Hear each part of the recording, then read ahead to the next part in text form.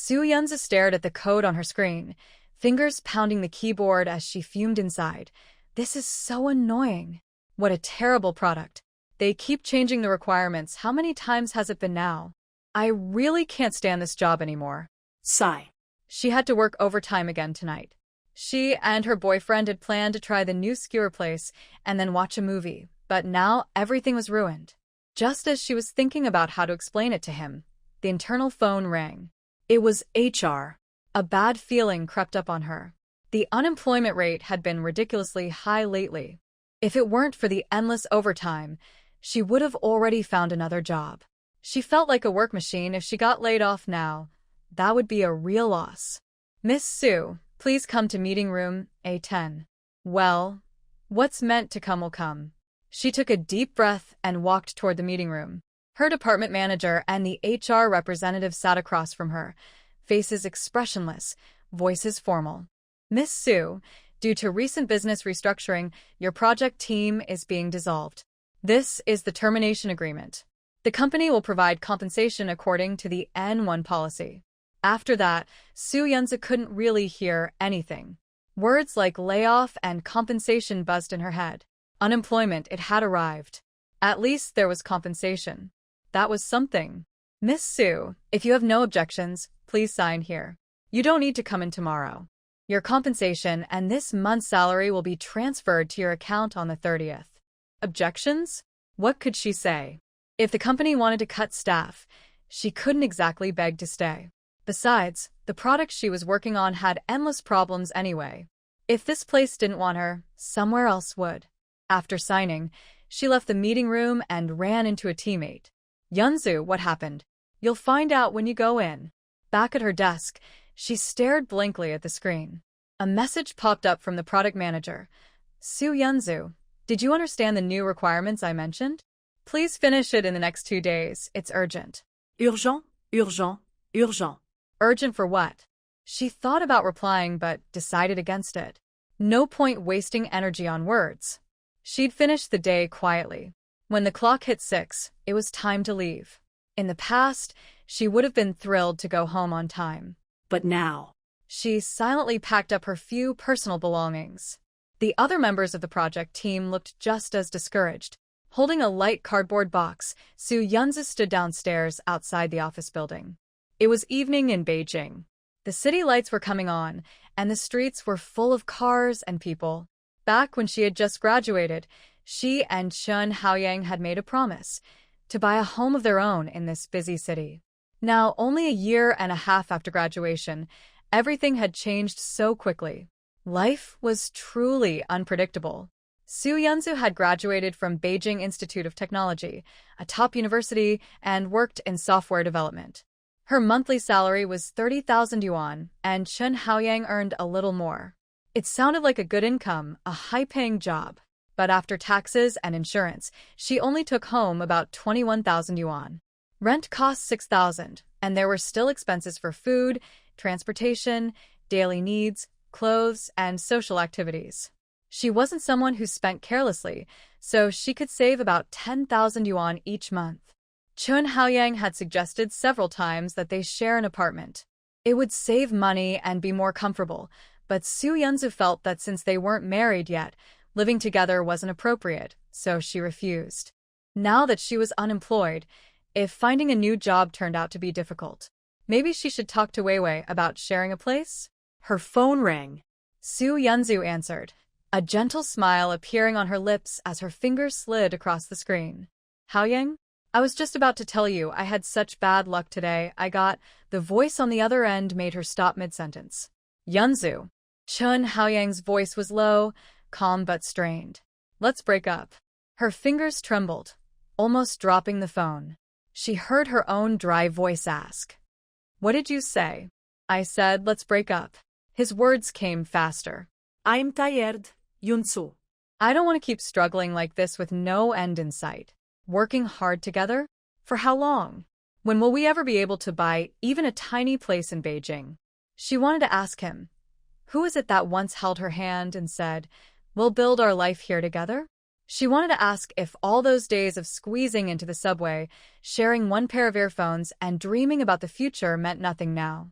But she didn't speak because she heard a soft, unfamiliar female voice on the other end of the line say, "Haoyang, are you done? Aren't we still going to the George?" Chun Haoyang's voice sounded eager to please. Then he spoke into the phone. "It's the daughter of Director Lee from the company. She's great. Don't blame me, Yunju. If I marry her, I can save myself 20 years of hard work." The George served modern Nordic cuisine. The average cost was about 1,000 yuan per person, not exactly cheap, but still affordable for their salaries. Yet, Su Yunju and Chun Haoyang had never been there. Su Yunju didn't know how to describe what she was feeling. Her heart was still beating, heavy and numb. As usual, she lined up for the subway. The train, like a steel creature moving through the city's underground, swallowed every passenger's silence with its steady roar. Leaning against the cold wall of the carriage, she held a cardboard box filled with the things from her office desk. The light boxes on the tunnel walls formed a glowing line that flashed by quickly. The bright ads for beauty products, real estate, and luxury goods looked like glimpses of another world. The noise around her, the crying child, the whispering couple, the sound of a video playing, felt distant, as if separated by a thick, invisible wall. The subway carried her aimlessly toward a station called home. "Yunju, let's break up. If I marry her, I can save 20 years of effort." Chun Haoyang's voice mixed with the manager's words, "The company is restructuring, and your project team is being cut," echoed again and again in her mind. She remembered the winter of their sophomore year, when Chun Haoyang had saved every bit he could to take her out for a steaming hot pot meal. He had held her hand and said, "Yunju, once we settle down in the city, we'll eat well every day." On countless late nights after overtime, he would wait for her at the subway entrance, handing her a cup of warm milk tea from his coat. All those promises to work hard together, all that shared warmth, were they all lies? Was money really that important? Su Yunju, stop being naive. Money is important. Love without stability is like sand. It can be blown away at any time. Maybe this was better. At least Chun Haoyang hadn't hidden the truth or deceived her. The subway announced her stop, pulling her out of her thoughts. Next month's rent? How long could her savings last? What kind of job should I look for next? Can I find something better than before? Should I tell my parents? Maybe not. Telling them will only make them worry. I'll just go home, get some sleep, and start a new day. When the subway doors opened, Su Yunzu carried a cardboard box and moved out of the train with the crowd, her steps unsteady. The walk from the station to her rented room felt unusually long. When she finally unlocked the familiar door with the red couplet still on it, she dropped the box by the entrance, leaned against the door, and slowly slid down to the floor. All the strength she had been holding onto was gone. She didn't turn on the light. In the darkness, she hugged her knees and buried her face in them. The sound of the subway still echoed in her ears, mixed with the ache in her heart and a sudden, overwhelming sense of unfamiliarity toward the city. Her phone rang, and Zhou Yue's name flashed on the screen. "Yunzu, what happened? I just heard from someone at your company that your whole project team got laid off." Zhou Yue's voice was anxious and angry, with the rumble of the subway in the background. "Are you okay? Where are you now? Wait for me. I'll come find you after work. Let's have hot pot tonight, my treat. Forget that boss and those KPIs. Let's just enjoy a day of sleeping in for once." Her friend's rapid words and genuine concern almost made Su Yunzu cry. She held back her tears and said softly, Wei, I'm fine really. You don't need to come. The company was fair. They gave me proper compensation." Zhou Yue had been her college classmate. Both of them were just ordinary workers in the city, and Su Yunzu didn't want her to worry. Wow, that's rare for a company to be that decent. That's good then. Take a few days off if you're tired. With your education and skills, finding another job won't be hard. Don't stress too much. Thanks, Wei. I'm just a bit tired and want to rest early. I'll treat you and Chinga to dinner another day. Haha, deal. I'll be waiting. After hanging up, Su Yunzu sighed. It's fine, just a breakup and losing a job. It's not the end of the world. A message notification popped up on WeChat. It was from Shun Chinga. Yunzu, I saw what Chun Haoyang posted on his social media. Do you want me to come keep you company? Social media? Su Yunzu tapped on Chun Haoyang's profile picture and opened his social feed. He had just announced his new girlfriend. She was a pretty girl, smiling brightly and confidently. That was fast. Yes, Chun Haoyang and I broke up. You don't need to keep me company. I'll treat you and Wei to dinner another day. I just want to rest today. Call us if you need anything. A few seconds later, another message came. That guy Chun Haoyang doesn't deserve you. It's good that he's gone. So Yunso smiled fondly. It wasn't all bad. At least someone still cared about her. Saying she wasn't sad would be a lie. 4 years of love, from their youthful campus days to the crowded city of Beijing, had filled her entire college life. Those habits and memories woven into her daily life couldn't be erased with just one word: breakup. But Su Yunzu had her pride. She wouldn't lose control or beg someone who had already decided to leave. She wouldn't let herself fall apart in tears. She calmly gathered her emotions. That night, she slept surprisingly well. No tears, no dreams. The next morning, bright sunlight streamed through the gap in the curtains, waking her up. She opened her eyes, stared at the white ceiling for a few seconds, then got up quickly.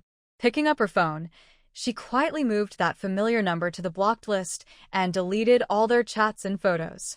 Outside, the Beijing sky was unusually blue. She took a deep breath, feeling the heavy weight in her chest lighten a little under the sunlight. The pain was still there, but life had to go on. To survive in a big city like Beijing, someone like her couldn't afford to rest. Su Yunzu opened her laptop and logged into several job websites. She couldn't tell whether there were too many graduates or too many companies closing down. Getting no replies had become normal. Most of her resumes disappeared without a trace. Occasionally, a few were marked as read, but no one ever responded. Interview invitations were rare.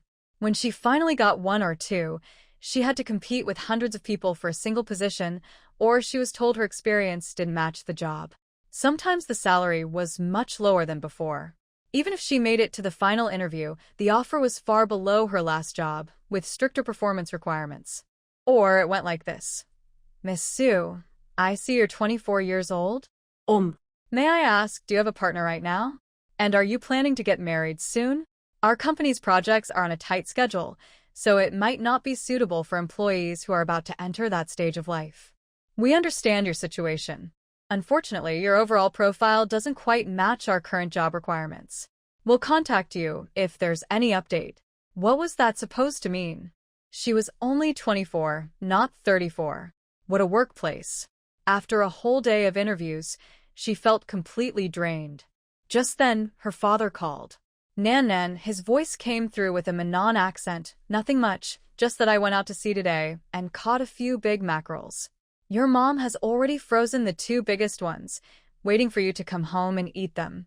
Her father's warm, rambling words felt like a gentle but bittersweet wave, breaking through the wall she had been holding up. Tears welled up, without warning. She bit her lip, trying not to make a sound.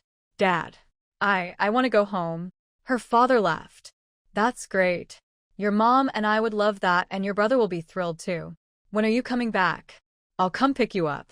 I'll tell you once I buy the ticket. Since the new year was coming soon anyway, Su Yunzu decided to go home for a while.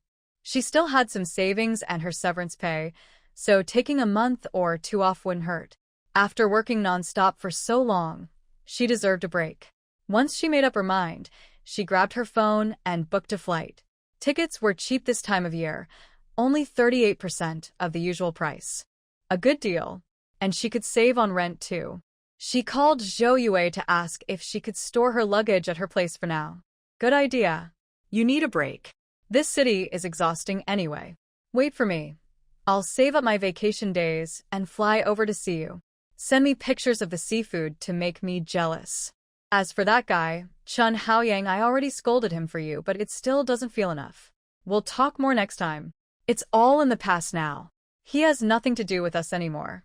Let's not waste time on things that don't matter. Su Yunzu also sent a message to Xinqinga, telling her she had decided to go back to her hometown in Fujian for a while and would return to the city after the new year to look for a new job. The plane landed at Fuzhou Chengal Airport. Outside, heavy rain poured down.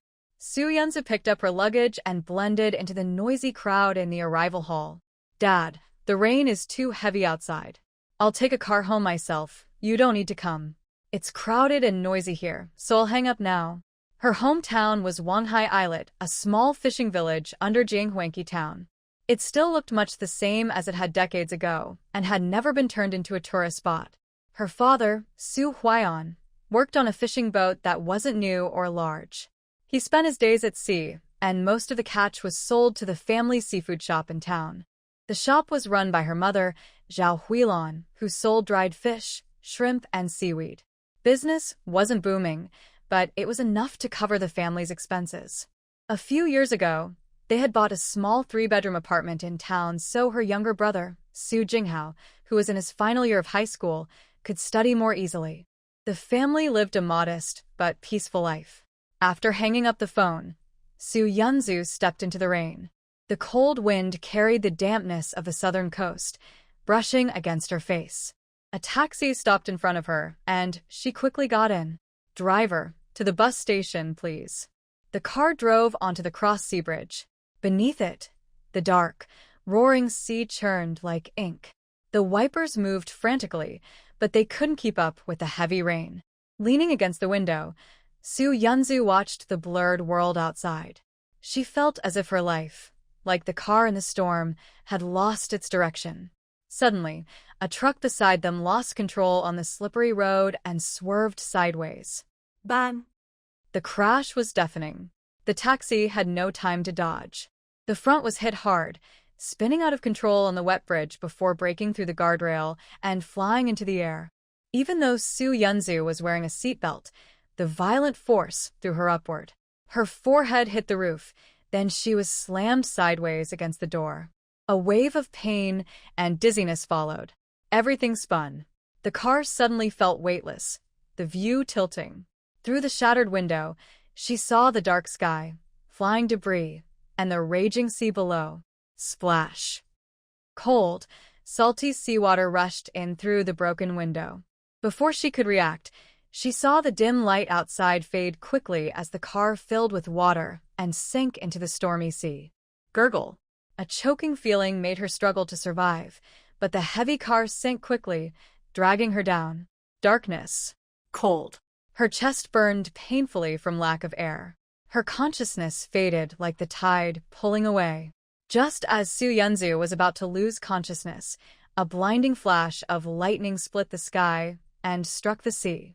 The fierce light pierced the deep water, and she felt a wild surge of electricity rush through every cell in her body. Then came a wave of numbness and burning pain before everything went completely dark. On the bridge, the sharp sound of brakes and frightened horns cut through the rain. Cars behind swerved and collided, causing instant chaos and a traffic jam. Several drivers and passengers ran out into the rain, leaning over the broken guardrail, pointing at the churning sea below and shouting. It fell. The car fell into the water. Quick! Call 120. Call 110. No one knew how much time had passed, maybe only a moment. Police cars, ambulances, and fire trucks approached with loud sirens, their red and blue lights flashing through the gloomy sky. Under the sea, a faint trace of awareness returned. Su Yunzu suddenly opened her eyes. The suffocating feeling was gone. Did she no longer need to breathe? Was she dead, and only her mind remained? Or was this a dream? Then she realized in shock that she was floating in the dark water. Her glasses were gone, yet her vision was unbelievably clear. She could even see the tiny fish scales glimmering in the distance.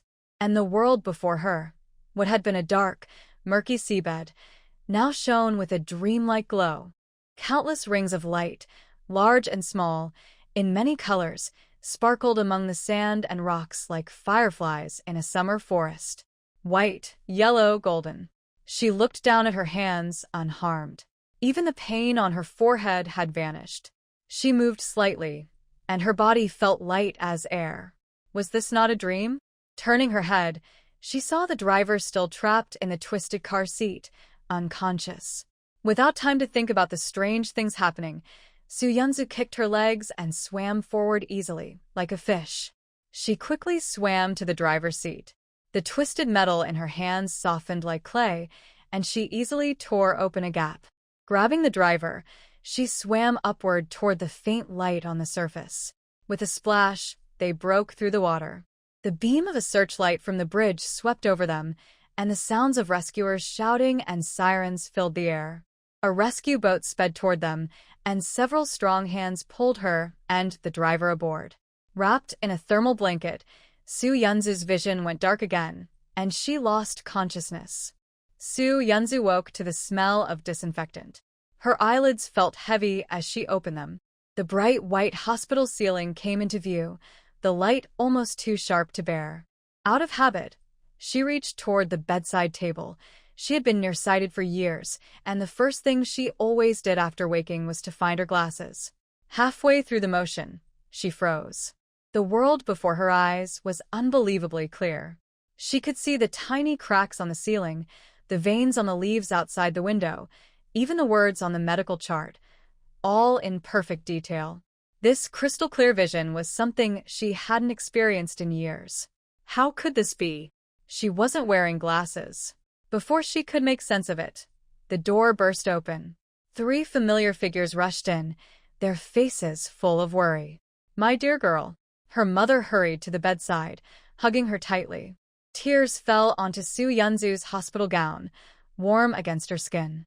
Her father's eyes were red as he gripped her hand tightly. His lips trembled before he finally managed to say in a hoarse voice, "It's good you're awake. It's good you're awake." Soo Jinghao ran over, his face full of joy. "Sis, you're awake." "Dad, Mom, stay with her, I'll go get the doctor."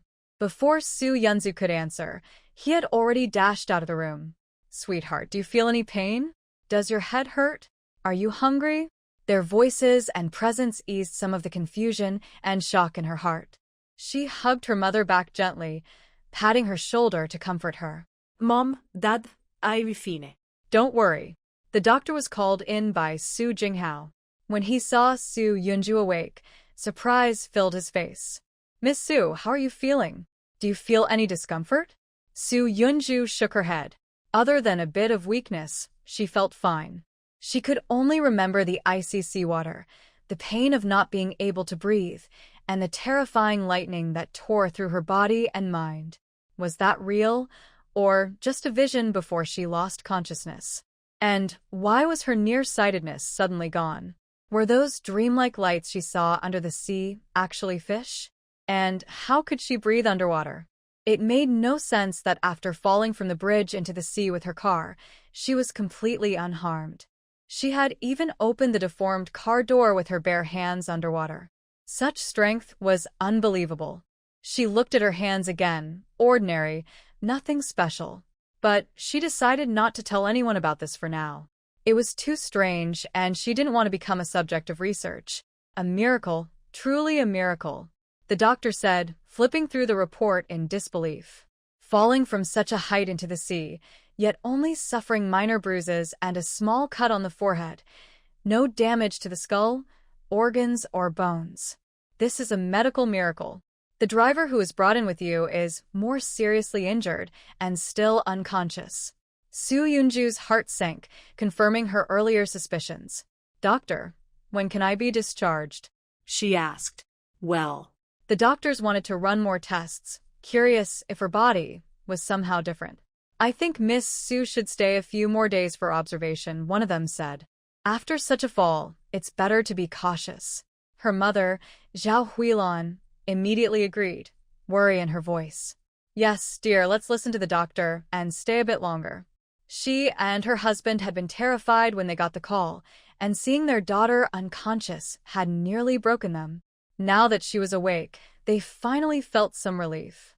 Her younger brother, Soo Jinghao, added, "That's right, sis. Are you worried you'll be bored here? Don't worry, I'll keep you company." Soo Yunza thought for a moment. Since she had already been examined at the hospital, the doctor's earlier words meant there was nothing serious. As for the rest of the advice, she guessed it was about some extra tests. "Mom, Dad, I'm really fine. I don't like the smell of hospitals. And Jinghao, your college entrance exam is coming up. You can't waste time here. Su Yunzu had never liked hospitals, and her family knew that well. They all turned to look at the doctor. Miss Su, just to be safe, I suggest you stay one more day for observation. And so, Su Yunzu was kept in the hospital. Jinghao, I'm fine, see? Perfectly fine. You're in your final year of high school. You can't afford to fall behind. Go back to school. Mom and Dad are here with me. After much persuasion, she finally convinced her brother, who kept looking back as he left. Her parents were busy running between the police station and the insurance company, handling the accident report and compensation matters. Only Su Yunzu and a few other patients were left in the ward. She slowly walked to the window and looked outside. The world was completely different from yesterday's storm. The sky was a clear, washed blue, and the sunlight was so bright it almost hurt her eyes. She could see the tiny letters on the billboard across the street, the veins on the leaves in the garden below, even the numbers on the cranes at a distant construction site. Everything was unbelievably clear. The sharpness of her vision made her feel a little dizzy. She instinctively raised her hand to adjust the glasses that were no longer there. Her glasses had been lost somewhere in the sea. So, this wasn't an illusion? Had her nearsightedness really disappeared?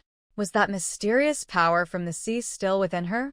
Just as she was wondering where she could quietly test it, she overheard the low voices of visitors talking at the next bed. Did you hear? The driver who came in with her is in bad shape. I heard he broke several ribs, had internal bleeding, and is still in the ICU. Not out of danger yet. Such luck, same car, but this young woman came out without a scratch. There was nothing she could do about that. If she hadn't acted under the sea, the driver might not have survived at all. At least now, he still had a chance to wake up. Hey, young lady, how did the accident happen? Yeah, how come you're completely fine? You were in the sea for so long. How did you breathe? Su Yunzu knew it was hard to explain. Maybe I was just lucky, blessed by heaven. I don't really remember much else.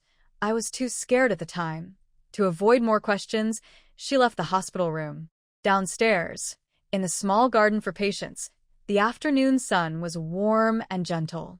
Her eyes stopped on a small red brick half buried in the soil by the flower bed. Su Yunzu walked over. No one was around. She took a deep breath, bent down, and gripped the exposed edge of the brick with her right hand. A strange feeling of power filled her. She didn't even use much strength. Her fingers just tightened slightly. Crack. A sharp sound. The hard brick broke in her hand like a dry biscuit. Red fragments and dust slipped through her fingers. Su Yunzu quickly pulled back her hand, staring in disbelief at her palm. Fair, slender, without even a mark. This was something she could never have done before. She used to struggle just lifting a water jug, and now she could crush a brick with her bare hands? It must have been that lightning bolt that split the sky and sea. It had changed her body, her eyesight, her strength, and that glowing ring she saw under the sea. Su Yunzu stood still, staring at her hand. She didn't feel fear, only amazement. This was good, wonderful, even heartbreak, unemployment, the car accident. None of it mattered compared to this real, incredible change. From now on, she would no longer fumble for her glasses in the morning or worry about dry contact lenses. The world would appear before her in perfect clarity. And this strength. She would never again struggle to open a bottle cap, move heavy boxes, or be defeated by any physical challenge. It was a solid, empowering sense of control, something that made her feel safe and grounded like never before. That lightning strike, it was a gift of fate. Now, only one mystery remained. Those dreamlike, glowing rings she saw under the sea, were they another ability granted by this gift? Thinking of this, Su Yunzu could hardly wait any longer. Just one more day. She only needed to endure one last day. Tomorrow morning, no matter what, she would leave the hospital. She had to return to the seaside and start her experiment. The car stopped in front of a slightly old two-story house with a small courtyard at the end of Wanghaiyu village. It looked exactly as Su Yunzu remembered. When she opened the door, a mix of sunlight, sea breeze, dried fish, and earth filled the air. This old house had once been their home. Now, it served as both the family's seafood processing place and her father's temporary residence. Inside, dried fish and shrimp hung from bamboo poles, filling the room with a strong salty aroma. Her mother, Zhao Huilon, spent most of her time in town, while her father, Su Huion, often stayed here alone to take care of the seafood. In one corner of the yard, a small vegetable patch thrived with rows of green vegetables, adding a touch of life to the salty air. "Sweetheart, why don't you come back to town with us? If you feel unwell, it'll be easier to see a doctor." Yes, the countryside isn't as convenient as town. It's harder to buy things here. Soo smiled helplessly. If she went back to town, how could she test the glowing circles under the sea? Dad, Mom, I'm really fine. She held her mother's hand and spoke lightly, even moving her shoulder on purpose to show she was perfectly fine. See? "I'm full of energy. The doctor said I was lucky. It's just a few scratches.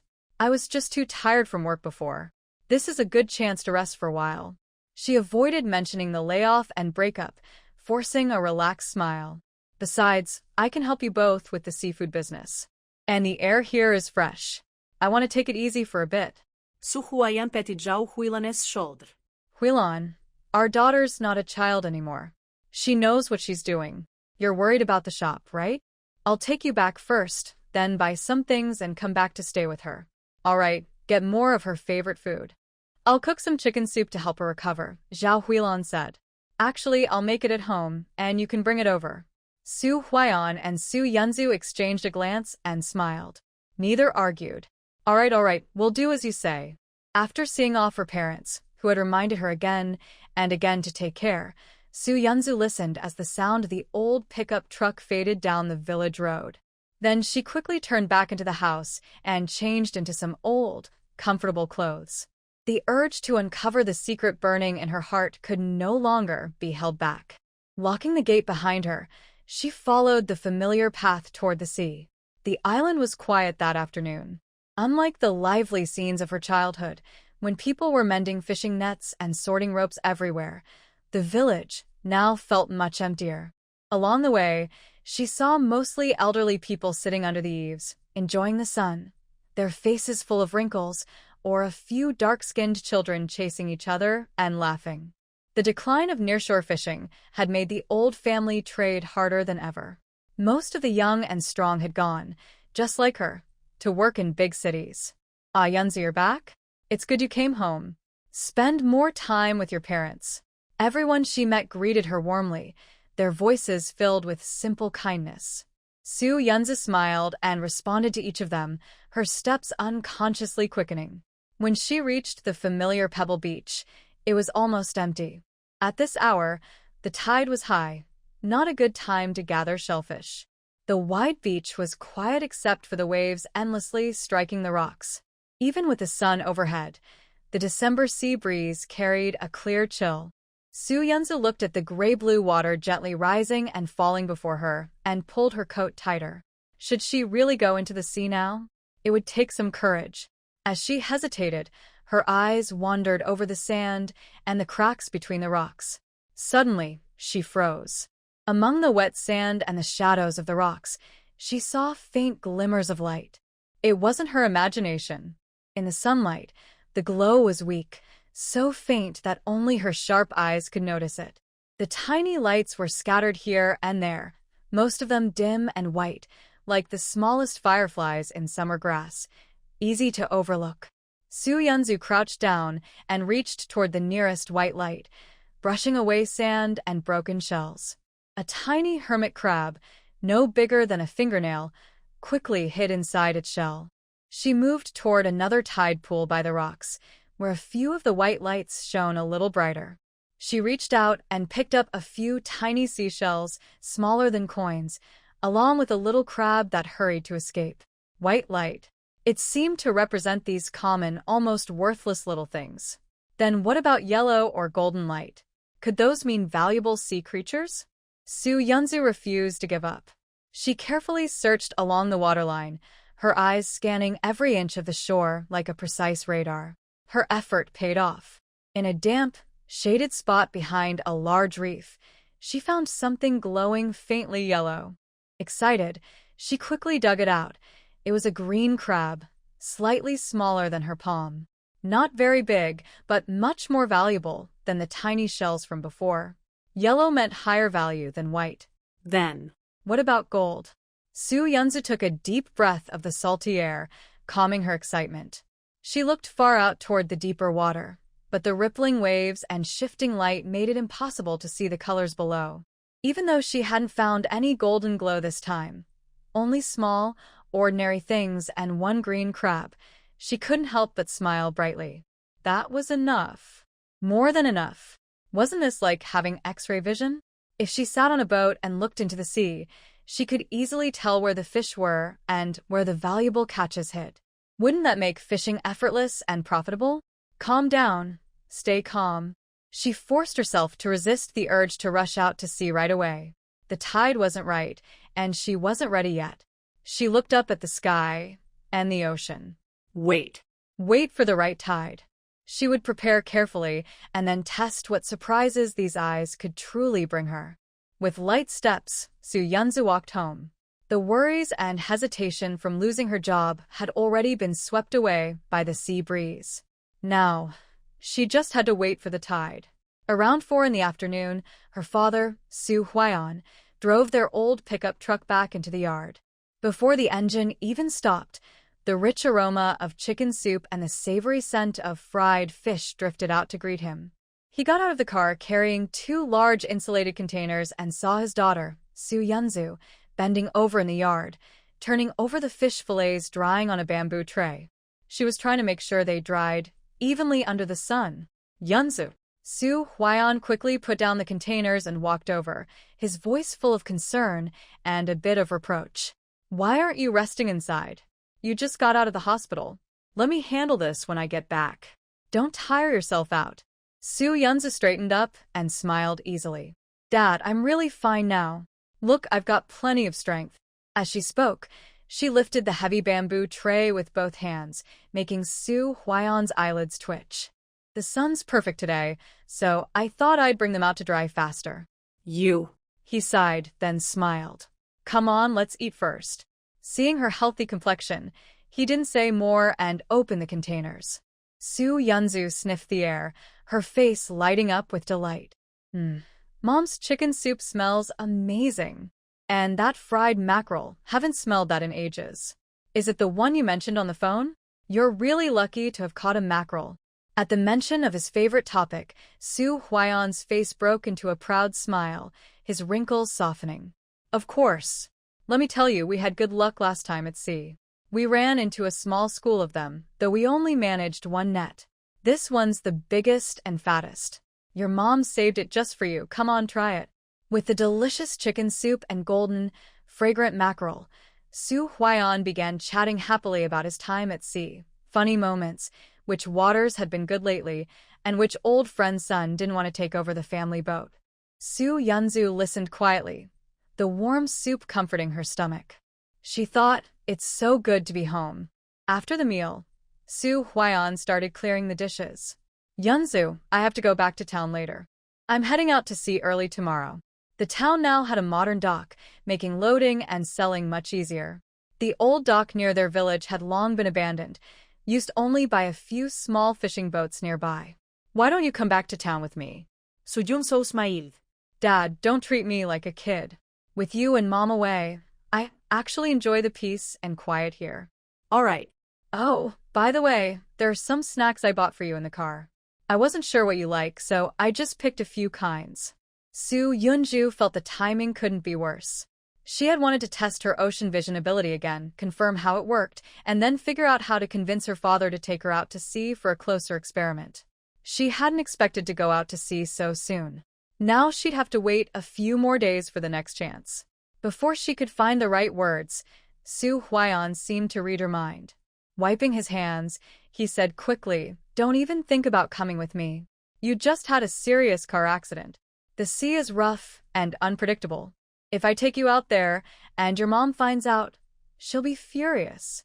When Su Yunju and her brother Su Jinghao were little, their father often took them on the boat, but only on calm days and never too far from shore. Their current boat was a steel fishing vessel over 20 meters long, powerful enough to work in traditional fishing grounds 50 or 60 nautical miles out. To bring back more catch each trip, it had both live water and ice storage compartments. Every time he went out, Su Huayan would invite two old friends to help sort the fish. The words on Su Yunju's lips were forced back. She pouted and said reluctantly, "All right then. Just be careful." She walked her father to the gate and watched him start the pickup truck. Suddenly, she remembered something important and leaned on the window. "Oh, Dad, when's the next spring tide?" During a spring tide, the water rises and falls the most. It's the best time for collecting shellfish. Su Huayan thought for a moment and pulled out his phone. "Let me see. Looks like in about 5 days. Anyway, not in the next couple of days. It's all small tides, not much to do." What? "Really?" Su Yunju's face fell, disappointment written all over it. She had just been eager to test her ocean vision and make the most of it, but now the tides weren't right, and she couldn't go to sea either. Seeing her drooping head, Su Huayan chuckled, thinking she was just bored at home. "No need to rush. Rest well. When the tide's right, you can play on the beach and collect some shells." With that, he drove away. Watching the pickup disappear down the village road, Su Yunju sighed and went back to the courtyard. 5 days. She still had to wait 5 more days. She was really getting impatient. The next morning, Su Yunzu was jolted awake by a sound like wailing ghosts and howling beasts. Still half asleep, she opened her eyes. The room was dim, and outside the window the sky was a heavy, leaden gray. The wind roared like an invisible giant hand, shaking the old window so hard it clattered noisily. In the yard, the old banyan tree bent wildly in the storm. Its branches and leaves thrashed about, and the rain wasn't falling straight down. It was whipped by the wind into white streaks that lashed against the glass with a sharp, rapid patter. "What a strong wind," Su Yunzu muttered as she sat up and reached for her phone. Several unread emergency messages and app alerts popped up. A typhoon named Haiyan had formed overnight and was moving toward the province's coast, bringing strong winds and heavy rain. She had slept so deeply that she hadn't heard a thing. Pulling on a jacket, Su Yunzu walked to the window. Through the rain-streaked glass, the world outside looked completely different. The calm blue sea from yesterday was now a churning mass of dark green waves, rising several meters high and crashing fiercely against the distant seawall and rocks with thunderous booms. The sky hung low, as if pressing down on the sea, and dark clouds raced overhead. Her father had said yesterday that he might go out to sea. She quickly grabbed her phone.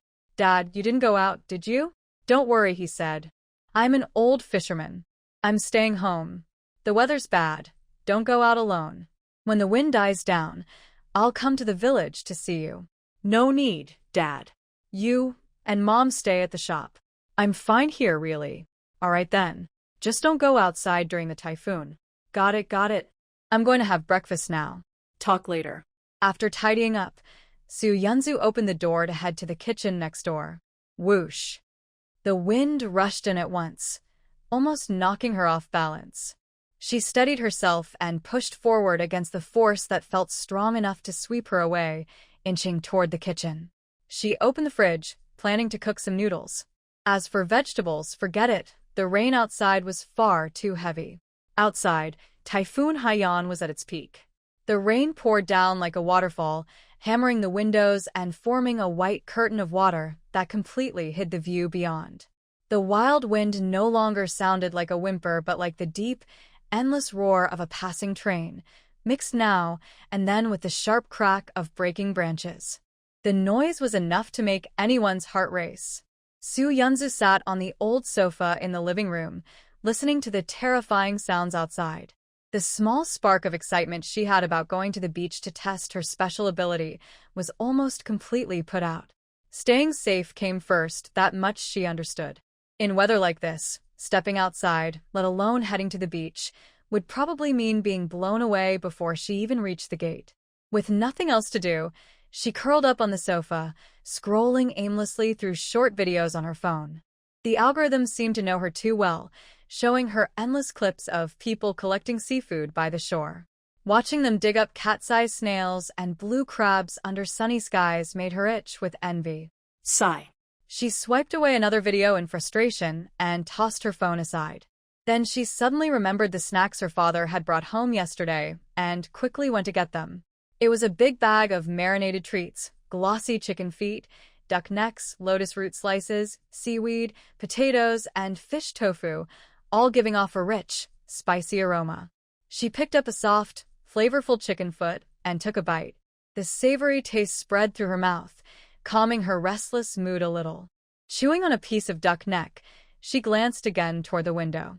The storm still raged on.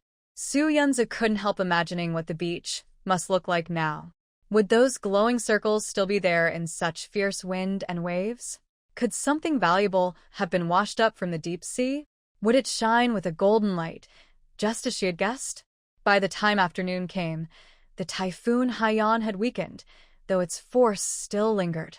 The wind had softened from a furious roar to a low moan, and the rain had turned into a gentle drizzle.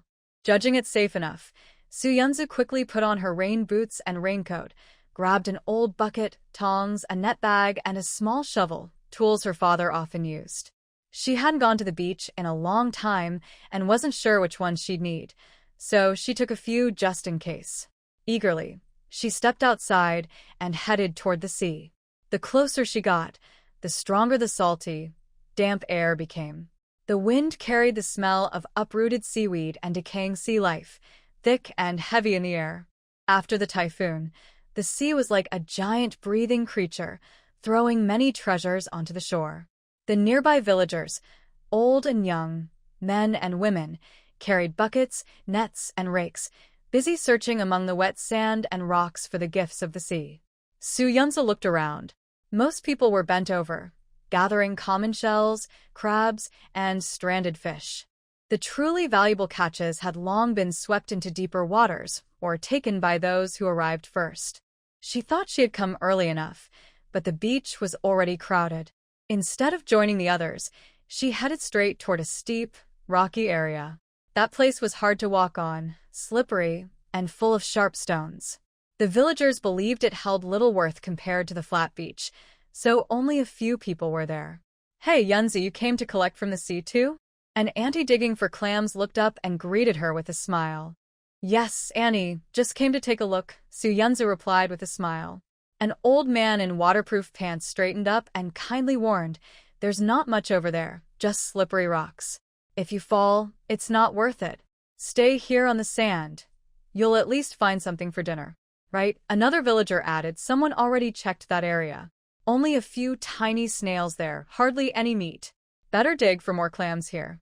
Su Yunzi knew they were speaking from experience. Normally, that rocky area wasn't a good choice, but she had her own reason to go. With a shy smile, she said, "Thank you, Uncle, Auntie. I know. I just want to look around a bit. It's been a long time since I came back, so I'd like to walk around. It's fine if I don't find anything." Hearing that, the elders nodded and stopped trying to persuade her, only reminding, "Be careful. The rocks are slippery." "Okay, I will." Su Yunzi answered cheerfully and walked quickly toward the barren rocky area. As she got closer, she began to see it clearly, tiny spots of light. On the wet rocks, in the puddles, even in the narrow cracks covered with seaweed, faint glows shimmered everywhere, most of them white. She confirmed her earlier judgment once again. Those faint, almost transparent white lights represented the small snails and shells clinging to the rocks or hiding in the sand, ordinary and not worth much attention. The slightly brighter, steady white glow came from small crabs or clams buried under the sand. They weren't valuable, but could still make a decent dish. The occasional pale yellow glow usually meant small, common sea fish or other seafood of similar worth. Unfortunately, she hadn't yet seen a golden light. Filter out the white ones, focus on the yellow, and look for the gold. Su Yunzi adjusted her plan. While ordinary people relied on experience and luck when searching along the shore, she was like someone playing a real-life treasure hunt game with a highlight mode turned on. Her steps grew more confident as her eyes locked onto the bright yellow circles that stood out among the gray rocks and murky pools. Her first target was in a crack between rocks, half covered by seawater. Based on her past experience, it was probably a crab. She didn't reach in carelessly like a beginner. Instead, she used metal tongs to probe the gap, precisely catching the edge of the crab's shell. With a quick twist of her wrist, a red-spotted crab with shiny claws was lifted out of the water. She tossed it into the bucket with a crisp thunk and smiled knowingly. Not bad, she thought. Let's find a few more and make crab porridge later. With her special sight, Su Yunzu soon noticed another flickering yellow glow. It came from a small pool surrounded by rocks. Judging by experience, it was most likely a trapped fish. The pool was shallow, its bottom covered with pebbles and seaweed. To most people, it would look like nothing but shifting shadows of algae, but to Su Yunzu, that yellow light shone like a beacon in the dark. She aimed carefully and reached into the water with lightning speed. Her fingers brushed against something smooth and strong, and water splashed everywhere. A well-shaped sea fish, its scales glinting with a faint bluish metallic sheen under the cloudy sky, was caught firmly by its gills and lifted out of the water. The fish's tail thrashed hard, trying to break free. It's a black bream. Su Yunzu's eyes lit up, and a smile spread across her face. In her hometown, people called it black snapper. Its meat was tender and firm, with a delicious flavor, perfect for steaming, braising, or making soup. In the local market, its price was much higher than that of ordinary fish, but not as expensive as the large yellow croaker. It was the kind of high-quality seafood that ordinary people were willing to buy and would praise after eating. This one weighed more than a pound and was at its best season. It would make a fine addition to dinner, so she quickly got to work. Su Yunzu skillfully tossed the still-struggling black bream into the bucket. Hearing the splash as it hit the bottom, her mood brightened even more. While she was focused on searching for the yellow light spots, a dazzling golden glow suddenly caught the corner of her eye. It was so bright it almost hurt to look at. The golden light came from a deep water area behind a large reef, where the glow was far stronger than any yellow light she had seen before. Golden! A big one! She thought excitedly and hurried toward it. But when she reached the spot and scooped up the object, she froze in surprise. It wasn't the grouper or large lobster she had imagined, but an enormous seashell. The shell was fan-shaped, larger than both her hands put together, thick and heavy, its surface marked by years of waves and rocks. Its color was a mix of gray and brown with faint dark patterns, nothing special at first glance. It felt solid and weighty in her hands. Su Yunzu turned it over several times, frowning. How strange. Did I guess wrong? Maybe brighter light doesn't always mean it's more valuable? From what she knew, such large shells were uncommon but not rare enough to fetch a high price, probably worth less than the black bream she had just caught. Yet the golden glow it gave off was so vivid and strong. Could there be something inside? She wondered. She remembered hearing from elders that some very old shells might contain pearls, though that was extremely rare. She tapped the thick shell with her finger, producing a dull sound. From the outside, there was no way to tell what was hidden within. Forget it, I'll take it back and check later, she decided, setting the heavy shell into the bucket. Then she continued her search. By now, she had realized that even with a typhoon nearby, valuable catches close to shore were few. The golden light rings were rare and unpredictable, so she decided to focus on finding more of the yellow ones. With her special ability, Su Yunzu soon spotted a cluster of yellow sea snails tightly clinging to a damp rock wall where the tide had just receded. These snails had firm, springy meat and a naturally sweet flavor, making them a local favorite. She picked all the large ones, planning to boil them simply to enjoy their pure taste. The meat would be firm, bouncy, and full of freshness. Or she could stir-fry the snail meat over high heat, making it crisp and tender with a rich aroma. Just thinking about it made her mouth water, and she quickened her pace, determined not to miss a single one. She picked one after another, filling her bucket with all kinds of treasures. In a deep crack between the rocks, She spotted a fish with a flat body and shimmering pinkish scales gently waving its fins. It was a true sea bream, known locally as red bream or jella. Its flesh was white, delicate, and sweet, perfect for sashimi or steaming. Near a corner where waves crashed against the rocks, she found a sleek, silver-gray fish with a pointed head, a black porgy. This lively fish had firm, springy meat with a light fragrance, delicious whether pan-fried or made into soup. To seafood lovers, it was a real prize. Yellowfin bream, rockfish, red crabs, green groupers, tiger prawns, abalone. The more she gathered, the heavier her bucket became. But Su Yunzi didn't seem to feel the weight at all. Her face was glowing with joy, her mind filled with thoughts of delicious dishes. She chuckled softly. Tonight would be a feast. Glancing at the crabs in her net, she thought there weren't quite enough. She wanted to make crab porridge, and a few more would make it perfect. With her sharp eyes, no sea creature could hide. Soon, she found more crabs. A woman nearby, struggling to dig between the rocks, looked up in surprise and muttered, "Huh? I checked there just now, there was nothing." Su Yunzi pretended not to hear. Without slowing down, she carried her heavy, treasure-filled bucket back toward the village. Unlike before, now everyone scattered across the tidal flats couldn't help but stare at her and her bucket. Inside were lively crabs, plump abalone, shrimp, and all kinds of fish, gleaming even in the dim light, impossible to ignore. An elderly woman she knew straightened her back, patted it a few times, and when she saw what was in Su Yunzi's bucket, her eyes widened in surprise. "Oh my, Yunzi, where did you find all these treasures? We've been searching for ages and only found a few small things, but your bucket alone is worth several of ours.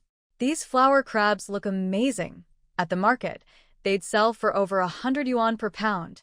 And these abalones, each one is so plump. You're really lucky." Exactly, another woman, who was packing up her tools, joined in with a tone full of admiration and a hint of emotion. "Yunzi has always been smart. She's the pride of our village, the one who made it big. Who would have thought that after coming back home, she'd even be so good at gathering seafood? This isn't just luck, it's like the sea dragon king himself guided her. People who study well always seem to have sharp minds. Even the sea creatures know to come to her." Their voices, full of curiosity and envy, drifted into Su Yunzi's ears. She only smiled lightly. Just lucky, that's all. She wouldn't tell anyone to search near the reefs. If something happened, she couldn't take responsibility. Under the curious and admiring gazes of the villagers, Su Yunzi carried her heavy bucket and walked home with a light step. By then, the rain had completely stopped. The gray clouds seemed to have been torn open by an invisible hand, and golden sunlight poured down like a waterfall, brightening the wet fishing village in an instant. The air, washed clean by the storm, was fresh and intoxicating, filled with the scent of salt, earth, and greenery. Wow, does that girl Yunzi have some kind of special gift? I've worked by the sea my whole life, and I've never seen anyone find so many good things so quickly. Should we go check near the reefs too? There were no seafood buyers in the small fishing village. Most people took what they found home for their own use, and how much they got depended entirely on their own skill. After seeing Su Yunzi's harvest, quite a few villagers quietly headed toward the reef area.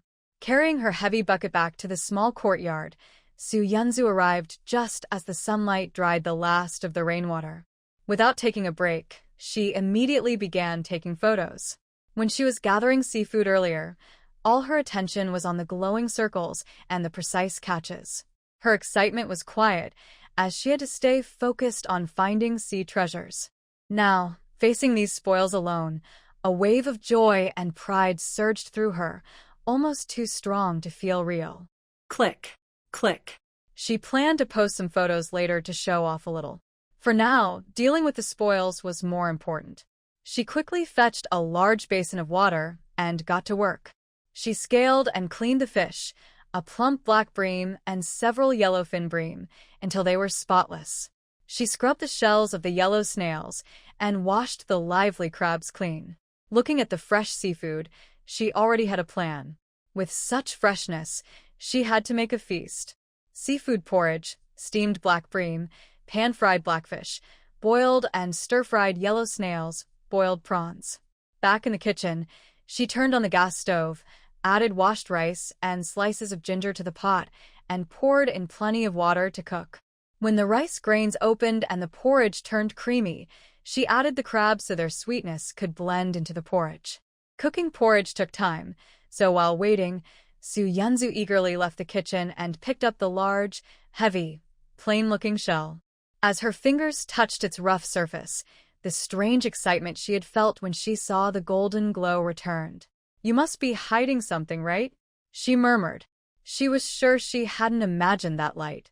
Su Yunzu found a sturdy knife and carefully slid the tip into the shell seam. In the past, facing such a thick, tightly closed shell, she would have needed all her strength and even tools to pry it open, ending up exhausted and messy. But now, she simply took a deep breath and pressed her wrist down. Crack! The shell, which once required great force to open, gave way easily in her hands. Su Yunzu paused in surprise, then realized that this strength was one of the changes brought by that lightning, that strange twist of fate. She had almost forgotten that she had carried a full bucket of seafood home without resting once, and didn't feel tired at all. Before, after such a long day by the sea, she would have needed a long break. But today, she felt completely fine, full of energy and life. Now, let's see what secret is hidden inside the shell. The inside looks no different from an ordinary shell, thick, soft flesh with a bit of seawater, giving off a strong fishy smell. Other than that, nothing else. It's not like the pearl opening videos Su Yunzu had seen before, where a bulge clearly showed a pearl inside. This shell just looks like a lump of flesh, no shining treasure, not even a hint of luster. What she saw was exactly the same as any common old shell. Could it be? I was mistaken? Was that golden glow just my imagination? Or does this ability not always work?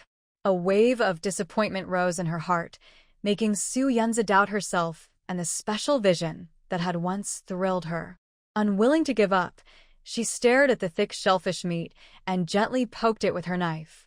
The soft flesh moved slightly, but she didn't feel anything unusual. Still, she refused to believe it. That golden light had been so bright, it couldn't have appeared for no reason. Putting down the knife, Su Yunzu took a deep breath. Ignoring the slippery texture, she carefully reached her right hand into the cool, soft flesh, searching inch by inch. Her fingertips brushed against the smooth inner wall. The feeling wasn't pleasant, but she forced herself to focus, paying attention to every tiny difference she could sense. Suddenly, at the deepest part of the shell, near the hinge muscle, her fingers touched something hard, smooth, and perfectly round. That feeling was definitely not part of the shellfish itself. Her earlier disappointment was instantly replaced by a surge of excitement. She carefully pinched the hard object, feeling its round shape, and slowly pulled it out from the soft tissue. When it finally came free, Su Yunzu held it in her palm under the light. A warm, golden glow shimmered softly. A large, smooth, flawless golden pearl lay quietly in her hand. Su Yunzu held her breath, staring in disbelief. All her earlier doubt and disappointment turned into pure joy and amazement. Judging roughly with her fingers, the pearl's diameter was over 1 centimeter. She would need proper tools to measure it exactly. Everyone knows that the size of a pearl is one of the key factors that determine its value. There's an old Chinese saying, "A 7-point pearl is fine, but an 8-point pearl is a treasure." It means that when a pearl reaches 8 points in weight, about 9 millimeters in diameter, it becomes very precious. In general, the larger the pearl, the higher its price, because big pearls are rare. The one in her hand now must be quite valuable. Su Yunzu tried to calm her excitement. After cleaning the pearl, she quickly took out her phone to search online. She typed in golden pearl value and pearl size grading. The information on the screen made her heart race. After carefully comparing the pictures and descriptions, she realized that the pearl she had found matched the features of a high-quality natural golden South Sea pearl. Its round shape, strong luster, and impressive size all fit perfectly. Because of their rarity and unique glow, these pearls are worth a lot on the market. I can't believe it. The golden light led me to something this valuable, she murmured, putting down her phone and picking up the pearl again, her heart filled with awe. Trying to steady her racing heartbeat, she gently placed the pearl on a towel, then searched through her drawers for an old plastic ruler from her school days. Her eyes focused. 18 millimeters. Maybe even a little more. She quickly grabbed her phone again and typed, 18 millimeters golden South Sea pearl price. The results confirmed what she had seen earlier. According to current market prices, a high-quality 18 millimeters golden South Sea pearl could be worth over 100,000 yuan, or even several hundred thousand. She gasped softly, covering her mouth as a smile spread across her face. She couldn't hide her joy. Hundreds of thousands? She had worked hard for a whole year and saved barely over 10,000 yuan. Yet now, the golden pearl in her palm, something she had simply picked up, was worth so much more. Oh my goodness! This ocean vision really was like having a golden touch. All the gloom from before, the frustration of being laid off, the age discrimination during job hunting, the anxiety about the future, and even Chun Haoyang's cruel words, "If I marry her, I can save myself 20 years of effort." Forget working for others. Forget pleasing a boss. What did unemployment matter now? A brand new world full of endless possibilities was opening up beneath the blue sea that had raised her. After the excitement settled, Su Yunzu wanted to share the good news with her closest family. She picked up her phone, but then put it down again. Better to wait until after dinner and tell her parents in person. They would definitely be thrilled. Looking at the fresh seafood ready to be cooked, a clear thought came to her mind. Today was truly full of surprises, one after another. Su Yunzu carefully put away the valuable golden pearl, then turned to look at the seafood waiting to be cooked. In the kitchen, an irresistible aroma drifted out from under the pot lid, filling the small courtyard and driving away the smell of the sea. Su Yunzu took a deep breath of the delicious scent, a satisfied smile appearing on her face. Looking at the bright blue sky outside, her mood was as clear and sunny as the weather. With such a fresh smell, Mom and Dad will definitely love it. She thought about showing them the pearl later. They would surely be as excited as she was. As for her special ability to see through things, it was too unbelievable to mention for now. She didn't want to worry them. Carrying dinner for her parents, Su Yunzu rode her electric scooter to the front of the Su's seafood shop. There, she saw her mother, Zhao Huilan, warmly handing a bulging plastic bag to a familiar aunt. "Ah Yun, take it. Don't be so polite with me. It's nothing much. Just take it home and try it," Zhao Huilan said with a cheerful smile. The woman called Ah Yun was none other than Wang Yun, the mother of Chun Haoyang. A wave of irritation rose in Su Yunzu's heart. She and Chun Haoyang had broken up. She didn't hate him, but it was impossible not to feel uneasy. Now, seeing his mother at their shop and her own mother giving things away for free, how could she stay calm? She parked her scooter, walked quickly into the shop, and interrupted her mother in a clear but calm voice. "Mom, we should charge the proper price. Dad works hard out at sea to catch these. We can't just give them away." Zhao Huilan turned around when she heard the voice and saw Su Yunju. Her face lit up with joy, but she quickly said in a half-joking, half-scolding tone, "Oh, Yunju, you're here? You child, with how close our families are, you really didn't need to bring all these dried seafoods." "Mom," Su Yunju said calmly but firmly, "Chen Haoyang and I have broken up.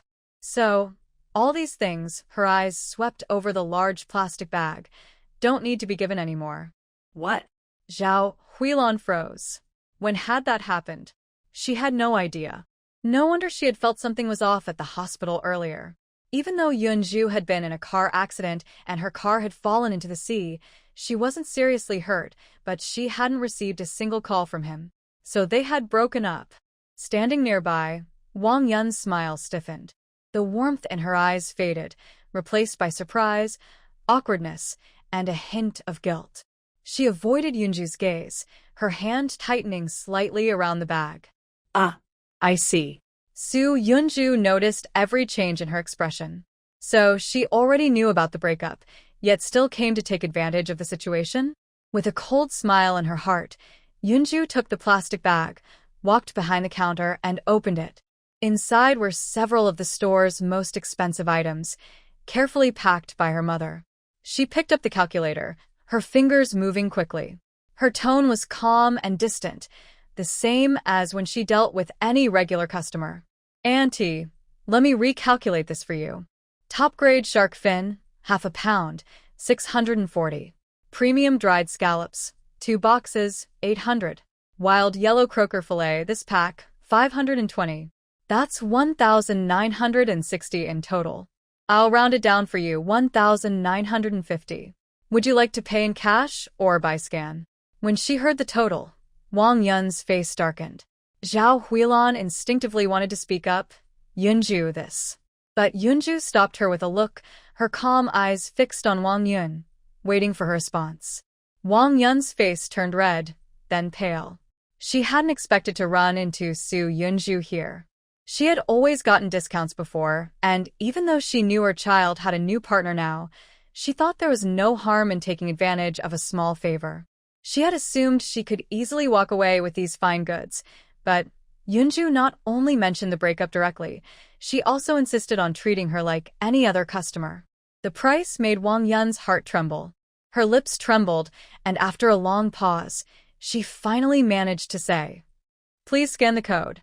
As the payment sound chimed, Su Yunzu put on a perfectly polite business smile. "Thank you for your purchase, ma'am." Take care. Wang Yun almost rushed out of the store, her back showing her embarrassment and haste. The atmosphere inside became tense for a moment. The light at the door dimmed as her father, Su Huiyan, walked in carrying a toolbox, probably just done with his work on the boat. Sensing the unusual silence and seeing his wife's complicated expression and Su Yunzu's calm face, he asked with concern, "What's going on with you two? Why are you just standing here staring at each other?" Zhao Huilan opened her mouth but didn't know where to start. She looked at her daughter with worry. Su Yunzu felt there was no need to hide the breakup or let her parents guess. "Dad, you're back. It's nothing serious. I just broke up with Chun Haoyang. I wanted to let you know." What? The relaxed look on Su Huiyan's face disappeared instantly. His brows furrowed as he exchanged a glance with his wife, both seeing shock and concern in each other's eyes. They knew their daughter had been with Chun Haoyang since college, and their relationship had always seemed good. They had even thought it was nice that both of them were living in the same city, able to look after each other. And now, suddenly, they broke up? The air in the shop grew heavier. Zhao Huilan couldn't help stepping forward, holding her daughter's hand, her voice full of worry. "Sweetheart, when did this happen? Why didn't you tell me earlier? Did he treat you badly?" Seeing the genuine concern and sadness on her parents' faces, Su Yunzu felt warmth in her heart, mixed with a little ache. She turned her hand to hold her mother's and smiled lightly, her tone relaxed. "Dad, Mom, it's all in the past now. See? I'm doing just fine. If two people aren't right for each other, it's better to part ways sooner." Noticing her parents still looked worried, she quickly changed the subject, her voice turning cheerful. "Come on, let's not think about unhappy things. Look what I brought for you.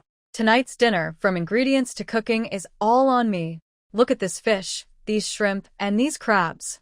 I picked them myself by the sea. They're super fresh. Dad, Mom, just wait and see how good my cooking is." Su Yunjua looked at her parents' faces, clouded with sadness from the breakup news. She smiled softly, didn't say much, and quickly took out a multi-layered insulated lunchbox. "Dad, Mom, don't think about those things now," she said as she opened the lunchbox layer by layer, like revealing treasures. Suddenly, a rich, complex aroma filled the small shop. The first layer had crispy pan-fried black hairtail fish, with golden, crunchy skin and a tempting oily smell. The second layer contained steamed black bream, topped with scallion and ginger strips, drizzled with light brown steamed fish soy sauce, perfectly cooked and intact. The third layer had a mix of boiled and stir-fried yellow conchs, one side sweet and pure, the other salty and flavorful. There was also a bowl of boiled mantis shrimp. Finally, there was a thick seafood congee topped with cilantro and crab meat. Dad, Mom, sit down and see what I've cooked, she said. Her father, Su Huayan, looked a bit gloomy because of his daughter's breakup, but sat down as she asked. His eyes fell on the delicious dishes and the valuable seafood ingredients, and his brow furrowed unconsciously. Yunjua, are these really all from today? His voice carried disbelief and doubt. I know the sea around our village well. In recent years, we usually only catch small conchs and crabs, maybe some fish washed ashore after a typhoon. And you've got black hairtail, black bream, big crabs, and prawns. Su Yunjua had expected this question. She wore a mysterious, playful smile and avoided the topic. Dad, maybe I just got really lucky. The reef area I went to wasn't crowded, and the typhoon seems to have brought up a lot of good stuff. Her mother, Zhao Huilon, still looked worried. She was mostly preoccupied with her daughter's breakup.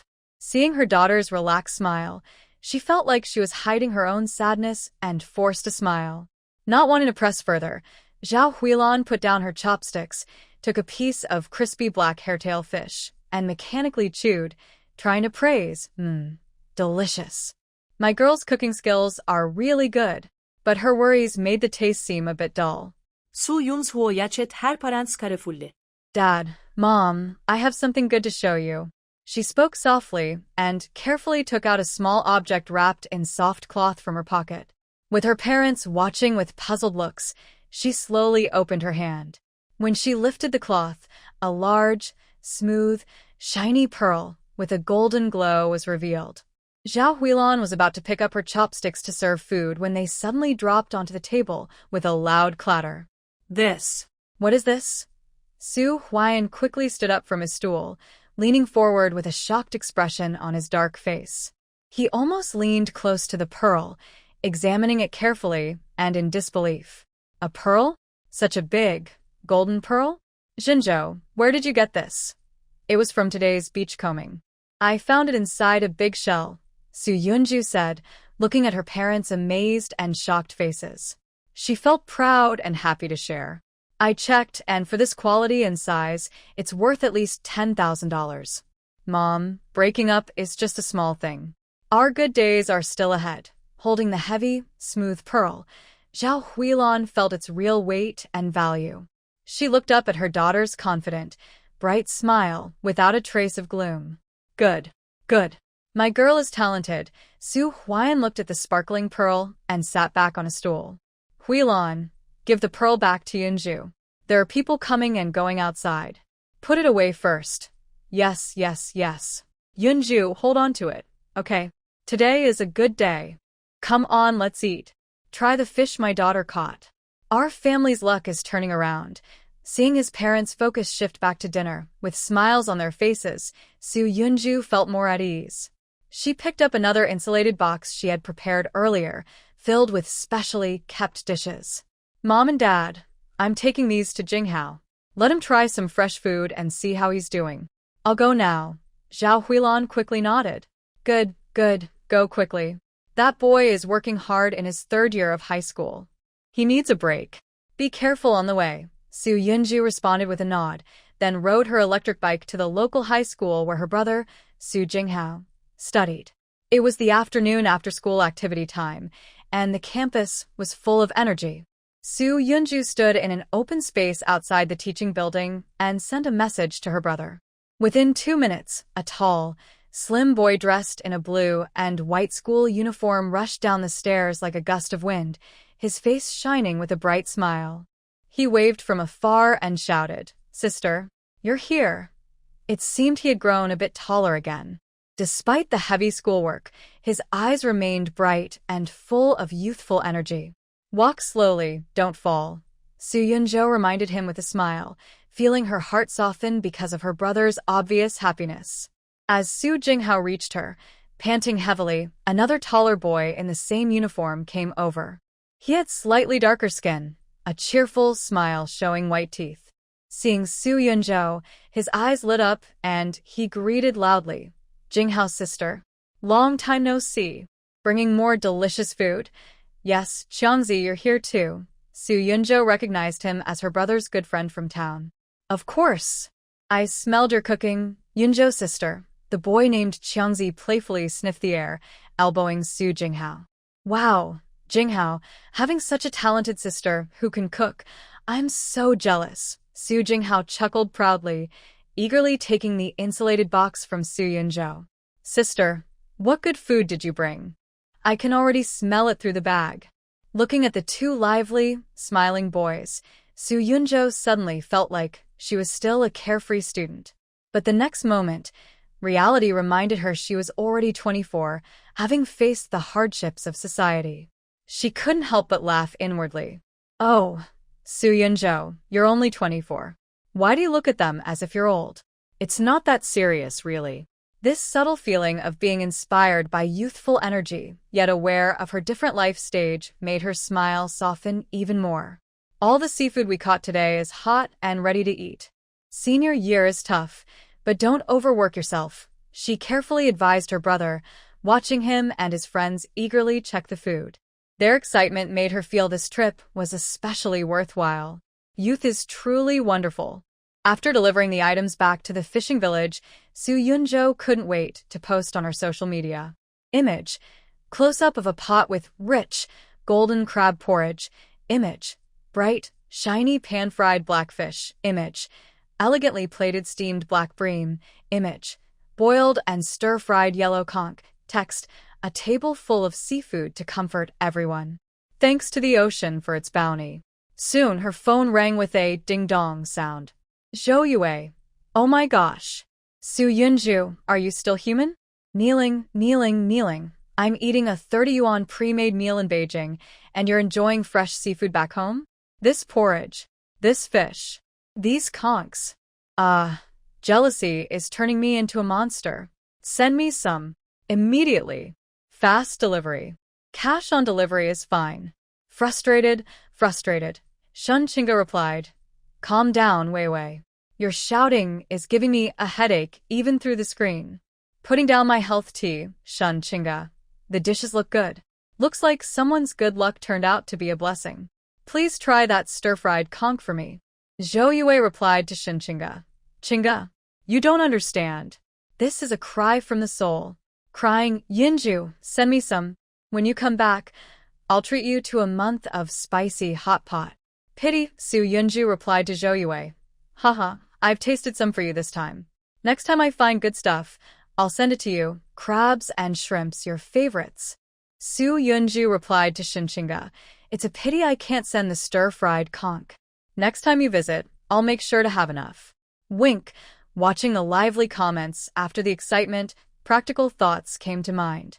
What should she do with this shimmering, colorful pearl in her hand? It was a big question. She was just an ordinary girl from a humble family. Although she now had this treasure thanks to her special ability, how to safely and properly turn it into money was a tough problem. Online appraisals were just estimates. She had no idea where to find a trustworthy place to sell it. Should she go directly to a local jewelry store? She worried they might undervalue it or refuse to buy. After thinking it over, her mind drifted to the most suitable person, Shun Qingge. Qingge, Wei Wei, and she had been friends in college. Qingge's family was well off, and she was knowledgeable. Maybe her social circle included people interested in jewelry collecting and able to afford it. But Su Yunzhou also knew that even with good friends, money matters must be handled carefully. I took out my phone and opened the chat with Shun Qingge. I carefully typed, Qingge, are you asleep? I need to ask you for a favor. Shun Qingge replied quickly and simply, say it. Today, I went clam digging and had great luck. I found an old shell with a big golden pearl inside, about 18 millimeters. I looked it up online and it seems quite valuable. Attached are a few clear photos of the pearl taken in different lights. Just to clarify, I'm not asking you to buy it. I just know you have many friends and a wide circle. I was wondering if you could ask around, see if anyone you know is interested in natural pearls like this, maybe collectors or enthusiasts. Just help me connect with someone. A few seconds later, Shun Qingge made a video call. I quickly answered. On the screen, I saw Shun Qingge looking at the photos I sent. Her cool eyes showed a hint of surprise. Wow, Su Yunzhou, it looks like you've got a good eye. She examined the pearl carefully. Just from the pictures, its roundness, shine, and size are really rare and good. Don't worry, I understand what you mean. Good things like this are easy to find someone who appreciates them. I know a few aunts and older sisters who love collecting unique, natural jewelry. They often spend time looking for special pieces. They'll definitely be interested when they see this. I'll ask around and let you know if I hear anything. Keep the pearls safe and secure. Hearing Shun Chinga say that, I finally relaxed. My heart, which had been tense, eased a bit. Chinga, thank you so much. Stop with the thanks, Shun Chinga interrupted gently. When you sell it, treat me to a meal, something you caught yourself, bigger than this crab. All right, I'll hang up now. I'll contact you when I have news. The screen went dark. I held my phone and took a deep breath. With Shun Chinga helping to connect me, this was already half a success. Feeling grateful for this gift from the sea. Suddenly, my phone rang. It was my mother, Zhao Huilan. I answered, and her caring voice came through the line. Yunju, are you asleep yet? I just wanted to ask about that golden pearl of yours. What do you plan to do with it? Her tone wasn't greedy, just worried. She knew it was valuable and was afraid I might not understand its worth or handle it improperly. Su Yunzhou understood her mother's meaning and smiled to comfort her. Mom, you don't need to worry about this. I already contacted Chinga. She looked at the photos and said she would ask around among her contacts to find a reliable and knowledgeable buyer. With her help, it will be fine. Chinga is careful with her work, so it's best if she helps. Zhao Huilan sighed in relief, her tone becoming cheerful. She couldn't help but say, "It seems our fishing village really matches your vibe. As soon as you came back, you encountered such good luck." Haha, yes, I feel like this place really brings me good fortune. Su Yunzhou laughed along with her mother, though she was thinking about her unique ocean vision. She quickly changed the subject. Yunzhou, are you really not going to live in town? I've tidied up your room. It's clean and comfortable. It's better than that old house in the village. I worry about you living alone over there. No, Mom, Su Yunzhou quickly refused, giving a proper reason. I'm used to living in the village. It's quiet and the air is good. Plus. I want to go fishing again. With her ocean vision, earning money is just a matter of minutes. Going to town would be inconvenient for commuting, and it would delay her treasure hunting. Zhao Huilan didn't agree. You child still thinking about fishing? Do you think the sea is your treasure chest? That pearl was a rare accident, and luck isn't something you can rely on for food. You can't just think about getting rich from this. All right, Mom, I get it.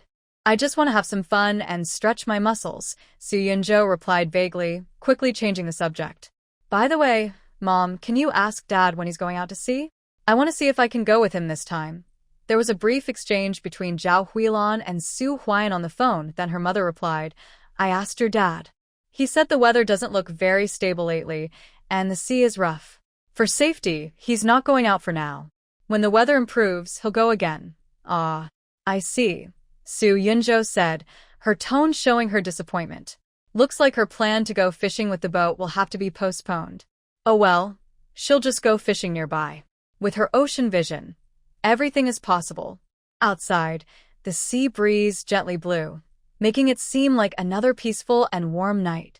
After the bonus period, brought by the typhoon ended, several days of fishing efforts resulted in fewer catches, even with Su Yunzhou's ocean vision ability. The nearby waters had been repeatedly swept by villagers and crowds attracted by the typhoon, making the tempting, glowing seafood scarce. After a busy morning, the biggest gain was half a bucket of clams.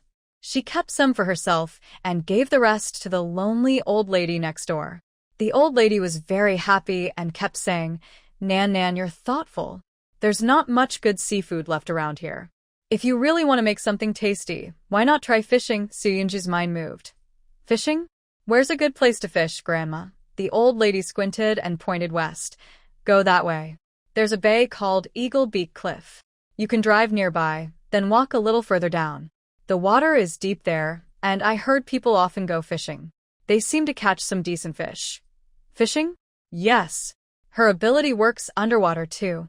She can see fish swimming directly. Fishing would be as easy as scooping fish from a tank. She decided to go for it. The next morning, she dug out her father's old fishing gear from years ago, An ordinary fiberglass fishing rod, with a rusty reel, and bait made of frozen small shrimp and sandworms she found in the fridge. Though simple, Su Yunju was full of confidence. She rode her electric bike to Eagle Beak Cliff. As Grandma said, the terrain was steep, with deep water and many reefs. Several experienced fishermen had already taken good spots. They were well equipped with various fishing rods, professional bait boxes, folding chairs, and umbrellas, quietly watching their floats. Su Yunju found an empty spot and clumsily tried to mimic the fisherman, hanging her hook awkwardly. Sometimes it was too shallow and fell off, or it was too damaged to look natural. Finally, after carefully setting the bait and recalling the proper posture she saw online, she forcefully cast her line into the sea, though the landing spot was far from her expectation. Her awkward and somewhat clumsy actions naturally caught the attention of the seasoned fishermen nearby. However, they weren't too surprised. They exchanged knowing looks, as if saying, "Another beginner has arrived," then turned their attention back to their floats. At this Eagle Beak Cliff, they had seen many young people, like Su Yunjua. Most of them heard that you could catch fish here, got excited, bought gear, and tried. They thought fishing was just casting bait and waiting for fish to bite. But often, they ended up feeding the fish in the sea, getting sunburned, and leaving disappointed. Their gear then gathered dust in the corner. They thought kindly of her, but didn't plan to say much. They knew fishing required experience and good equipment. You had to pay your school fees to really learn. They naturally saw Su Yunjua as a beginner who was just acting on impulse. They didn't expect her to catch anything impressive. They just hoped she wouldn't cause too much noise and disturb the fish. Su Yunjua, however, didn't care what these people thought of her. Even if she knew, she wouldn't mind. Her mind wasn't on the fishing rod or float. She looked through the clear water, down to the sea floor. In her view, the rocks, seaweed, and sand were all clearly visible. More importantly, she could see the glowing circles around the moving fish, mostly white or light yellow, representing common fish. Sometimes, she saw a few faint yellow flashes. At first, she waited patiently like others. But soon, she realized that was too slow. She could see the fish, so why sit and wait foolishly? With the surprised looks of the other fishermen around her, this new girl with simple gear began an astonishing performance. She saw a group of decent-sized yellowtail snappers swimming closer, quickly reeled in her line, moved to a new spot, and cast her bait a few meters ahead of the fish. Almost immediately after the bait hit the bottom, her rod tip twitched clearly. She jerked her wrist, raised the rod quickly, and easily caught a shiny, golden yellow yellowtail snapper. Before the others could react, she spotted a black fish hiding nearby. She reeled in again, moved a few steps, adjusted her angle, and almost presented the bait to the black fish's mouth. With lightning-fast speed, she hooked it and pulled it up. She kept casting, catching fish, reeling in and casting again. Her movements were so fast it was amazing. It didn't look like normal fishing. She kept changing spots, showing no patience for waiting at one place. The other experienced anglers nearby shook their heads and exchanged looks, thinking, "This girl doesn't know how to fish. She's just fooling around, and her constant movement is scaring the fish away." They secretly found it amusing. Unfortunately, their doubts were quickly proven wrong. While they were quietly criticizing her, Su Yunjo kept catching fish one after another. Dory, snapper, and grouper. All quite large. Suddenly, everyone couldn't sit still.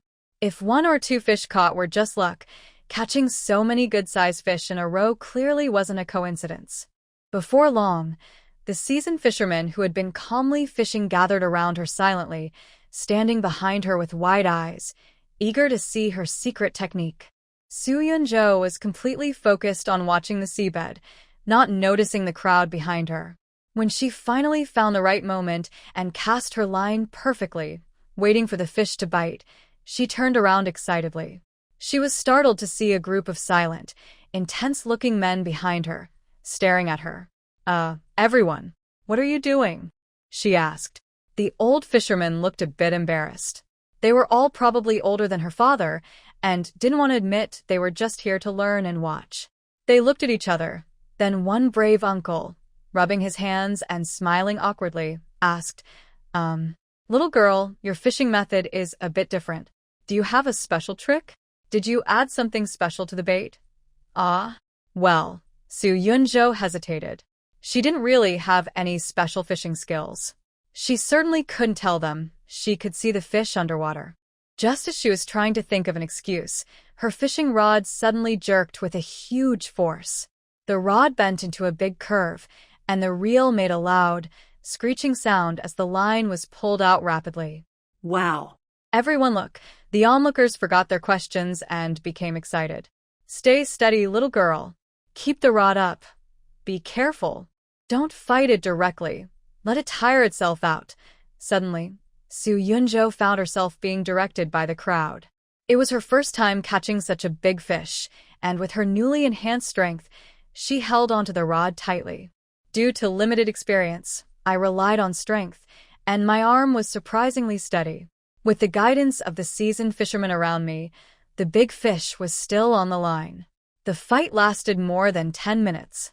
As the giant creature grew tired and was slowly pulled closer to the surface, everyone could faintly see a huge dark shape.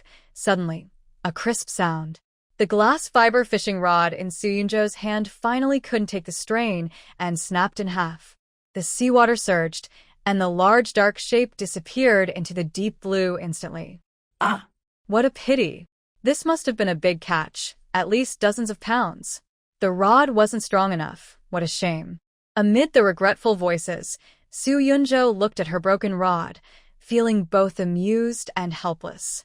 It seemed she was too greedy and overestimated the quality of her fishing rod. After this interruption, the awkward atmosphere from earlier when everyone was asking about techniques eased a lot. The shameless old man spoke again, his tone much gentler.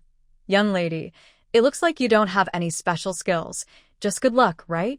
Su Yunjo quickly nodded and said yes, yes, yes. I was just randomly casting, feeling where there might be fish, and threw my line there. No real skill involved. Everyone remembered her haphazard casting earlier, and it suddenly made sense, except for her surprisingly high catch rate. So, they stopped debating her technique and started asking about her gear. Miss, what brand is your rod? What bait are you using? Just simple shrimp? Su Yunjo honestly answered each question. She felt she had already gained enough today. Maybe she should sell the fish while they're fresh? Otherwise, she'd have to eat fish for several days at home. Having been fishing recently, she'd eaten a lot of fish.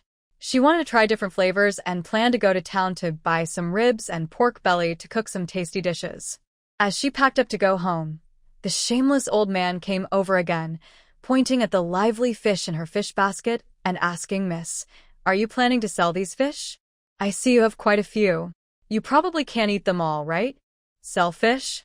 Su Yunjo was surprised. She looked at her fish basket, which indeed had several large yellowfin sea bream, blackfish, red sea bream, and groupers. Her shop mainly sold dried seafood, so she wasn't very familiar with the current market prices for fresh fish. Sure, I can sell them, she nodded. But about the price. Don't worry. The uncle patted his chest and said, We have been coming to the seaside for many years. We know the market prices well, and would never cheat a young girl like you. The other fishing friends, who had been eager for a while, gathered around, their eyes shining as they looked at the lively, fresh fish in the fish basket. Wow. So many good fish. Hey, that spotted grouper has such a nice color. Today really opened my eyes. That black-mouthed fish is beautiful. Can I have it? I'm taking the sea bream. Perfect for tonight's drinks. Give me the yellowfin bream. My wife loves eating that. With 2 fish from her and 3 from others, everyone quickly divided the catch. They paid in cash on the spot, and the confident uncle helped organize the prices, which were fair and clear.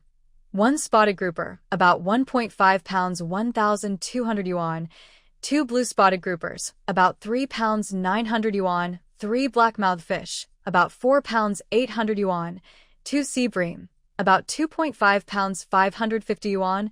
5 yellowfin bream, about 3 pounds 240 yuan. Other high-quality sea fish, black bream, yellow croaker, etc. 500 yuan in just over 2 hours. Su Yunju earned 4,190 yuan from selling fish. Listening to the steady notifications of payments coming in, she felt deeply moved. This amount was more than what she used to earn working late at her computer, constantly revising requirements for her project manager, working all month long. And now, she didn't have to worry about anyone's feelings. She felt free and happy. Su Yunju deliberately kept 2 blue-spotted groupers and 1 large black-mouthed fish to give to her parents in town, and another to her neighbor, Grandma. Seeing her pack up to leave, the uncle couldn't help but ask again, "Miss, will you come again tomorrow?" This spot. He didn't finish his sentence, but his meaning was clear. Since so many good fish came from this place today, it must be a treasure spot. Seeing the hopeful look in the uncle's eyes, Su Yunju found it amusing, but she just smiled and said, "Maybe tomorrow, depending on the situation. The fish here are plentiful, but it's quite tiring to fish here." She waved her broken fishing rod. Her words made the uncles think even more that this was a hidden fish den, a place full of potential. They started planning to come back once she left, eager to take her spot. Riding her bike, feeling the sea breeze, Su Yunju smiled brightly. Fishing is indeed more fun and profitable than just going to the sea alone. Su Yunjua carried her catch of groupers and blackfish to the town shop. When she showed her father, Su Huayan, the photos of her nearly full fish catch on her phone, especially the brightly colored oriental grouper and several large groupers, his eyes widened in disbelief, as if he couldn't believe it. "Did you really catch these?" "At Eagle Beak Cliff," Su Huayan asked, sounding amazed. "That's a good fishing spot, but I've never heard of anyone catching so many at once, and such high-quality fish." "Yunjua, are you going again?" "Maybe tomorrow I can go with you to see." Mother Zhao Huilan watched her husband's rare childlike expression and couldn't help but tease him. "Look at you, almost 50 years old, and you're more excited about good fish than Yunjua." Yunjua secretly smiled and sighed, but quickly changed the subject. "Dad, let's not talk about tomorrow yet. Look, your old fishing rod broke today. I want to buy a better one." Hearing this, Su Huayan immediately agreed. Buy. "You must buy one. With your good luck, you can't let a bad rod hold you back. But you don't know much about fishing rods. I'll pick one for you. I know which sturdy rods at Lao Lin's fishing shop in town." "No need, Dad," Yunjua said happily, opening her digital wallet and waving her phone proudly. "I earned some money today. Tell me where to go, and I'll go myself, just to look around." At first, Su Huayan looked serious and said, "Anyway, he'll need the rod later, so there's no reason to ask her to pay." But he couldn't resist Yunjua's insistence. "All right, Dad, help me pick one. I'll bring it home another day, and I'll head back to the village now." Seeing the red envelope Yunjua sent, his dark face looked serious, but with a hidden smile in his eyes. Before leaving town, Yunjua made a special trip to the courier office. She carefully wrapped the gold pearl in several layers of soft cloth and securely placed it inside a jewelry box. The address was provided by Shinchinga, someone she knew. According to her plan, once received, the recipient would verify the item immediately and transfer the payment if everything was correct. That would be another big income. The money came in very quickly. Everything went better than expected. The afternoon after Yunjua sent the package, her phone beeped with a message. "Your bank account has received 350,000 yuan. Looking at the long string of zeros on the screen, Su Yunzhou was stunned for more than 10 seconds. Then a wave of great joy rushed over her, almost making her jump up. Wow. 35,000 is already in my pocket? She kept looking at the number on her phone, her heart pounding.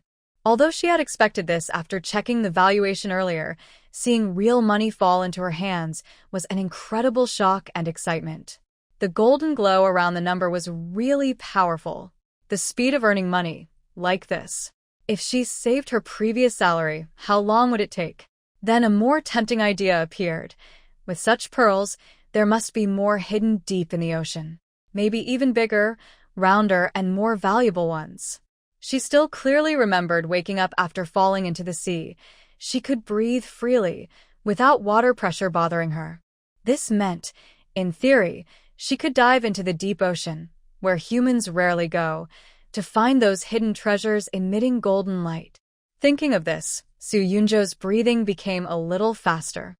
But she looked up at the dull, cold sky outside and the choppy sea blown by the wind.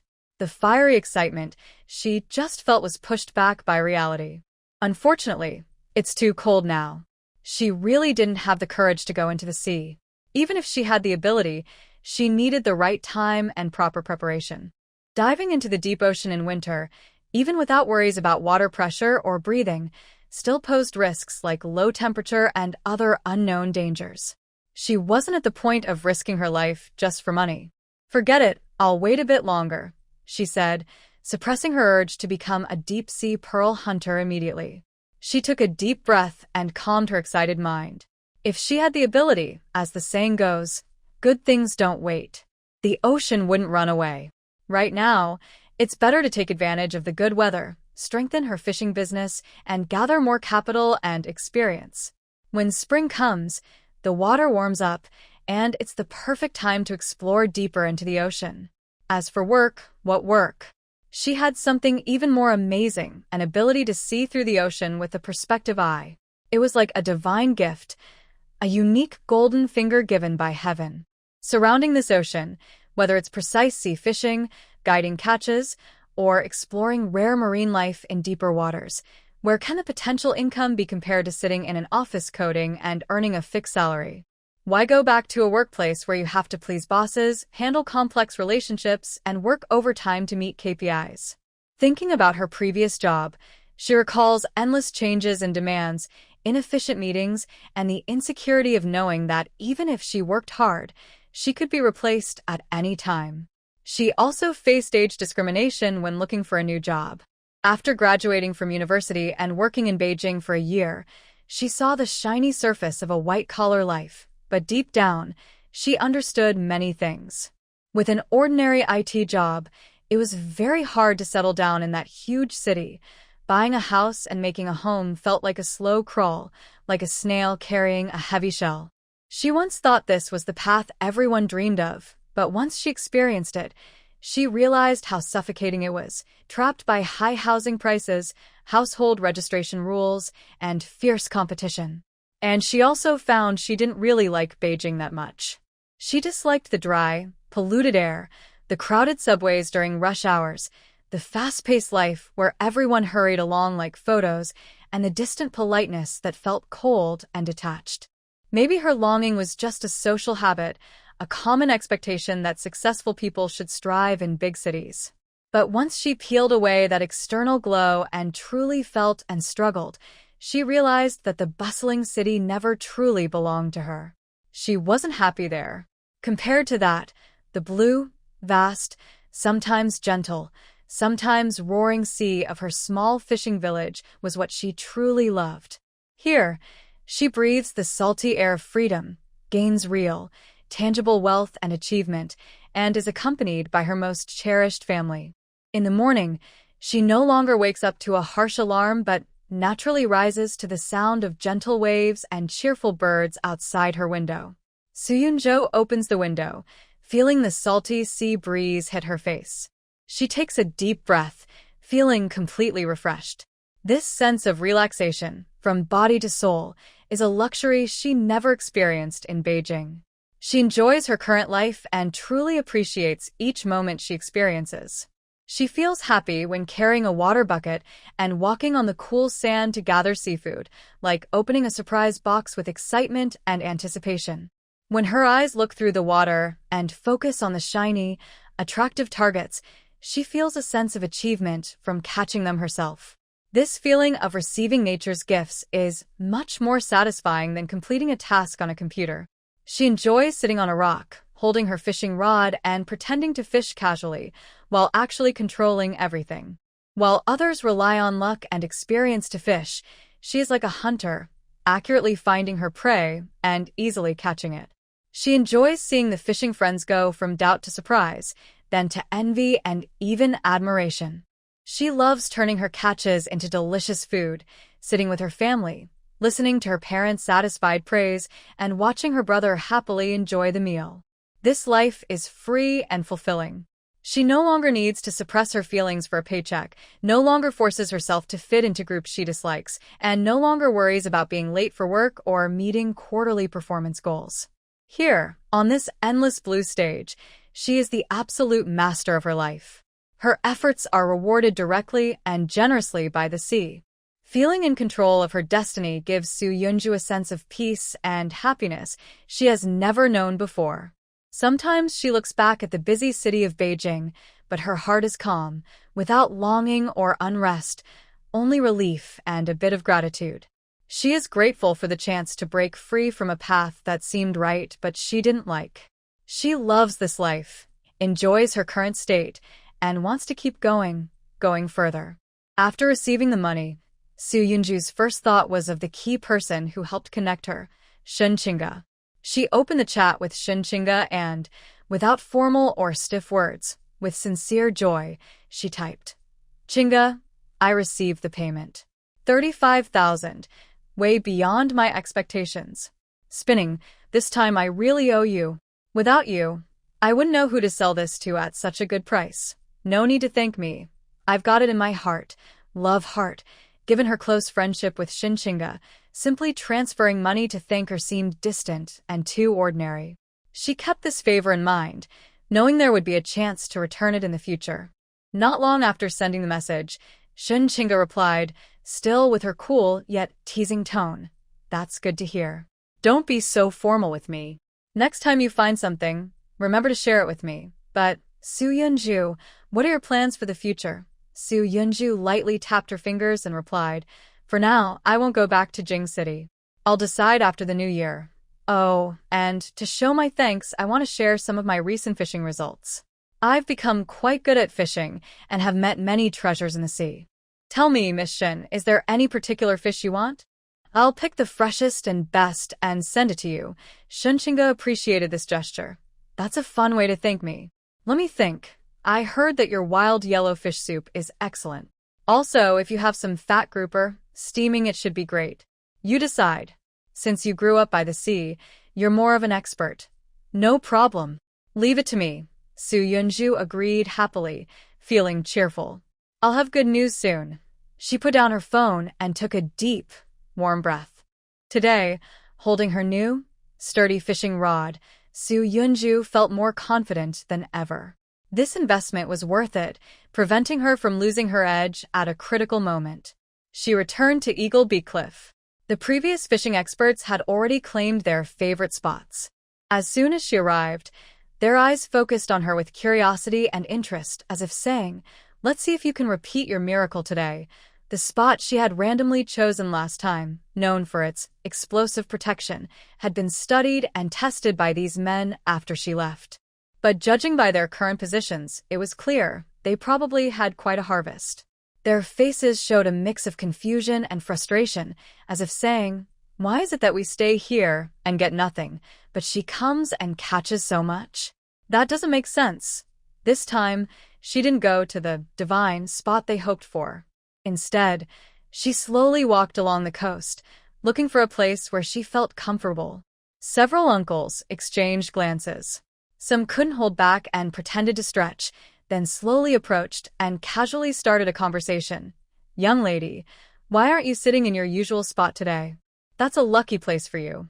"Yeah, we tried there too, but strangely, we only caught a few decent fish."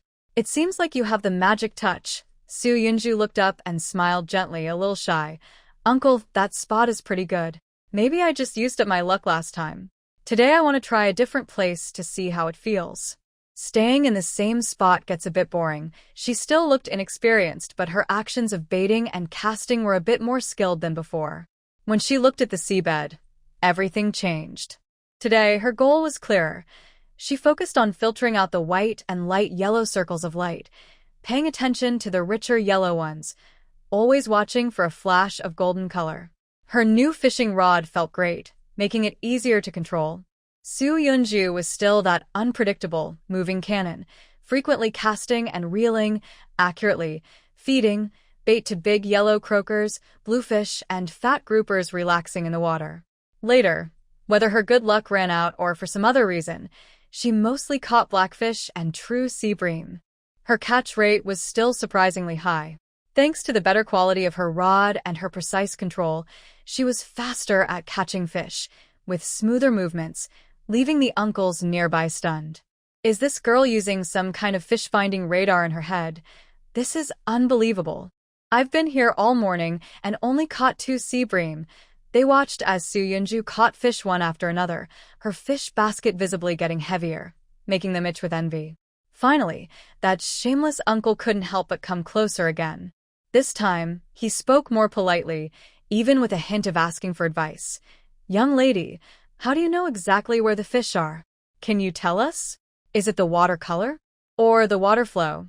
Su Yunju had prepared her answer. She quickly removed a lively blackfish from her hook, keeping her face calm, and casually said, "Uncle, I don't really have a secret. It's just a feeling. I feel like there are fish in that spot, so I cast my line. Maybe I just have some special luck." He smiled mysteriously and said, "Or maybe my intuition is just better." This strange explanation made the uncles uncertain, but there seemed to be no better reason. Could it be that some people are born with an extraordinary sense of where fish are? Before noon, Su Yunjo's fish basket was full again. She was still deciding which fish to send to Shinchinga and Zhou Yue, which to keep for herself, and what to do with the rest. A few other fishing friends came over eagerly, looking at her with interest. "Miss, about today's catch. Old rules, we're covering it. Sorry, I want to keep a few fish to give to friends." The fishing men watched helplessly as Su Yunjo took away big yellow croakers, bluefish, and groupers, their eyes full of regret. Fortunately, she left 2 big yellow croakers, and they quickly made a deal. 2 wild big yellow croakers, about 1.8 pounds 1,500 yuan, 1 large sea bass, about 3 pounds 240 yuan, 2 black-haired fish, about 3 pounds 600 yuan, 3 true groupers, about 3.5 pounds 770 yuan, 1 blue spotted grouper, about 1.5 pounds 450 yuan other sea fish, about 550 yuan total earnings. 4,110 yuan. Su Yunjo looked at her phone, where the balance was growing again, and sighed happily. Money really comes fast. It felt like more than just earning money. It was like playing a game. She was the player, and the sea was her endless treasure chest. "Miss, will you come again tomorrow?" Before leaving, the shameless uncle still asked, with a look that seemed to be trying to cling on. Su Yunjo smiled, but didn't give a definite answer. She just waved her new fishing rod and said, "Depends on the situation. If I have time, I'll come. The quality resources in the Eagle Beak Cliff area also need time to recover." If she came every day, she worried the fish wouldn't dare to come anymore. Days passed, and Su Huayan and Zhao Huilon quietly watched from the side. The worry in their hearts, caused by Su Yunjo's breakup, finally eased. At first, they were very worried. After all, she had just broken up with Chun Haoyang, who she had been with for many years. They worried that their daughter was pretending to be strong on the outside but was secretly upset and hurt inside. She didn't want them to see her suffering and was trying to handle everything alone. But Su Yunjo's mood could not be faked. Every morning, she left home full of energy, carrying her tools. She either went to the reef to gather seafood or rode her bike to different fishing spots. When she returned, her face looked tired, but she always had a deep, genuine happiness inside. She excitedly showed her catch of the day, even if it was just a small bucket of shells. She enjoyed it very much. Hearing her humming while handling seafood in the yard and seeing her interested in different ways to cook the seafood. Zhao Huilon privately told Su Huayan, his dad, "I guess we worried too much. Look at Yunzhou now. She's really happy. She used to work in Beijing, and her face always looked worried. Now, she works outside every day, gets sun and wind. Her skin is darker, but she's full of energy." Su Huayan just nodded silently. As long as she was happy, nothing else mattered. Our child is grown up and has her own ideas. If she can think positively and be happy, that's the most important. I think she's much happier since she returned to the village. A few days later, in Beijing, Zhou Yue was the first to receive a heavy, well-packed foam cooler. When she opened the layers of wrapping and lifted the lid, a fresh, salty ocean scent hit her nose. The dry ice inside released white fog, revealing neatly arranged seafood, still covered with some crushed ice. Oh my gosh! Zhou Yui's eyes widened, and she couldn't help but whisper. Inside, there was a big, firm, frozen yellow croaker, shiny black fish, a few fierce-looking crabs still showing their claws, and a large pack of individually wrapped shrimp. Every piece was cleaned thoroughly and looked very fresh, as if they had just been taken from the sea. She quickly took photos and sent them to the small group chat with the three of them, sending several surprised emojis. At Suyunzhou, wow. Yunzhou, you're amazing. Did you get all this? The yellow croaker. The crabs. I've never seen such good quality in a Beijing supermarket. Tearful, tearful, tearful. You're incredible. It's only been a short time since you went back, and you're already like a seafood king. Where did you get all this? Almost at the same time, Shenqinga also received the same delivery. Her reaction to opening the box was much more reserved, but her cold eyes quickly showed a hint of surprise. The contents inside were arranged differently, carefully chosen by Su Yunzhua for her. Besides the large yellow croaker and black fish, there were 2 wild groupers suitable for steaming and a big box of translucent, tender shellfish. After carefully checking the freshness of the seafood, she replied in the group chat with her usual calm tone, as if she had everything under control, but her words still revealed her surprise. Received. At Su Yunzhua, the quality and freshness far exceeded my expectations. Attached is a beautifully composed unboxing photo. So, can you explain? Are these black fish, groupers, and even the yellow croaker all caught by you? Your recent activities sound more intense than just a casual walk by the sea. 2 very different friends expressed their shock in their own ways. They were amazed by the high quality and rarity of the seafood, and even more impressed by Su Yunzhua's ability to get them. In their minds, beachcombing was just picking up small crabs and shells, and fishing was mostly luck. But this time, Su Yunzhua sent a bunch of top-quality catches. Seeing the group chat explode with disbelief and curiosity, Su Yunzhua smiled like a mischievous kitten holding her phone. She typed her reply slowly with a little pride. Hee, stay calm, basic skills. Everyone sit down. The location is near my home, in that part of the sea, but you need to know where to look. As for how I got them, I have my secret tricks. Just enjoy it. I promise it's super fresh. When you come over someday, I'll personally show you what real seafood freedom is. Through the screen, she could almost see Zhou Yui jumping excitedly and Shenqinga raising an eyebrow, deep in thought.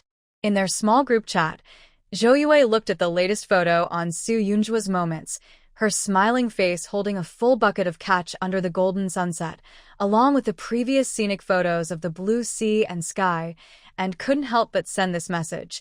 At Su Yunzhua, after the new year, are you still coming back to Beijing? She then sent another message, her tone filled with envy and a touch of practical resignation. Honestly, looking at your daily posts, the scenery, the freedom, and endless seafood. If I were you, I wouldn't want to come back. It's like living in a fairy tale, but people have to look forward. You can't always live just based on your preferences. Sure, you like it, but when it comes to earning money and future plans, hobbies have to take a back seat. This was a question Su Yunzhu had thought about many times. With her incredible ability to see through the ocean, and after experiencing a life of free time, mental relaxation, and good income, how could she want to go back to a workplace where she had to squeeze into subways, work overtime, and read people's expressions? Why choose a tough path over a smooth one? Sorry, she didn't have a hobby for suffering, but she couldn't say this out loud. Her finger paused on the screen for a moment, organizing words that could express her thoughts without revealing her secret, and finally replied, maybe. I won't go back for now. I want to stay at home longer and spend more time with my parents. Also, I feel there are good opportunities in Fuzhou, so I want to see how things go. Maybe after the new year I'll decide. I haven't fully made up my mind yet.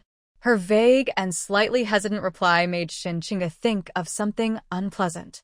To her, the biggest reason Su Yunzhu avoided Beijing was probably her ex who had hurt her.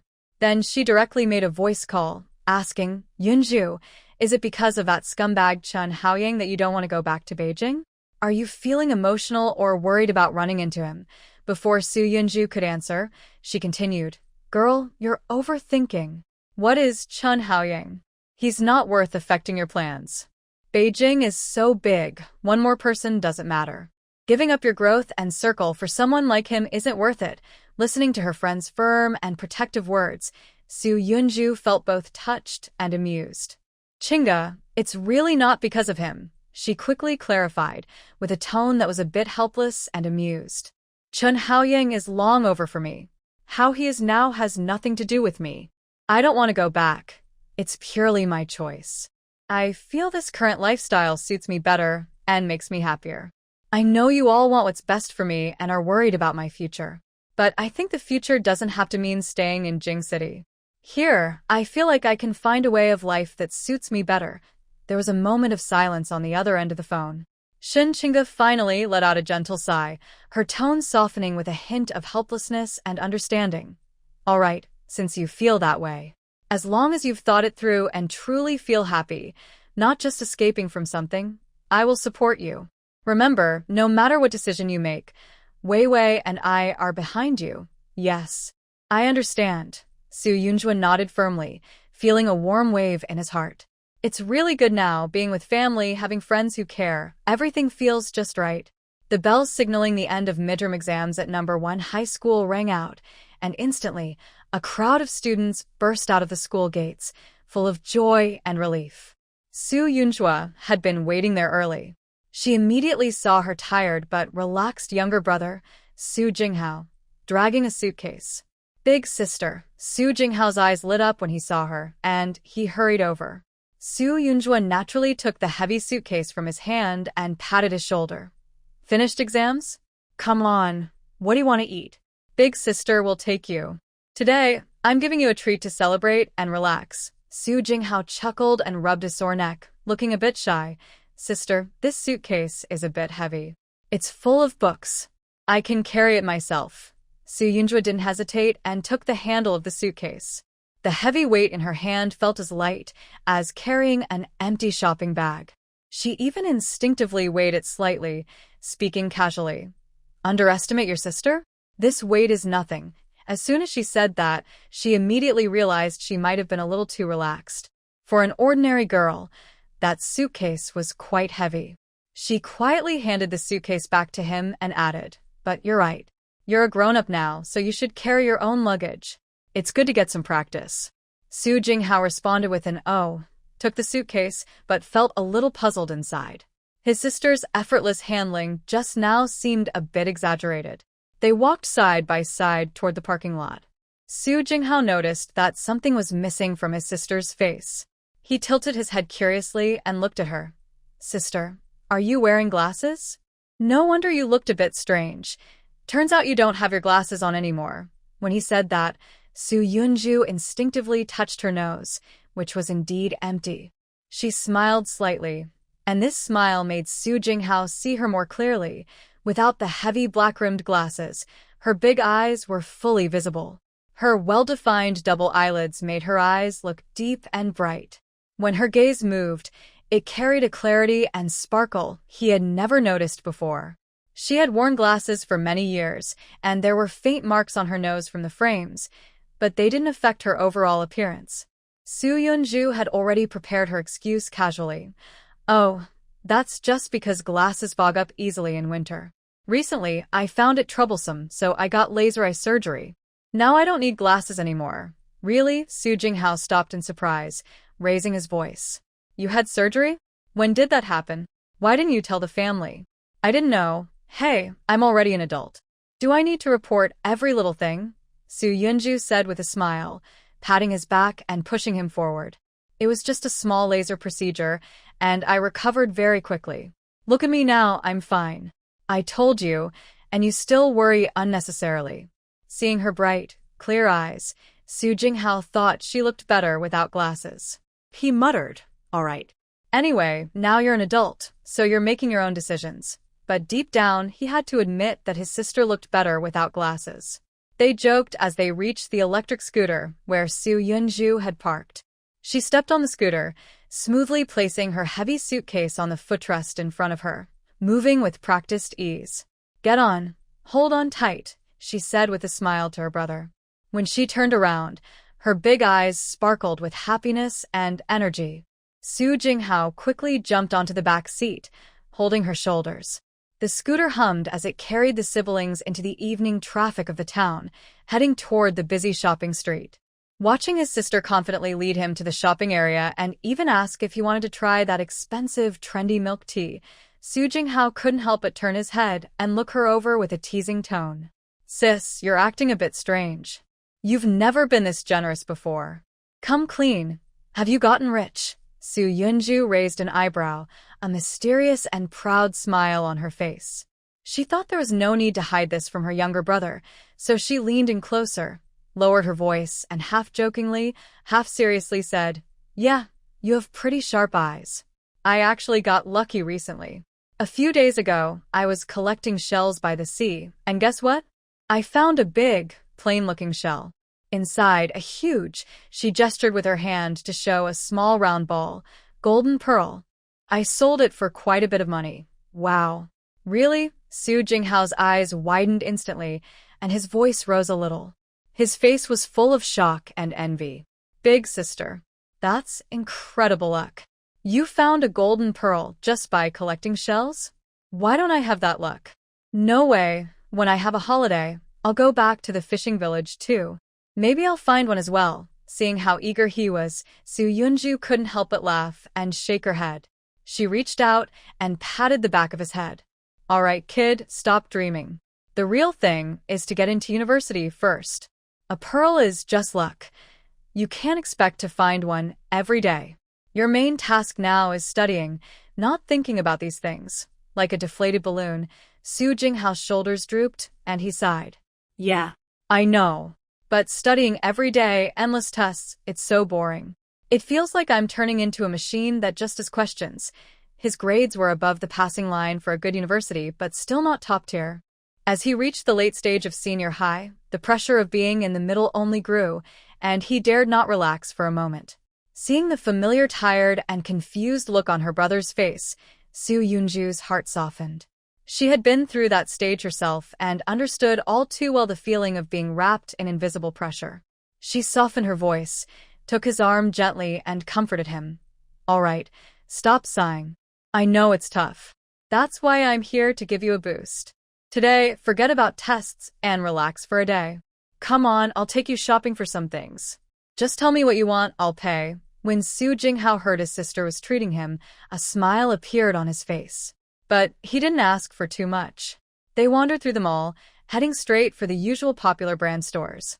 In the clothing section, Su Jinghao spotted a dark blue, thickened hoodie. He tried it on. It fit perfectly. Made of pure cotton. It was comfortable. Looking at the tag, it cost around 100 yuan, an affordable price for their family. "Big sister, what do you think of this one?" "Good, it looks lively. Perfect for school. Buy it." Then, she picked out a pair of durable jeans and 2 basic long-sleeve t-shirts. Next, they went to the stationery and book area. This was the part that really excited Su Jinghao. He chose new notebooks, pens, correction tapes, and also picked several study guides and a science fiction novel for relaxing, unrelated to studying. "These are my ammunition. I must stock up," Su Jinghao said happily, holding his pile of study materials. "Buy everything," Su Yunju said confidently, waving her hand. To her, any money spent on studying was worth it. Finally, they went to the shoe section and chose 2 pairs of comfortable, breathable sports shoes. Carrying big shopping bags, Su Jinghao looked at everything he had bought and felt warm inside. "Sister, thank you." "Foolish boy, no need to thank me," Su Yunju said kindly. "Come on, we've been shopping all this time. I'm already thirsty." She asked Su Jinghao to wait for her while she went to a popular bubble tea shop with a long line. As she looked at her phone, a slightly surprised female voice spoke nearby. "Su Yunju? Is that really you?" Su Yunju looked up and saw a young woman with a fancy makeup and a wool coat. She recognized her after a moment.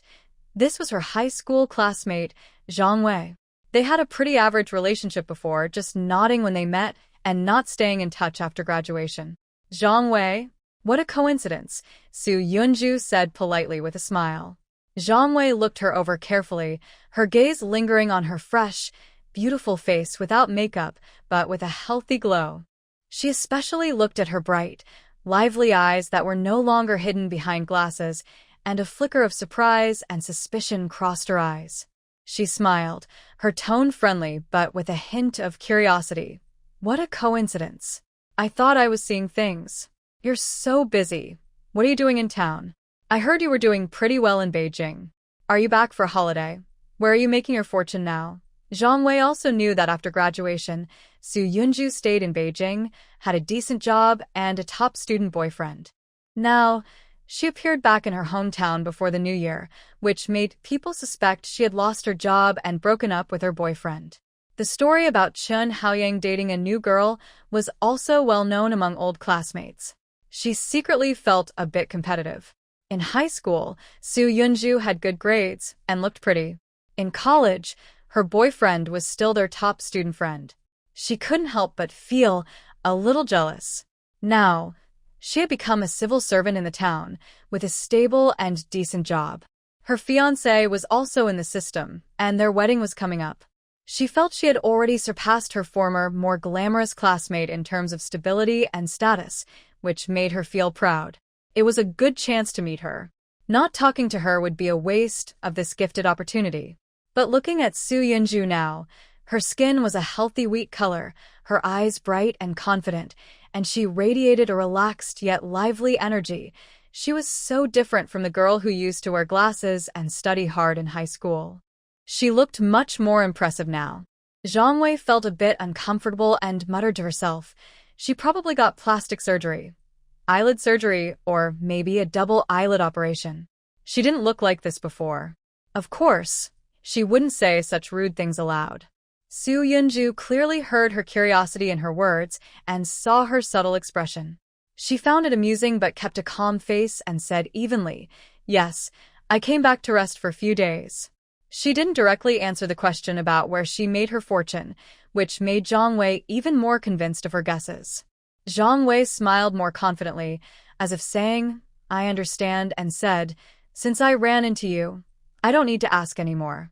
I'm getting married after the new year, at a hotel in town. You must come to celebrate. Many old classmates will be there, and it'll be a good gathering." Su Yunju was done with her.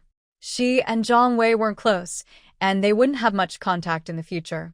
She didn't need that few hundred yuan for the gift, but why should she spend money to attend a wedding of someone who just wanted to show off her superiority in front of her? Having money didn't mean she would spend it like that. She looked up at Zhang Wei, gave a distant and polite smile, and said, "Thanks for the invitation. But we're not that close, so I won't be going to the wedding. I wish you a happy marriage." Zhang Wei's smile froze instantly.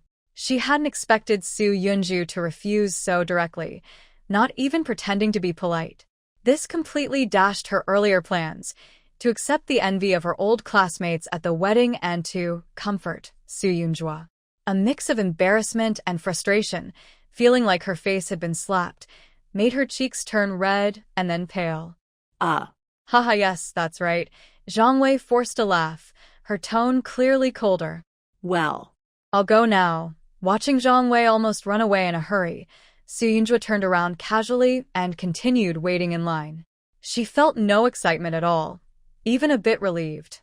Instead of wasting time and money on pointless socializing and comparisons, she thought it was better to go home early and plan where to go fishing tomorrow. Su Jinghao, standing nearby, saw everything. When he saw Su Yunju coming over with her milk tea, he asked, "Sister, about that girl just now." "Oh, a high school classmate, I don't know very well. Try this milk tea.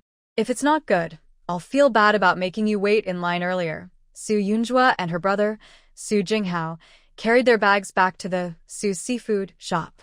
Their mother, Zhao Huilan, was greeting a familiar customer, Aunt Xiaju.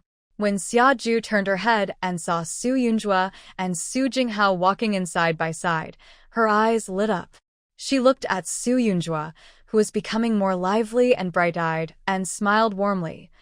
"Oh, Huilan, these are your children Yunju and Jinghao, right? They've grown so much. Truly, girls grow up fast and they look better and better.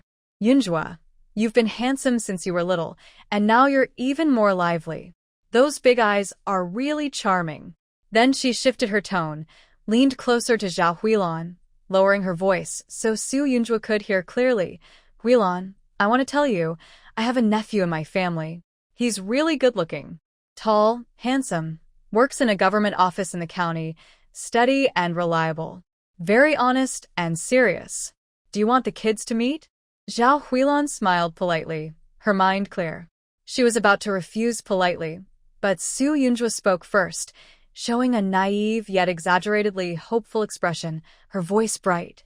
"Thank you, Aunt Xiaju, for your concern, but I have pretty high standards for a partner." She counted on her fingers seriously. First, he has to be over 185 centimeters tall, and he can't be too fat or too thin. Her appearance should at least resemble the celebrity Yang Yang, with a handsome face from every angle, or maybe Zhang Lingyi would do.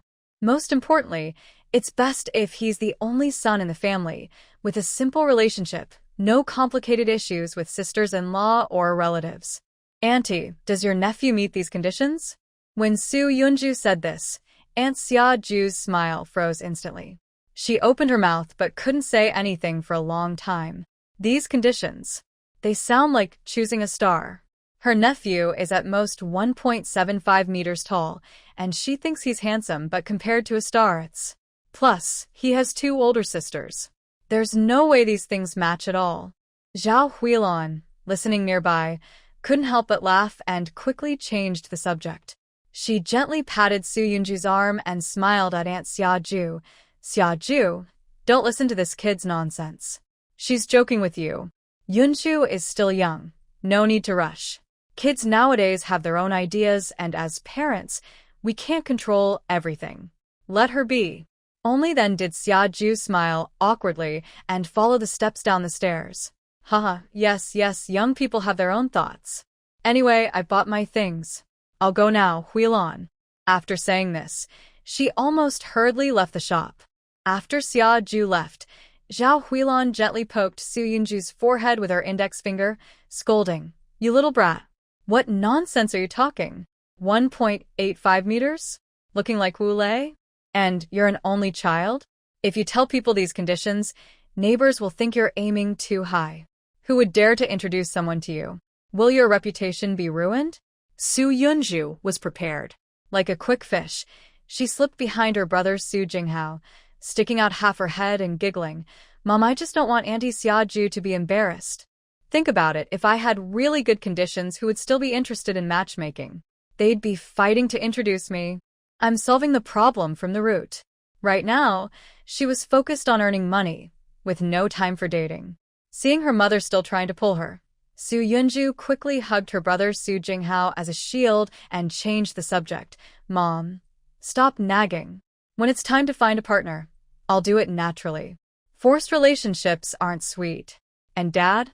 Come on, hurry up and close the shop. Today I'll treat everyone to hot pot." I'm starving. Su Jinghao also cooperated, raising his hand. "Mom, I'm hungry too. My sister said she would treat us to a big meal." Zhao Huilan looked at her eldest daughter, hiding behind her son, smiling slyly, then at her son, who was full of anticipation.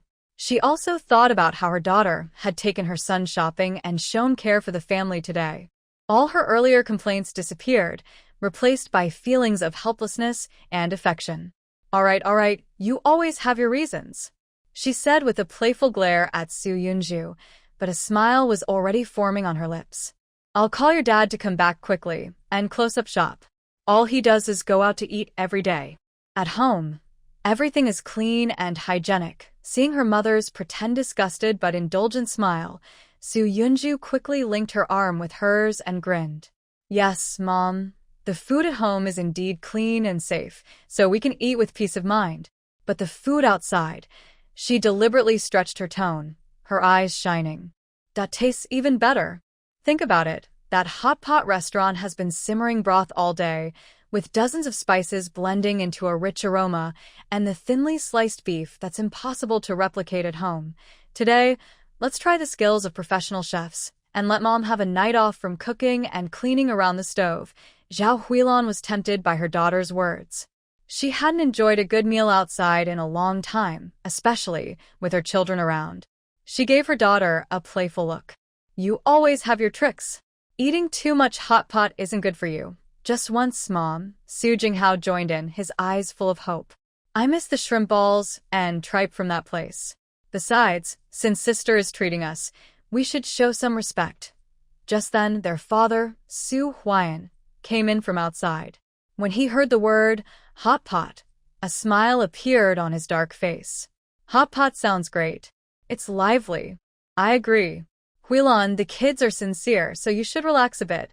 The family patriarch's support made Zhao Huilan's last bit of resistance melt away. Seeing her excited husband and children, her worries about wasting money and being unhealthy were replaced by warm feelings. All right, you three are united. I can't argue with you, Zhao Huilan said with a smile, removing her apron. Let me tidy up and we'll go right away. Yay! Su Yunju and Su Jinghao cheered, clapping their hands. Soon, the family arrived at the well-known hot pot restaurant in town. A steaming hot pot was brought to the table, with red oil bubbling and a thick, white mushroom broth. Fresh meat rolls, seafood, and vegetables filled the table. Amid the rising steam and lively chatter, the family was enjoying their meal, talking happily and laughing constantly. Su Yunju watched his parents sweat from eating but look very happy, and saw his brother happily eating, feeling happier than if he had earned a lot of money. The relaxed and joyful feeling of the family was priceless.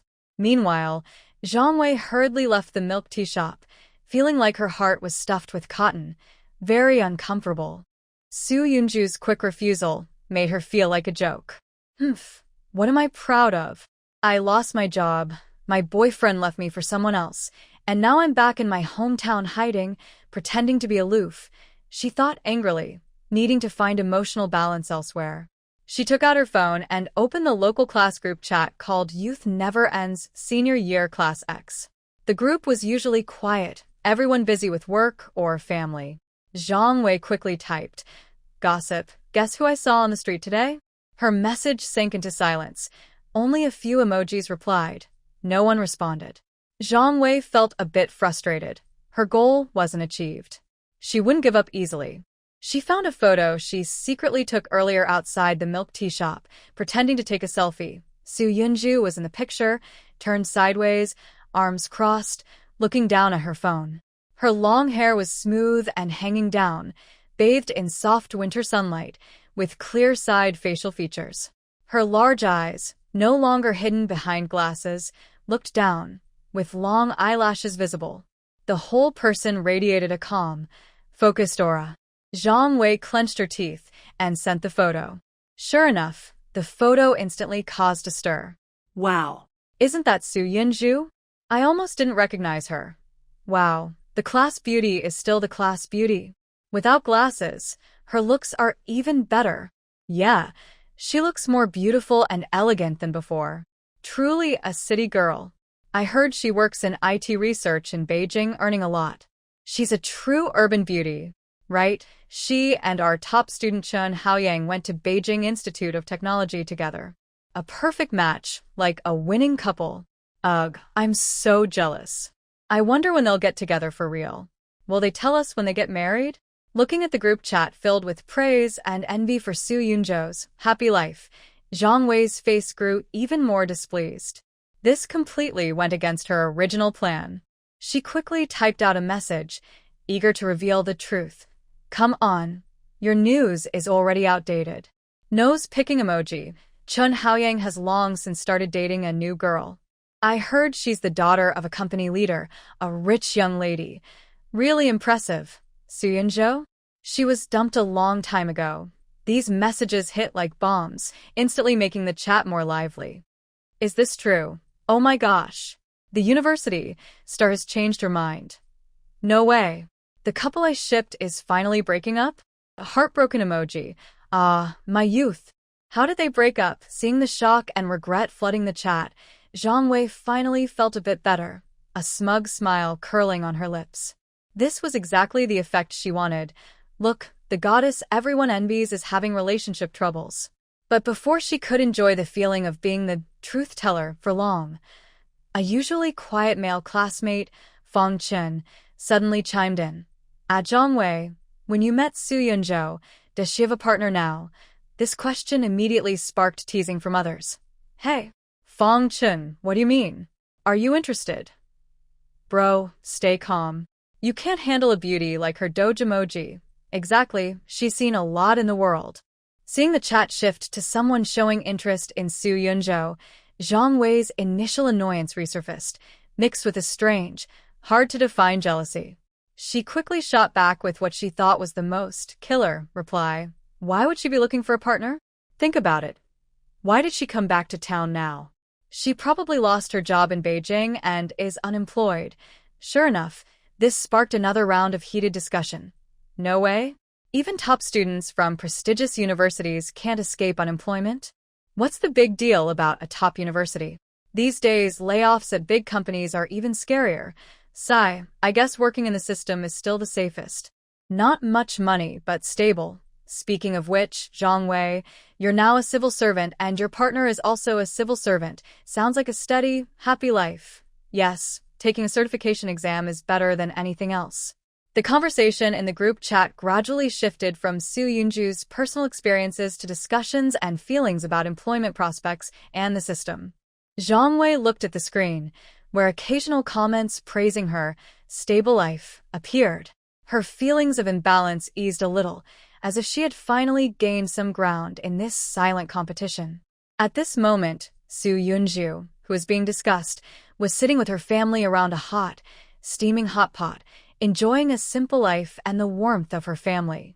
She was unaware of and indifferent to the small dispute caused by Zhang Huangsheng. The next morning, the sky was faintly light, and a thin layer of fog still covered the sea. The air was cool and damp, typical of the seaside. Su Yunzhou and her father, Su Huayan, had packed up their fishing gear and were about to start their old pickup truck. Suddenly, a figure shot out of the house like a small cannonball and grabbed Su Yunzhou's arm. Dad, sister. Wait for me. I want to go too.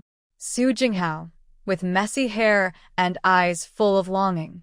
Su Huayan's brow furrowed as usual. Nonsense. What are you going for? It's the third year of high school. Every minute counts. Instead of studying at home, you want to go fishing with us? Ridiculous. Go back. Zhao Huilan also peeked out from the kitchen and agreed. Exactly, Jinghao. Don't cause trouble for your dad and sister. Just stay at home and study honestly. After your exams, you can go anywhere you want. Jinghao's face instantly fell, looking like a wilted eggplant. He muttered softly, studying every day. My bones are almost rusted. Can't I just relax for half a day? Seeing his parents' firm attitude and his brother's disappointed face, Su Yunzhou smiled and said, Dad, Mom, don't worry. Let Xiaohao go. Just half a day. Su Huayan glared and asked, Yunzhou, why are you letting him do whatever he wants? Zhao Huilan also looked disapproving. Yes, Yunzhou, at such a critical moment. Su Yunzhou remained calm and explained clearly, Dad, Mom, think about it. Xiaohao has been tense and studying hard for so long. If he keeps that tension too tight, it might break. Proper relaxation and adjustment are for better learning. Look at him just now. His mind was already elsewhere. Forcing him to stay at the desk won't improve his efficiency much. She looked at her father with a mischievous smile and said, Besides, Dad, reading thousands of books is good, but traveling thousands of miles is better. Let Xiaohao go with you so he can see how you observe the weather, judge water flow, and choose fishing spots. Isn't that more vivid and clear than just reading about geography and physics in books? It's also learning practice class. Just for this morning. He'll be back at noon. I'll supervise his study myself to make up for the lost time. His learning won't be delayed at all. What do you think? Su Huayan's tense face softened. He looked at his hopeful son and his confident daughter, and his resolve wavered. Zhao Huilan also fell silent. Su Jinghao looked at his sister with gratitude and admiration, feeling she understood him better than anyone else in the world right now. All right. Su Huayan finally waved his hand and pretended to be serious as he told Su Jinghao, I'll listen to your sister and take you. But remember, come back at noon and focus on studying. If your grades drop, just see how I deal with you. I promise to complete the task. Thank you, Dad. Thank you, Mom. Thank you, sister. Su Jinghao cheered and jumped to grab his coat. Zhao Huilan looked at her excited son and her smiling daughter with a helpless smile and shook her head. A smile also unconsciously appeared on her lips. You three, come back early and be careful. In the morning fog, the pickup truck carried the Su family father and daughters, facing the sea breeze, heading toward the shimmering coastline. Outside the window was the soft morning light. Inside the truck, Su Jinghao couldn't hide his excitement, and Su Yunzhou responded with a smile. The pickup stopped near Eagle Beak Cliff. The family got out with their gear and headed downhill. A few familiar uncles were already in place. Hearing the noise, they turned around instinctively, first looking at the familiar Su Huayan, then immediately focusing on Su Yunzhou beside him. Their eyes lit up with surprise. Hey, old Su. What wind blew you here today? The shameless uncle greeted with a smile, but his eyes kept glancing at Su Yunzhou. Another uncle was more direct, shifting his gaze between Su Huayan and Su Yunzhou, and suddenly patted his thigh in realization. Old Su, is this your daughter? Wow. I knew it. No wonder she's so impressive. His words immediately resonated with the others, and the atmosphere quickly became lively. Everyone started talking excitedly to Su Huayan. Old Su, you're really something. Hiding such a talented daughter. You don't know, a few days ago your daughter came here fishing. The scene was amazing. Wow, one fish after another. All good catches.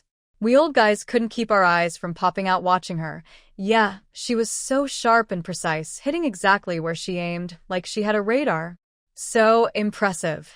Come on, be honest. Did you secretly teach her your best fishing tricks? We've fished together for years, but I never saw you do that. Su Huayan was stunned by his old friend's non-stop praise. He knew his daughter had been coming here to fish recently and seemed to be lucky, often bringing home good fish. But he always thought it was just beginner's luck or occasional good fortune. Hearing these seasoned fishermen describe her with such exaggerated words, his first thought was that these old guys were joking with him. With a helpless smile on his dark face, he waved his hand and said in a straightforward, honest tone typical of fishermen, "Come on, stop joking. My daughter is just here to have fun. Join in the excitement. How capable can she be? One fish per rod? You old guys are talking nonsense." He didn't take their words seriously, just saw it as friendly teasing and exaggeration. Inside, he even found it a bit funny. Turning to Su Yunzhou and Su Jinghao, he said, "Ignore them. Let's find our own spot." Su Yunzhou smirked and chuckled silently, not bothering to argue. Su Jinghao blinked curiously, looking at the excited uncles, then at his father with a "you're talking nonsense" expression, and finally at his mysterious sister. He found the scene very amusing. Seeing that Su Huayan didn't believe them at all and was getting anxious to describe the scene again, Su Huayan had already started walking away with his children, smiling, leaving the others behind, frustrated. Su Yunzhou's gaze crossed his father's shoulder and looked further out at a more rugged, less traveled coastline. Although his father, Su Huayan, was still leading the way on the surface, she was actually the one in charge now. She stopped and confidently pointed to a small bay surrounded by huge black rocks. "Dad, let's fish here." Huiyan Su paused upon hearing this, instinctively stopping his steps. He carefully examined the water with his old fisherman's eyes. The water flow was visibly turbulent, with dark shadows beneath the surface, clearly indicating a dense cluster of reefs. He frowned and, relying on decades of experience, shook his head decisively. "Yunzhou, this place won't do," he said, pointing at the water and patiently explaining, "Look at the water color and those shadows underneath. There's definitely a strong current. The bottom is full of sharp reefs that will snag your line or cause your hook to get stuck. Fishing here would likely result in broken lines or snagging, wasting bait and effort. It's not a good spot, but Dad, just try." Yunzhou replied stubbornly, quickly assembling her fishing rod with smooth movements. She had a kind of confident, almost blind faith that Huiyan Su couldn't quite understand. I think this place is good. Maybe big fish are hiding in the cracks of the reefs. Her eyes had already pierced through the seemingly dangerous water, clearly seeing a maze of reefs and sandy areas below. Several groups of sizable fish, emitting a steady deep yellow glow, were leisurely swimming around. The brightness and density of their glow far surpassed that of the previous blessed spot. Huiyan-Su watched his daughter full of enthusiasm and ignoring his advice. He then glanced at his curious and expectant son, Su Jinghao, and suddenly had a different idea. Fine, the environment here was indeed poor. Probably, he'd end up with no catch or just snagging the bottom. It was a good chance for Jinghao to experience the boredom and difficulty of fishing early on. Better to let him give up and go home to read books. Thinking this way, his firm opposition softened. A helpless smile appeared on his face as he waved his hand. All right, I'll listen to you. We'll stay here. But I'm warning you, if your hook gets stuck or nothing moves after half a day, don't blame me for not reminding you. His words were partly directed at Yunzhou and partly meant to prepare Jinghao for a quick retreat if needed. Got it, Dad, Yunzhou replied cheerfully, a faint smile playing on her lips. She clearly understood her father's hidden message, but trusted her own sight more. Jinghao, not overthinking, excitedly found what he thought was a safe spot and began hurriedly setting up his fishing gear. Su Huiyan looked at the brother and sister and shook his head. He already predicted that they would soon be disappointed, and he thought his indirect encouragement strategy was quite wise. He chose a good spot, quickly packed up his fishing gear, and started his usual, moving fishing method, which others found confusing and unorganized. He didn't sit still like most anglers. Instead, he stood quietly for a moment, glancing casually over the water. But in fact, he had already closely watched the movement of the brown rockfish under the water, which glowed with a deep yellow hue. Then, he decisively pulled on the line, moved 7 or 8 steps to the left, raised his arm, and cast the bait with a smooth arc into the target area. Watching his daughter's fluid yet unconventional fishing technique, which didn't match his idea of patient fishing, Su Huiyan couldn't help but smile. His tone carried the patience and slight teasing typical of an experienced fisherman. Yunzhou, was that how you used to fish? He had just heard his old friends boast about their skills, and he had doubted whether his daughter had really learned some secret technique from a master. But now, seeing it with his own eyes, he realized it was just the common impatience of a beginner. He shook his head, feeling relieved. His friends must have exaggerated. Luckily, he hadn't shown off earlier, or he would have been embarrassed. Seizing the moment, Su Huiyan prepared to give his eager younger son a lesson on correct fishing, aiming to teach him the right attitude. He said earnestly, "Xiaohao, if you want to learn fishing, I don't mind. But first, you need to get your mindset right. What's the most important thing in fishing? Patience." Unfortunately, before he could finish sharing his decades of fishing wisdom, he was caught off guard by a sudden, sharp bite from the fish. Just as Su Huiyan was speaking on Yunzhou's side, almost as soon as the bait sank, the tip of the fishing rod jerked downward with a clear, strong bite signal. Yunzhou quickly moved his wrist, raised the rod smoothly and steadily. The line tightened instantly, making a pleasant splash as it cut through the water. In just a few moments of struggle, a lively brown rockfish with a distinct black stripe on its side was easily pulled out of the water. Its tail swung angrily in the air. "You are so fast. What kind of fish is this? It looks fierce. Is it tasty?"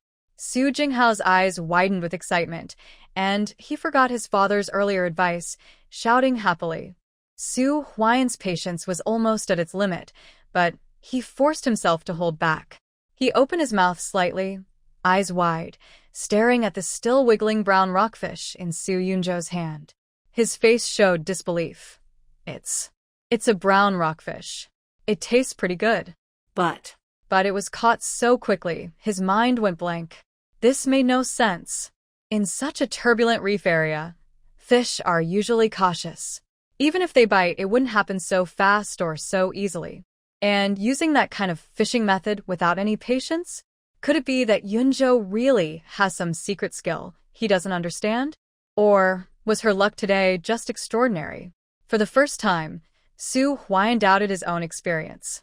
His eyes were full of confusion and curiosity, burning with interest. He felt as if the tail of that lively, jumping brown rockfish had given his face a solid slap. But this was just the beginning. Su Yunzhou stood quietly again, quickly scanning underwater. Then she reeled in her line and moved a few meters toward a smooth reef area washed by waves, throwing her line again with precision. This time, she waited a bit longer, about 2 or 3 minutes, but still caught a fish with a quick, decisive strike, a slender fish with a sharp, needle-like mouth, pulled from the water. It twisted violently in the air, its shiny silver scales reflecting dazzling light in the sun, making Su Jinghao shout excitedly again. "Big sister. This fish looks so strange." Su Huayan glanced at it, trying to stay calm. "It's a needlefish. Tender meat, but lots of spines." Su Yunzhou didn't stop her movements. She seemed to sense the fish's movements, adjusting her position again and casting her bait toward a calmer area near the edge of a sandy zone. As soon as her line was in place, a strong pull came from below. She held her rod steadily. After a tough fight, she pulled up a sleek blue spotted mackerel with deep blue markings and a powerful, streamlined body. The powerful tail slapped the water with a crackling sound, showing its freshness and energy. This time, even Su Huayan couldn't help but be moved and blurted out, "Wow, this mackerel looks really good. Big size, full of vitality, top quality." He looked at his daughter's eyes, filled with confusion and growing disbelief. The most exciting part was still to come. Su Yunzhou seemed to have locked onto a target hidden behind the deep water rocks. He patiently adjusted his angles several times before finally finding the perfect spot to strike. The fishing line sank into the water with hope. After a brief silence, the rod tip felt a steady and strong bite. Carefully controlling the rod, he slowly reeled in the line. A bright red fish broke the surface, catching everyone's attention. Even the experienced Su Huayan couldn't help but stand up quickly and lean in for a closer look. "Red snapper. It's a red friend." Su Huayan's voice was a little excited. "This fish is rare. It needs specific water quality and hides deep. The meat is tender and sweet. Steamed is the best. Yunzhou, your luck." "No, your skill is truly amazing." Brown rockfish, needlefish, blue spotted mackerel, red snapper. And a few other fish that automatically took the bait, like skinless fish and black-spotted fish. Su Yunzhou's fish basket was getting heavier visibly, with the sounds of fish jumping inside. In sharp contrast to her lively scene, Su Huayan, with decades of experience, only caught a few insignificant small fish, making the atmosphere quite quiet.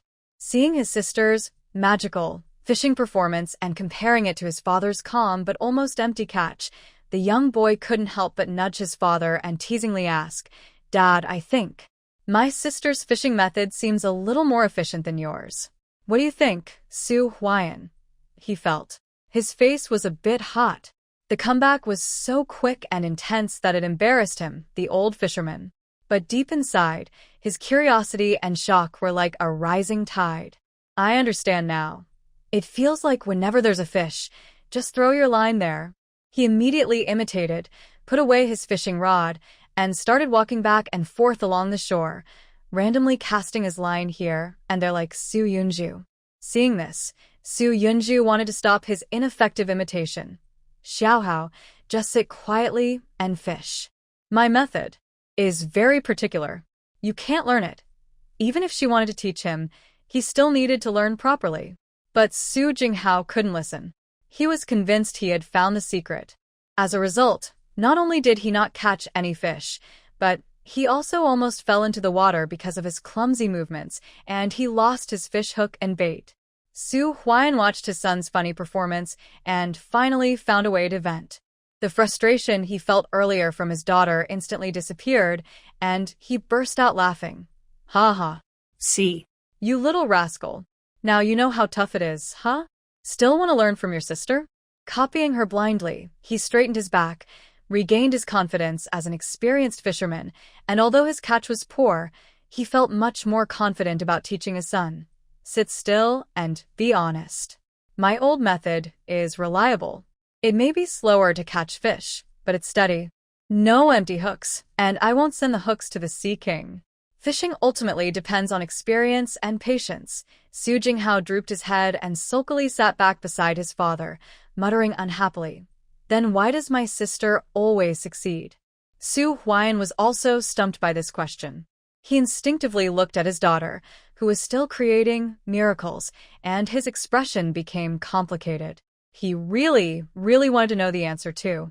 Seeing his sister's lively, diverse catch of sea fish in her fish basket and comparing it to his own meager harvest, his curiosity and admiration almost overflowed.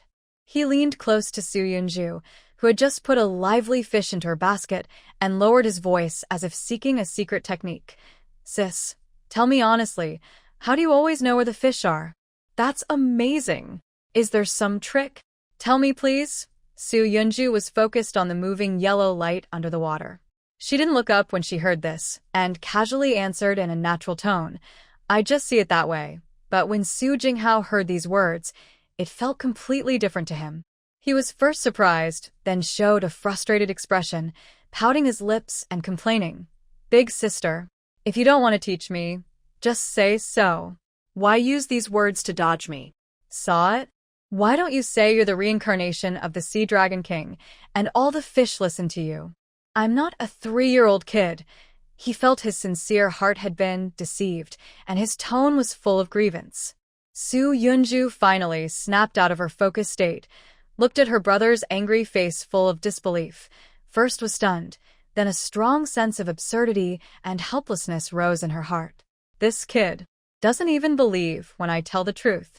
She opened her mouth to explain a few words, but seeing her brother's determined eyes that said, "You can't fool me again," she swallowed her words back.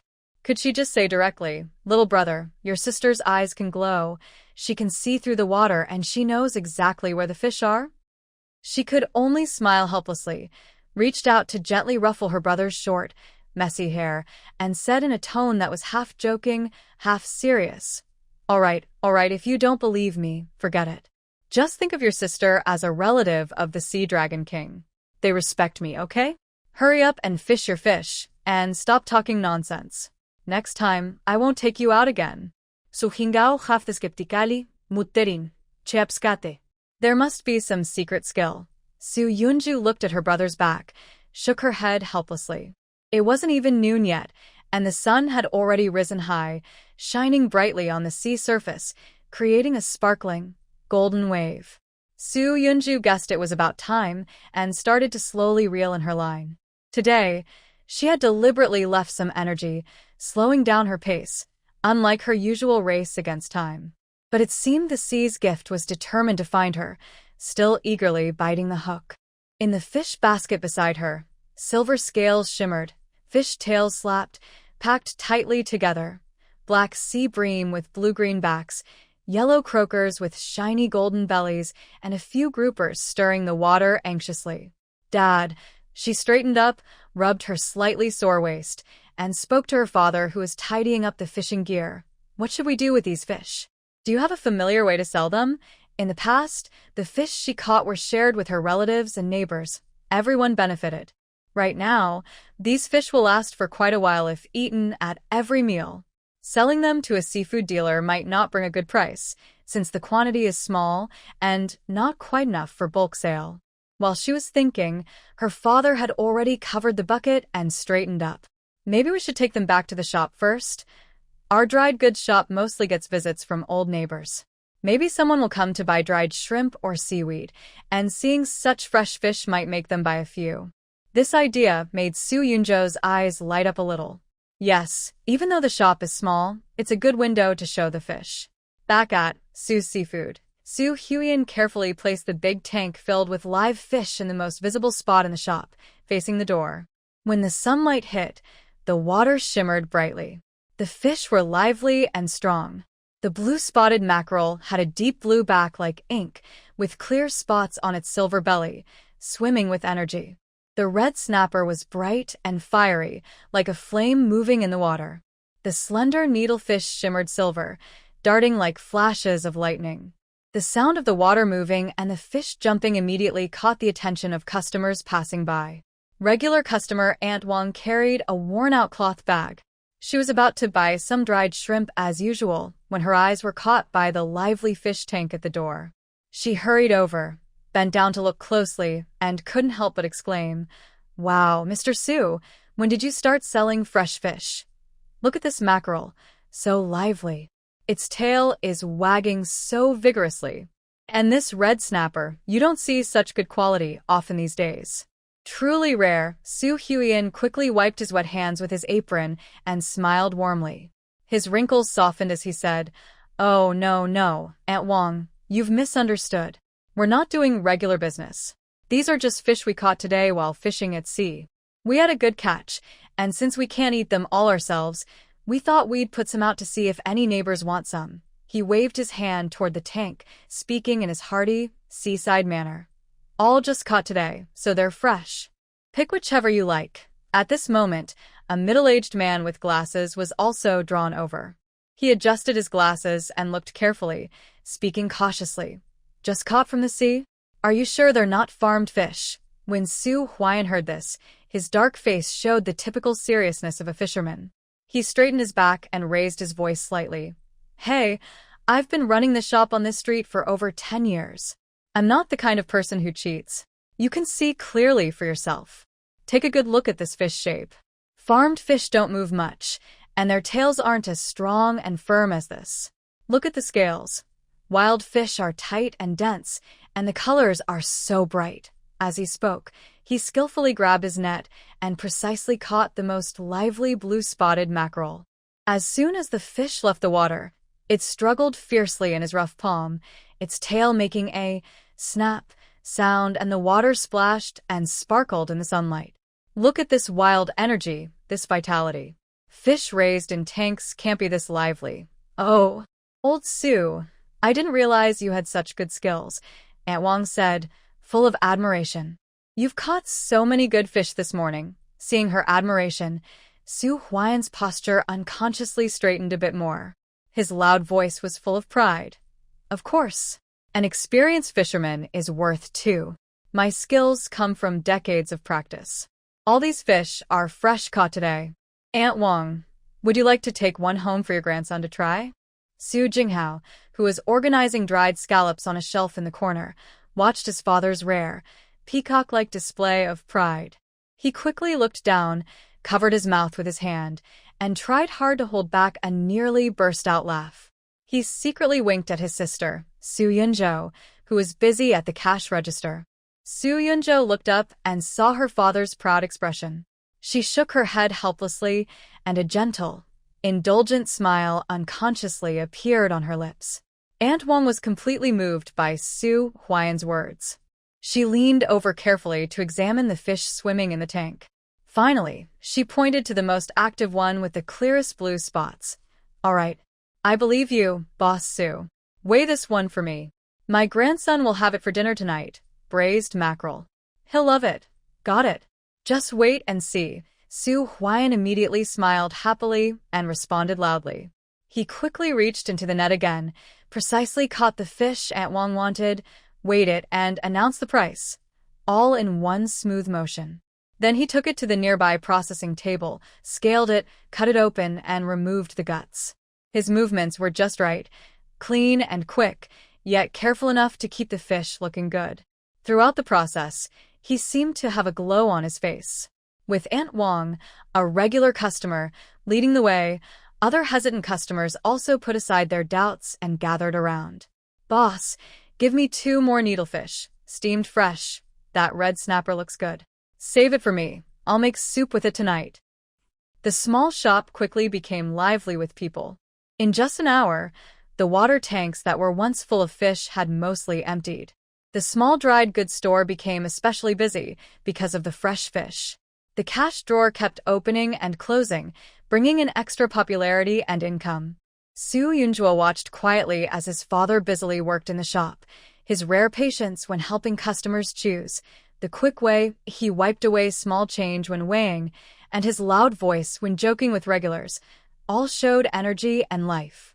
Mother Zhao Huilan sat behind the counter collecting money, her smile lines deep, and her lips never left a smile. Su Jinghao leaned close to his sister's ear and whispered, "Sis, look at Dad.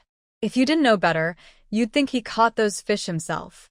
Su Yunjua gently tapped his brother's forehead with his finger, his gaze always tenderly following their busy father. "Isn't it nice to see Dad happy?" At night, after closing the shop, the warm orange lights gradually turned on, softly wrapping the Sign Su's seafood in the evening glow. Zhao Huilan, wearing her faded floral apron, was busy in the kitchen.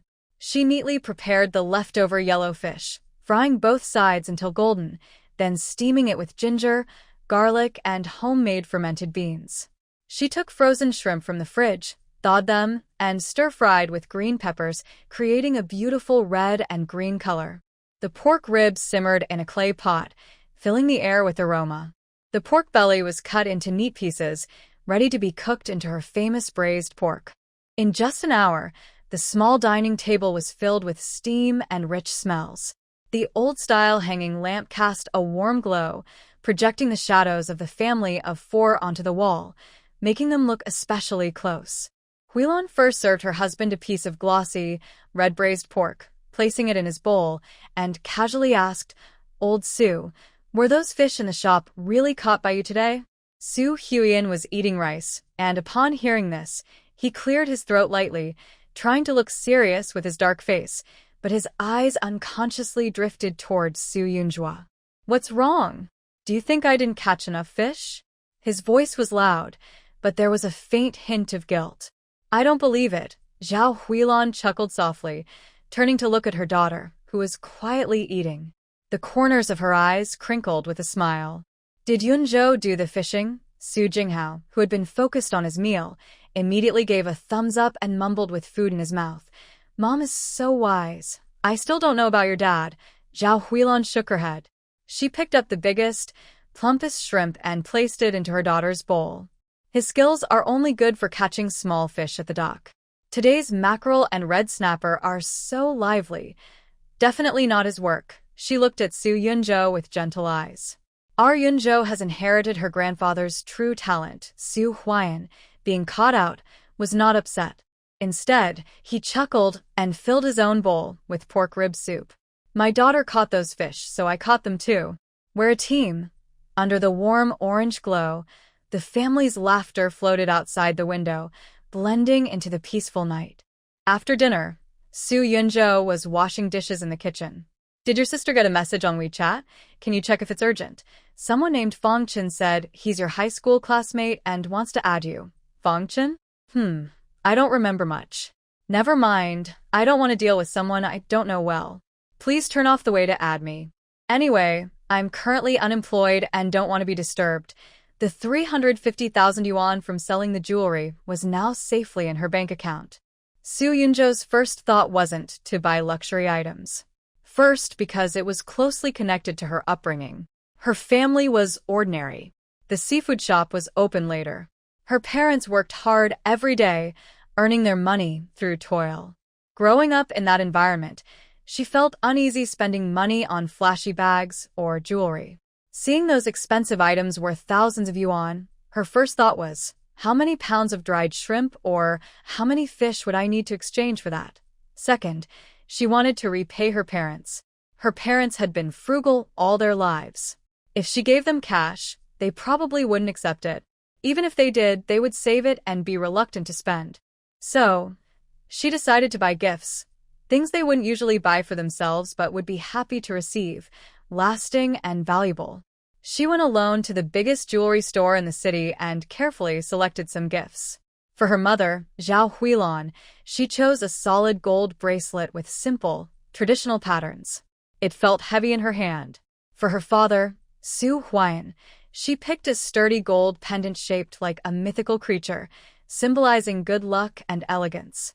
She also bought a pair of gold earrings for her mother and a nice leather wallet for her father. When she got home, she playfully presented 2 beautiful gift boxes to her parents. "Dad, Mom, these are for you. Open them and see if you like them."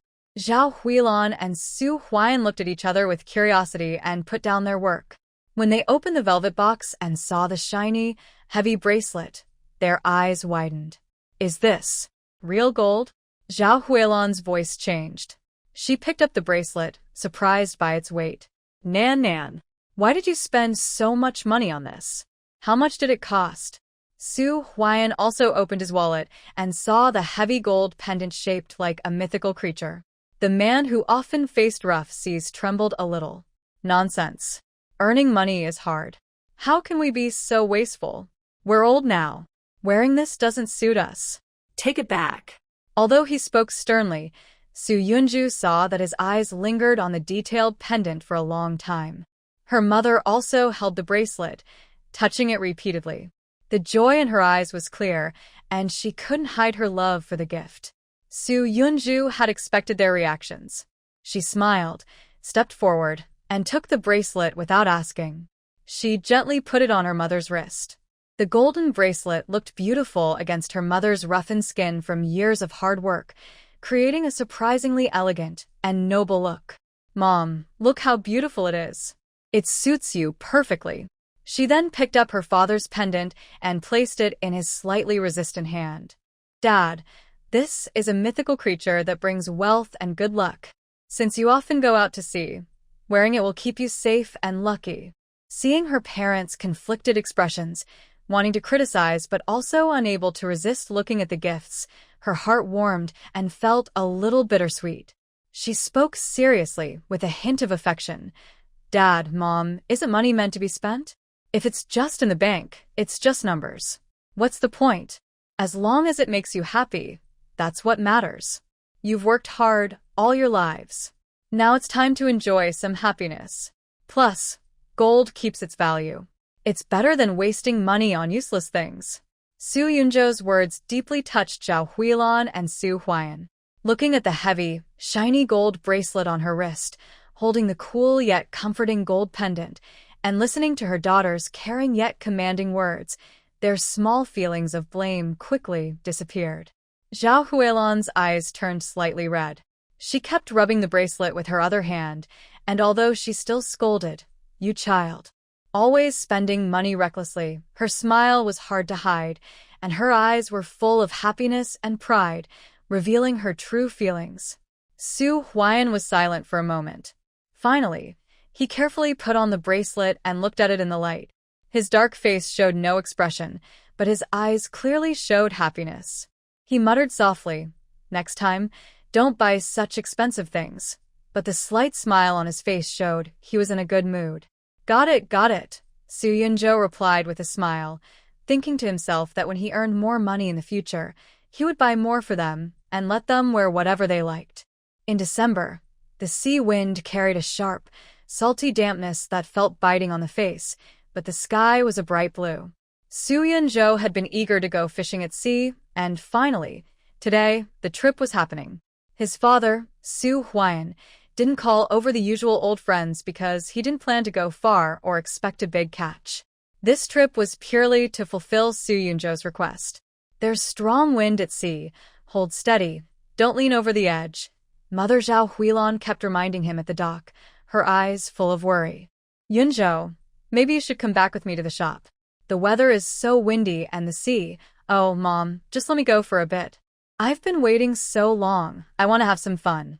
Su Yunjo quickly interrupted her. This trip was something he had begged his father for a long time, and he couldn't give up halfway. All right, you're such a kid. Old Su, watch out there. Zhao Huilan watched the fishing boat leave until it became a small dent in her sight. The boat moved across the winter sea, breaking white waves and leaving a long, fading trail behind. Although the sun generously shone on the sea, making the sparkling gold dance with the waves to chase away some cold, the biting sea breeze still carried a sharp, salty dampness, reminding everyone that it was deep winter. Su Huan's rough, textured hands rested steadily on the steering wheel, moving with the skill of an instinct.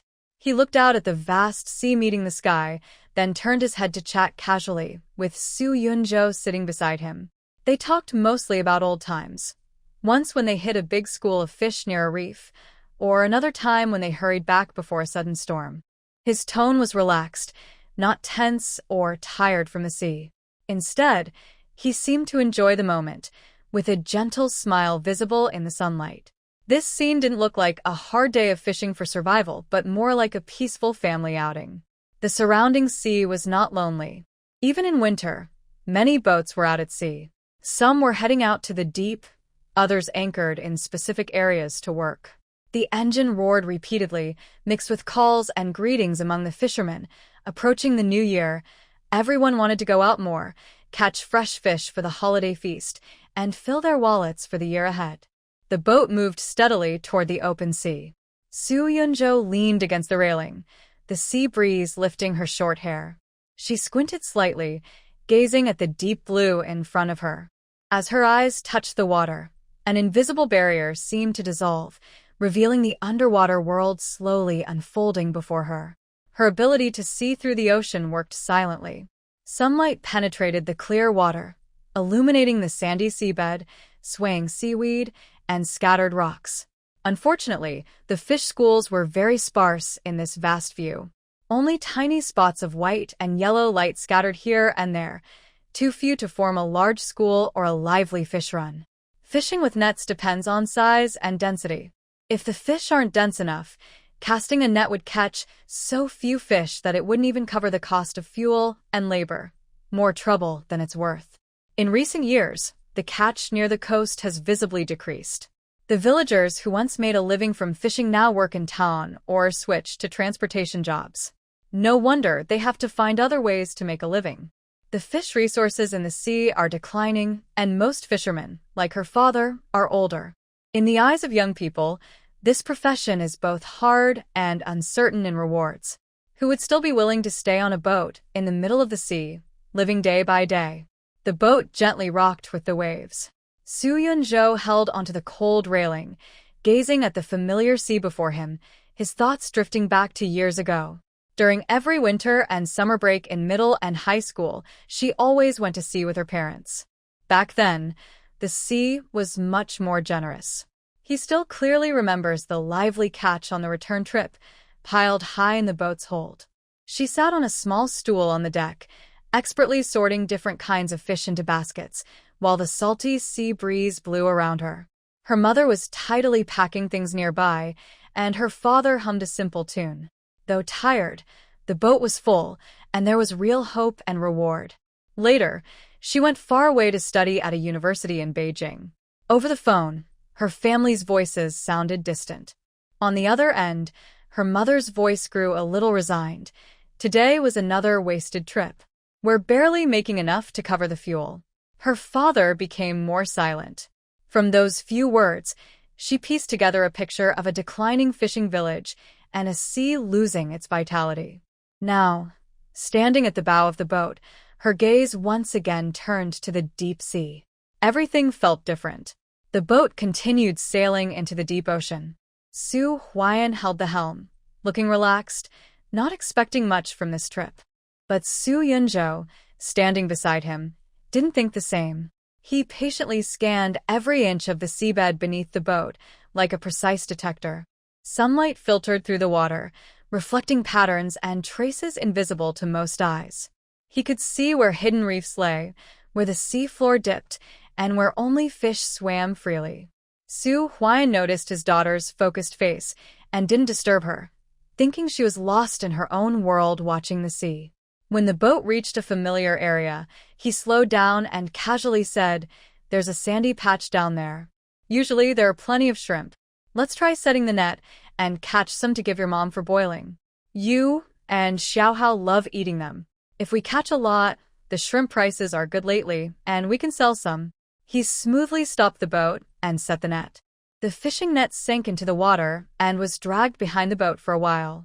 When they pulled it up, there wasn't much surprise, just lively shrimp tangled in the net, along with a few confused small fish and crabs. As Soo-hwan said, these shrimps are evenly sized and bright in color, making them good quality for selling. "See, this is normal," Soo-hwan said as he quickly picked the shrimps into a basket, smiling at Soo-yeon-jo. Finding fish in the ocean is like looking for a needle in a haystack. 9 out of 10 nets come up empty. Having these is already pretty good, Su Yunju didn't reply. She had been quietly watching for a long time and gradually understood the key problem, although she had a golden finger that let her see through the ocean and clearly spot where the fish schools were and how big they were. The sea was just too vast. Her eyes could catch the flickering light circles, but she couldn't directly tell her father. 300 meters to the left, there are groupings of bream, or there are mackerel hiding in the deep gully ahead. She was seeing with her eyes, but her father didn't know that. If she kept giving vague directions and he blindly turned left and right, maybe once or twice luck would be on their side. But if it happened too often, what would her father think? How could she explain? Suddenly, Su Yunju's attention was caught by a deep water area to the front right. In her view, that part of the sea was swirling with constantly gathering and dispersing yellow light circles, along with many white ones. Even more startling, it seemed like a few golden rays flickered in the center of the circles. Was it just an illusion caused by sunlight passing through the water, or was there really something valuable and big down there? No matter what the gold color was, the yellow and white circles covered a large area, dense and widespread. Definitely a big school of fish. Dad, she steadied her mind and casually asked, still staring at the deep yellow area. How you think my luck has been with fishing lately? Su Huayan was checking the rope and didn't look up. He just chuckled. What do you think? Your luck is definitely better than mine. He remembered the amazing catches Su Yunju brought back and her strange fishing methods that he couldn't understand but always caught fish with. In the end, he could only think it was just luck from heaven. Then, Su Yunju turned her head, her eyes shining brightly. Which way should we go next? Just follow my lead, okay? Sure. Su Huayan was amused by his daughter's rare childishness and happily turned the steering wheel toward her. Wherever you point today, that's where we'll go. I'll be the captain. Great. Turn right ahead, at the 10 o'clock position. Su Yunju confidently pointed toward the deep yellow area. The fishing boat slowly changed direction, breaking through the waves to head toward her designated area. As they got closer, the scene in her eyes became clearer and more impressive. The yellow glow gradually split apart, revealing the truth inside. Golden light from a group of large, plump yellow croakers. Next to them, graceful red-spotted fish with star-like patterns swam elegantly. The main part of this glowing circle was made up of many flat-bodied fish with shiny silver-blue scales, blue round scads, the most popular fish in the local market. These fish are not the most expensive, but their meat is firm and very tasty. They sell a lot, and their price stays steady. This group of fish was the largest she had ever seen. Dad, Su Yunjua held back her excitement and pointed at the boiling sea area. Stop here. Cast the net and drag it straight ahead. Su Huayan looked in the direction her finger pointed. He remembered that part of the water. It usually seemed ordinary, even a barren area. He hesitated for a moment, but saw her determined expression and followed her instructions. He skillfully pressed the switch on the net machine, which made a deep, powerful hum. Then he grabbed the control lever, and the heavy net sank into the sea. With mechanical help, the large net, like a stretched steel serpent, made a dull splash as it quickly and orderly sank into the water, precisely covering the area where the fish with the brightest glow gathered. Hold on tight, Su Huayan shouted to Su Yunjua, then returned to the steering position and started the trawling operation. The engine roared louder as the boat moved at a speed suitable for dragging the net. Su Yunjua held her breath, her eyes piercing through the water, closely following the underwater net. She clearly saw countless silver-blue scad, golden croakers, and colorful spotted fish being caught in the net. They struggled wildly, crashing and fighting inside the big net bag, which was filling up quickly. The resistance to pulling the net increased noticeably. By the side of the boat, Su Huayan took out a pack of cigarettes, lit one, and squinted as he looked at the calm sea behind. Then he glanced at Su Yunjua, who was focused and confident with her side face. He exhaled a circle of smoke, with a mix of playfulness and the cautious attitude of an old fisherman. He asked, Yunzhou, you seem so confident. How many fish do you think are in this net? How many fish? Su Yunzhou was caught off guard by the question. She could see the bright silver blue and gold colors, knowing there were definitely many fish, but she hadn't yet figured out how to estimate their weight. She winked playfully and said confidently, "Dad, I definitely won't let you down. There are way more than the last net with shrimp." "Haha, okay. I'll wait to see her way more then." Su Huan was amused by her look and laughed as the sea breeze carried his voice. He thought it was just a child's words and didn't take it too seriously. The dragging of the net slowly continued, filled with anticipation from both father and daughter. When they started pulling the net, Su Huan noticed something was wrong from the machine's load sound. It was much heavier and duller than usual, and the pulling cable was very tight. "Why is this net so heavy this time?" he muttered to himself, carefully increasing the power. As the winch turned slowly, the heavy fishing net soaked in seawater was gradually pulled up. The large net bag finally surfaced, and Su Huan's eyes widened instantly. The net bag was no longer in its usual shape, bulging with a frantic, struggling catch inside, heavy and round. Under the sunlight, it was packed tightly, shimmering with large patches of silver blue. Amidst the surging silver waves, there were dazzling streaks of gold and red markings. My Sea Dragon King, Su Huan gasped, his hand trembling with excitement as he held the control lever. His voice was full of shock and joy. The net burst? Truly a burst net. How could there be so many big waves? And Is that a large yellow croaker? A grouper? This catch far exceeded anything he had ever caught in the past few years. And judging by the size, color, and vitality of the fish, they were top quality. Seeing her father's speechless shock and then overwhelming joy, Yunzhou felt a burst of happiness inside. "Looks like," she said with a little pride in her tone, "my luck is pretty good after all." The heavy fishing net was completely pulled onto the stern deck. With a loud splash, a fish mountain, made of silver blue, golden yellow, and red-striped fish suddenly spilled out, almost covering the entire work area.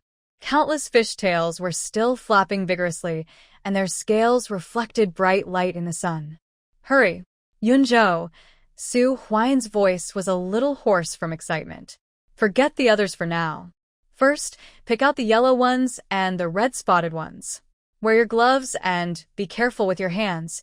By yellow, he meant the shiny big yellow croaker, and red-spotted referred to the spotted grouper. These two types are the most valuable in this catch. They must be handled carefully right away, especially ensuring the big yellow croaker stays alive. Live fish are worth much more than dead ones. The father and daughter immediately crouched down and started a treasure hunt among the still jumping, thrashing fish. Yunzhou was quick and careful, avoiding the sharp dorsal fins. She picked up a large, fat yellow croaker with golden scales, feeling its body still full of life as it twisted in her hands. "Dad, this big one is still alive. Quick, give it to me." Seeing this, Su Huan stepped forward quickly to take the big fish from her hands. He moved carefully and swiftly. Deep-sea fish have a special swim bladder structure.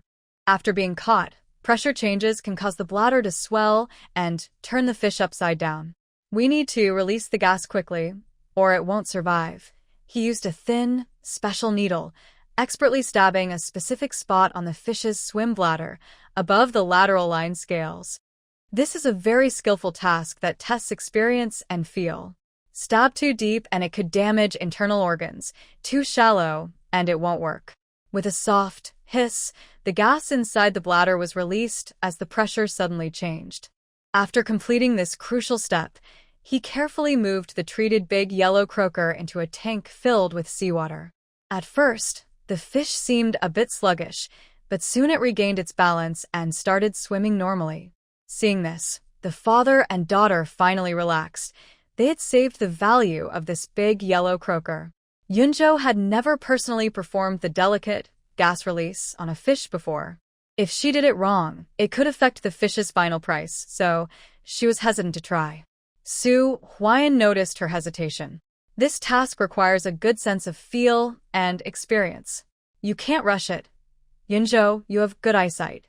Please find the hidden gold underneath. Leave this task to Dad. Okay, without wasting time, she carefully picks out the valuable large yellow croaker, preparing for her father's detailed work. The net's catch isn't large, and after finishing, Yunjo turns her attention to the red-spotted grouper. When she reaches out to grab it, she moves carefully. Seeing this, Su Huan speaks lightly. This kind of grouper is tougher and doesn't need to be vented like the yellow croaker. They live around reefs, so the water pressure changes aren't as extreme. He takes the grouper from her hand, quickly placing it into another live water tank, and explains they are most afraid of bumps and lack of oxygen. Look at its beautiful skin. Scratches make it less valuable. We keep it separate, add oxygen to the water, and bring it back safely. It will definitely survive. Sure enough, after entering the water, the grouper quickly recovers in the oxygen-rich tank and swims freely. Feeling excited about the big catch under his guidance, Yunjo's heart is full of thrill, and her eyes sparkle with excitement.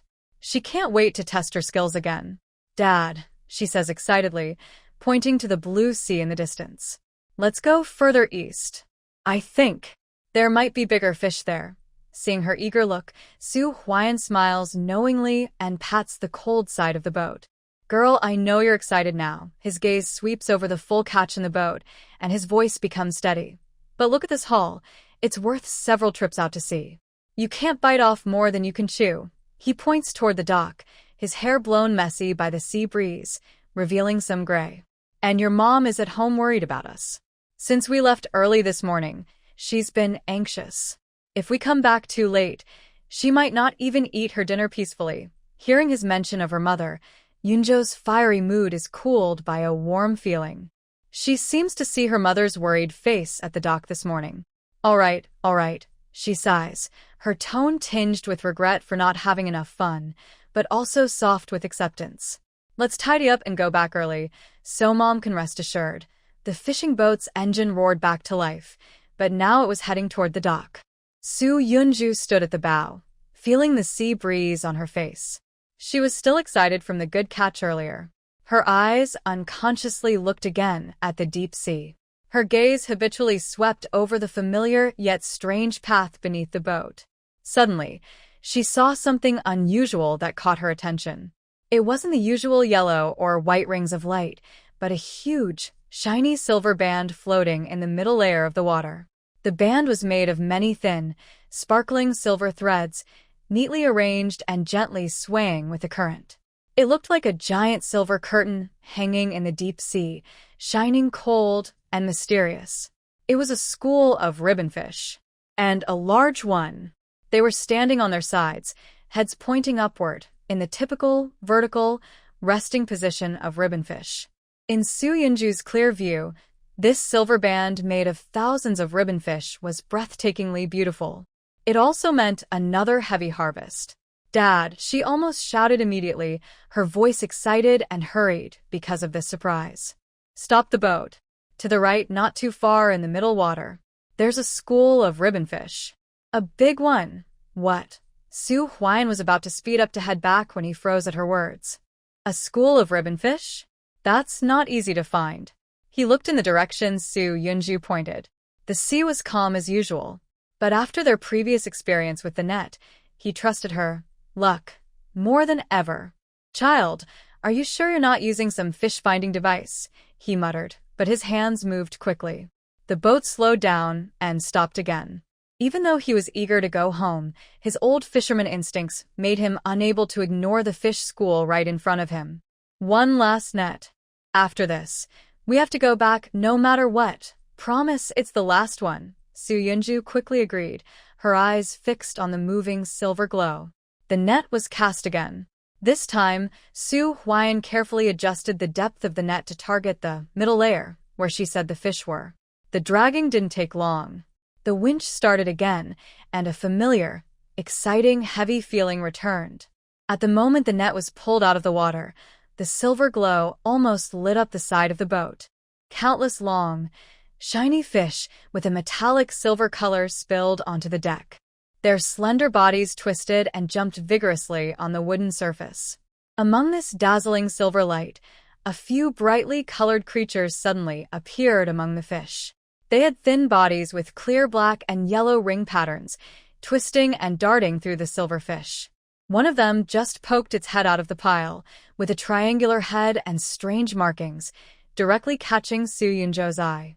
Ah! Oh my gosh! Snake! She shouted uncontrollably. Almost instinctively, before her brain fully reacted, her gloved right hand shot out like lightning, accurately grabbing the slippery creature right behind its head. The whole move was quick, precise, and fierce, her body's instinct responding before fear could take over. It wasn't until she felt the cold touch and the struggling force from her glove that Su Yunjo suddenly felt like she'd been burned, and she slammed the creature onto the deck. She quickly grabbed a nearby stick and hit it a few times until it stopped moving. Still shaken, she stepped back repeatedly, her face turning pale. Scared me to death. Next to her, Su Huayan, who had been about to come help, watched her swift yet clumsy action. First he froze, then couldn't help but laugh out loud. He kicked aside the dead sea snake with his foot and teased, "Wow, I saw how fast you moved just now, like you've been practicing. I thought you'd be brave enough now, not afraid of this thing anymore." Su Yunjo, still trembling, patted her chest and glared at her father with annoyance. "I'm scared, but I can't let it bite me, right? Is this thing poisonous or not? Don't worry, this kind of sea snake isn't very toxic. Even if it bites you, it'll just swell for a couple of days," Su Huayan said with a smile, looking proud. "But that quick move just now, you did it like an experienced fisherman. Sit down and rest for a bit. I'll check it out." Looking at the last net caught on the way back, Su Huayan wiped the sweat from his face, then glanced at the full hold of fish, and finally at the still-shaken Su Yunjo. He shook his head with a mixture of helplessness and affection, smiling as he said, "Your luck. It's so good that even the Sea Dragon King might send you a big gift. Let's go, let's go. Now it's really time to go home. If we stay any longer, the boat might sink." The sunset turned the sea into a warm gold-red color. The fishing boat, full of joy, harvest, and a little adventure, shimmered on the waves as it headed back home. The fishing boat slowly moved toward the dock in the sunset. Its load of fish made the boat sit lower in the water, and it was quite deep. Su Huayan was steering the boat. His genuine smile from when he set the net never left his face. The wrinkles around his eyes looked full of happiness. Before the boat reached the dock, he could see some familiar figures, local seafood vendors who often stayed there. They were stretching their necks, watching each returning boat like eagles waiting for prey to come home. "First, I need to settle the big yellow croaker," Su Huayan muttered to himself. He took out his phone and dialed a number saved as Old Gu. The call was answered quickly, and a cheerful voice said, "Old Su? You're back so early today. How was the catch?" "Old Gu, I hit the jackpot today." Su Huayan lowered his voice but couldn't hide his excitement. "We got over 50 big yellow croakers, mostly over 1.5 pounds, and they look great. There are also more than 20 East Star groupers, all fat and lively. Want to come see?" On the other end, Gu Jiaming perked up immediately. "Wild big yellow croakers? Still alive? Over 50 of them? All over 1.5 pounds? Wait for me. I'll bring people and equipment right away. Don't let anyone else get near." After hanging up, Su Huayan finally relaxed. If those middlemen got wind of this catch, they would try to buy it cheap. It's better to sell directly to Old Gu, who knows the business and owns a seafood company. That way, he can get a good price and avoid trouble. Seeing the familiar outline of the dock getting closer, he quickly called Zhao Huilon. "Huilon, come to the dock to help. The sooner we finish, the sooner you can go home." On the other end, Zhao Huilon heard him say the net was bursting, and she hesitated but decided to close her shop. She rode her electric bike toward the dock. As soon as the boat was steady and the gangplank was laid, some sharp-eyed fish vendors gathered around. They had been working at the dock for years. Their noses were sharper than hounds. They immediately saw that this boat was heavily loaded, definitely returning with a full catch. "Old Su. Great catch today. Any good fish? Let me see first. Any East Star groupers? Price is negotiable." Su Huayan stood at the bow of the boat, facing the noisy questions. He smiled and kept everyone away from the gangplank. Everyone, don't be in such a hurry," he said loudly, louder than the noise. The boat just docked. We need a moment to breathe and sort the cargo. There will definitely be good stuff for everyone. Let me count first, then we can talk, he spoke smoothly, not giving a final answer yet. The fishmongers were anxious, but knew Su Huayan was an experienced old fisherman. They couldn't fool him, so they stretched their necks at the dock, trying to listen for news. At that moment, Zhao Huilan arrived. She pushed through the crowd, quickly stepped onto the gangplank, and was dazzled by the shiny cargo, especially the bright yellow and red fish swimming in the live water tank. Old Su, this. She lowered her voice, clearly shocked. Su Huayan gave her a reassuring look and whispered, I've already talked with Lao Gu. He'll bring people over soon. Zhao Huilan immediately understood and didn't ask more. She quickly started helping to sort the piled-up fish and other miscellaneous catches. Her movements were fast and precise. With each grab and release, the fish were sorted into different baskets based on size and appearance. Su Yunju had been busy sorting even before her mother arrived.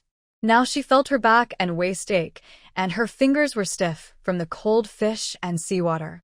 The strong fishy smell filled her nose, seeming to seep into every strand of her hair and every piece of clothing. She felt like she was being pickled by the ocean scent. Looking at the half-sorted little mountain of fish in front of her and glancing at her mother's calm, tireless figure, Su Yunju wiped the sweat from her forehead with her arm and sighed. My goodness, earning this money. It's really not easy. Zhao Huilan looked up and saw her frowning, quietly moving her stiff fingers. She kept sorting the fish, her voice full of concern. Yunju, are your hands sore? Come, sit over there and rest for a bit. Mom and Dad can handle these. Seeing her parents busy among the fish piles, hardly lifting their heads, Su Yunju felt it was inappropriate to rest alone. If she worked a little more, her parents could relax a bit. She worked harder with her hands, speaking cheerfully. Mom and Dad, I am a bit tired, but if we work a little faster, we can finish early and go home sooner. She added eagerly, when we get back, Mom, I'm really craving your spicy chicken feet. Just thinking about the taste makes me excited. Zhao Huilan was amused by her childish words and gently shook her head with a mix of helplessness and affection. You girl, since you were little, you've liked spicy food the most. Fine, I'll make it for you when we get back. Enough for everyone. Their simple chat eased their fatigue. On the deck, filled with the smell of the sea, the family's caring hearts made even hard work feel warm and pleasant. Soon, only the smallest and most mixed batch of fish remained on the deck.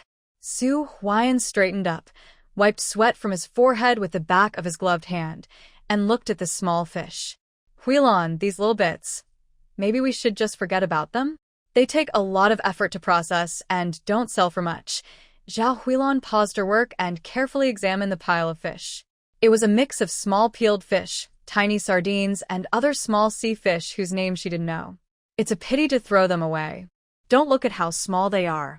If you pick through them carefully and salt them, the sun's good these days, and they can be dried into small fish. When they're ready, we can sell them in the shop. They're cheaper, but the old neighbors buy them to fry, add to porridge, or eat with pancakes. Everyone loves them, and they sell fast. As she spoke, she already started picking out the more intact small fish. Although the shop's dried seafood was mostly bought wholesale from outside, these small dried fish, along with the good catches, Su Huayan sometimes caught himself, like dried eels and shrimp, were the shop's special items. Sometimes, they also bought dried fish from the old uncles and aunts in the village, who dried their own fish with good quality and honest ingredients. Regular customers trusted these. This was the business philosophy of Su Seafood, offering a full range of products from outside sources, plus homemade dried goods to build a good reputation and unique style. These seemingly insignificant small dried fish, after soaking up the sun and sea breeze, would become real income for the shop. Before they finished tidying up the small fish on the boat, Gu Jiaming had already brought 2 assistants and arrived at the dock in a special freshwater transport truck. He quickly jumped onto the boat, first shaking hands firmly with Su Huayan. When his eyes swept over Zhao Huilan and Su Yunzhou, who were busy working, a warm smile appeared on his face, and he nodded to greet them. Sister-in-law is here too?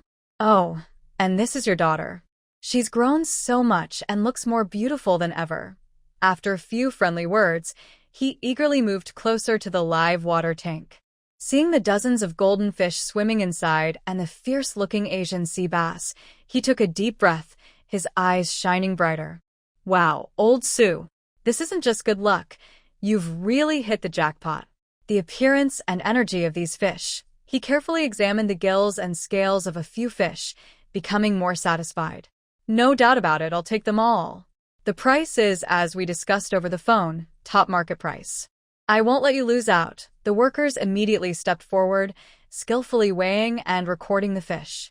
The big yellow croaker weighed 86 pounds, and the Asian sea bass was 52 pounds. Gu Jiaming looked at the scale and roughly calculated the total amount in his mind. He directed the workers to carefully transfer these, soft gold, into specialized water tanks, moving gently as if handling treasures. Other fishmongers and fishermen at the dock saw the scene and began to envy and discuss. Wow, did you see that? Old Sue really made it this time. A middle-aged man with dark skin crossed his arms and mumbled, "Wild big yellow croaker that's lively and jumping." It's been a long time since I saw so many. Not just the big yellow croaker. Look at those Asian sea bass, each one so fat, with perfect red spots. This trip probably makes up for several of our busy days. Exactly. Old Sue's luck is incredible. Maybe the Sea Dragon King sent him a gift on purpose. Just those few yellow and red ones are worth a lot. I think old Gu is worried someone might snatch them. Look at how deep the boat sits in the water. It's definitely more than just these fish. At this moment, Gu Jiaming's gaze swept over the other fish and the well-organized ribbonfish nearby. Old Sue. He nudged Su Huayan with his elbow and pointed to the ribbonfish, smiling. So, are these good fish reserved for something else? Or do you think I, old Gu, am not worth your trust? Su Huayan chuckled loudly. What are you saying? Ribbonfish are common. I can get them anytime. I was just thinking of buying some casually at the dock. Gu Jiaming immediately responded in a straightforward, businesslike tone. The recent foreign sea fish season hasn't been very good. I'm running low on stock. I've looked at your batch of fish. Wide strips, shiny silver skin. Really good quality. Let's settle the price together. It's negotiable. Su Huayan looked at his live fish transport truck and hesitated. Your truck. It might be hard to load, right? Come on, what's the big deal? Gu Jiaming waved his hand and quickly took out his phone. I'll have my son bring another truck over. Let's settle the bill now. Pay and take the goods. Please wait a moment. The truck will arrive soon. All the fish had already been unloaded from the fishing boat, just waiting for Gu's truck to pick them up. Gu Qinghe drove his truck into the dock as the sunset just finished casting its last golden streak. The sky was now a gentle grayish blue. Su Huayan's family had just finished their work and was resting at the dock, looking in the direction of the road. Gu Qinghe got out of his truck, glancing through the busy crowd, and almost immediately spotted a familiar yet unfamiliar figure. Su Yunzhou was wearing a short black down jacket with dark jeans, dressed warmly for winter. Her jacket's cuffs were a bit wet from recent work. She stood quietly there, the cool evening sea breeze tousling her slightly messy hair. The yellowish streetlights and dusk cast a soft glow around her. In the background filled with the smell of fish and rough voices, her clear, delicate face and calm presence were the only bright spot in the dull scene. His eyes showed a hint of surprise, then uncertainty, as he tentatively spoke. Su Yunzhou, he had vaguely heard from a high school classmate that she had returned to town. But he instinctively thought that this former classmate, a graduate of a prestigious school, was probably just visiting briefly and would soon return to the big stage in Beijing. He never expected to meet her again in this fishy, rough dock way. When Su Yunzhou saw his handsome, familiar face under the street lamp, she was also stunned. Gu Qinghe, this person was actually her high school classmate, the former class monitor. They weren't close, more like acquaintances who nodded at each other, having exchanged good wishes in their graduation yearbook. Meeting here at their hometown dock was quite unexpected. Gu Qinghe looked at her surprised expression.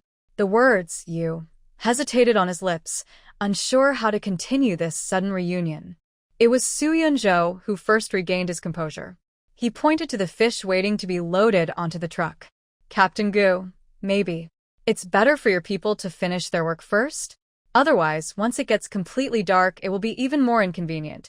Yes, let's handle the main business first. Gu Qinghe agreed smoothly. He immediately refocused and confidently directed the workers to start loading the fish. He rolled up his sleeves and helped out, moving quickly and skillfully, clearly experienced in handling these tasks for his family. Once all the catch was safely loaded, Gu Qinghe approached the 3 members of the Su family again. He politely greeted Su Huayan and Zhao Huilon, speaking with respectful words typical of a younger person. Only then did Su Huayan and Zhao Huilon realize that this capable young man from the Gu family was actually a high school classmate of their daughter, something they had never heard anyone mention before. After a busy day, both sides were eager to go home. Su Yunzhou felt exhausted and just wanted to return quickly to enjoy the spicy chicken feet her mother promised.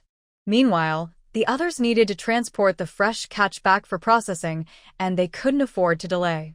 Gu Qinghe did want to talk more with Su Yunzhou, the unexpected old classmate, to ask about her recent life, but the current situation was not suitable. Uncle and Auntie will go now. He politely said goodbye, his gaze lingering on Su Yunzhou with a perfect smile. See you next time. He thought that if Su Yunzhou really stayed in town, their next meeting wouldn't be too far away. But he felt it wasn't enough. Suddenly, he gathered his courage, stepped forward, and took out his phone from his pocket. Su Yunzhou, his voice carried a slight, barely noticeable nervousness. Can we add each other on WeChat? It's easier to keep in touch as old classmates. Su Yunzhou was momentarily stunned, but quickly took out her phone. Sure. She looked down, tapped on the screen to bring up her contact QR code, and handed it over. She didn't notice that Gu Qinghe saw the message on the screen. QR code adding function not enabled. The atmosphere suddenly became a little awkward. Sorry, Su Yunzhou also remembered and looked a bit embarrassed. She hurried to explain. Last time my brother played with my phone and turned off all the ways to add contacts, worried I'd be disturbed by strangers. Maybe I should add you. Let me scan your QR code. Gu Qinghe sighed in relief and quickly showed his WeChat QR code. With a soft beep, the addition was successful. Done. Su Yunzhou shook his phone, and the screen showed the friend request sent page. Okay, I've accepted. Gu Qinghe looked down to operate his phone, a slight smile on his face. Without delay, he nodded to the 3 people from the Su family and said goodbye. Uncle, Auntie, we're leaving. Su Yunzhou, let's stay in touch on WeChat. Be careful on the way. Su Huayan smiled and waved. They said goodbye, and the sound of car wheels faded away. Mom and Dad, let's go home soon too. Night fell deeper, and the tempting smell of food wafted from the Su house. The family sat around the dining table. The dishes weren't complicated, but they tasted like home. In the middle was the spicy chicken feet that Su Yunzhou loved so much, bright red, tempting, and full of flavor, making you want to keep eating. After a busy day, this dinner was especially delicious and satisfying. Su Yunzhou happily chewed the spicy, tender chicken feet, his lips red from the spice, but he couldn't stop. He scooped a piece into his father's bowl. Dad, you worked the hardest today. Eat more. Zhao Huilon looked at her husband and daughter with a smile, then put a piece of tender fish into Su Yunzhuo's bowl. You should eat more too. If it weren't for you today, we wouldn't have such good results. Su Huayan took a bite of the chicken feet his daughter handed him. The spicy flavor spread in his mouth, and he squinted happily. After working hard, being able to enjoy a hot meal and a little drink makes it all worth it. Yeah, Zhao Huilon added with a caring tone, but your back is going to be sore again tomorrow. That's no problem. Su Huayan waved his hand, a hidden smile on his face. As long as we get such a harvest every day, a little soreness is worth it. After dinner, instead of rushing to clear the dishes, Su Huayan carefully took out a small notebook and calculator from the inner room and spread them on the table. Zhao Huilon wiped her hands and sat nervously but eagerly nearby. Come on, let's calculate today's earnings. Su Huayan's tone carried a hint of excitement as he carefully counted each item, his fingers flying quickly over the calculator. Big yellow croaker, 86 pounds, at the top price of 12 yuan per pound. That's 103,000 yuan. E-Star Grouper, 52 pounds, at 5.1 yuan per pound. That's 26,000 yuan. Hairtail fish is the main catch, over 3,000 pounds, at 15 yuan per pound. That's 45,000 yuan. Also, there are quite a few black-haired fish, true sea bream, and shrimp. All together, it's over 10,000 yuan. The total sum, 196,000 yuan. Almost 200,000? Zhao Huilan's voice wavered with shock as she repeatedly looked at the numbers on her husband's notebook and the calculator screen, as if she couldn't believe her eyes. Old Su, you didn't make a mistake, right? Just in one day. This was nearly half a year's pure profit for her seafood shop. Su Huiyan's face was full of uncontrollable joy and pride. Of course I didn't make a mistake. Huilan, these 2 big fish schools today were all found by our daughter. Without her guidance, we wouldn't have this kind of income. Zhao Huilan looked at Su Yunju with pride. Yes, yes, yes. Look at me. I'm so happy I can't think straight. Today, it's all thanks to Yunju. Compared to her parents' excitement, Su Yunju remained unusually calm. She sipped her warm water lightly, a relaxed smile on her face. Seeing her parents' unbelievable surprise, she felt warm inside and full of a sense of achievement. This calmness didn't mean she was indifferent to money. On the contrary, she knew how much this income was worth. But compared to the gold beads she had previously earned easily, 35,000 yuan, it seemed ordinary.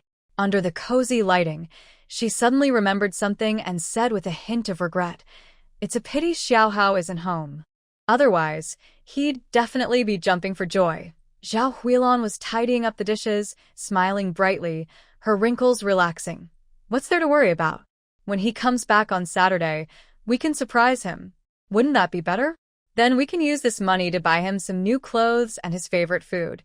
Yes, that's the right thing to do. Su Huiyan nodded in agreement, feeling completely filled with a sense of peace and happiness. On the other side, Gu Qinghe returned to his brightly lit seafood shop. He helped unload the catch from the truck and saw his father, Gu Jianming, seeing off a regular customer with a happy glow on his face, as if a big deal had been made. "You're back," Gu Jianming greeted his son cheerfully. Turning his head, he noticed that his son looked a bit different today. Although Gu Qinghe had come back to help as usual, he usually looked a bit distant and reluctant when dealing with fish and seafood, as if completing a task. But now, his lips seemed to lift slightly without thinking, and his eyes were much brighter than usual, showing a light, happy feeling. Gu Jianming was experienced in business and had sharp eyes. He could see through his son easily. He poured a cup of hot tea and handed it to his son, casually asking, "Qinghe, you look like you found some money on the road? Or had some happy news?" Gu Qinghe took the tea, feeling the warmth in his fingers, which made him feel better. He took a sip and didn't deny it directly. Instead, he said thoughtfully, "Well, kind of. I met someone. Someone I haven't seen in a long time." "Oh," Gu Jianming raised an eyebrow, and a quick image flashed through his mind. His son's moment of distraction at the dock tonight, and the beautiful daughter of old Su's family. Feeling a bit sure of himself, he asked cautiously, "Old Su's daughter?" "Yes," Gu Qinghe replied without avoiding. "We were high school classmates." "High school classmates?" Gu Jianming chuckled and pointed at his son with his finger. "You kid, you have many high school classmates in town. I've never seen you so happy when you meet someone again. Is it the girl from the Su family?" Different. Under his father's understanding and teasing gaze, Gu Qinghe's thoughts were almost impossible to hide. He paused for a moment, as if examining his own feelings. Finally, he looked up, and his eyes showed less hesitation and more honesty. "Dad, I don't know, but I think I like her." "Hey, what do you mean, think you like her?" Gu Jianming pounded the table loudly, raising his voice a bit. "A real man if you like someone, just like her. No hesitating. If you like her, go after her." He became more confident about this, and his enthusiasm grew. "I know old Su well. We've been friends for many years. How about Dad helping you lay the groundwork first and gauge the situation?" No. "Dad, please don't do that." Gu Qinghe immediately stopped him, speaking firmly. "Don't mess around. I have my own ideas. Let me handle it myself." Seeing his son's rare determination and slightly reddened ears, Gu Jianming was momentarily surprised, then burst into laughter and waved his hand. All right. Your young people do your own thing. But I must remind you, good girls don't wait around forever. Gu Qinghe didn't reply further. He just lowered his head to drink his tea, feeling a deeper ripple in his heart because of his father's words and tonight's unexpected reunion. After the excitement of returning from the sea on their first trip, Su Yunzhou lay on her bed, calmly reviewing the whole day. Using her dad's boat was not a long-term solution. She could see the glowing circles where fish gathered underwater, but her dad couldn't. To him, her guidance seemed like random luck. Today's big catch and her family's excitement made her parents believe in her so-called luck, so they didn't doubt her. But if she kept wandering aimlessly on the vast sea, it would waste fuel and attract suspicion. She must have her own boat.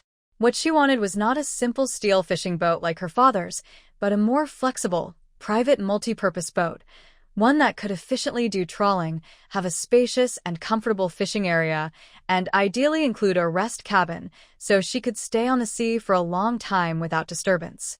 But there was a problem. First, money. A boat that suited her would be quite expensive. Second, and very important, the boat license.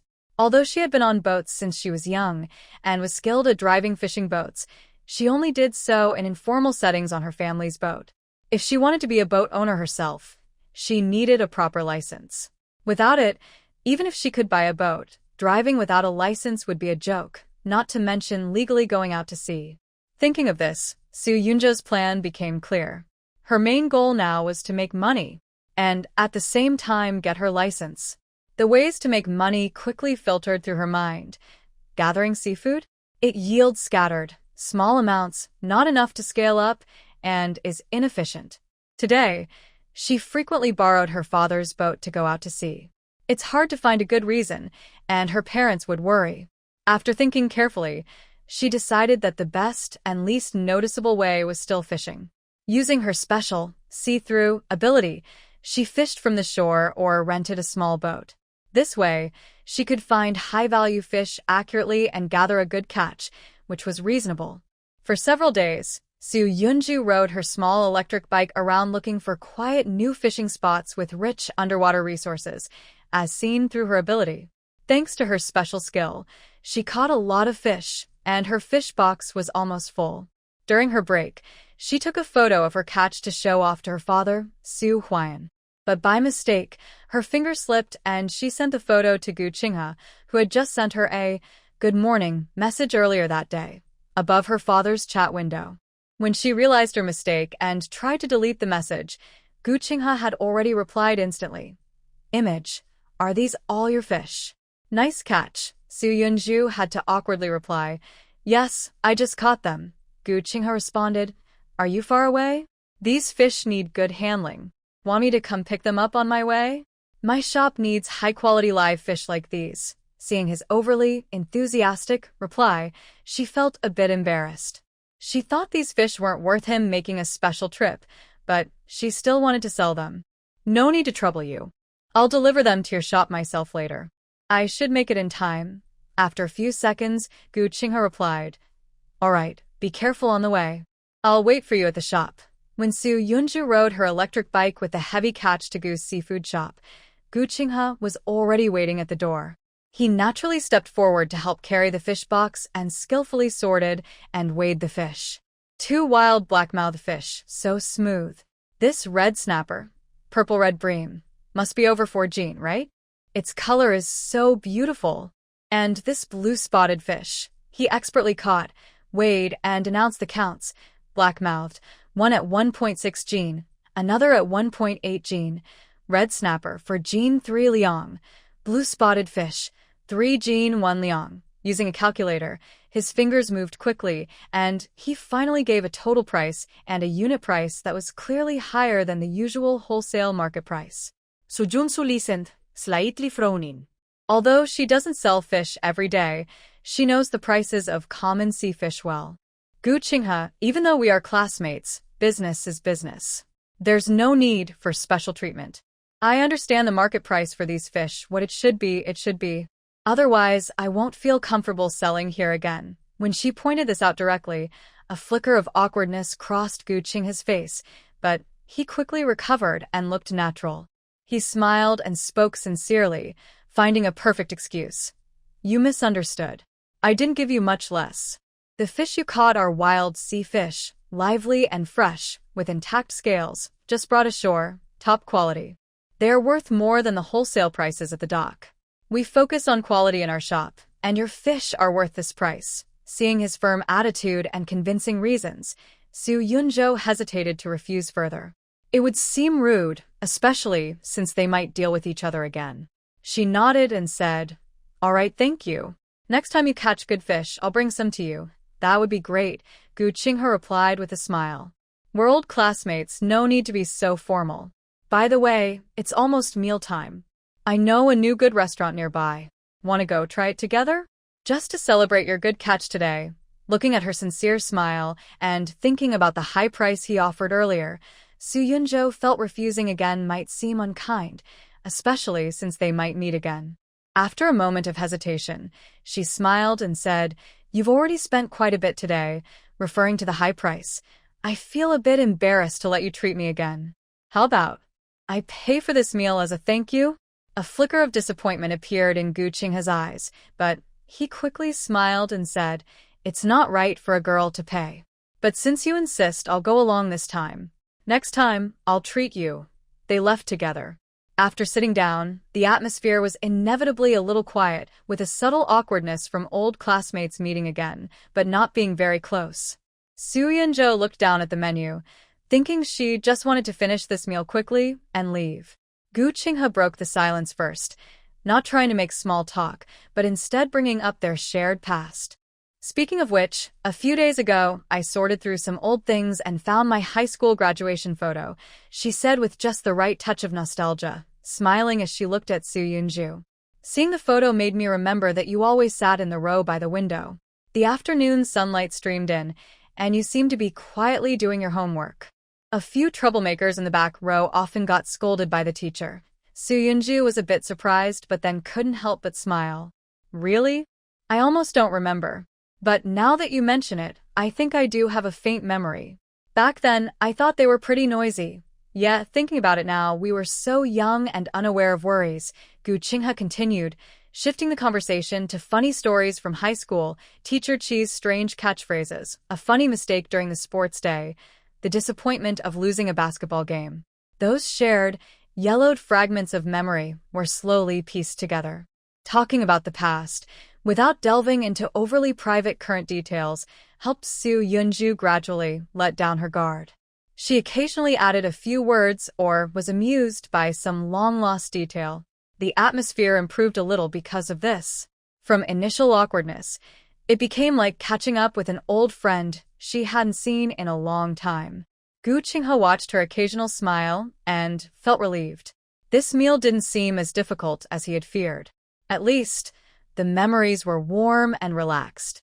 At the same time, there should be plenty of comfortable space for fishing, equipped with a live water tank so she can relax and fish for high-value species. Most importantly, there must be a cabin where she can rest or even stay overnight, with beds, storage cabinets, and a small kitchen. This way, she can stay on the sea for a long time without disturbance and make the most of her ability to see underwater. Such a boat either needs to be custom-made or bought as a finished product and then significantly modified. Either way, the cost is far beyond 50,000 yuan. Plus, ongoing expenses like maintenance, fuel, and docking fees make it financially heavy. Although fishing income is much higher than a regular job, she still needs other ways to quickly save money. Looking at her bank card balance, just over 500,000 yuan, Su Yunzhou leaned back in her chair, tapping her fingers on the table unconsciously. She knew very well that, based on her current speed of catching high-quality fish, it would take too long to reach her goal. Deep inside, she secretly hoped for another lucky encounter, like discovering the pearl. Earning a single catch that could easily bring in hundreds of thousands felt exhilarating. But she also knew that such lucky breaks were rare and unpredictable. Among the sea fishing team, Su Yunzhou's equipment was not the most impressive among experienced fishing friends, but her almost always successful catches quickly drew attention. That day, She chose her usual spot near the outer reef area. Using her ocean vision, she clearly saw about 15 meters underwater a small group of good-sized red snappers swimming through the crevices of the reef. She skillfully baited with live shrimp and precisely cast her line in front of the fish.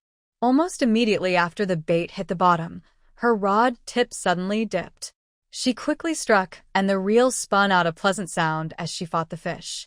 After a brief struggle, she pulled up a bright pink, shimmering red snapper weighing over 3 jin, about 1.5 kilograms, thrashing and struggling, drawing the attention of a few other anglers nearby who had been fishing all morning with little success. "Girl, your luck is good. Do you think there are big fish here?" Su Yunju neatly reeled at her catch and smiled. "Maybe, I just got lucky. If you're interested, you can come over, but be careful about the distance. Getting too close makes it hard to manage the line when fishing." Seeing that Su Yunju didn't mind, the other person was happy to come over. "Thanks, girl. Come, let me buy you a bottle of Red Bull." Although others also wanted to go over, the space was too small, and Su Yunju was not a man, so she didn't feel comfortable squeezing in. Over the next 2 hours, Su Yunju caught 2 black sea breams and 1 spotted grouper. A fishing buddy nearby, with relaxed features and a happy mood, was also catching fish. Something strange. That girl is so lucky. She must have found a fish school. Well, she knows how to find the fish, but we can't compare. Hearing the nearby chatter, Su Yunju understood clearly. She thought it was time to show off. So, when she saw a large grouper bite the hook again, she deliberately slowed her line to make it look like the fish was struggling hard to escape, then sighed in frustration. It got away. This made a few people nearby feel more confident. It was time to pack up at noon. The fish she sold brought in a good price, earning over 5,000 yuan that day. Looking at the bank transfer notification on her phone, Su Yunju calculated that, at this rate, plus occasional extra income from seaside visits, her savings were growing faster than just working a regular job. But she was still a bit far from her dream of owning a boat that could truly let her explore the deep blue sea. She had to keep working hard and stay motivated. What also made her hesitate was her parents' opinions. In the town, people saw her as a college graduate who returned home, but instead of working, she spent her days fishing or digging sand, which was seen as not doing proper work and wasting her education. Her mother, Zhao Huilan, often subtly hinted, asking whose child got a government job or how someone's work was going. Her father, Su Huayan, was silent most of the time, but every time he saw her pack her fishing gear to leave, she could tell from his worried and disapproving look. Not the right time now, she thought. Without solid, undeniable results or enough savings, what she wanted to do seemed unrealistic to her parents and most people, just wishful thinking or an excuse to avoid reality. But going back to that old life? In a temperature-controlled office building, staring at flickering screens, dealing with endless emails, demands, and meetings, exhausting herself over meaningless KPIs? If she were asked to give up everything now, pack her bags, and return to that concrete jungle, working in a cubicle day after day in front of a computer screen, wasting her time, the answer was she didn't want to. Compared to before, now her skin is rough from the sea breeze, and her hands have calluses, but her heart is open, and her breathing is free. Every bit of her success comes from her judgment, skills, and a little bit of luck. Her approach is direct, honest, and full of surprises. Once she has tasted this freedom, she can never go back. It's like a bird growing wings, having seen the endless sky. How could it be willing to return to a beautiful cage, even if the cage is made of gold? She loves the ocean and enjoys this work full of unknowns and possibilities. After making up her mind, Su Chaozhizhou packed her things at her parents' house in town, preparing to return to her old house in the village for a while. Her mother, Zhao Huilan, helped her pack and couldn't help but nag. "Oh, I really don't understand what you're thinking. You live comfortably in town, but you insist on going back to that old house. The village is quiet and cold now, and the town is so convenient." Su Yunzhou held her mother's arm, half playful, half serious, and said, "Mom, the village is peaceful, and the air is good. I go back to live, so I won't disturb you and Dad's quiet life together." She didn't dare reveal her plan to go to the island. Her parents would definitely worry, and they probably wouldn't agree. Now she has a special advantage, so she's not afraid. She decided to keep it a secret for now. Zhao Huilan and Su Huayan knew that Su Yunzhou was unemployed now, but they thought it was better not to put too much pressure on her. They saw her busy with studies and work for so many years. Now that she finally had a break, they felt sad but didn't want to say anything harsh or add stress to her. However, as parents, they couldn't just watch their child stay idle at home forever. The two of them had already agreed privately, since the new year was coming, let her relax completely for a while. After the holiday, if Su Yunzhou still didn't have clear plans or actions, they knew they would have to sit down and talk seriously with her. Su Yunzhou was also anxious, wanting to achieve something solid before the year ended. She needed to prove to her parents that her chosen path was not just reckless fun, but a real, worthwhile journey that could be successfully followed. After settling back in the village, Su Yunzhou began planning the next step. Those small islands were definitely not accessible on foot. She needed to find a boat. In the past, this was not a problem. Almost every household in the village owned a boat. It was the main way for fishermen to get around. But now, times have changed. Most young people have gone away, and many boats are probably abandoned or even dismantled for scrap. She wasn't sure what the situation was exactly. It wouldn't be easy to just ask everyone, "Do you have a boat?" Su Yunzhou carried 2 boxes of soft cakes she bought from the town and headed to visit Grandma Lin, who lived alone next door. Grandma Lin had lived in the village her whole life and knew everyone's affairs. "Grandma, are you sunbathing?" Su Yunzhou smiled as she approached, placing the cakes on a small table beside Grandma Lin. "I want to ask you something. Do you know if anyone in the village still has a boat and might rent it out for a few days? I want to visit a few nearby small islands and have some fun." Grandma Lin looked up with cloudy eyes at the cold sky outside, her face full of wrinkles showing disapproval. "Girl, it's so cold today. The wind is sharp as a knife. Why go to those deserted islands? Listen to Grandma. Wait until spring when the weather gets warmer." Su Yunzhou had already prepared her excuse, keeping a friendly smile and speaking casually. "Haha, Grandma, when spring comes, I'll have to go back to the city for work. I just have some free time now during the holiday, so I want to come back and take a look, walk around the islands, take some photos." "Oh, you young people." Grandma Lin sighed and shook her head. You can only be so carefree during this time. "All right, if you want to go, I'll tell you. Go ask Uncle Fushui. His old boat should still be there. A few years ago, he still used it to go fishing sometimes. These past couple of years, he's been feeling unwell, so he stopped. You can ask him." "Thank you, Grandma." Su Yunzhou's eyes lit up, feeling more confident. She stayed to chat with Grandma Lin for a while longer before leaving. She understood social manners. Whether she rented a boat or not, she first bought a couple of good cigarettes. Following Grandma Lin's directions, she found Shin Fushui's house at the east end of the village. She pushed open the half-open courtyard gate and saw Uncle Fushui sitting on a small stool, repairing an old fishing net in the daylight. Su Yunzhou smiled and called out.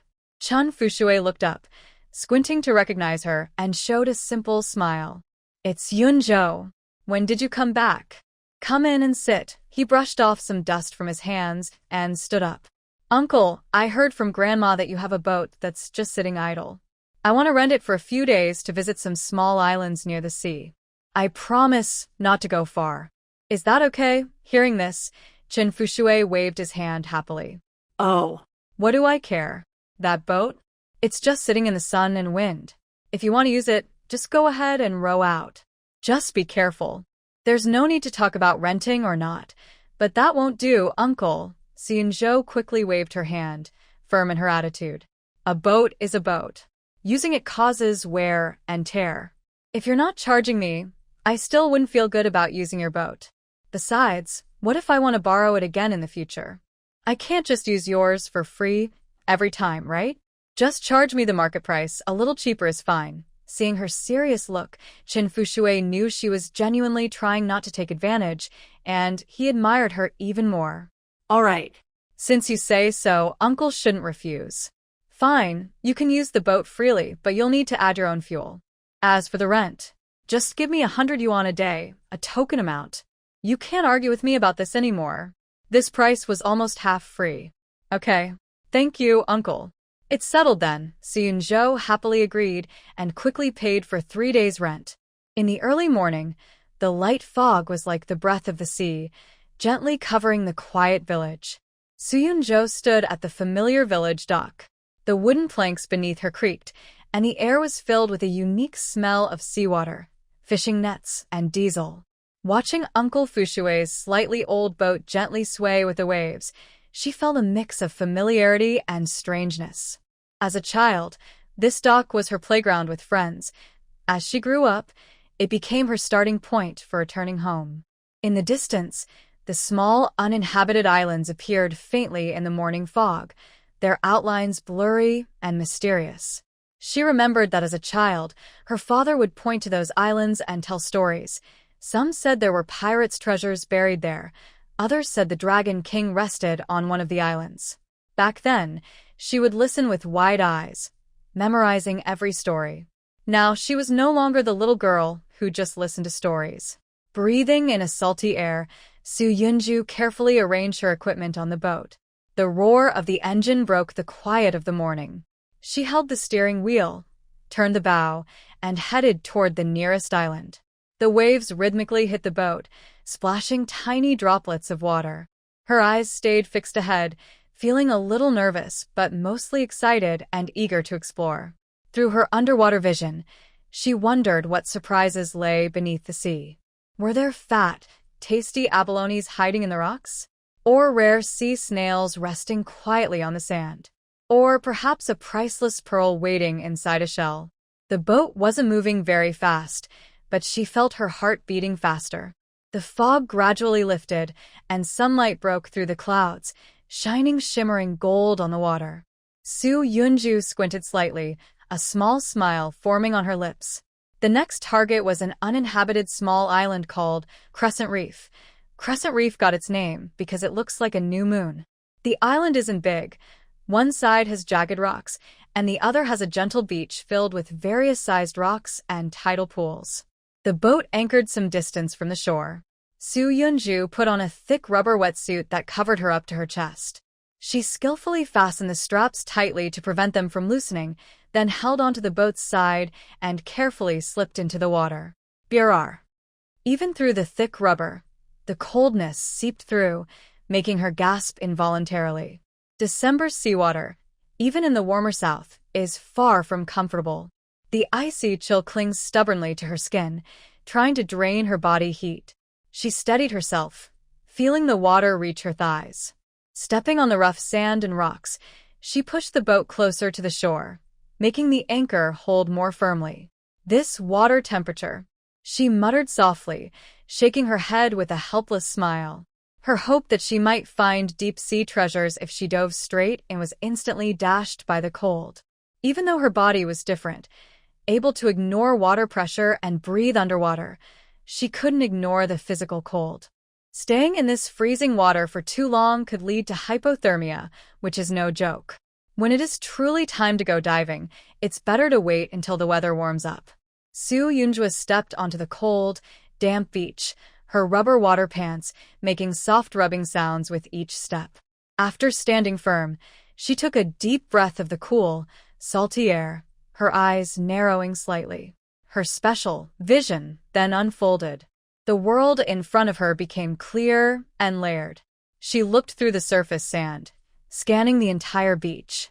Through her special sight, she saw that this gentle sandy area showed some signs of life, but mostly just scattered common shells, clams and razor shells hiding in the shallow sand, emitting faint, almost invisible white glow. Occasionally, she saw a few hurried crabs digging into the sand, their shells also dull in color. These creatures are common and cheap in the market, so they didn't interest her at all. Just as I thought. This seemingly open beach was too exposed, lacking complex structures to protect and nourish marine life. It was hard to find valuable hard goods here. Valuable seafood usually needs the shelter of rocky crevices, seaweed beds, or specific water currents to thrive. She symbolically dug up a few larger razor shells and threw them into a small bucket, feeling she hadn't come back empty-handed. Without lingering too long, Soo-Yoonju stood up straight and looked toward the other side of the beach, where jagged rocks and uneven terrain formed a complex landscape. There, the terrain was full of tide pools at different depths and hidden caves. She hoped to find the surprises she was looking for there. Her gaze penetrated the shallow seawater, inching over the wet, slippery rocks, deep crevices, and hidden corners covered with seaweed. At first, she mostly saw common snails, shells, and small crabs. Really?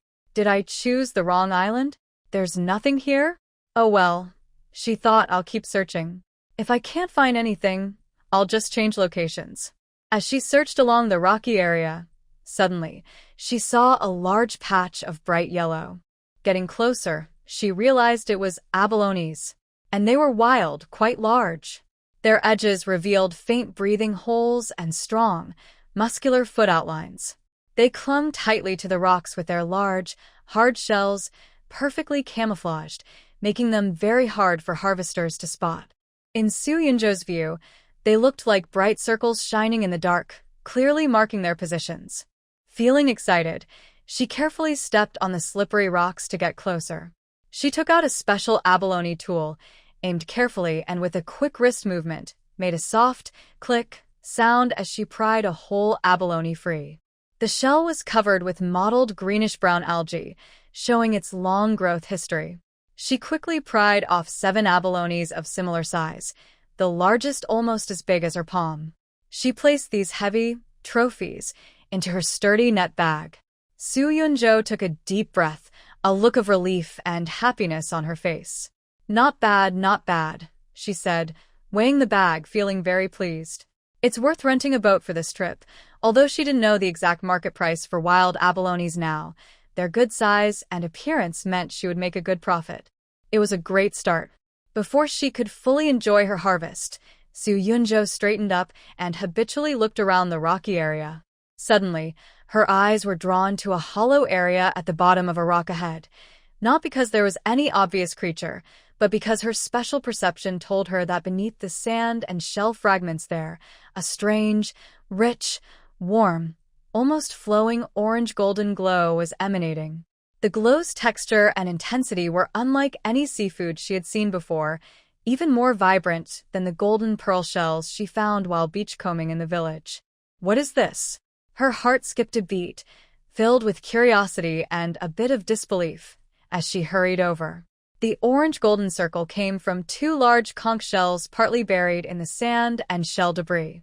They were big, with purple-brown shells covered in rough, angular bumps, common local crown conchs or papaya conchs, known for their tasty meat and considered good seafood. But in Soo-Yoonju's view, their value was at most within the yellow glow range. They definitely didn't match the dazzling orange-golden glow in front of her. Something unusual was definitely happening. She crouched down and carefully picked up the 2 conchs. They felt heavy, with cold, rough shells contrasting sharply with the bright glow. Soo-Yoonju frowned and thought hard, her mind racing as she recalled all her knowledge about papaya snails.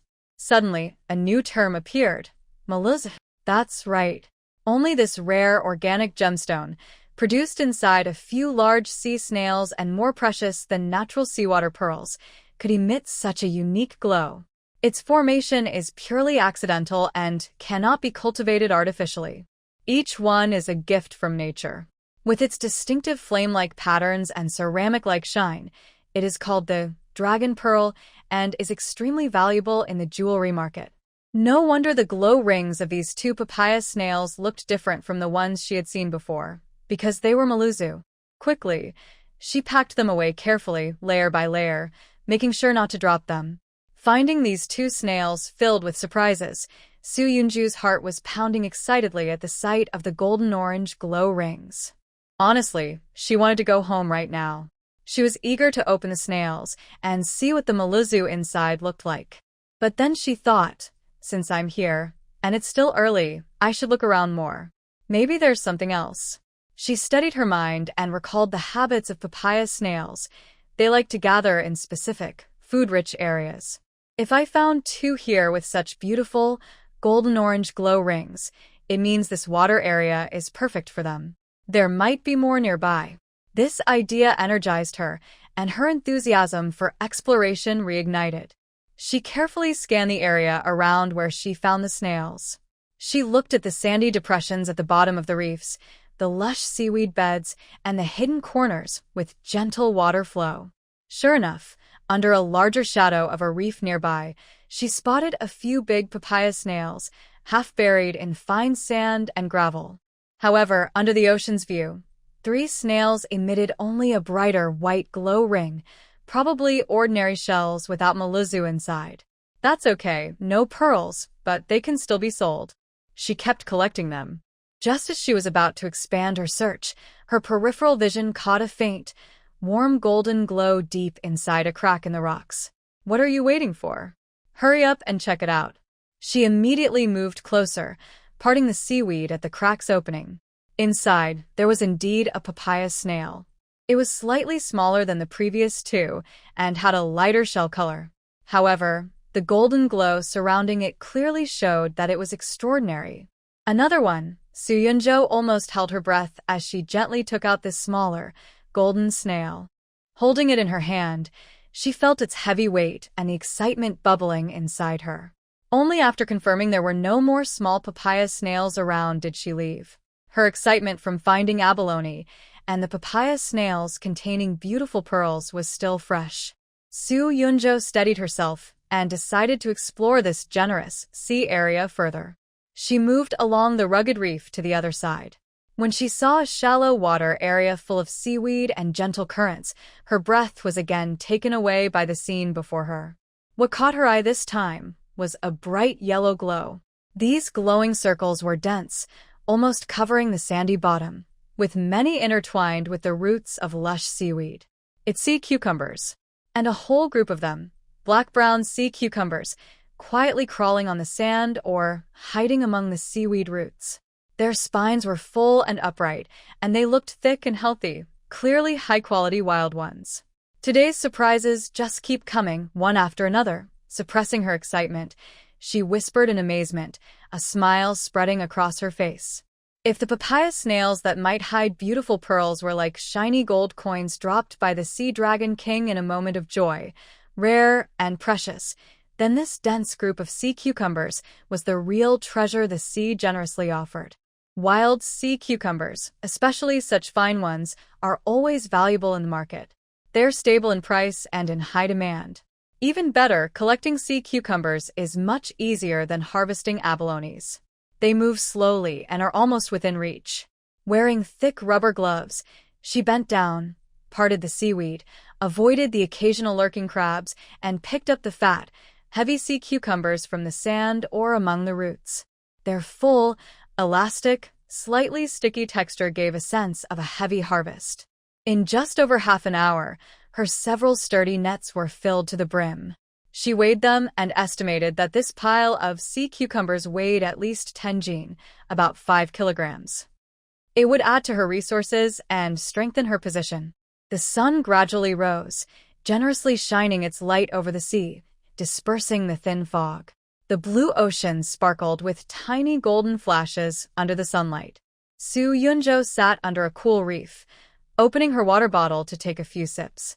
She looked at her harvest. Fat abalones in the heavy net, thick-bodied sea cucumbers weighing over 10 pounds, and those papaya snails.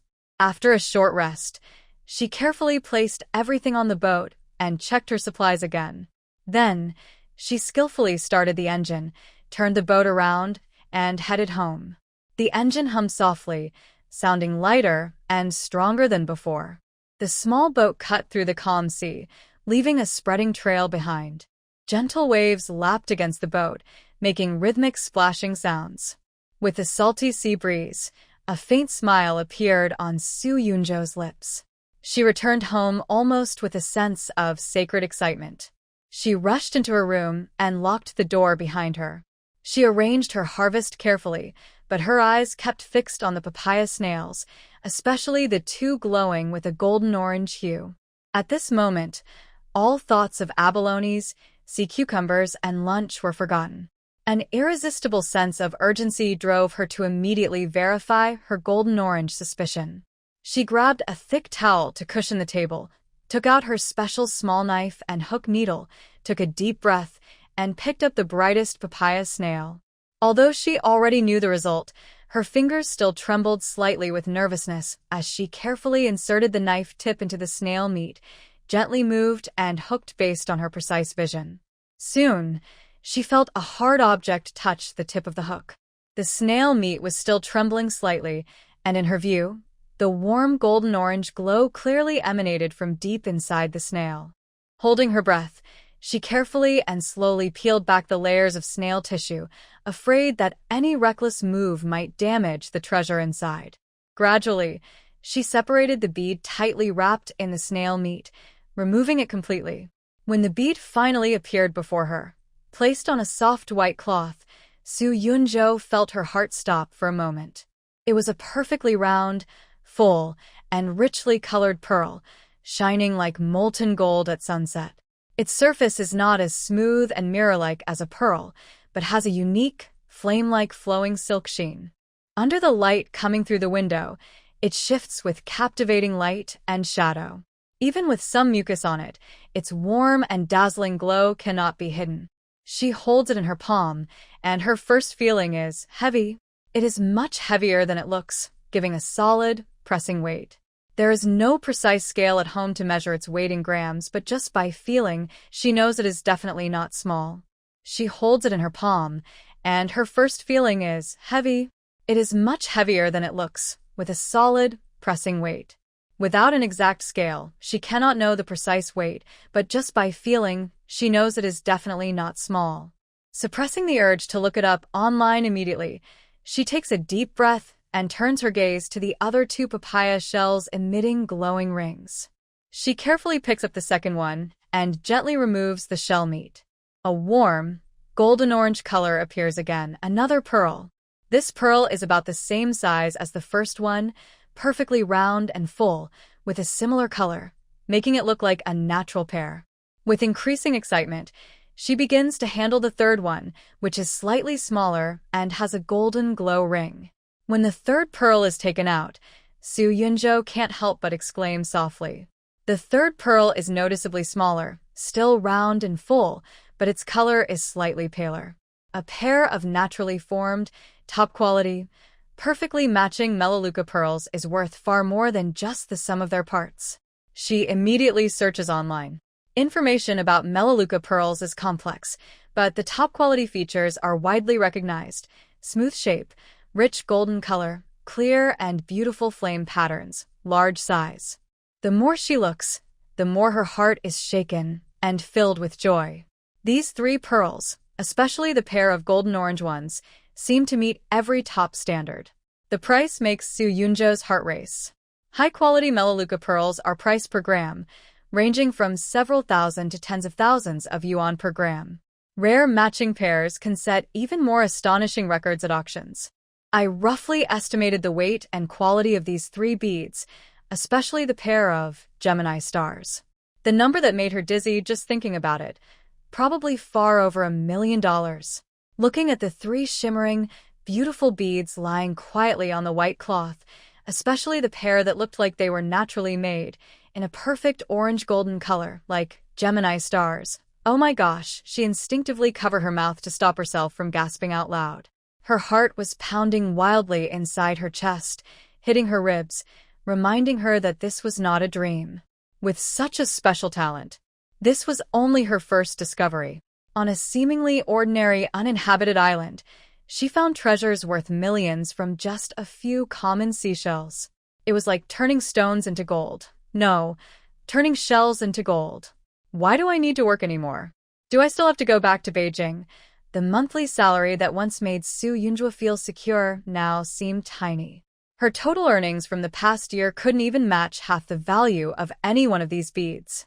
The days of working overtime for a project, being cautious to get a promotion and raise, and worrying about social relationships, compared to the thrill and freedom of directly gaining incredible wealth from nature's treasure trove using her special ability, all seemed dull and boring. A huge, Indescribable excitement filled Su Yunjua's whole body. She couldn't help but pace around the room, wanting to release her excitement but feeling the need to hold back. After a while, she forced herself to sit back in the chair, but her eyes shone brighter and more determined than ever. Yes, why work at all? Her new job was to master this unique talent, to create her own unprecedented future in this vast blue world. After the great joy, her thoughts quickly turned calm. This time, unlike when she first found the gold beads, she didn't immediately think of asking Shinchinga for help. The reason was simple. Her ability to see through things would surely lead her to discover more extraordinary treasures in the future. She couldn't rely on luck and relationships every time. She needed to build a stable and reliable way to get these treasures herself. She needs to find a trustworthy, professional partner she can work with long-term. Su Yunzhou didn't start a fire at home. Instead, she rode her electric bike to the local seafood shop in town. She carried her heavy catch into the store. Zhao Huilon, who was tidying the shelves, looked up and saw the impressive abalones, thick sea cucumbers, and large conch shells in her mesh bag. She was surprised and put down her work to greet her.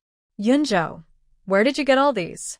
"So many good things," Zhao Huilon asked with amazement. "Mom, I rented Uncle Fu Shui's boat today and went to Crescent Reef," Yunzhou said, carefully placing her items down. Hearing this, Zhao Huilon frowned, showing concern and a bit of scolding in her voice. "Crescent Reef? In this cold weather, the water is icy. You, my child, how dare you go there alone? It's so dangerous." "Oh, I was bored staying at home, so I went out to stretch my legs," Yunzhou said with a smile, holding her mother's arm and trying to change the subject. She then patted her stomach and added casually, "Mom, I've been busy all morning and haven't eaten yet. I'm starving." Hearing this, Zhao Huilon's soft spot was touched. She looked at Yunzhou's slightly tired but lively face. She wanted to say more but swallowed her words, feeling helpless. All right, I can't argue with you. What do you want to eat?" "I'll go to the nearby restaurant and order some dishes. It'll be ready soon. Anything is fine." "I love whatever you order," Yunzhou replied obediently. While her mother was about to order, Yunzhou brought up her seafood. "Mom, can I sell these at the nearby seafood shop first? Don't go anywhere else." Zhao Huilon immediately stopped her, speaking with firm confidence. "Go to Uncle Gu's shop. Last time your dad called him, he specifically mentioned that if you have goods, just send them directly to him. The price will be fair." Zhao Huilon had her own reasons. Last time, Gu Jiaming called, praising Yunzhou's skills and saying their fish were of good quality. He wanted to cooperate more in the future. But she and her husband could tell there was more behind those words, almost like they were paving the way for their son and trying to build a closer relationship. Both families lived in town and knew each other well. The Gu family was doing well, and Gu Qinghe's son seemed honest and hardworking. If those two young people could really get together, she thought it would be a happy and good match. Su Yunzhou didn't think too much, just felt that selling to anyone was the same. Since her mother had given the order, it would be more convenient to sell to someone she knew. She nodded happily, saying, "All right, after dinner, I'll send it over." Su Yunzhou was riding her electric scooter, carrying the heavy haiku, leaving her shop. She faced the slightly cold wind and took a long, slow breath. That breath, which she had been holding for a long time, mixed with great surprise and a secret she had to suppress. It seemed to release some of that tension. Only she knew about the melon pearl for now. Just now, inside the shop, she had wanted to tell her mother about this surprise several times but finally held back. It wasn't because she didn't trust her mother, but because this news was too shocking. Before the money was safely in her bank account, she didn't want to cause unnecessary worry or speculation. Her parents were used to a steady life. A few million in unexpected wealth might bring more worry than joy. Wait a little longer, she thought. Until the pearl is sold safely and the money is in hand, everything will be settled. The unexpected arrival of the melon pearl and the upcoming large sum of money made Su Yunzhou's original calm and elegance suddenly sharper and faster. She didn't need to think deeply. Her mind was already planning how to use this money well. since the money for the boat is almost enough. The next most important step is to buy the boat and get the necessary certifications. She realized she had been a bit off track before. She thought she still had a long time to save money for the boat. Back then, she believed that even with her golden finger of ocean vision, it wouldn't be too short a time to earn $1 million to buy her dream boat. But she never expected her first trip to the island to bring such a big reward. Without a legal driving license, even the best boat couldn't be operated. Now, in a lawful society, the boat she bought would definitely go into deep sea. She couldn't just rent a small fishing boat and circle around. She couldn't secretly sail out to sea without a license, right? She had to get her boat license first. Su Yunjo took Haiku into the Gu family's seafood shop and saw Gu Qinghe helping inside. He looked up and saw her, a flash of surprise in his eyes. Then his gaze shifted to the abalone and sea cucumber she brought, and his surprise turned into clear concern. Yunjo, he quickly walked over, setting down his work. The weather today is freezing cold. Did you go out on purpose? He looked at her cheeks reddened by the wind and thought to himself, could it be that Su Yunjo is in some urgent trouble, needing money badly, to be out in such weather? He hesitated, wondering if he should ask gently. Su Yunjo was lost in her own thoughts and didn't notice his complicated feelings.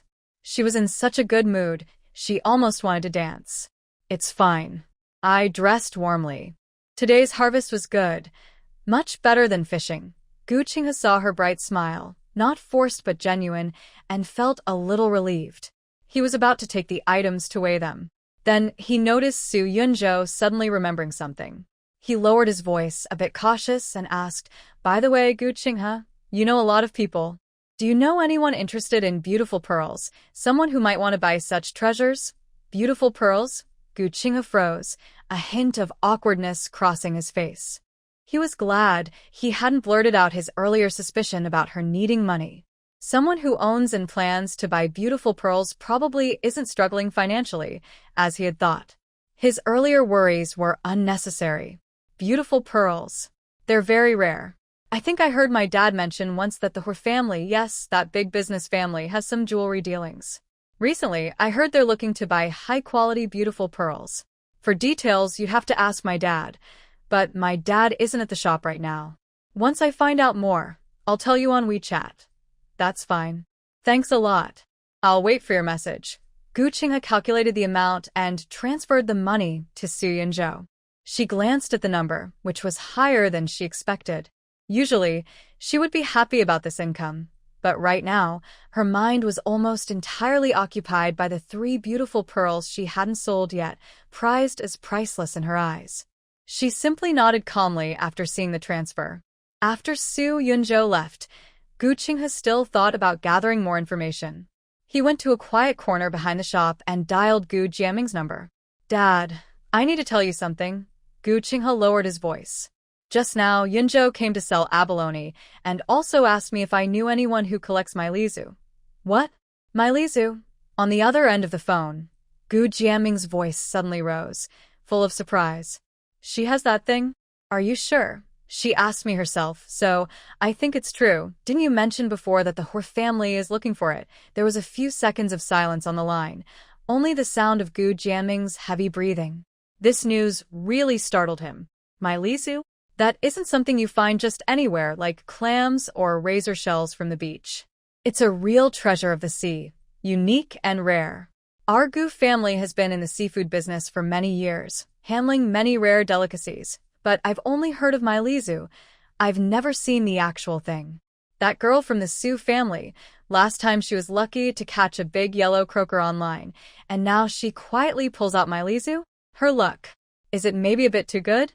Gu Jiaming quickly thought, recalling how happy his son looked when he returned last time, and how proud old Su was on the phone about his daughter. At first, he thought Su Yunjo was just a pretty girl, well-educated, steady in character, and if she and Qinghe got together, he'd be happy. But now, it seems this girl might not be as simple as she looks.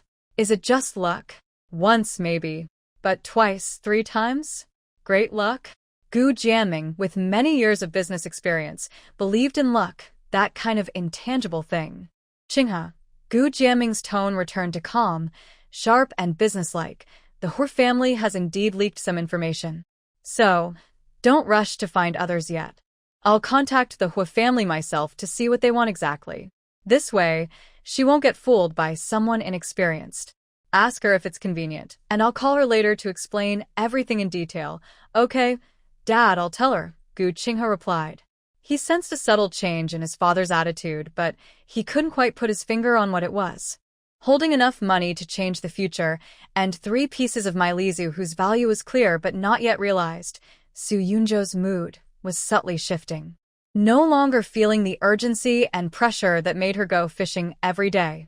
For several days, she stayed at home, either writing or drawing in her notebook. This unusual leisure caught her mother Zhao Huilan's attention. One morning, seeing that her daughter hadn't packed her fishing gear as usual, Zhao Huilan wiped the counter and asked with concern, "Yunzhou, are you not going out today?" Su Yunzhou looked up from her thoughts, meeting her mother's curious gaze. She smiled and made an excuse. "Well, the weather has been getting colder lately, and the sea is chilly. The fish aren't biting well. I thought I'd rest a bit and tidy up some things." Zhao Huilan glanced at the dull, cold sky outside and nodded in agreement. "Yes, with the north wind, the temperature dropped sharply. I wonder if your brother has enough clothes at school." "He's careless." "And your dad, when he goes out to sea, are the waves really rough?" She couldn't do much about her father's risks at sea for now. But her younger brother, she, as his sister, now had time. "Mom, don't worry about Xiaohao." Su Yunzhou stood up casually. "I have nothing to do today. I'll go to his school, bring him some warm clothes, and buy some of his favorite snacks and fruits." Hearing this, Zhao Huilan immediately smiled happily. "That's great. It's perfect. You can see what he needs. That kid always says I have everything when I call, but he's not reliable at all." Su Yunzhou was quick to act. She went upstairs to pack a few thick clothes for her brother, then bought some long-lasting snacks and fruits. She rode her electric bike to Su Jinghao's school. When Su Jinghao was called out and saw his sister carrying big bags at the school gate, he felt surprised.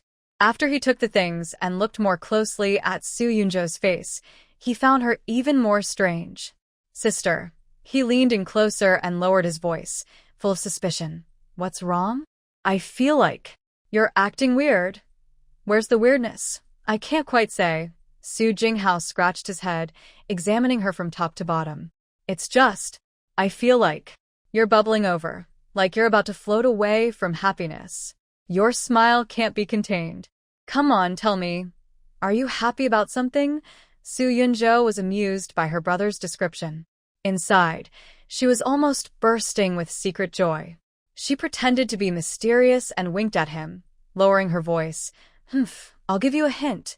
You're pretty clever. There is some very good news, but I can't tell you now. The time isn't right." Huh? "Sister, don't keep me in suspense." Su Jinghao immediately scratched his head, full of curiosity. "What else can't you tell me? Just tell me already." No, Su Yunzhou smiled and shook his head, patting his shoulder. "You'll find out when you go home for your holiday. Hurry back to class, and remember to dress warmly."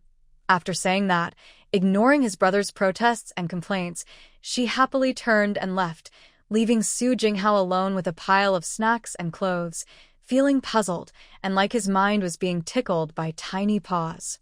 Thanks to Gu Jiaming's help, Su Yunzhou quickly made contact with the Hur family.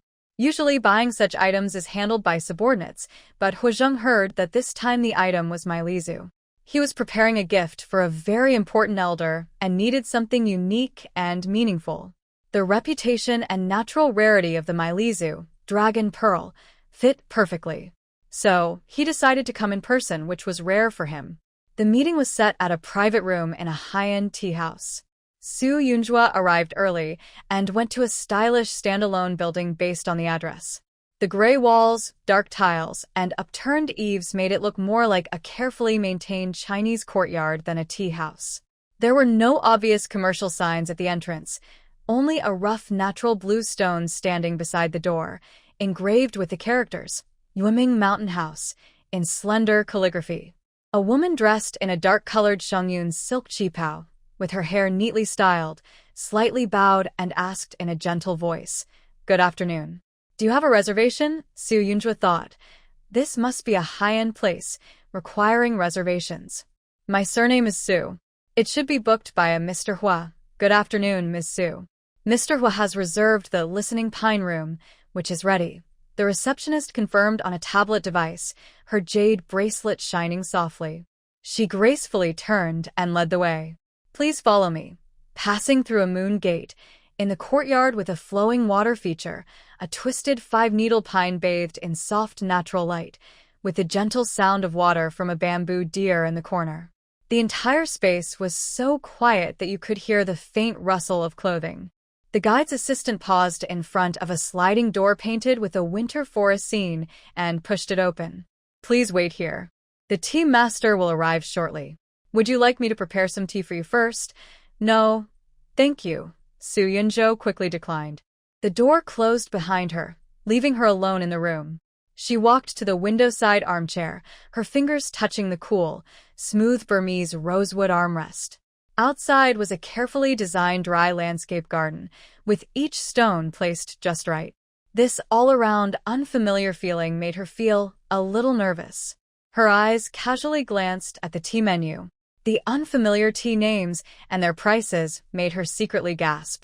How do people who can freely come and go here, who see this place as normal, live their lives? Later, when I really have money, will I also be able to sit in a place like this without feeling out of place? Will I understand the paintings on the wall and taste the secrets in the tea, instead of feeling overwhelmed and lost like now?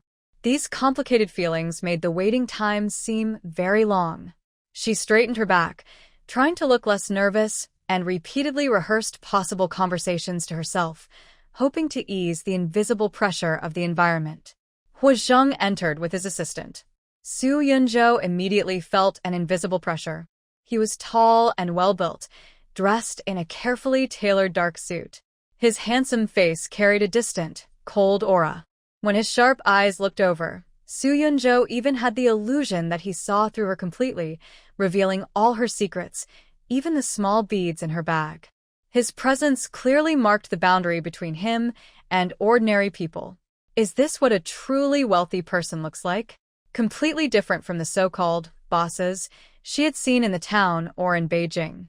He didn't show off or look down on others, but this silent, almost tangible sense of pressure was even more startling. She felt like a small boat lost in the deep sea, struggling just to stay afloat without being swept away by the waves he created. Her heart pounded uncontrollably in her chest. She tightened her grip on the bag's strap, her fingertips feeling cold. She forced herself to meet his scrutinizing gaze. Mr. Hua, she said, trying to keep her voice steady and natural. Only she knew her throat was tightening. Hua Zheng nodded slightly, as a greeting, and sat directly across from her. There was no small talk. He got straight to the point. Did you bring the beads? Yes, I did. Su Yunzhou took a deep breath and took out a small, plain cloth bag from her backpack.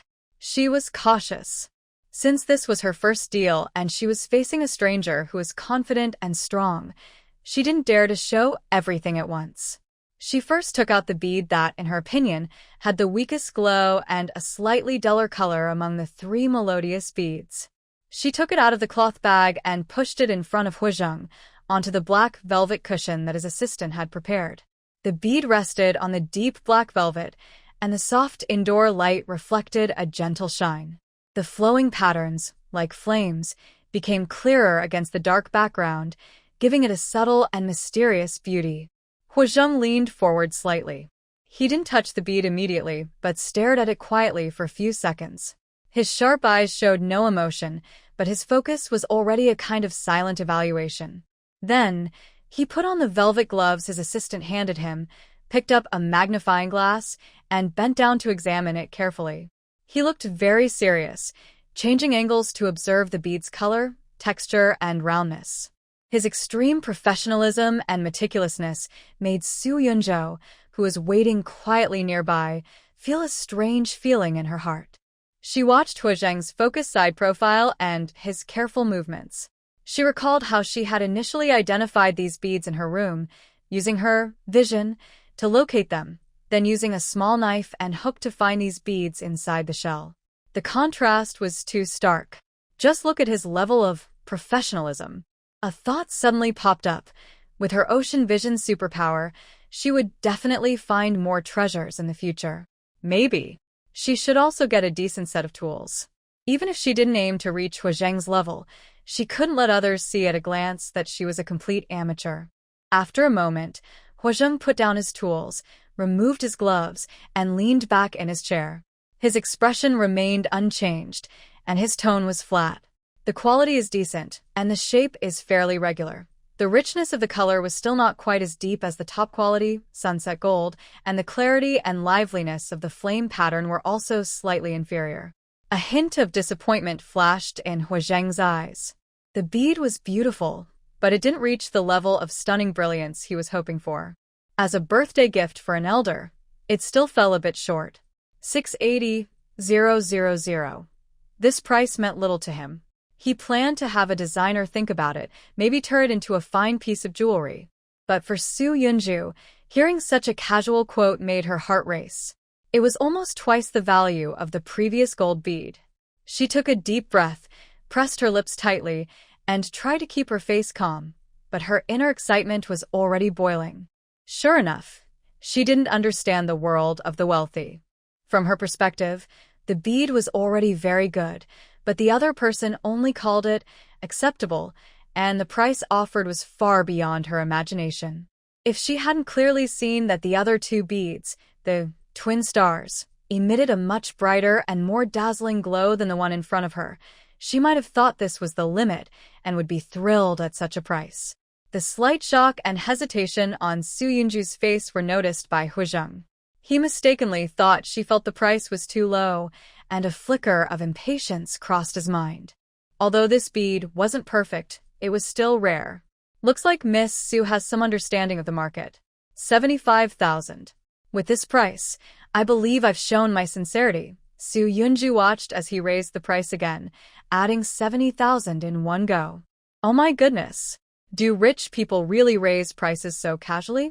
She had just been overwhelmed by the sky-high price and momentarily forgot to respond, standing there in a daze. And what should she sell the twin stars for? Seeing that Su Yunju remained silent, Huazhang frowned. He valued his time and didn't like wasting it on this kind of tug-of-war. In his view, the price he offered was very fair for this bead. Looking at the simple girl in front of him, he felt her appetite might be bigger than he thought. Miss Su. His voice grew colder, with a hint of pressure. The value of melodic pearls depends on factors like appearance, size, color, and pattern. While the market has a premium, there is also a fair range. The price I offered already considers all these factors. Being greedy is not always a wise choice, he said, hinting at a warning. Su Yunju realized that the other person had misunderstood. She wasn't trying to buy less. She was just stunned by this unexpected windfall. Seeing the atmosphere tense, she quickly said, Mr. Hua, you misunderstood.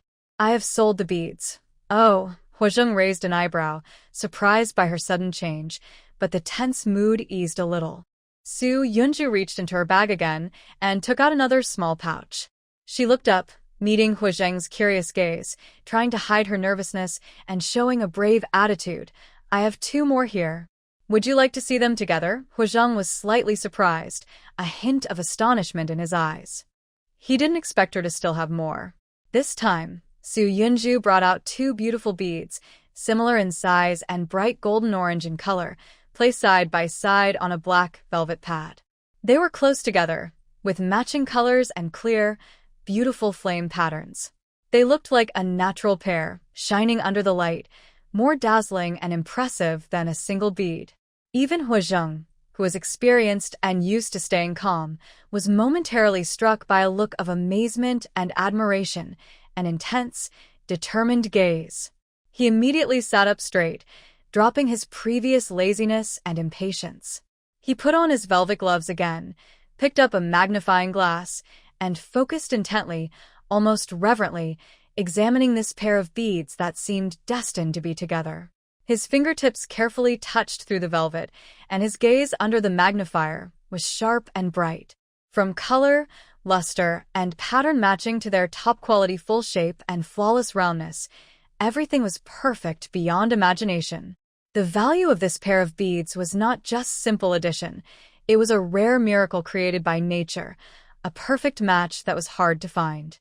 Their artistic, collectible, and topic-generating value would increase exponentially. The previous nonchalant attitude and condescending gaze were gone now. In their place was a new, evaluative look, curious about how this seemingly ordinary girl could keep producing such rare treasures, and most of all, a strong possessiveness toward those twin pearls. Without much hesitation or consideration, he announced a price that made Su Yunjo's heart almost stop: 2,888,000. His voice was steady, but carried weight. I want these pearls. Su Yunjo was completely stunned this time, her mind going blank for a moment. All her thoughts were suddenly emptied by that number. 2,888,000. Plus the 75,000 for the single pearl earlier, the total reached 3,633,000. She felt her breath becoming difficult, her heart pounding wildly inside her chest, hitting her eardrums. She instinctively opened her mouth slightly, staring blankly at Huizheng, as if unable to understand what those numbers meant together. Seeing her silent, dazed expression, which he naturally misinterpreted as dissatisfaction with the price, a flicker of annoyance crossed his mind, thinking she was too greedy. But when his gaze fell on the shimmering Gemini stars on the velvet, all negative feelings were overwhelmed by a strong desire to possess. That pair of Gemini stars truly captivated him, especially since they were part of his important gift. Eager to win them and unwilling to cause trouble, he suppressed his displeasure, lightly tapping his long fingers on the smooth ebony table twice, breaking the silence and pushing the price even higher: 3,200,000. His tone was firm, almost like a final warning. This is the final offer for the pair of pearls. Including the previous one, the total is 3,955,000. Miss Su, this is my bottom line, and it's the only genuine offer you'll find on the market right now. That. Su Yunjo finally managed to find her voice after the shock, feeling her throat dry and tight, her heart almost jumping out of her throat. 3,955,000. Nearly 4 million. She looked at the frown on Huizheng's face and the impatience in his eyes, suddenly realizing that great fortune could vanish in an instant. If she didn't speak up now, this huge misunderstanding might destroy the wealth that was almost within her reach. Almost without thinking, she blurted out, her voice trembling with excitement, "Sell." The tension in Huizheng's jaw seemed to ease for a moment. He gave a small signal to his assistant, who immediately understood and began preparing the transaction documents. Under the table, Su Yunzu's hand was already clenched into a fist, her nails pressing into her palm. The faint pain reminded her that this was not a dream. When the documents were signed and the bank transfer confirmed, a message appeared on Su Yunzu's phone.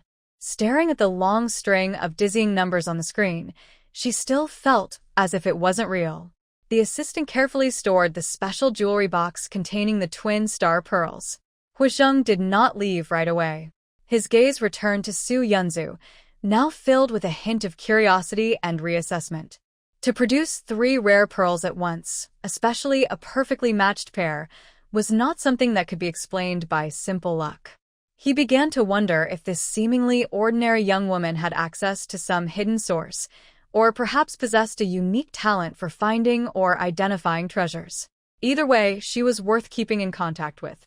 He gave a slight nod to his assistant, who took out a sleek, high-quality business card and handed it to Su Yunzu. Huizheng's voice remained calm, but it carried more respect than before. "Miss Su, this is my contact information. If you ever come across other items of similar quality or make any interesting discoveries, please reach out to me directly. Our Hui Group has professional jewelry and investment divisions. I believe the prices and security we offer will be far better and more reliable than what you might find on your own."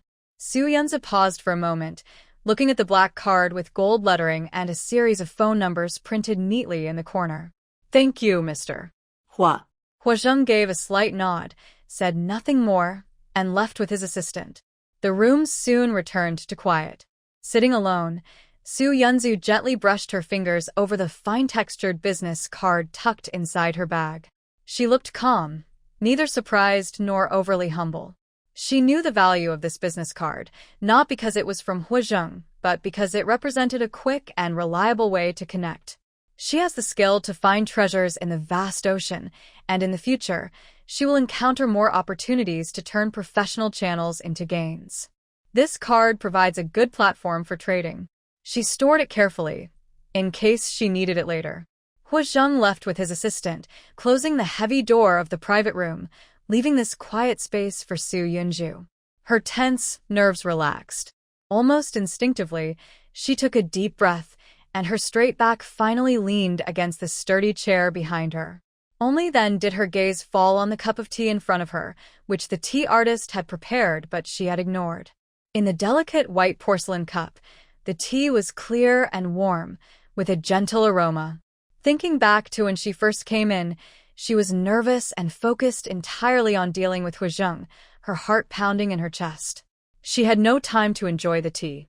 Now that everything was settled, the large sum of money had been secured, and her tense feelings had faded.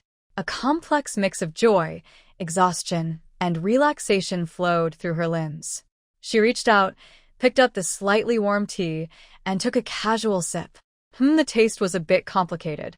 It smelled fragrant, with a slight bitterness when tasted.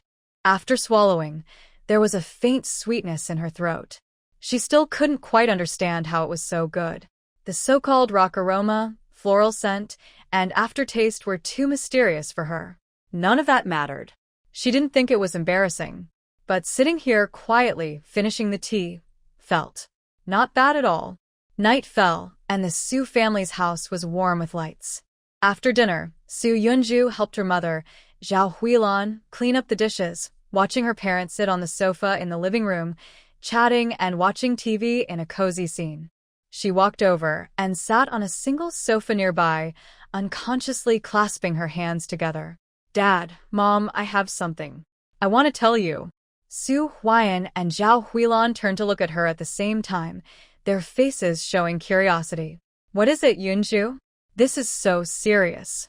Su Yunju carefully chose his words and slowly spoke. "Not long ago, I went to Crescent Reef, right? Besides the abalones and sea cucumbers I brought back, I also picked up a few papaya snails. Yes, I know. Didn't you sell all of them to Old Goose family?" "Actually, I didn't sell all of them." Su Yunju looked at his parents' puzzled faces and decided to reveal part of the truth. "I kept a few big ones and opened them myself. Then, inside, I found a mellow pearl." "A mellow pearl?" Zhao Huilan was momentarily confused. "What is that?" It was Su Huiyan, who was more knowledgeable, who suddenly sat up straight, eyes wide. "A mellow pearl? Is that the legendary, very valuable dragon pearl?" "Yes," Su Yunju nodded, unconsciously curling his hand on his lap. "I had it appraised and sold it for $1 million. He chose a relatively conservative number that would still cause a stir in his parents' understanding, hiding the true total amount, which was close to $4 million, along with the twin stars and other details. It's not that he was reluctant to share the money with his family. Quite the opposite. He looked at the faces of his parents, about to show shock and joy, but his mind was considering something else. His parents are ordinary people, hardworking and honest all their lives. Their biggest worries are the good or bad fishing seasons. Hundreds of thousands are already a windfall they need time to digest. If they knew the real amount was nearly $4 million, he couldn't imagine the shock it would cause them, or the unnecessary worries and pressure. Huge wealth sometimes brings not only happiness, but also burdens and anxiety. He would rather tell a kind lie first, using a number they can understand and accept to make them feel at ease. As for the extra part, he would use it in a more appropriate way. $1 million? Zhao Huilan's voice suddenly rose sharply, repeating in disbelief. She instinctively covered her chest, looked at her husband, then at her daughter. It came from that papaya snail? Oh my goodness. After the shock, Zhao Huilan suddenly remembered something and showed a regretful expression. "Oh no, the papaya snails I sold to the Gu family before. Wasn't that a big loss? I should have opened them all to see. What if there was something inside?" Su Yunjo knew very well that those spirals in her eyes were just ordinary light rings, but she couldn't say it openly. She could only laugh and explain. Mom, what are you thinking? The Melos Pearl is a once-in-a-lifetime thing, even harder to find than winning the jackpot. Just finding one is already a huge stroke of luck. Not everyone can have it. Zhao Huilan, hearing this, also felt her idea was a bit unreasonable, but she couldn't help but mutter, "That's true. But what if?" Su Huan, who had been silent all along, looked at Su Yunzhou with deep eyes filled with surprise and disbelief. He had fished all his life, experienced many storms at sea, and heard many stories about ocean treasures. The Melos Pearl was one of them. But he had never seen one with his own eyes, let alone anyone around him who could find such a legendary dragon pearl inside a common papaya shell. He slowly spoke, his rough fingers unconsciously rubbing his knees, with a tone full of a seasoned fisherman's complex feelings of dependence and reverence for luck. "Yunzhou, your luck is really strange. How could you come across something like this?" His words made Su Yunzhou's heart move slightly. She thought, this isn't luck at all. It's clearly cheating with a cheat code. She sat up straight, glancing at her parents' still surprised faces, then revealed her true intention. "Dad, Mom, it's precisely because of this money that I feel more at ease, and I have new ideas for the future. I want to use this money to buy my own boat." Buy a boat? Zhao Huilan's joyful expression instantly froze, replaced by shock and instinctive worry. Her voice rose unconsciously. "Why do you want to buy a boat? You're just a girl." She instinctively looked at her husband, seeking support, unable to understand her daughter's shocking idea. Feeling her mother's strong opposition, Su Yunzhou didn't argue but softened her voice to explain. "Mom, I'm not impulsive, and I'm not dreaming foolishly. Look, since I've been back, I've been fishing and gathering seafood. Isn't that somewhat decent? Even with this rare Melos Pearl, I think I might really have some kind of fate with this sea. So, I think, instead of going back to Beijing to find a dull job, I might as well take this seriously. I want to go to sea to fish and make it my job in the future." "No way. I don't agree." Zhao Huilan responded angrily, straightening up from the sofa, her eyebrows tightly knit. "Do you know how hard it is to work at sea? Wind, sun, rain. Those are the easy parts. When there's no wind and only small waves, and if the weather suddenly changes, it's not a game. The risks are too high." She became more excited, her voice filled with urgent concern. "You are a proper university graduate from a good school. You worked so hard to get in, just to escape this dependent on the weather life, right? Now, instead of sitting in a decent, stable office, where the wind and rain can't bother you, you want to go back to being a fisherman? How can that make sense?" She pounded her thigh hard, then looked at her husband and back at Su Yunzhou, her face full of worry. "If relatives, neighbors, or your former teachers find out, what will they say? How will they talk behind your back?" In Zhao Huilan's deep-rooted view, studying and becoming successful was to leave her hometown and move up in life. Su Yunzhu's choice, in her eyes, was not only risky but also a kind of regression. "Huilan, let your child finish talking," Su Huan said more calmly, signaling his wife to stay calm. "Yunzhu, go on. Tell us what you're thinking." Su Yunzhu looked gratefully at her father and continued, "Dad, Mom, I understand what you're worried about. But I don't think making a living from the sea is shameful.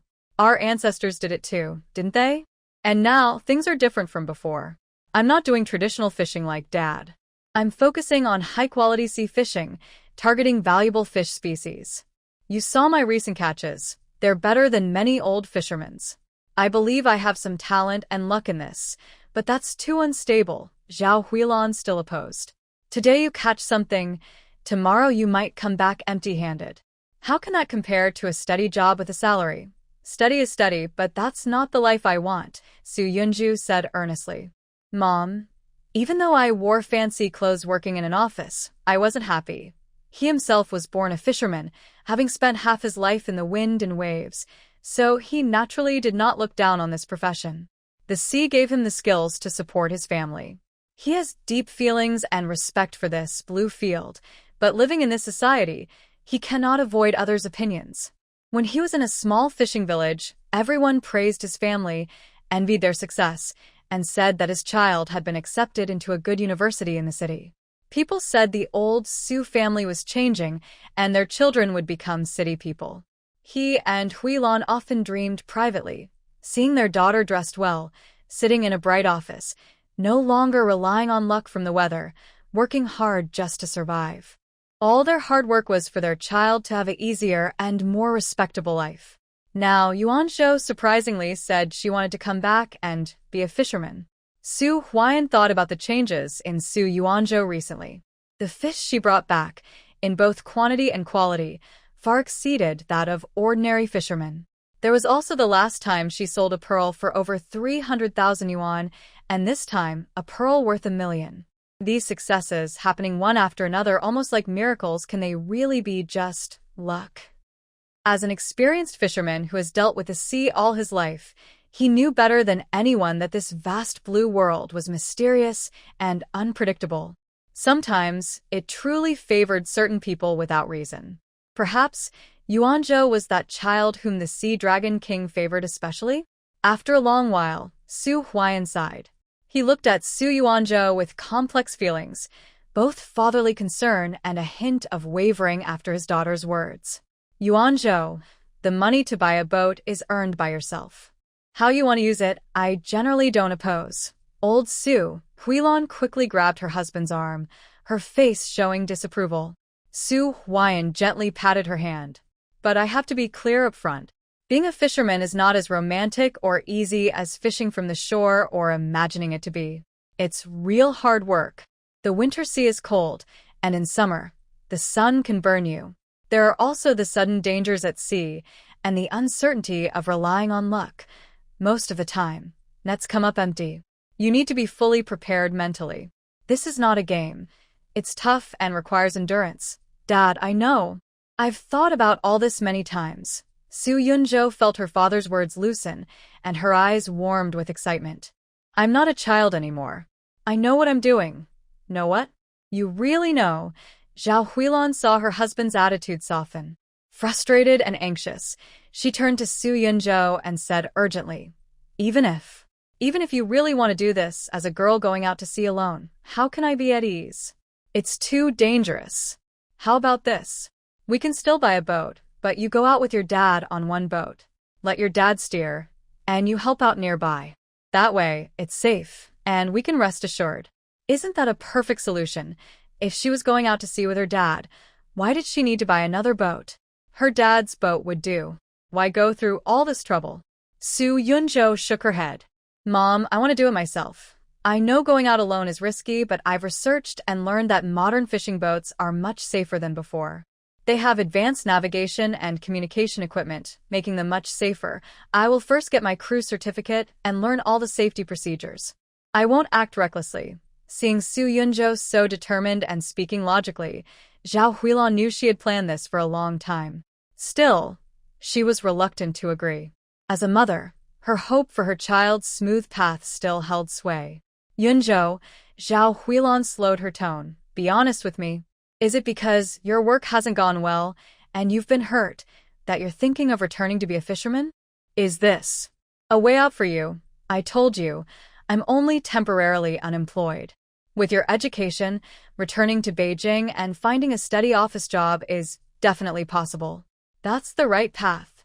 Why suffer through this? Hearing her mother mention returning to Beijing and office work, which she had already given up, Su Yunzhou looked up with a calm gaze. Mom, Dad, you might not really feel the outside job market. The news keeps talking about the economy slowing down. Many well-known companies are laying off employees again and again. This isn't just a temporary problem. The whole environment has changed. Even in our town, how are our shop's sales this year? How much less is the turnover compared to previous years? You know the numbers. Neighbors and customers, who isn't feeling that money is hard to earn these days? Business is tough. You and my dad both hope for a stable job that lasts a lifetime, with good benefits and dignity. But in today's world, that's no longer realistic. I'm not against going to Beijing to find a job, but then what? Along with thousands of new graduates and more experienced unemployed people, I would be competing for a position I might not love, with a modest salary and constantly worried about project cuts, department changes, or being laid off. Is that kind of stability and dignity really what you want for me? And such jobs don't last long. The boss can fire you anytime. Su Huayan and Zhao Huilan both fell silent. Their shop was getting quieter, and they felt it firsthand. They had also seen news and short videos about employment difficulties. Then, Yunzhou, why not try to become a civil servant in our town? Or work in a public institution? They say it's a secure job, and if you pass the exam, you won't have to worry about losing your job. We could rest easy. Hearing this, Su Yunzhou sighed inwardly. She knew this was the most ideal future many parents dreamed of. Mom, do you know how many undergraduates and graduate students are applying for even a basic civil servant position in our town? The chances of getting in are very low, and even if I do get in, the salary for a local civil servant barely covers a decent life. Do I want to work just for the so-called stability, in a job that might not suit me or have any future prospects, and then see myself decades from now? It's not that Su Yunzhou looks down on civil servants. She's not there yet. Her family is very ordinary, with no background.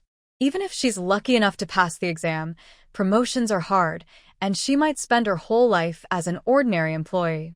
If it had been before, she would have gritted her teeth and gone to Beijing, competing fiercely, using time to exchange for money. At worst, she'd earn enough to return to her hometown and retire. Back then, she was older, and jobs were even harder to find, but at least she had money. Society is like that. Without money, you can't survive. Now, she has the ocean perspective, cheat, which is a rare opportunity many people can only dream of. If she still chooses to go back to the old, crowded, uncertain path of looking at people's faces and uncertain future, wouldn't that be a waste of her talents and extremely foolish? Seeing her parents' serious expressions, Su Yunzhou changed the subject, a small proud smile appearing on his face, and his tone became cheerful. Dad, Mom, look at this. Jin Zhu, over 300,000. Mei Le Zhu, 1 million. And this is just the beginning. Think about it, my luck, if I go out to sea again and accidentally find an ancient shipwrecked treasure chest, or discover even rarer pearls.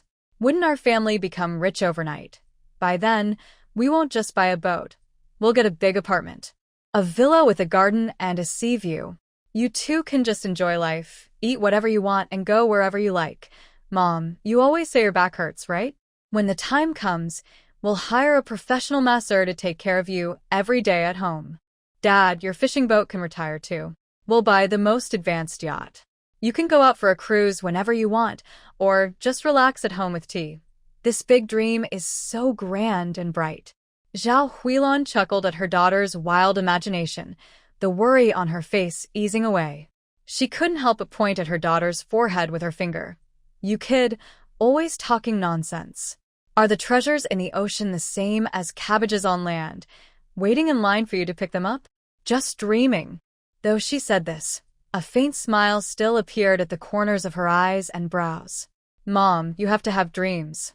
What if they come true? Su Yunzhou grinned and gently took his mother's arm, softening his tone with a bit of affection. And think about it. Once I buy the boat, I'll be the boss. I can decide when to go out to sea and when to come back. Today the weather is nice and I feel good, so I want to go for a walk. If I get tired or the weather turns bad, I can stay home or help you with the shop. Such freedom. It's much better than working in the city, constantly being rushed by alarms and watched by bosses. Hearing this, Zhao Huilan's expression softened a little more.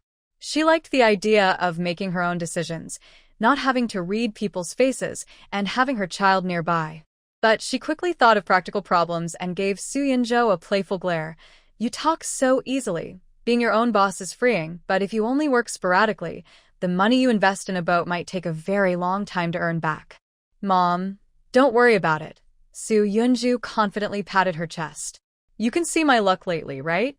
Maybe the next trip out to sea will bring back enough to buy half a boat. Although she spoke jokingly, her words carried a hint of hope, especially when thinking about Jin Zhu and Mei Le Zhu, making her words seem more real. She hugged her mother's arm gently and said, "Just trust me. I will work hard and won't do anything reckless. Let me try, okay?" Zhao Huilan looked into her daughter's bright, hopeful eyes, and her stubbornness finally broke down. She sighed, smiled helplessly, and gently brushed her daughter's messy hair from her forehead. All right. I can't argue with you. As long as you know what you're doing." After settling her mother, Su Yunju immediately turned her hopeful gaze to her silent father, cautiously asking, "Dad, did you agree? It's fine, wheel on. She's grown up and has her own ideas and courage. That's a good thing." She managed to save enough money to buy a boat without relying on the family, which shows her ability and determination, more than we had at her age. As parents, we can worry and remind her, but we shouldn't hold her back. As long as she truly thinks it through and considers the risks, we will support her from behind. Zhao Huilon looked at her resolute husband and her determined daughter. "You, my child, you have big ideas. But be very careful in the future. Safety first, understand?" "Got it. Mom, you can rest assured. I promise to be careful," Su Yunju quickly assured her, feeling a huge weight lift from her heart. Holding over 4 million yuan, Su Yunju felt lighter and more confident as she walked. A strong, reassuring feeling grew from within her. This was very different from the feeling she had when saving money from her previous job, watching her salary slowly grow on her bank card. In her mind, she quietly calculated that, based on her previous decent job in Jing City, her after-tax monthly salary was about 20,000 yuan. This income was not low among her peers, but after paying rent, transportation, social activities, and necessary living expenses, saving 10,000 yuan a month required a lot of discipline. Buying a new multi-purpose fishing boat that meets her needs would cost at least 2 to 3 million yuan. What does this mean? It means working without eating or drinking for over 200 months, nearly 20 years, just to save enough for the boat. And that's only the price of the boat. The ongoing costs for maintenance, fuel, and docking fees are even more astronomical. Seeing this number, Su Yunju instinctively shook her head. It was something she had never dared to imagine before. Indeed, no pain, no gain, she thought. But then she quickly dismissed the idea of getting rich quick as a kind of windfall. Her money came surprisingly fast, but it wasn't unjust or illegal wealth. The pearls she found in shells and the melon's hell pearls she cultivated weren't stolen or taken by force, nor did they harm anyone. This could be seen as a special gift from the sea. It was an effortless gain, but a different way of obtaining value, breaking away from the usual work salary pattern. The feeling of unreality from wealth coming so quickly gradually faded, replaced by excitement and confidence that this path was possible. With a boat, she could go out to sea and catch all kinds of deep-sea fish, bluefin tuna, the king of groupers, turbot, as well as other species like the spotted grouper, mouse grouper, red snapper, and red gurnard. With her ocean-viewing superpower, catching these fish would be a breeze. For ordinary people, the deep sea is dangerous, high pressure, and dark. But for Su Yunju, who can breathe freely underwater and isn't afraid of water pressure, the deep ocean is just another beautiful garden to explore. Treasure hunting on the seabed, precise collection. Even sunken ships could be rediscovered by her. Thinking of all this, Su Yunju felt a surge of excitement. This wasn't hard work. It was like accessing a vast, natural treasure trove just for her, ready to be withdrawn from. She had to act quickly. Su Yunju was very decisive.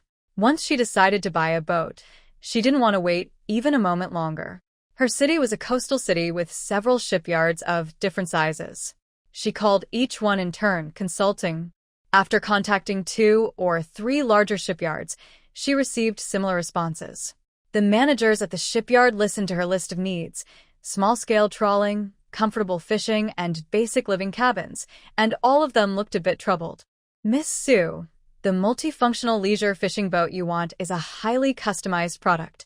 Our standard models don't meet your requirements. If we redesign and place a new order, from confirming the drawings, preparing materials, to starting construction and launching, the whole process will take a very long time, at least 8 months to a year. If there are supply chain issues, it could take even longer." 8 months to a year?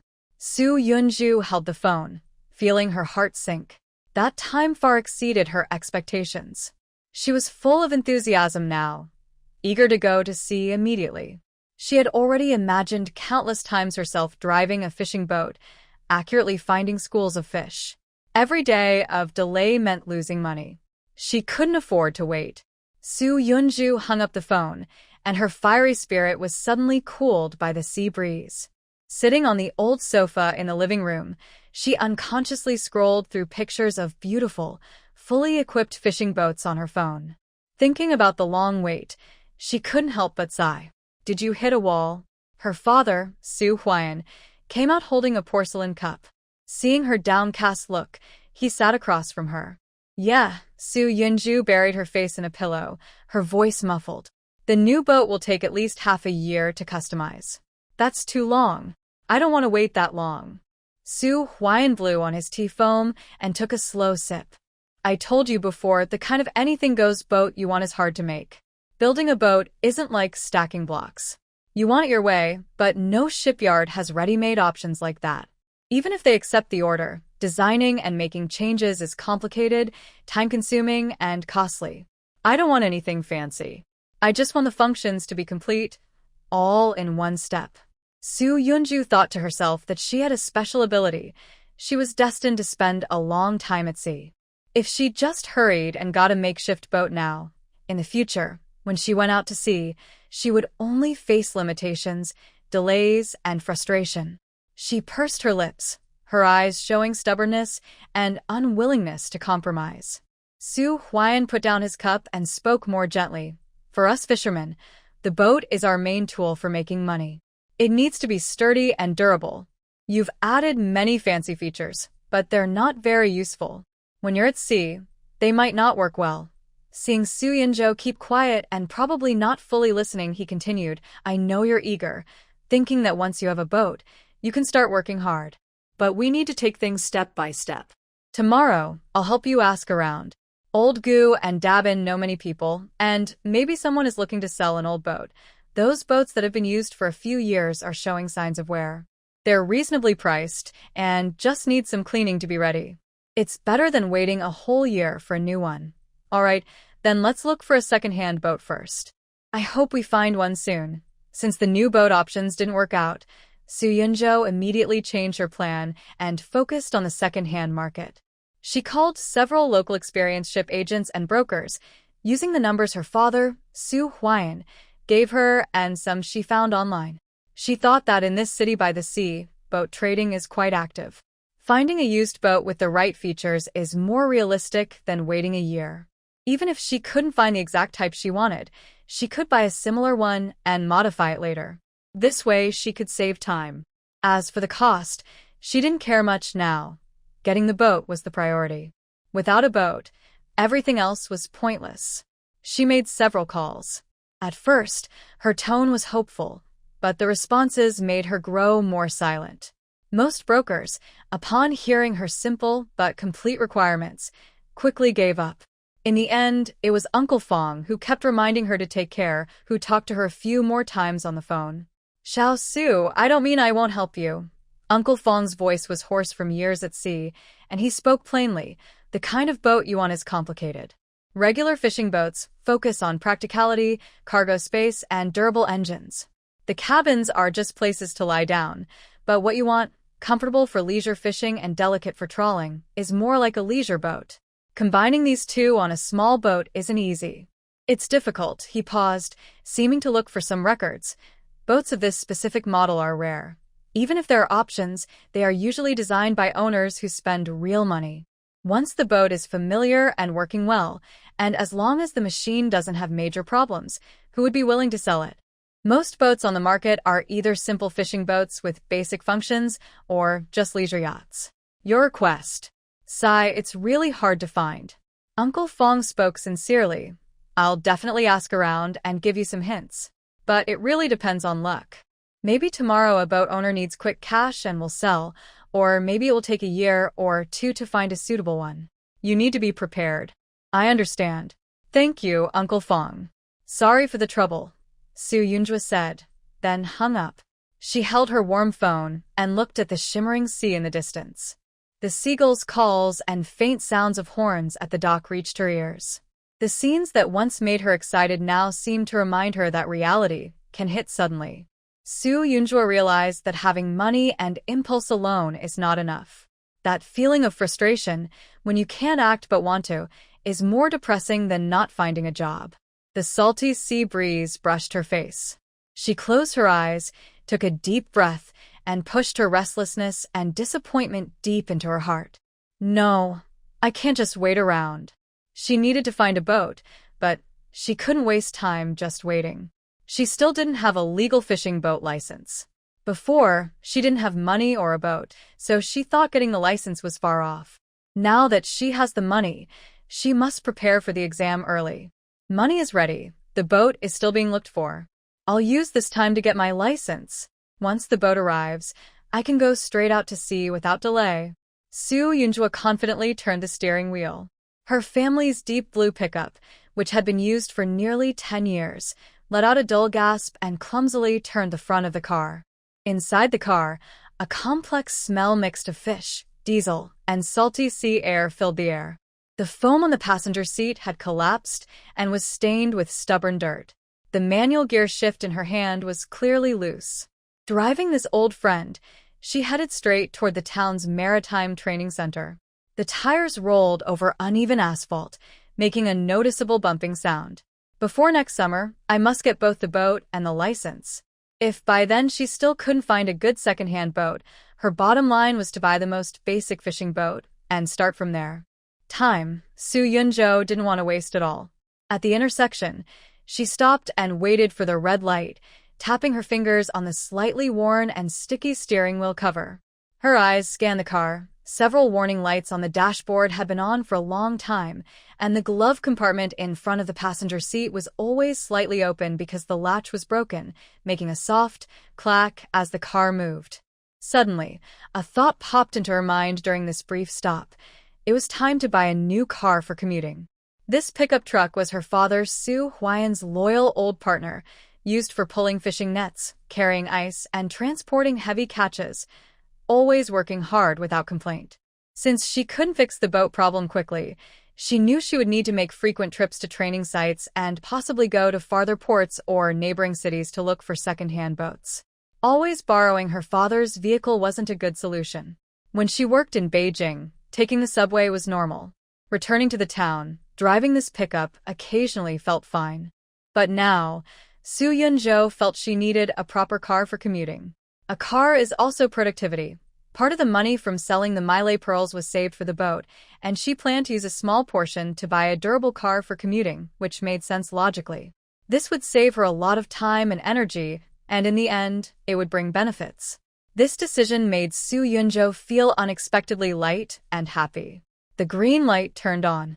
She shifted gears smoothly and gently pressed the accelerator. The old pickup made its characteristic, not very pleasant noise as it moved forward.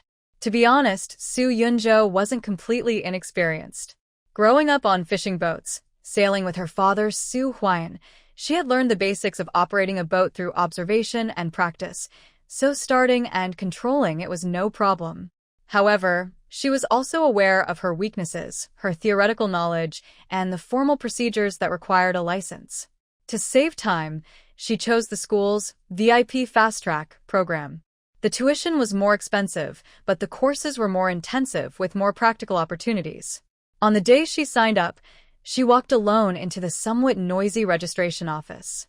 Inside, smoke filled the air, and several middle-aged men with dark skin and work uniforms were chatting and joking with the staff. When Soo Yunjo explained her purpose and said she wanted to apply for a fishing boat license, the office suddenly became quiet. Several people looked at her, a young girl who looked delicate and tender. The person in charge of registration was a middle-aged man in his 40s. He looked up and glanced at her, casually flipping through the forms. He said in a tone that seemed to discourage her, "Young girl, getting a fishing boat license is not a joke. The theory is boring, and the practical part is tiring and messy. When the sea is rough, even men can't handle it. Also, learning this takes a long time and costs a lot. You might want to consider other options like becoming a customs officer or working in seafood inspection. Those are more suitable for girls." Next to him, a man waiting to handle his paperwork also smiled and joined in. "Yeah, little sister, driving a boat is tough work for us rough guys. It's windy and sunny outside. With your delicate arms and legs, you probably can't even throw the ropes properly." Soo Yunjo showed no expression and didn't argue. She just looked calmly at the registration clerk and repeated, "Teacher, I'm signing up for the VIP class. Do I pay the fee here?" Seeing her firm attitude, the clerk shook his head and didn't say anything more. During the first official practical lesson, they practiced docking, simulating how to park the boat at a narrow pier side. The current was a bit strong. Several students were flustered. Either their angles were too wide and almost hit the dock, or they couldn't stop far from the pier. When it was Soo Yunjo's turn, she quickly boarded the boat, started the engine, and observed her surroundings.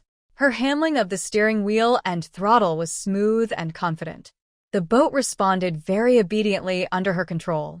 She entered the docking angle steadily, using tiny adjustments of power and steering to counteract the water flow. Finally, the boat gently and precisely touched the dock's bumper tires with a calm and graceful motion. The whole process was smooth and natural, even more steady than the instructor's demonstration. The male students, who had been standing on the shore with their arms crossed, ready to laugh at her, were all stunned. The young man who had spoken at the registration point opened his mouth in disbelief. The instructor looked at her with admiration and praised loudly. "Did everyone see that? That's real docking.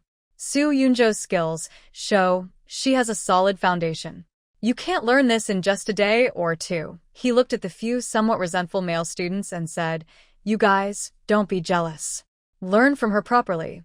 The work of sailing depends on this." He pointed to his temple, then to his chest, not just brute strength. The salty sea breeze blew through Soo Yunju's ponytail tied behind her head, lifting a few strands of hair that brushed her calm face. She smoothly released the steering wheel, completed all the checks after docking, and moved naturally and confidently. Her face still showed no pride, just a slight relaxation at the corners of her mouth, quietly letting out a breath of relief. After all, proving oneself also takes skill. If she hadn't done well, those male trainees would have more to say.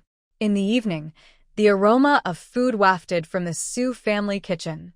At the dining table, Soo Yunju casually mentioned that the crew certification training class had already started, and she would get her certificate soon.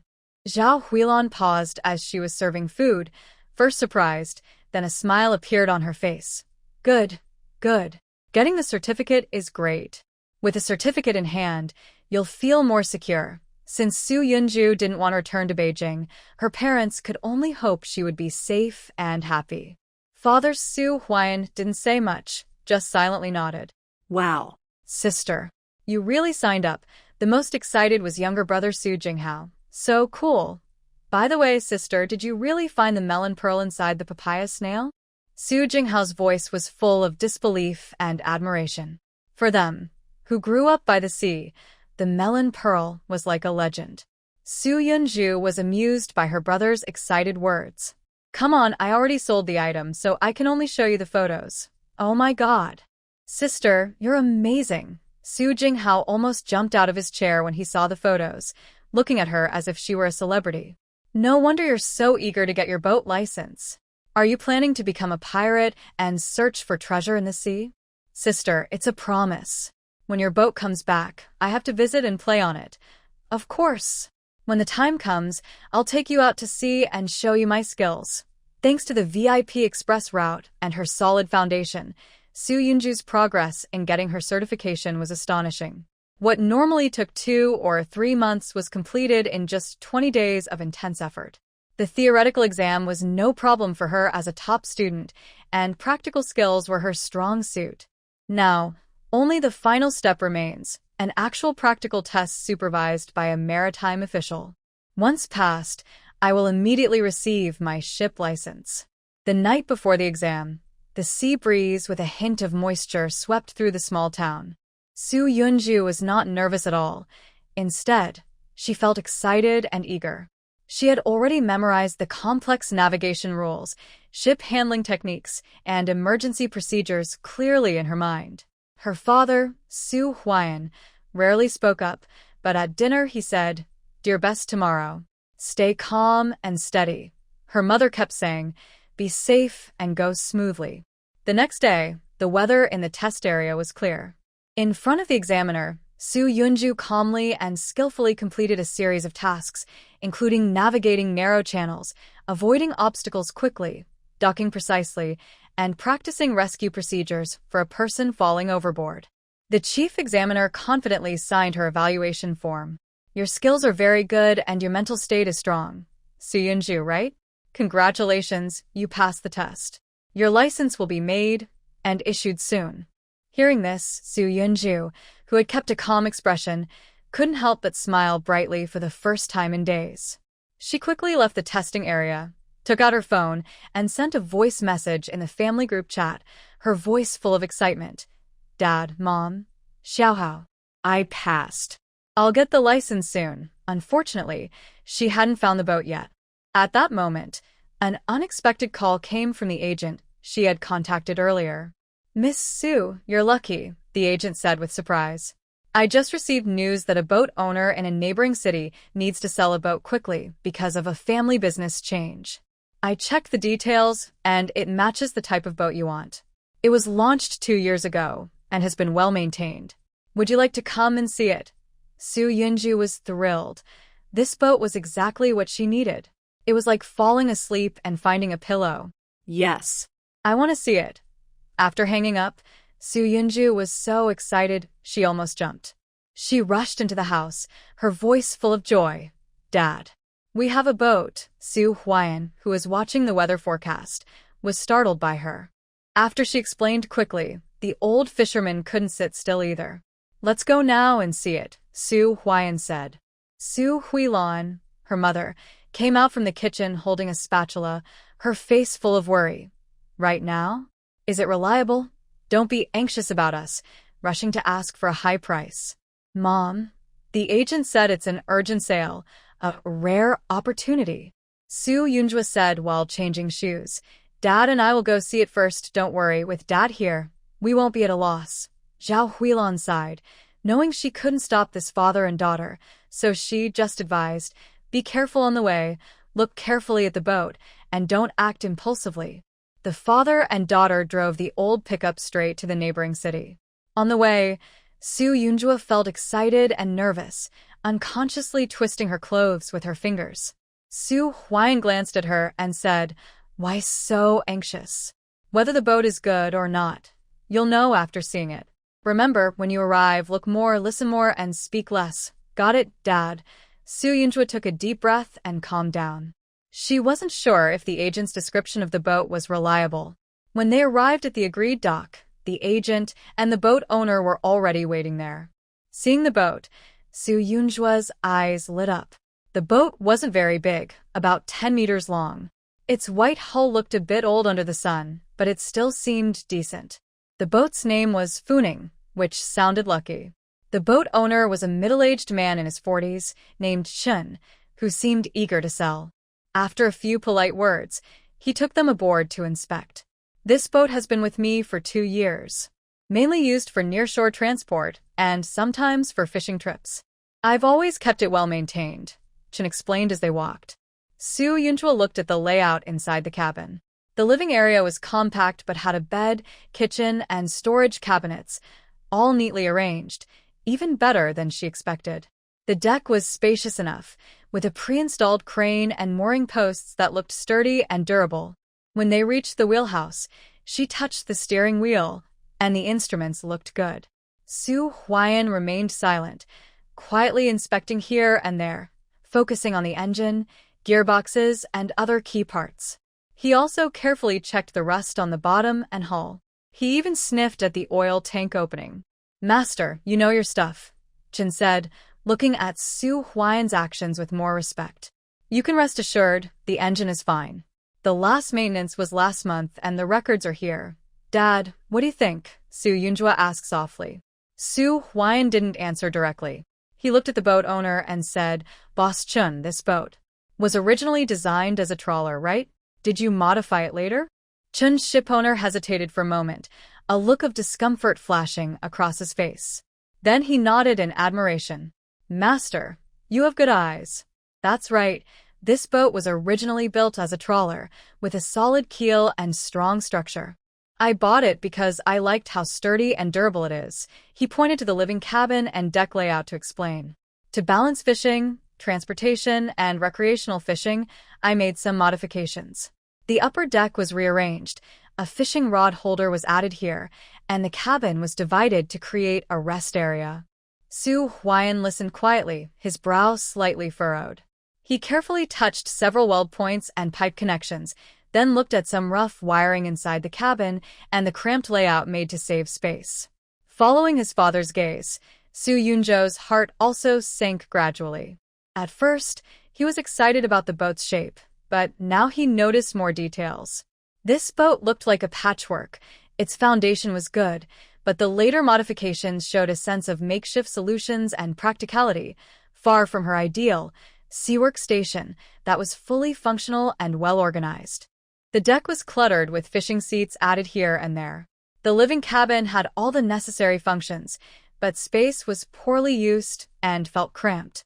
Boss Chun, did you change the main structure during these modifications? Like here and here, Su Huayan pointed out a few key spots. No. I didn't touch the main structure at all, I can guarantee that. Chin's shipowner quickly waved his hands. I only added some things inside and on the deck for convenience. Forget the price for now. If the structure was altered, even just the interior layout, it could affect the whole boat. The sea is no joke. A big wave can bend even steel plates. Besides, these modifications have reduced the boat's comfort and functionality. The boat Su Yunzhou envisioned shouldn't be like this. Just makeshift. But reality is right in front of us. A new boat would take over half a year to build, and there are no suitable second-hand boats on the market that meet her needs.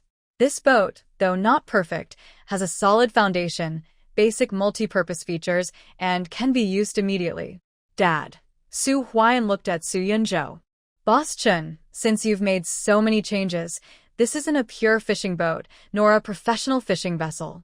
It's a bit of a hybrid, so the price is hard to determine. And these added features, maintenance, and repairs are all problems. Chin's shipowner's forehead was a bit sweaty. He really needed funds quickly. When he met such an experienced expert, he knew he couldn't just ask for a high price without reason. Master, you're telling the truth. There are some flaws with this ship. Chin sighed and didn't beat around the bush anymore. But as you can see, the keel, main engine, and gearboxes are all solid, good parts. I initially invested nearly 1 million yuan, and just for the necessary modifications to meet regulations, I spent that much. He made a gesture which Su Huayan and Su Yunzhou clearly saw, but whether it was real or fake was hard to tell. Here's the thing. I see you're sincere, and I need money quickly too. Instead of talking about those minor issues, let's get to the real price. 680,000 yuan. This price is much cheaper than building a new ship. Su Yunzhou has over 4 million yuan, so buying it wouldn't be a problem. But should she buy this ship? She instinctively looked at her father. Su Huayan showed no particular expression. He just slowly lit a cigarette, took a puff, and then spoke through the smoke. Mr. Chen, I see your sincerity, but this price is too high. He didn't dwell on the small problems but went straight to the core. This ship, in the end, has a confusing purpose. Professional fishing boats dislike your modifications because they take up working space and add unnecessary weight and fuel consumption. People who want to buy it just for fun find the living cabin uncomfortable and the fishing equipment takes up space. It's a mixed job, looks like it can do everything, but nothing is top-notch. That's why it's hard to sell, and few people who know quality will buy it. This remark hit Chin shipowner's sore spot precisely. His urgency was not only for business reasons, but also because few buyers showed interest in this ship on the market. I'll go one step further, 65,000 yuan. I really can't go lower. Chin gritted his teeth. Su Huayan interrupted his price discussion. We need to hire a third-party surveyor to inspect everything thoroughly, especially the modifications, welds, stress points, watertight bulkheads, all wiring, fire safety, and rescue equipment. They must be rechecked and issue an official report. If the report shows no problems, we can talk about the price. If there are major safety or structural issues, we wouldn't dare take this ship even for free. Chin was stunned at first, then seemed to relax and breathe a sigh of relief. That's the way it should be. Master, you're a smart man. I am confident in selling this boat and not afraid of inspection. I have kept all the modification plans and special inspection reports, so I can access the files anytime. I can also contact a trusted ship inspector, but of course, it's better if you find someone reliable to check it yourself. Seeing Mr. Chen's confident attitude, Su Yunju and her father exchanged a look, feeling a bit more at ease. His lack of fear of inspection shows he is confident about the safety of the boat. In the following days, Su Yunju focused on preparing for her final crew certification exam, so she entrusted her father with the inspection process. In such a professional matter, her father was more experienced than she was. Her mother, Zhao Huilan, felt a bit uneasy. While Su Yunju studied in her room, Zhao Huilan approached Su Huainan, who had just finished calling the inspector, and lowered her voice with a worried look on her face. "Old Su, have you really checked the boat thoroughly? I just don't feel at ease. It's used and it's been modified. I hope it's not just for show, but inside, it's not reliable." 68,000. That's no small amount. Yunju is ambitious and wants to build a career. We should support her, but if this money goes to waste, our family can't afford such risks. Su Huainan looked at his worried wife, not impatient, but gently patted her hand. Having dealt with the sea for many years, he was calm and steady. "Huilan, put your mind at ease," he said softly, with a reassuring strength. "I've spent most of my life at sea. I can tell if a boat is good just by touching it and listening. The keel and main engine are quality parts, solid and reliable. I've hired Lao Xie, remember? The one who inspects ships more carefully than he checks his own son. With him checking the thickness of the hull, the welds, and whether the machinery has hidden problems, nothing can hide from him. Once the report is out, the black and white facts will be more convincing than our guesses here." Hearing that her husband had hired Lao Xie, Zhao Huilan's tense face eased a little. She knew Lao Xie's reputation. With his inspection, she could feel more at ease. I don't doubt you," Zhao Huilan sighed. "It's just, I worry about this big sum of money, especially since it's for Yunju's new boat. I'm afraid something might go wrong." I understand, Su Huainan nodded. "Once the report is out, everything will be clear. Whether it's good or bad, let the facts speak for themselves." A few days later, the official inspection report was ready. Su Huaiyan carefully reviewed the detailed document, focusing on the main conclusions, which helped him relax. When he got home, he handed the report to Zhao Huilan, who had been eagerly waiting. "See, the main structure is fine, so it's safe. There are some small issues, but they don't matter.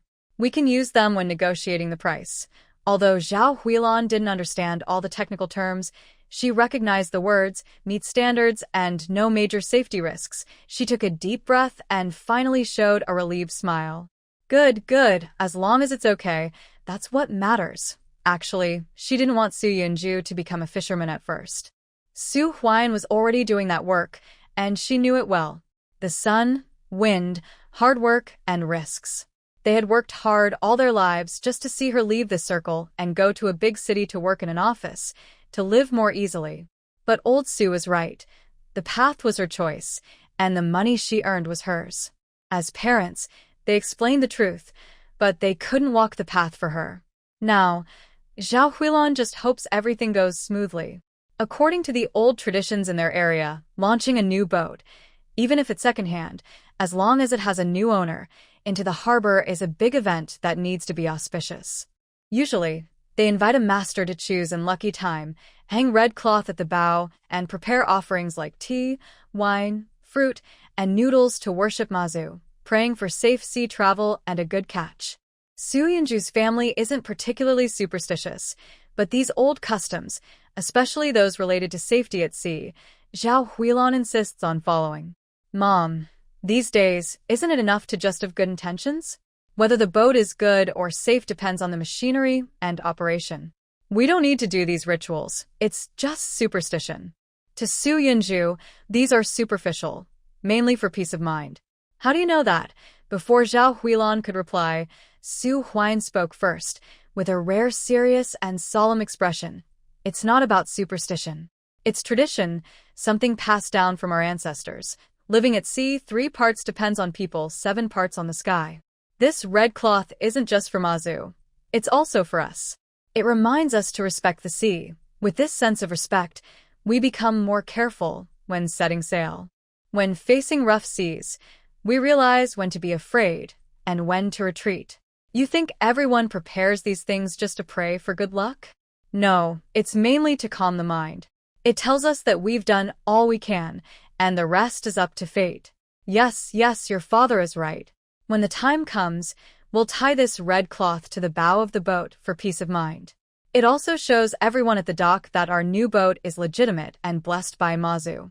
In the future, we hope for safe journeys and a good catch. Zhao Huilan was busy preparing the red cloth and offerings while talking to Su Yunju. Su Yunju didn't fully agree with this tradition. Instead of relying on vague blessings, he believed it was better to maintain the machinery well and practice skills thoroughly.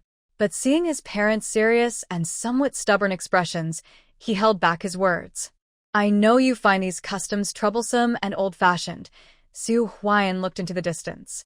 Our generation has experienced many things at sea, and some matters are hard to explain clearly. The red cloth and offerings are ultimately about giving ourselves peace of mind. Traditions have reasons behind them. Doing them makes us feel more at ease. When you face the waves alone in the future, this peace of mind can sometimes be more important than anything else.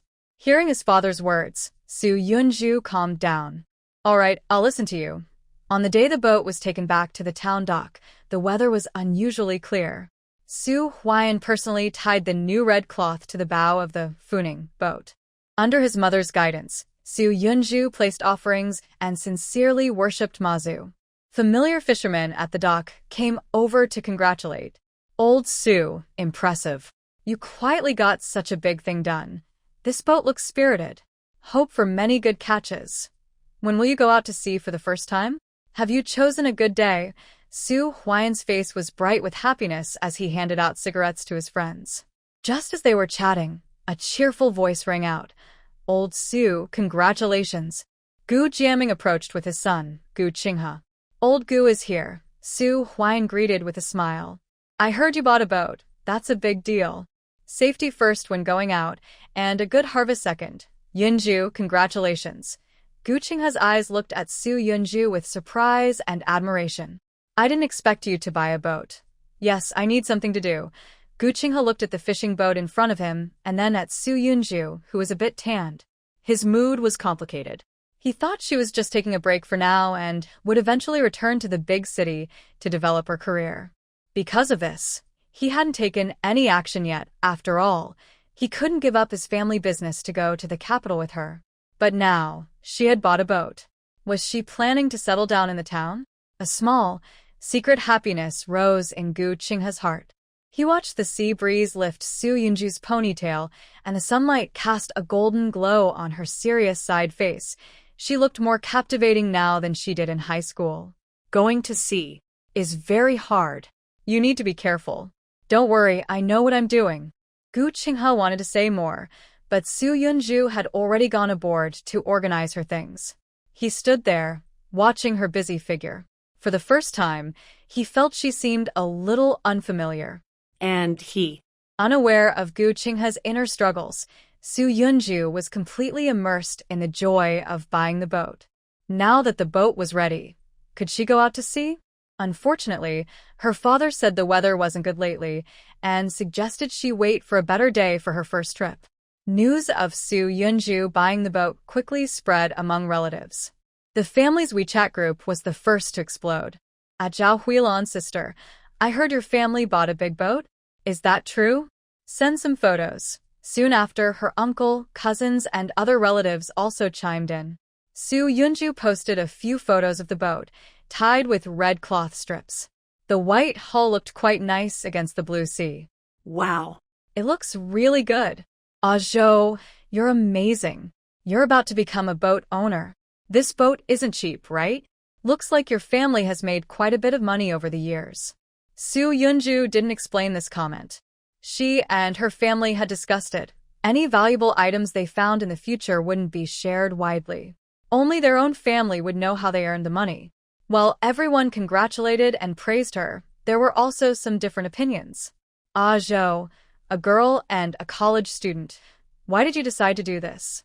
Going out to sea is tough and risky. Someone privately messaged Zhao Huilan, I heard this business isn't easy right now. Fuel costs are high, and fish prices are unstable. Ah Zhou just came back and invested so much. Do you think she can handle it? These words, sent through the phone screen, carry the relatives or more or less their curiosity and concern. In their view, Su's daughter, who has been studying and working in Beijing, suddenly came back and invested a lot of money to buy a boat to become a fisherman. This decision is quite bold and sudden. Su Yunju looks at the lively chat group with a calm mind. She had already expected such reactions and simply replied with congratulations. For those doubts, she didn't explain much, just said, let's see how it goes. Thank you all for your concern. Actions are always more convincing than words. No matter what others think, with her special ability to see through the ocean, if she can't succeed in fishing, then the sea doesn't have much potential. The boat is in place, with familiar people, and the procedures are done quickly. The exam for the crew certificate also went smoothly. With the boat, traveling to the dock and transporting supplies is much more convenient than without a vehicle. Su Yunju still has over 3 million yuan and decides to buy a simple car for commuting, not too expensive. She only knows that a car should be easy to drive, fuel-efficient, and spacious. She doesn't understand the complicated parameters and features salespeople talk about, so she is completely unsure what to choose. Today, she planned to come out with her father, Su Huan, but there was a delivery at the shop, so she said, Yunju, I don't know much about cars either. Our family has bought several over the years. I haven't kept up with the current market. Why don't you look at some yourself? If you're not sure, we can go again in a few days. Thinking about a simple car, she didn't plan to buy anything too expensive. Making 2 trips would be troublesome, so maybe she should look a bit more. Just as she hesitated over an SUV, a familiar voice sounded behind her. Yinshu? What a coincidence. You're here to look at cars too? Su Yunju turned around and saw Gu Qinghe smiling nearby. Gu Qinghe? She was a bit surprised. Yeah, I want to buy a car for commuting. What about you? I'm here to look at a pickup truck for transporting goods, Gu Qinghe said as he approached. Looking at cars, Su Yunju smiled helplessly. Not very familiar. I'm just listening to the salesperson explaining and my head is spinning. Just finished looking at a pickup truck myself. Maybe I can help you decide? I know a little more than you. Su Yunju hesitated a bit. She really needed someone knowledgeable to help look at the car. Gu Qinghe, being an old classmate, was more trustworthy than a complete stranger salesperson. It's no trouble. I was planning to look at the car anyway, Gu Qinghe said with a slight smile. He felt a bit lucky to meet Su Yunju like this. Later, he thought it would be nice to invite her to dinner to get to know each other better. The group looking at the cars changed from just Su Yunju and the salesperson to include Gu Qinghe as well. Does this engine use a timing belt or a chain? What's the maintenance cycle and cost for each? Gu Qinghe quietly explained to Su Yunju, pointing at some parts. A chain is more durable and requires less maintenance later. The salesperson quickly answered, It's a chain, sir. You seem to know a lot. Gu Qinghe nodded and then turned to the transmission. This dual-clutch transmission, does it feel jerky when driving slowly in the city? He gestured to Su Yunju. This is important for city driving, as it affects comfort. Are the fuel consumption figures from the official reports or real-world tests? About how much do you get in city driving? Su Yunju listened to his clear analysis and felt more at ease. She also asked her own questions at the right time. Gu Qinghe, how's the visibility from the driver's seat? Is the A-pillar blind spot big? Gu Qinghe looked at the car from different angles outside and then sat in the passenger seat. The visibility is pretty good. Do you think the space is enough? I might need to carry some things sometimes. The depth is fine. You can fit a few suitcases or some goods without a problem. They discussed and exchanged ideas, complimenting each other. The salesperson stood nearby, almost unable to speak, only nodding in agreement. Watching their smooth discussion, the salesperson couldn't help but smile and say, This gentleman really knows his stuff. With you helping your girlfriend check the car, it's definitely the right choice. Just as Su Yunjo was about to clarify that they weren't a couple and that the salesperson misunderstood, a loud argument nearby interrupted her. Not far from the display stand, a young man in a salesperson's suit was being quietly scolded by a middle-aged supervisor. The young man looked down, his face flushed red, clutching his ID badge nervously. Perhaps because they kept looking at him, the young salesperson instinctively looked up, trying to escape the awkward situation for a moment. His gaze just happened to meet Gu Qinghe's and Su Yunjo's. The three of them were all together. "Class monitor?" Su Yunju, the young man blurted out, and his face immediately showed embarrassment, making him stand there awkwardly. Su Yunju recognized him too. He was a classmate from high school, probably named Wang Rui. She didn't know him very well. Gu Qinghe, as the class monitor back then, was very familiar with all the classmates. He naturally walked over to help resolve the situation. "Wang Rui? What a coincidence. We're just looking at cars." Then he smiled and turned to the slightly displeased manager. "We're friends of Wang Rui. Could you help introduce us to some car models?" Seeing Gu Qinghe's elegant dress and manner, the manager, who thought they were serious buyers, immediately relaxed and told Wang Rui, "Take good care of them," then turned to leave. Wang Rui sighed in relief and gratefully looked at Gu Qinghe. "Class monitor, thank you so much." He adjusted his mood and then looked between Gu Qinghe and Su Yunju, with curiosity but mostly familiarity from old classmates.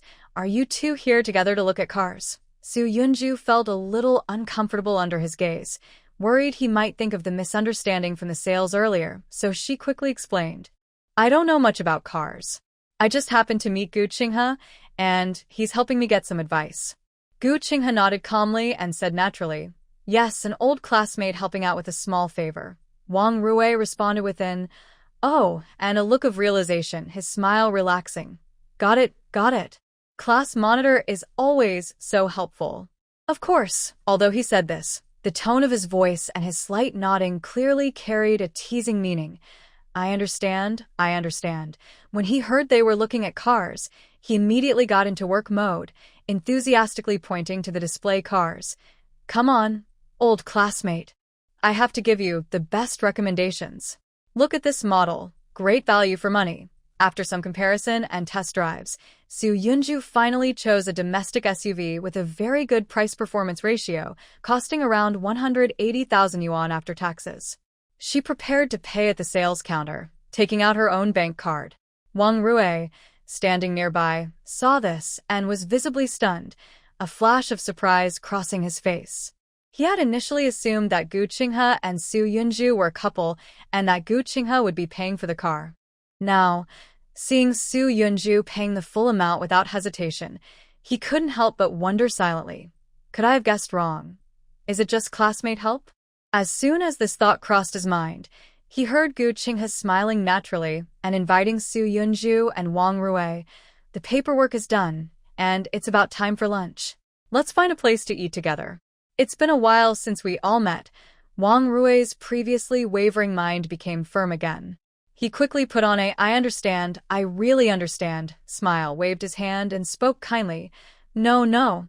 Class monitor, Su Yunju, you two go ahead and eat. I still need to finish some paperwork and check in. I have a test drive appointment with a client later, so I can't leave. Next time, I'll treat you to a meal.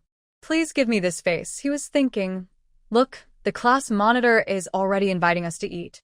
Since Su Yunju is paying, they probably discussed it beforehand, or maybe Su Yunju is proud and doesn't want the class monitor to spend money. But the class monitor inviting them like this shows their relationship isn't ordinary. I can't be a third wheel. I need to be sensible." Seeing Wang Rui's overly considered expression and tone, Su Yunju knew he didn't believe their explanation at all. She opened her mouth to say something but then hesitated, thinking maybe it was a bit unnecessary to explain further since he wasn't listening. Reluctantly, she closed her mouth and silently signed the car purchase contract. Gu Qinghe saw Wang Rui's reaction and Su Yunju's helplessness and followed Wang Rui's words. "All right, work is important. Let's meet again next time."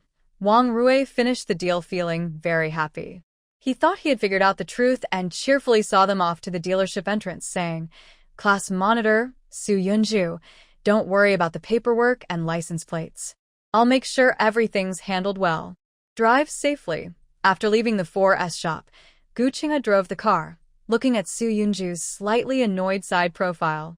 A faint smile appeared on his lips. Then, he casually looked out the window.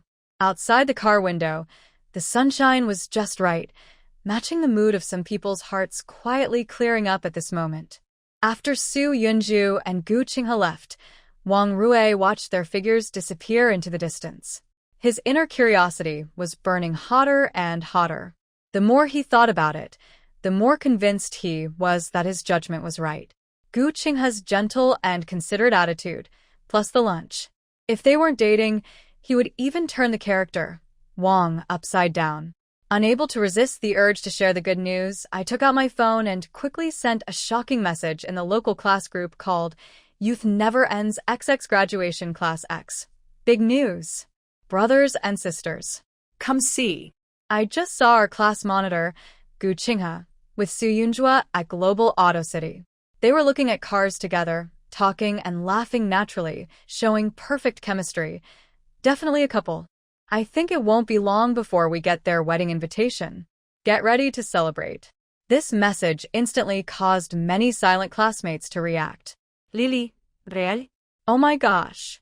The class monitor and our school beauty, Su Yunjua? This is like a dream team-up. Zhao Cheng. Wow. A perfect match, finally together. The class monitor is awesome, Sun Qian. The couple I shipped is real?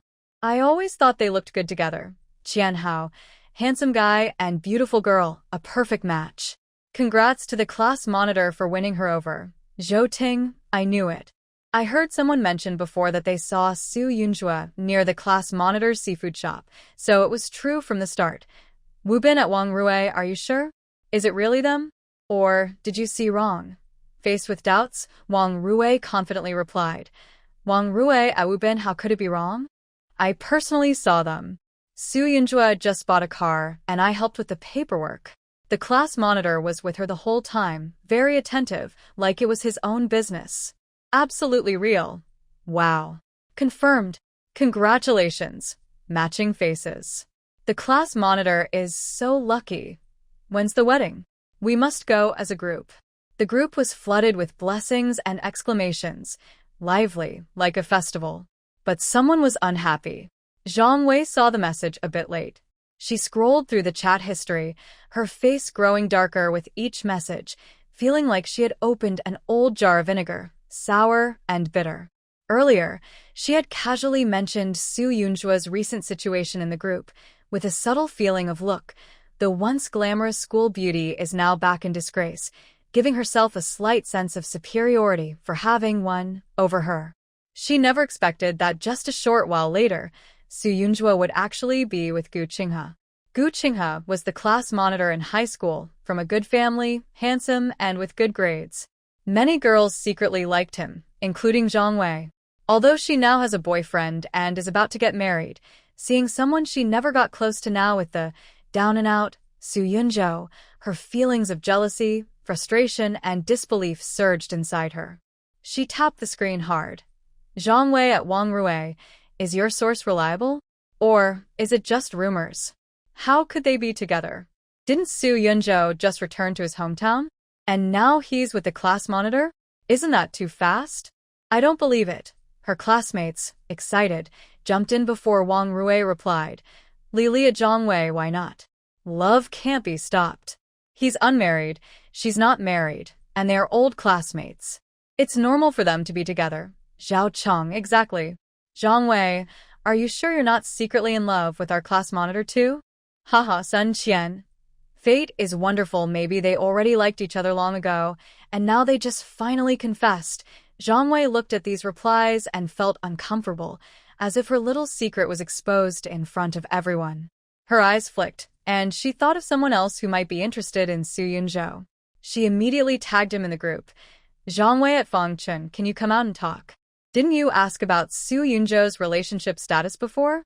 Did you add him on WeChat? How's it going? Any progress? She added another message at Wang Rui. This message might be a mistake. Are you messing up our brother Chen's chances? With this mention, the atmosphere shifted again.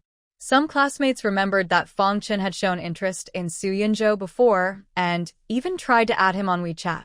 They wondered if it was successful. Qian Hao. Yeah. At Fong Chen, what's going on?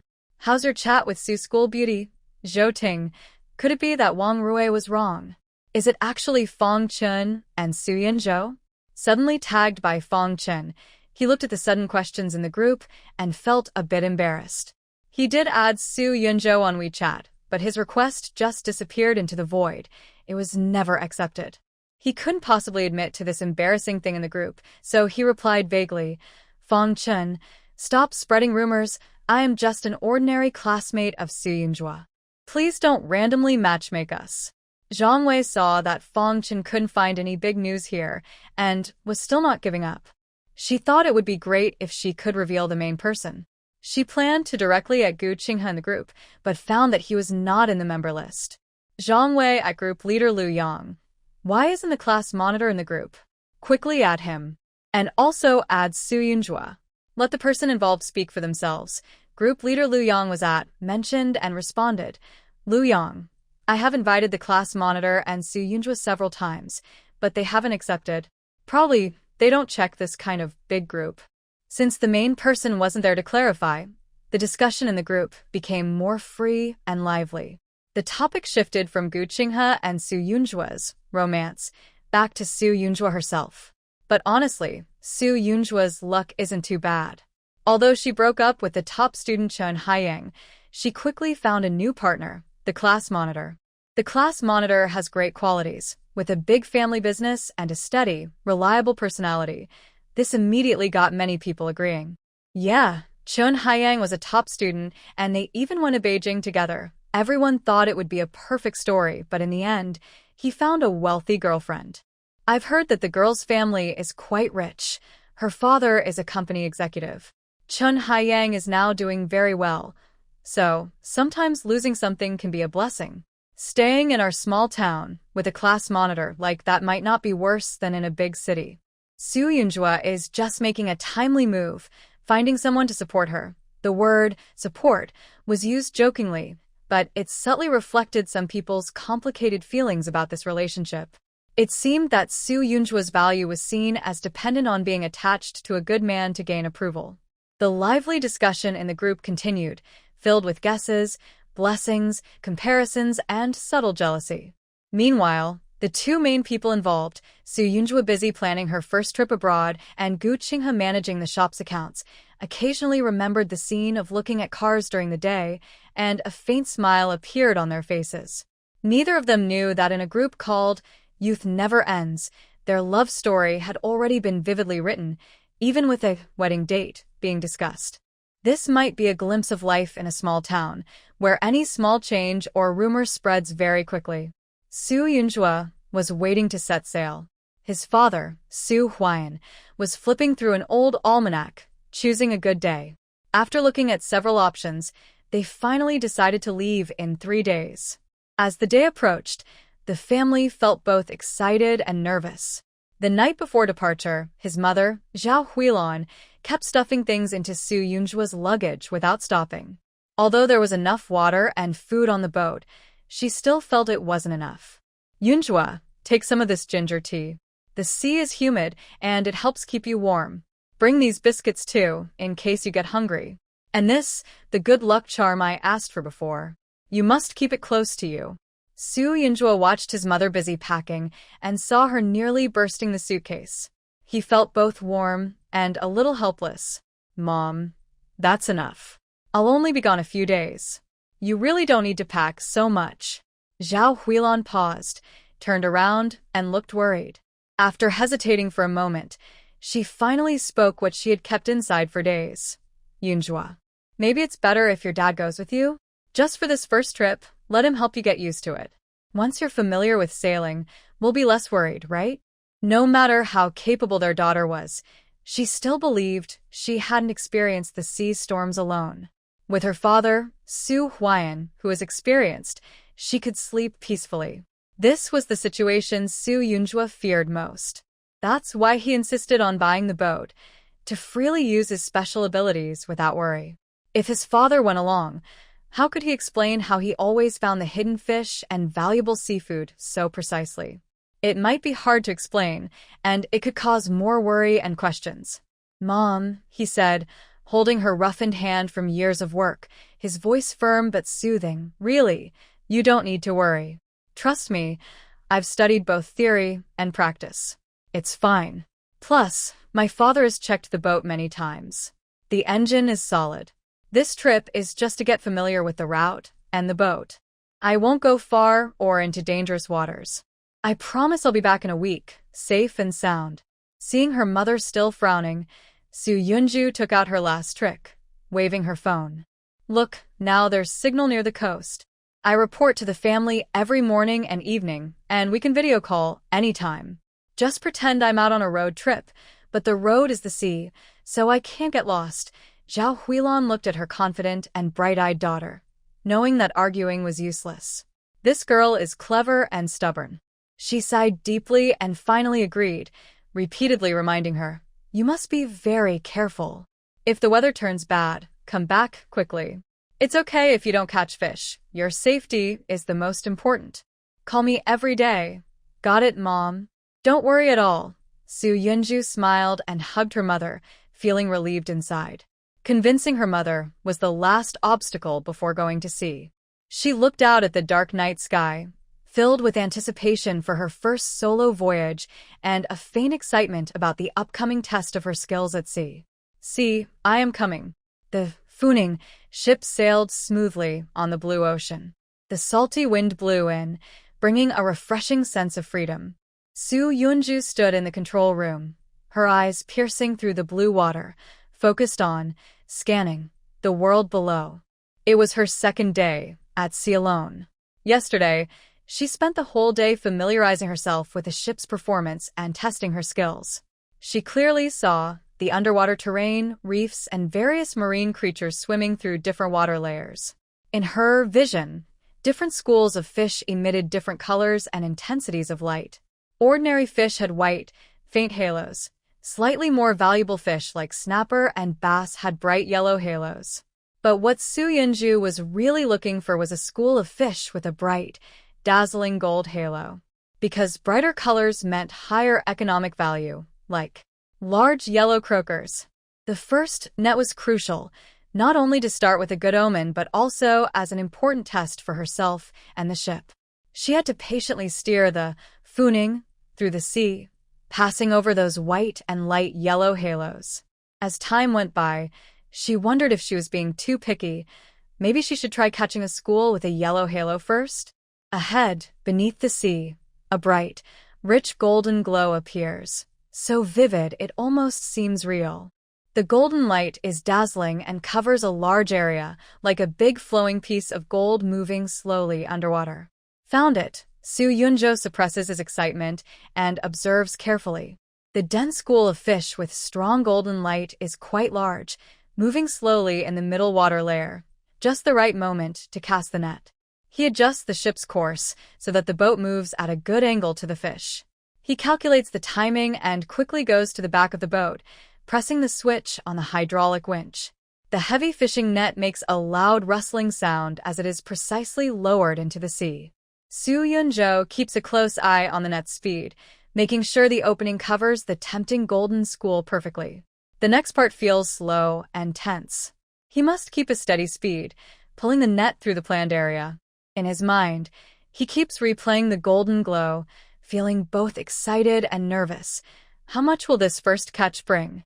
After about an hour, he estimates it's time to haul in the net. The hydraulic winch makes a dull sound as the steel cable is slowly reeled in, and the net beneath the water gets heavier.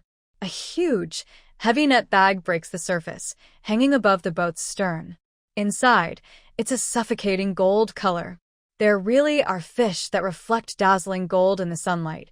Dense schools of evenly sized, shining yellow fish, the wild yellow croakers. Besides the main catch of yellow croakers, there are also many shimmering silver pomfret and some black sea bream, mixed among the stunning gold. It's a success. Carefully operating the mechanical arm, he unloads this heavy catch onto the deck. This net alone probably weighs over 200 kilograms of yellow croakers, plus the pomfret and black sea bream. The total weight is close to 300 kilograms. For a small fishing boat, this is an incredible harvest. So many fish, especially the precious yellow croakers, raise a new question: how to handle them. The boat has a live water tank to keep the fish alive for higher prices. But with such a large amount, especially the yellow croakers, once out of water, even with professional gas release, piercing the swim bladder to release trapped gas, the survival rate drops significantly during long transport and jostling in the crowded tank. More importantly, she had just gone to sea and had no plans to turn back now. Forget it. She decided to keep the catch fresh by freezing it directly. The first net from the new boat was a success. Soo finally relaxed. Honestly, although she was confident in her special ability, this was her first time operating alone, so she felt a bit nervous before setting out. Fuel, time, and effort were real costs she had to consider. If she worked hard to come out to sea and only caught some small, worthless fish, it would be a waste of her effort and her unique eyes. Now, the fresh catch in the cold storage was a good reward for her special talent. After handling the fish and cleaning the deck, the Typhoon continued sailing forward. Soo Yun-jo stood at the helm, looking out at the deep blue sea far ahead. She remembered hearing her father and some villagers talk about how, far from the coast, there were many large, rare fish that were hard to find near shore. Thinking of this, she felt a strong desire to try her luck. But she also knew her boat was equipped with a small trawl net. Catching giant deep-sea fish that weigh hundreds of pounds, like tuna or marlin, would be difficult and inefficient. Even if she managed to catch a few, operating the net would be quite challenging. For now, deep-sea fishing seemed like a good option for catching these big creatures. The heavy fishing gear on her boat was prepared for this purpose. Soo Yun-jo was confident about targeting these massive deep-sea animals because of her skills. Her confidence came not only from her professional equipment, but also from a past accident, falling into the sea, and a lightning strike that changed her life. That event gave her more than just the ability to see through the ocean. Her body also changed, and her arms gained strength far beyond before. The pressure of the deep sea, which could crush ordinary people, was nothing to her. Even in the dark depths, she could breathe easily, as if on land. Anyway, she was grateful for that accident, which gave her new choices in life. Although she hadn't yet faced a deep-sea creature weighing hundreds of pounds, Soo Yun-jo was not afraid. She was eager and confident to try. Of course, if luck is on her side, and she encounters valuable high-quality fish like large-eyed tuna or big red snapper in the deep sea, she would never hold back. Lowering the net is necessary. Catching a few fish is enough. Now, with the new year approaching, Soo Yun-jo thinks this might be her only chance to go out to sea before the holiday, so she plans to make the most of it. The Typhoon ship heads toward deeper, bluer waters with fewer ships around. After sailing for a while, the surrounding water changes from clear blue to deep, dark navy. Below the surface, light becomes scarce, and the temperature drops noticeably. In this sunless area, huge underwater mountains rise, casting long shadows, and deep valleys seem to split the earth. Soo Yun-jo quickly scans these familiar or intriguing sights, searching carefully. She spots some protected species, like a few slow-moving giant sea turtles and red coral that is forbidden to harvest. Occasionally, strange deep-sea creatures with glowing spots drift past. There are also large, bright creatures that shine like small suns. She knows they've reached her destination. The water here is mysterious and deep, with complex seabed terrain, perfect hiding places for large deep-sea fish. Soon, she locks onto a huge figure lurking under a steep underwater mountain cliff. The glow around it is intense. Upon closer look, it's a valuable giant grouper. What are we waiting for? Time to set the fishing gear. The bait isn't ordinary either. It's fresh, lively deep-sea fish caught earlier and still alive. She picks a suitably sized fish, hooks it onto a big hook, then the fish struggles fiercely in her hand as it leaves the water. Using precise positioning, She guides the lively bait fish directly into the cave where the grouper hides, almost at its mouth. The temptation is irresistible. Almost as soon as the bait hits the bottom, a huge force suddenly pulls on the line. The heavy fishing rod bends instantly into a full arch, the tip almost hitting the water surface. Got a bite. Su Yunjua is startled but relies on her quick judgment and extraordinary reaction speed. She plants her feet firmly and grips the rod tightly, with her fingers like iron tongs. Even though she was prepared, she is still pulled forward fiercely by the overwhelming strength. The hull beneath her shifted noticeably, causing debris on the deck to slide and produce a harsh scraping sound. The force was far beyond her expectations, violent and wild, like a furious sea beast trying to break free, not a fish but a wild bull of the ocean. Got it. Although Su Yunju had gone sea fishing before, it was always from the shore, catching fish no heavier than 10 pounds. This giant grouper, just from her initial feeling, far exceeded all her previous experience. It was a real intense struggle. In the cold winter season, icy sea winds blew against her, but Su Yunju was sweating from the nearly hour-long fight. Her wet bangs stuck to her forehead, and her back was soaked with sweat, clinging to her skin. She used her core strength, kept a steady stance, and fought against the fierce underwater force. The fishing line made a continuous, grating, sizzle sound under the heavy tension, as if it might snap at any moment. Several times, the big fish suddenly exerted a strong pull, almost dragging Su Yunju and her rod off the boat. Luckily, she reacted quickly, lowered her center of gravity, leaned back at a 45-degree angle, relying on her waist and leg strength to hold firm, stabilizing herself. Finally, after a long tug-of-war, the underwater resistance began to weaken. Now was the moment. She timed her move and started reeling in the line. The nearly 1.5-meter-long, beautifully patterned giant grouper finally surfaced, angrily flapping its massive tail. Su Yunju quickly used a large net, reinforced with strong rope. With one last effort, she managed to pull the heavy catch onto the deck. Bang! The huge tail hit the deck hard, causing the boat to shake. Su Yunju exhaled a long, tired breath, watching the fish thrash powerfully on the deck. She was exhausted and didn't care about the dirt, plopping down heavily on the cold surface, leaning against the boat's side, gasping for air, her chest rising and falling rapidly. A smile appeared on her face.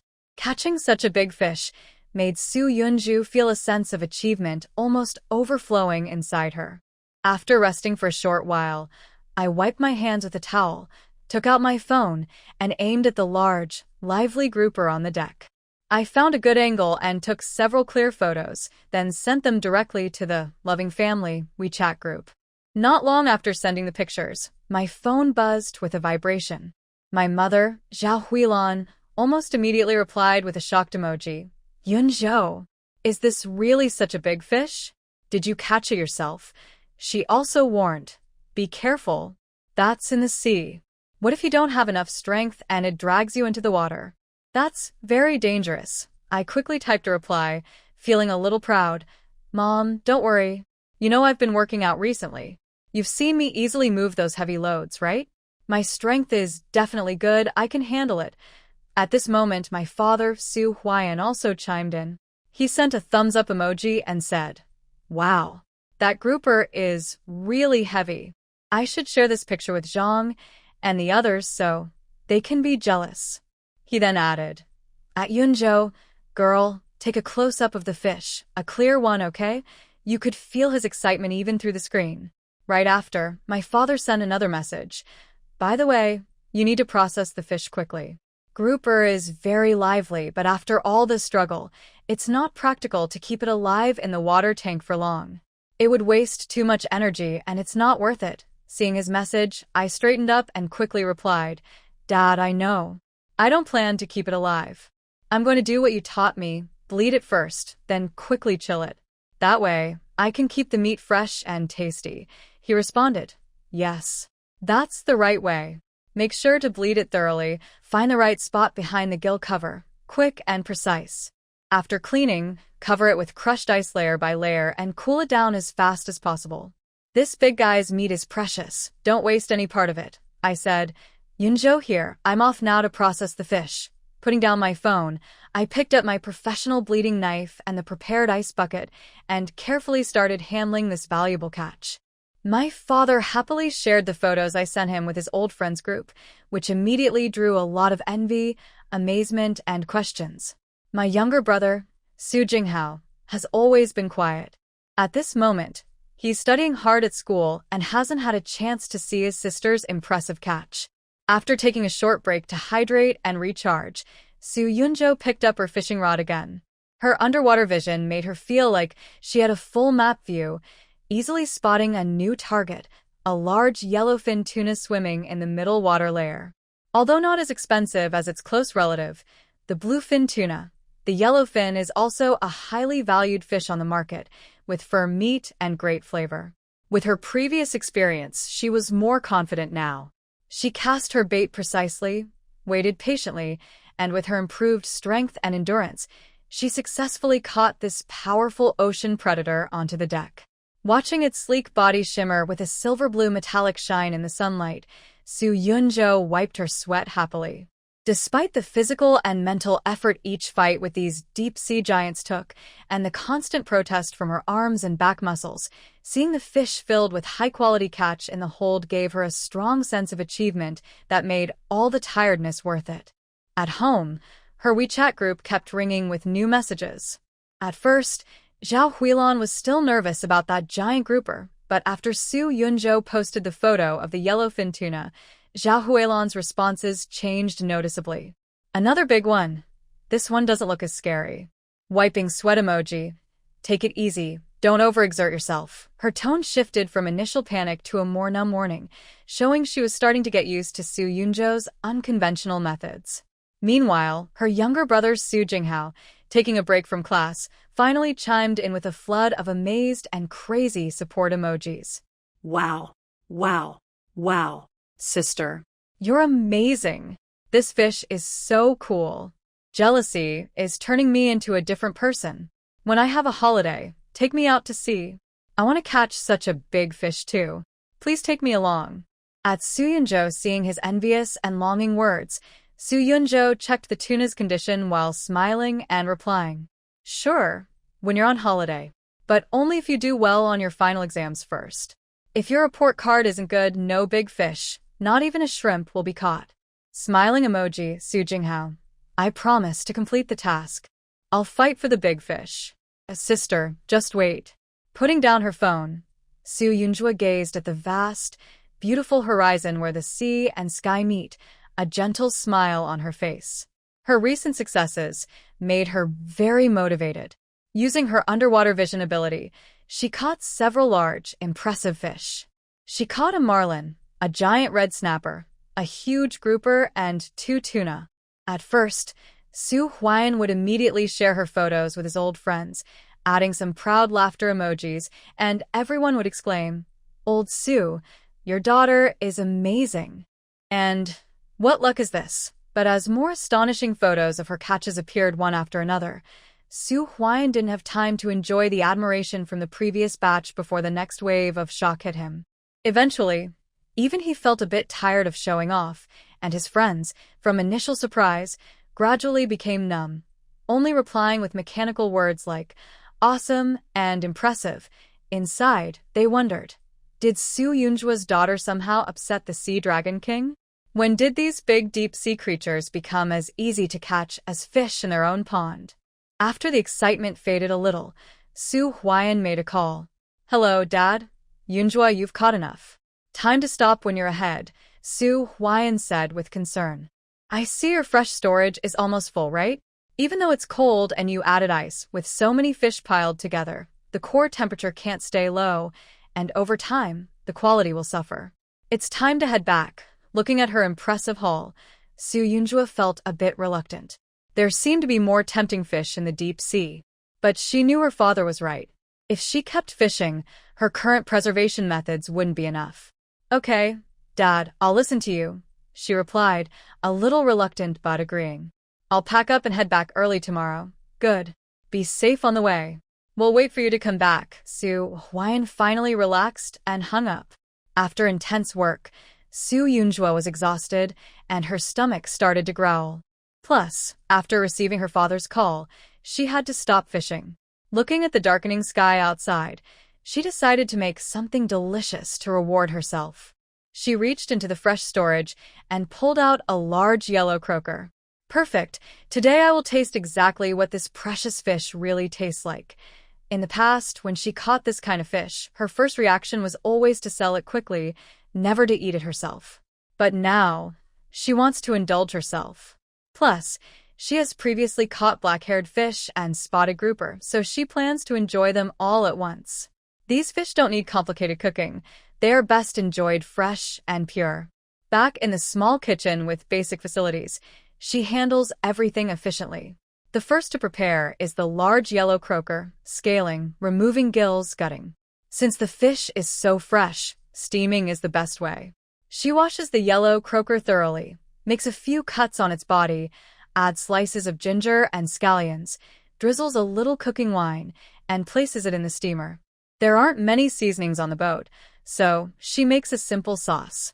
While the fish steams, she lightly salts the black-haired fish to prepare for pan-frying. She slices the spotted grouper to make delicate fish slices. The remaining fish head and bones are tossed into a pot to make soup. Soon, the steamer releases fragrant steam, filling the air with rich, fresh aroma. A pure, sweet scent with the true taste of the ocean. After 8 minutes, she lifts the lid. The steamed yellow croaker's flesh slightly opens, revealing white, garlic-like meat.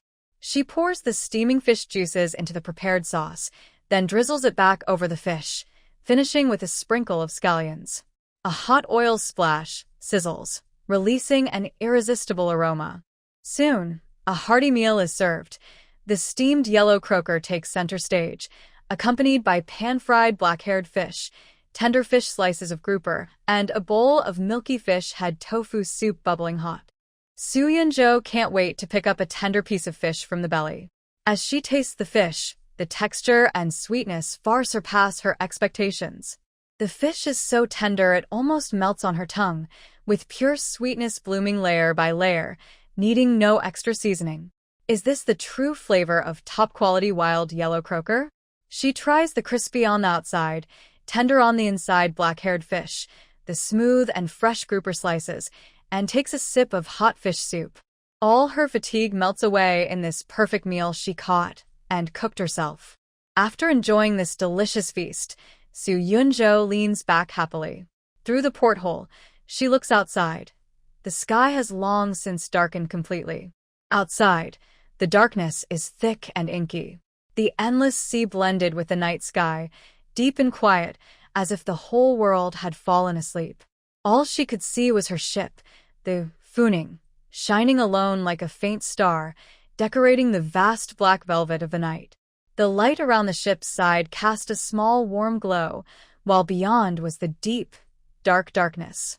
She could clearly hear the gentle sound of waves softly hitting the hull, emphasizing the emptiness and silence of the world. Floating alone in this deep-sea night, as if forgotten by the world, Soo Yunjo felt no fear at all. Inside the cabin, the warm light still glowed, and the smell of food lingered.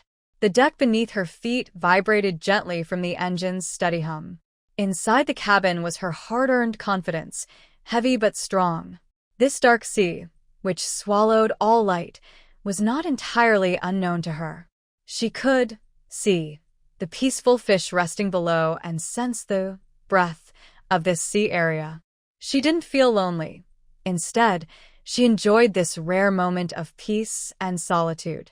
In the past, she thought catching fish was all about money, but now, facing the all-consuming darkness, she felt more deeply the satisfaction and freedom of conquering the waves, being self-sufficient, and enjoying her achievements. She felt a warm, satisfying feeling in her stomach. Outside the window was endless black, and the sounds of waves and engine noise filled her ears. This full sense of body and mind was something she could never experience sitting in an office staring at a computer. The night was still long, but Soo Yunjo felt peaceful inside. Tomorrow, she would return with a full load of her harvest. Her phone screen lit up beside her, breaking the quiet of the cabin with several message alerts. She picked it up and saw a message from Liu, a former work buddy from her time in Beijing, who still kept in touch. Yunzhou, are you busy? I have something to tell you. The company we used to work for is doing better now, and the boss wants to rehire some of the good old colleagues. Your name is on the list. The pay is supposed to be better than before. Are you interested in coming back? Seeing the message, Su Yunzhou paused, then a complex smile appeared on her face. Go back? To that cubicle, to the 9-to-9 life, squeezing into the subway, rushing to code? She almost hesitated, then quickly typed on the screen. Yeah? Thank you for thinking of me. But I think I won't go back. Liu seemed very surprised and quickly replied, Huh? You're not coming back? Where are you working now? If the place is nice, maybe I'll come join you. Seeing this joking message, Su Yunzhou smiled. I'm now a fisherman, she replied. After sending the message, there was a long silence on the other side. Liu immediately sent a string of big question marks and exclamation points. Fisherman? Are you joking, Su Yunzhou? You? We used to code in the CBD, and now you're a fisherman? I don't believe it. Show me a picture. Su Yunzhou chuckled, shook her head, and raised her phone. She took a photo of herself, the sea view behind her, and the fishing gear on the deck, which hadn't been fully tidied up yet. She snapped a picture. Image C? I'm a real beginner fisherman, no joke. This time, Liu's reply was full of amazement and obvious envy. Oh my gosh. It's really true. The sea. The fish. You're so cool, Su Yunzhou. This is like a fairy tale life. I'm so jealous I could cry. Way better than working in an office, fighting to survive. Looking at the words on the screen, Su Yunzhou smiled quietly, thinking, yes, being a fisherman looks pretty cool and free. But if she didn't have those eyes that could see through the ocean, finding fish would be tough, let alone fighting with those big creatures. Behind this freedom and bounty was a secret she couldn't share with anyone. After finishing her chat with Liu, she opened a small group chat with her two best friends, Zhou Yue and Shen Qingge. They already knew she bought a boat and was going out to sea alone this time. Su Yunzhou selected a few photos to send to the group, one of her holding a giant grouper and smiling brightly, a close-up of a shiny tuna on the deck, a delicious dinner she just had, and a side profile of her facing the sea breeze with the sunset glowing behind her. As soon as she sent the photos, the group exploded. Zhou Yue. Ah, Zhuozhua. You're so handsome. That fish is bigger than you. Is this real? Shen Qingge. Oh my gosh. Yunzhou. The catch. The scenery.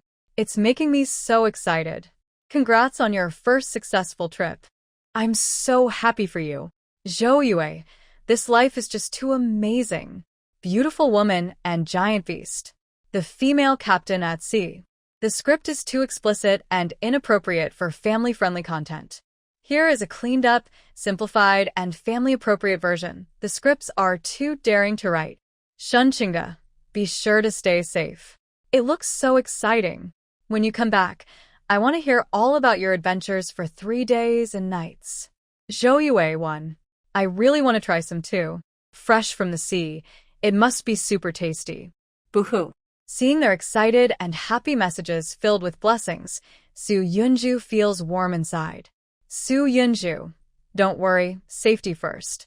When I return, I'll bring you some fresh treats. She puts down her phone, stretches lazily, and looks out at the sea again. The busy city life. Working at a desk, fixing code on a computer, rushing in crowded subways, feels distant and blurry now. The blue sea beneath her, sometimes gentle and sometimes wild, is where she truly belongs. The Funing ship cuts through the waves and slowly approaches the town dock. In the early morning light, Su Yunzhou can see faint figures standing on the shore. As the ship gets closer, the figures become clearer. It's Su Huayan and Zhao Huilan. They came to pick her up, which didn't surprise Su Chao Yunzhou. What surprised her was standing beside her parents, fishery shop owner Gu Jianming and his son Gu Qinghe. As the ship steadies and the ropes are about to be secured, Her mother Zhao Huilan quickly steps forward, looks at her, and asks with concern, "Are you okay? No injuries? Is the sea cold? Are you afraid being alone?" Mom, I'm fine. Everything's good. Su Yunju smiles and jumps off the boat. She looks at her father. "Dad, I'm back." Su Huiyan pats her shoulder, his weathered eyes full of pride and relief. "Good to have you back. Good to have you back." Then he eagerly looks toward the cabin of the Funing, unable to hide his excitement. Come on, let me see what you brought back. Gu Jiaming laughs and says, "Old Su, you don't know. Since I saw those photos you posted yesterday, I couldn't rest. I had to come see for myself. Yunju, you really made a big splash this time." Gu Qinghe, standing beside his father, also looks at Su Yunju with interest. The early morning dock feels a bit chilly. The sea breeze blows her tied-up hair, some strands sticking to her slightly red cheeks. She was smiling and talking with her parents, her bright, clear eyes curved into a lovely arc. Today was supposed to be the day he came to the dock to pick up the catch. But after seeing the photos of the big fish, posted repeatedly in the group chat, his father was so excited he couldn't contain himself. "Come on, Qinghe, let's go to the dock together," Gu Jiaming said as he put on his coat. Yunzhou is amazing, so just before dawn his father took him here. Now, looking at Su Yunzhou, Gu Qinghe felt a mix of complicated feelings. He remembered her from high school, the girl who quietly read books in the library. Now, standing at the boat's bow, she exudes confidence in every move. His eyes unconsciously follow her figure. "Boss Gu Qinghe, sorry to trouble you so early," Su Yunzhou greeted with a polite smile. "No trouble at all. No trouble." Gu Jiaming waved his hand and smiled. "Your harvest this time is worth waiting for. If I weren't close to your dad, I wouldn't need to send someone to find you. Once the news gets out, eager buyers will surround your boat like water." Although his words were a bit exaggerated, typical of a businessman, they weren't entirely false. Such high-quality, large-scale catches are rare, especially near the end of the year. With the new year approaching, every family hopes for a good harvest, and seafood markets are busy. These premium catches are perfect for festive dinners and impressive gifts. Wild yellow croaker symbolizes golden wealth, the red-spotted grouper stands for prosperity, and tuna represents abundance. Each one appeals to consumers, and Gu Jiaming can already imagine the rush to buy once the goods hit the market. His admiration for Su Yunzhou grew even more. Not only does she have the skill to catch such good fish, but her timing is perfect. She seems born for this business. After a brief exchange, the main event began, unloading the catch. He opened the refrigerated compartment, revealing layers of fish covered with crushed ice. Even though he was mentally prepared, everyone still gasped in awe. Seeing the photos earlier was one thing, but witnessing it in person was truly shocking. The first to be brought out was a bright, golden wild yellow croaker. Though frozen, its color and nearly uniform size still dazzled everyone. Next, there were shimmering silver pomfret and black sea bream. Just these fish weighed about 300 kilograms.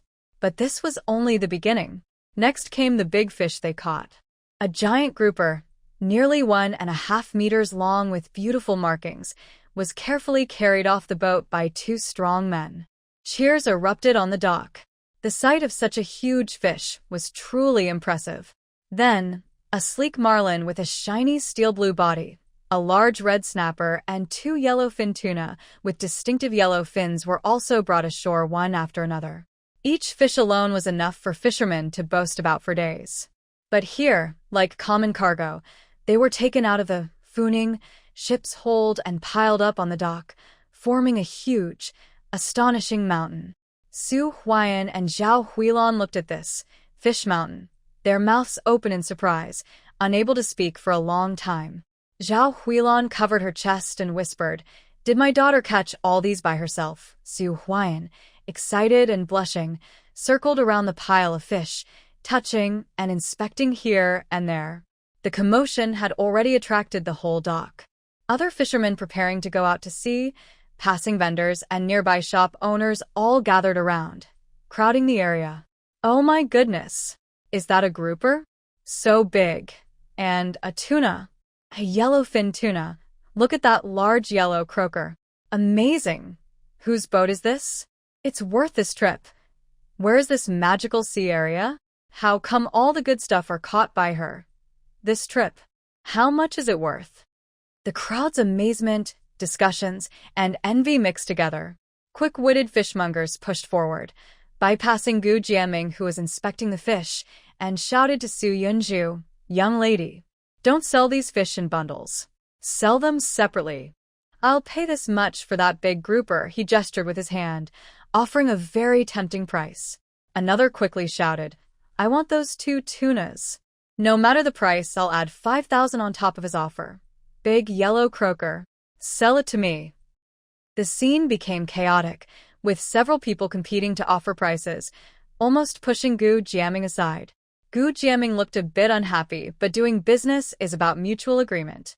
Since he hadn't paid yet, he couldn't forcefully stop them. Su Yunzhou watched the frantic scene and frowned. "Thank you, everyone, for your interest. However, these catches have already been promised to Boss Gu first. Promises made can't be broken just because someone offers a higher price." The fishmongers, who had been eager to bid higher, looked at each other and didn't insist further. Their faces showed regret. Gu Jiaming smiled and looked at Su Yunzhou with more admiration. "All right, Yunzhou, I owe you a favor. Don't worry, the price will be fair and you won't lose out." Gu Qinghe, standing behind his father, was in deep shock, unable to regain his senses for a long time. His gaze, almost unfocused, followed Su Yunzhou busy at the dock, as if seeing her for the first time. The girl in his memory, wearing a school uniform, quietly reading in the library, smiling softly, and clapping on the basketball court, was quickly replaced and blurred by this powerful, energetic scene. Instead, there was a more lively, strong, and vibrant presence. She efficiently directed the unloading, occasionally helping with strength, her movements clean and decisive. When talking to the fishmongers, her tone was steady, her eyes sharp. The sea breeze lifted her hair, and sunlight outlined her tall, powerful figure. Her brilliance and calmness made him feel unfamiliar, even a bit distant. Fishing?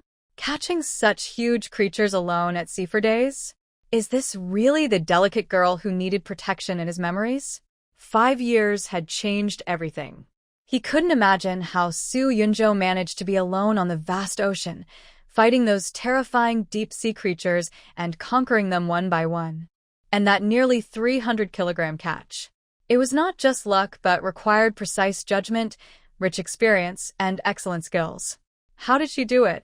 Su Yunzhou didn't notice Gu Qinghe's complex and long inner thoughts. On the busy dock, people come and go as unloading is in full swing.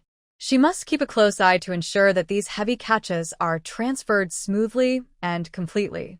The fish are carefully loaded onto the prepared transport truck.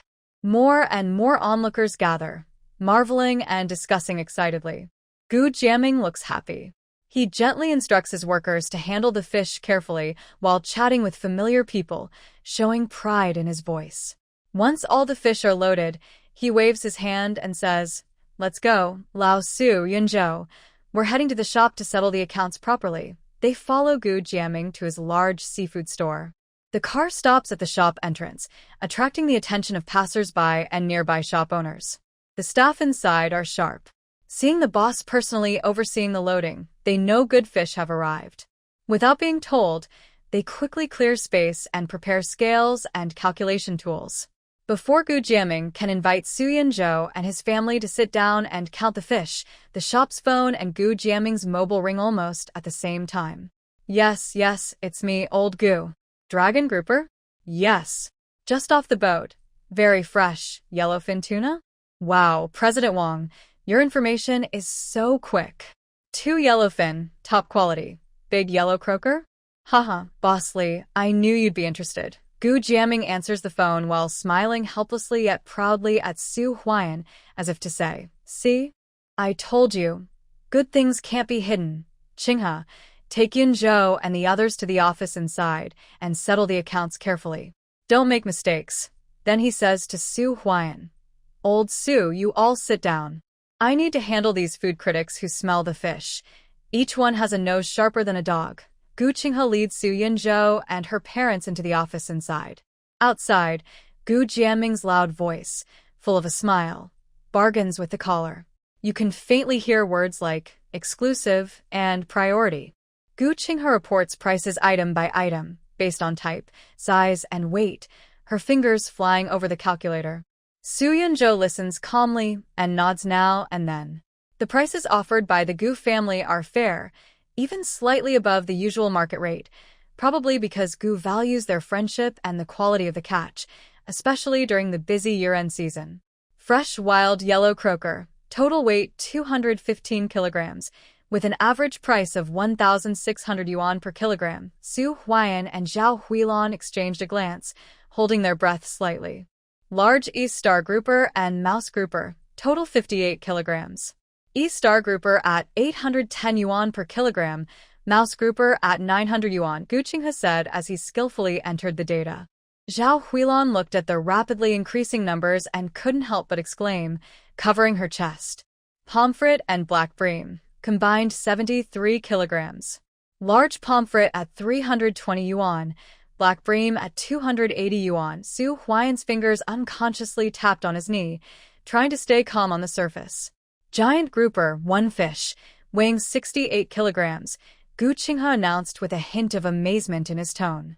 Such a wild giant grouper is rare, priced at 550 yuan per kilogram. Even Su Huayan couldn't help but take a deep breath. Just one fish, worth several tens of thousands.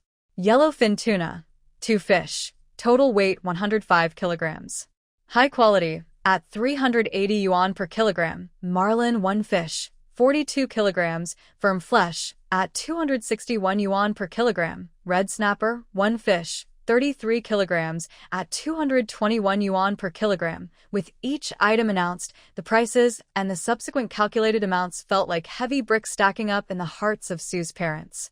They knew this was a big haul, but as these abstract fish catches turned into concrete, enormous numbers, adding up on the calculator with longer and longer digits, the raw, straightforward impact was beyond words.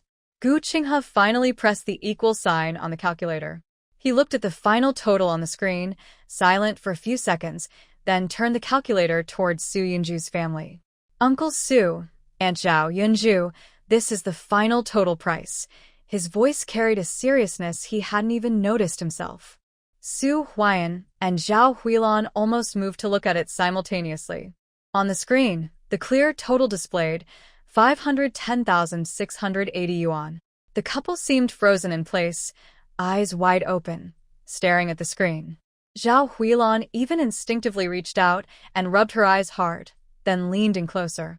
The office fell into a brief, extremely quiet moment, only hearing the faint sound of Gu Jianming talking on the phone outside and the bubbles from the oxygen pump inside the shop. This. Zhao Huilan opened her mouth but couldn't say a complete sentence for a long time. Her face showed a mix of joy, shock, and a hint of confusion. Every time Su Huayan went to see and returned, she knew exactly how much fish he sold. But the huge, dizzying number on the calculator in front of her was something she had never seen in their family accounts. The best harvest Su Huayan had in those years was the last time Su Yunzhou went fishing with him, earning about 200,000 yuan. Su Huayan was more steady, but his clenched fists and slightly trembling lips revealed the inner storm he was feeling. He looked at Su Yunzhou with a very complex expression, pride, relief, shock, and a strange feeling of, did my daughter really earn this all by herself? Dad, Mom, yes, Su Yunzhou said with a smile, looking at his parents. This is what I earned from this trip. Uncle Su, if you have no objections to this amount, I will arrange for the finance department to transfer the money immediately. No objections. Su Huayan finally found his voice and quickly responded. The transfer went smoothly. The notification sound from the phone's message app rang out. Su Yunzhou saw the bank notify him of the account balance change, and he finally felt a big weight lift from his heart. After leaving the seafood shop, Su Yunzhou didn't go straight home. Instead, he went to the town's courier office. He sent out the fish he had already packed carefully, vacuum-sealed large yellow croaker and spotted grouper, sending them to Zhou and Xinqinga in Beijing. This gift from the sea, the freshest of all, was his way of sharing his joy with friends. After seeing off Su Yunzhou and his family, Gu Jiaming's sharp business smile gradually faded, replaced by a hint of paternal concern and urgency. Back at the shop, he glanced at his son, Gu Qinghe, who was standing in front of the computer, seemingly organizing the recent transaction records, looking a bit distracted. Qinghe, Gu Jiaming called softly, walking over and lowering his voice. Don't just focus on reconciling accounts. I want to ask you, how are things with Yunzhou and that girl lately? Just a classmate. Classmate? Gu Jiaming frowned, his tone filled with disappointment. I've known Lao Su for many years. Yunzhou is a talented girl, good character, looks, skills. She's outstanding in every way. When she was in Beijing, it was far away, so it didn't matter. Now she's back right under our noses, and you're still hesitating? He remembered the last time they ate together and got even angrier. We finally managed to have a meal together, and what happened? In the end, the girl paid for everything. What's going on with you? Gu Qinghe looked a bit embarrassed and explained softly. That day, she insisted on paying because she wanted to thank me for helping with the car. I couldn't just take her money. Couldn't you find a chance to invite her out again? Gu Jiaming interrupted. After a while, you started talking more, right? And then, after the meal, nothing happened. Well, it's not entirely my fault. Su Yunzhou is busy buying a boat and going to sea. She doesn't have time to pay attention to me. Going to sea is important, I won't argue with that. But now she's back, safe and sound. You should take the initiative.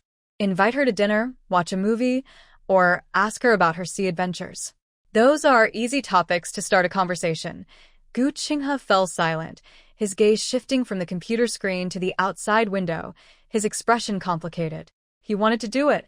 That faint affection from high school had become clearer and more real after Su Yunzhou returned to town. But his father's voice echoed in his mind. Let me tell you, when Yunzhou was in Beijing, she probably had many suitors. Now she's back in town. Look at the scene at the dock today. She's talented and good-looking. If you don't act fast, someone else might snatch her away. He paused, then added, I mean, a good girl like her might be chased away by others, and you'll regret it forever. Our families know each other well. That's such a good match. A wave of frustration washed over Gu Qinghe. He wasn't unhurried, but he was a little timid, or maybe stunned by Su Yunzhou's series of impressive achievements since she returned. Buying a boat, getting certifications, going to sea alone, catching huge fish he never dared to imagine, earning more money on one trip than others do in multiple. Su Yunzhou was like a comet suddenly streaking into his peaceful world, bright and dazzling, moving too fast. He felt he was just going through the motions, running the family seafood shop, counting daily sales and customers. Su Yunzhou has already built her own kingdom on the sea. The distance between the two seems to have grown larger. This makes him feel a sense of gap. The invitation to have a meal together feels heavy and hard to say. He is afraid of being rejected, and even more afraid that if she agrees, they might sit together but find no common ground, ending up awkwardly listening to her exciting sea adventures that he cannot join. Dad, I understand. Gu Qinghe finally sighs, with a tone that shows some exhaustion and avoidance. I will find a chance. Don't rush me. Gu Jiaming looks at his son's expression, wanting to say more, but finally shakes his head and pats his shoulder firmly. You're just overthinking. If you like her, go for it boldly. Don't be shy. I'm giving you the chance, so hurry up. After speaking, Gu Jiaming turns to busy himself with the shop's new top-quality goods that just arrived and need handling. Gu Qinghe is left standing alone, looking out the window, feeling tangled and confused inside. The image of Su Yunzhou fighting the waves and giant sea creatures at sea keeps flashing in his mind, blending with the memory of the girl in school uniform, quietly sitting in the classroom. But finally, it settles on today's dock, on the confident, radiant young ship owner. He clenches his fist, then weakly relaxes it. Taking action? How easy that is. Meanwhile, back at home, Su Huyan and Zhao Huilan still feel the surreal excitement from the big surprise they just received, and it hasn't faded. Zhao Huilan puts on an apron and habitually walks into the kitchen to prepare dinner. She holds a kitchen knife but hesitates over the vegetables on the cutting board. Her gaze drifts, clearly distracted, and she murmurs unconsciously, 51,000. 51,000. The number echoes like a spell in her mind. In the living room, Su Huyan picks up the remote and turns on the TV. The news anchor's voice echoes in the room, but his eyes are unfocused, staring into space. The flickering images on the screen don't register in his mind. Finally, he turns off the TV with a loud snap, and the room falls silent. He stands up, walks into the kitchen, and silently begins peeling garlic. Only the sound of peeling garlic and occasional water flowing can be heard in the kitchen. After a while, Zhao Huilan couldn't help but stop her distracted actions. She turned around, with a face showing a mix of pride, confusion, and a little fear. She lowered her voice and asked, "Old Su, you say? Those fish, those big ones, really were brought back by Yanzhou alone? How?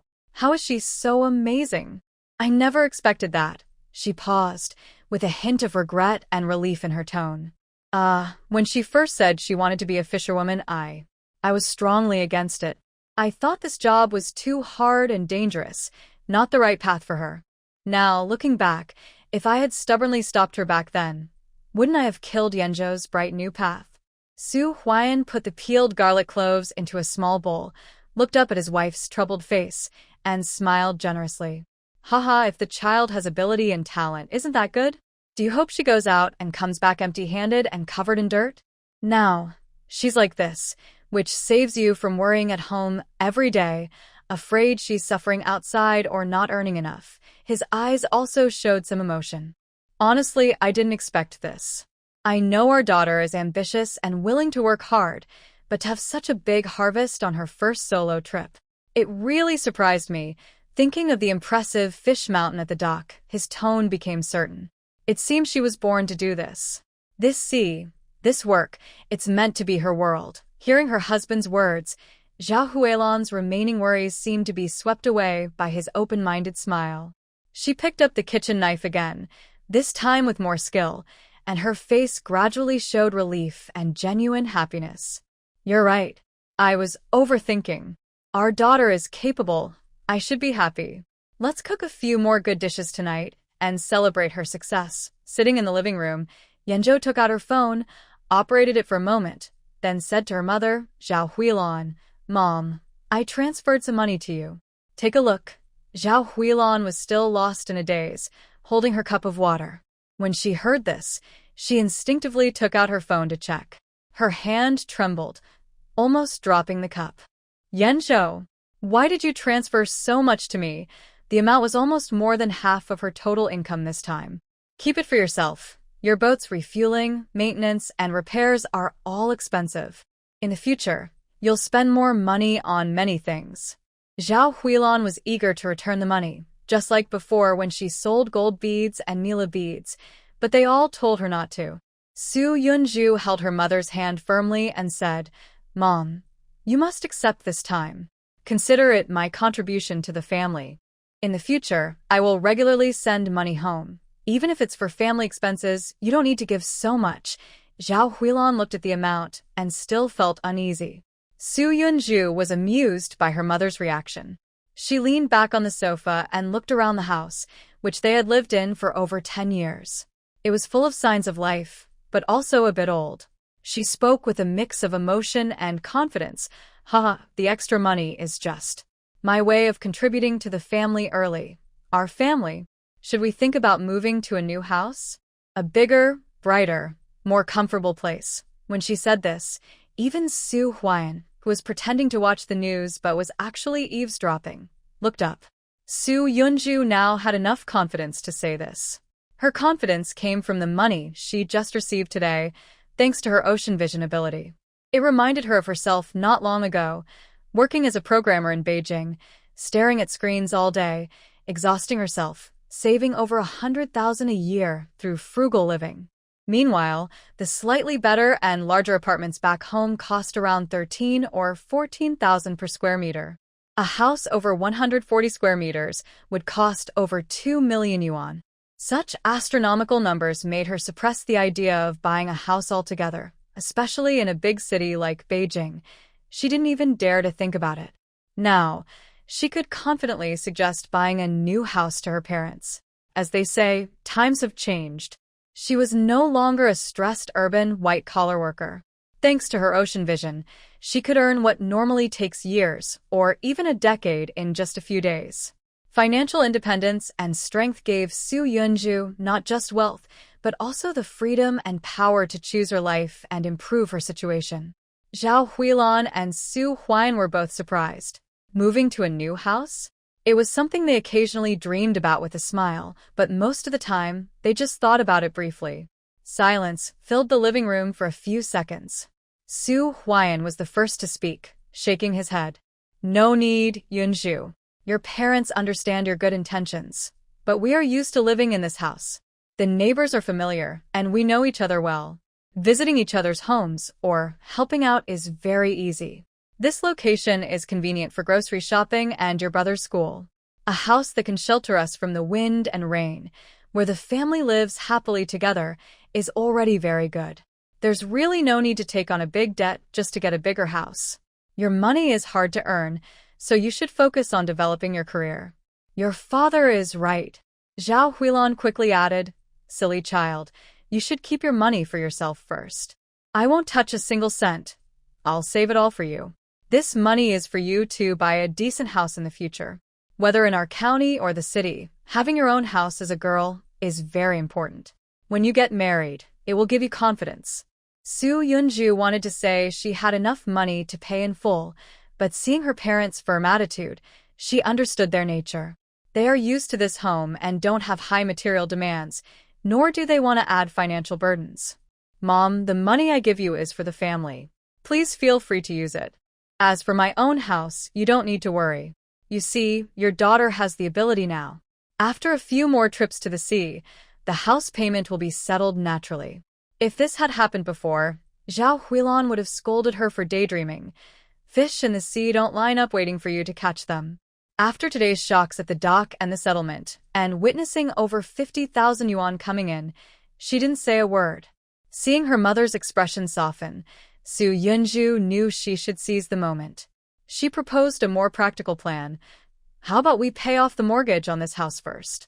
This suggestion made Zhao Huilan and Su Huayan's eyes light up at the same time.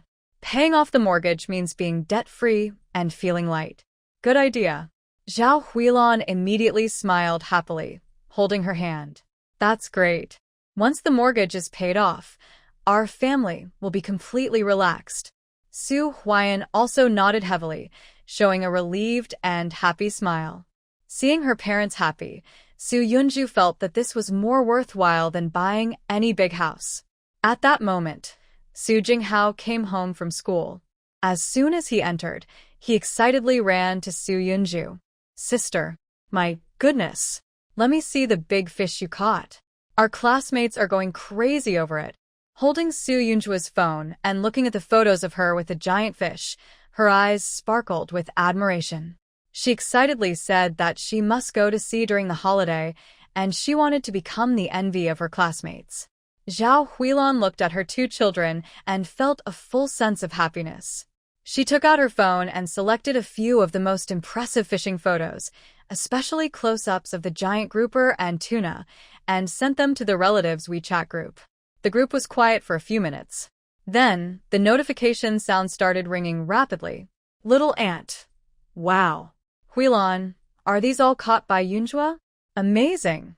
Uncle, congratulations. Your child is really talented. Cousin. Wow.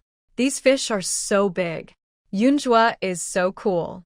A series of congratulations, praise, and emojis flooded the chat. Some relatives who previously expressed doubts about a career in fishing or said it was a pity for a college student to return to fishing now either joined in with congratulations or stayed silent.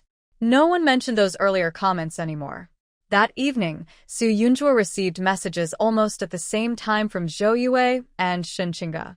Both had received delivery notifications and commended Su Yunjua for being generous. Their messages were full of excitement and emotion. They also said they sent her gifts. Zhou Yue sent her a local specialty from Beijing, saying, "Just in case you miss home, I sent you some. Try them and tell me what you like, then I can send more." Shen Qingge sent a set of branded sunscreen and skincare products, saying, "Must-haves for working by the sea. No getting sunburned." Seeing her friend's thoughtful and playful replies, Su Yunjua held her phone and laughed happily in bed. Outside, the moonlight was just right, and inside, the house was warm and cozy. With savings in hand, healthy parents, a worshipful younger brother, caring friends, and a good start to her career, Su Yunjua felt that she was the happiest person in the world at that moment. As the new year approached, the air was filled with festive excitement and anticipation. Looking at the money in her account, Su Yunjua's mind became lively again. She decided to go to sea one more time before the holiday. Even if she didn't set the net, just fishing would be fun, and she could earn some extra money to add a fresh dish to the New Year's dinner. She was also thinking about how to ask her mother for permission when her younger brother, Su Jinghao, who was home on holiday and bored out of his mind, found out. He immediately became clingy, following Su Yunzhou around and trying to persuade her. His eyes were full of longing. "Big sister, take me with you. I promise to behave. If you point east, I won't go west. I'll help you out. Pass water, serve food, handle the ropes. Whatever you need, I can do it." Seeing that Su Yunzhou just smiled and didn't get upset, he quickly changed his approach. He moved closer and spoke in a coaxing tone. "Besides, being alone on such a big sea must be so boring. With me there, we can chat and have fun, right?" Su Yunzhou was amused by his persistent efforts and couldn't help but laugh. She raised an eyebrow and looked at him. "Enough already. Don't try to fool me. Just tell me, what do you really want? Are you just trying to help me?" Seeing that she might agree, Su Jinghao scratched his head and grinned. "Ha, well, I saw you catch those big fish earlier. It was so cool. The photos are going viral in our class group. I want to catch a big fish myself. Feel what it's like to fight a sea monster. That's real power. You're quite ambitious. Big fish at sea aren't as easy to catch as you think. You believe they're like pond fish, just cast a line and they're on. Those huge fish, weighing hundreds of pounds, are way stronger than you imagine. If you're not careful, not only the fish, but even a person could get pulled under." "My big sister." She wanted to say she had strength to handle it, but she hesitated and changed her words.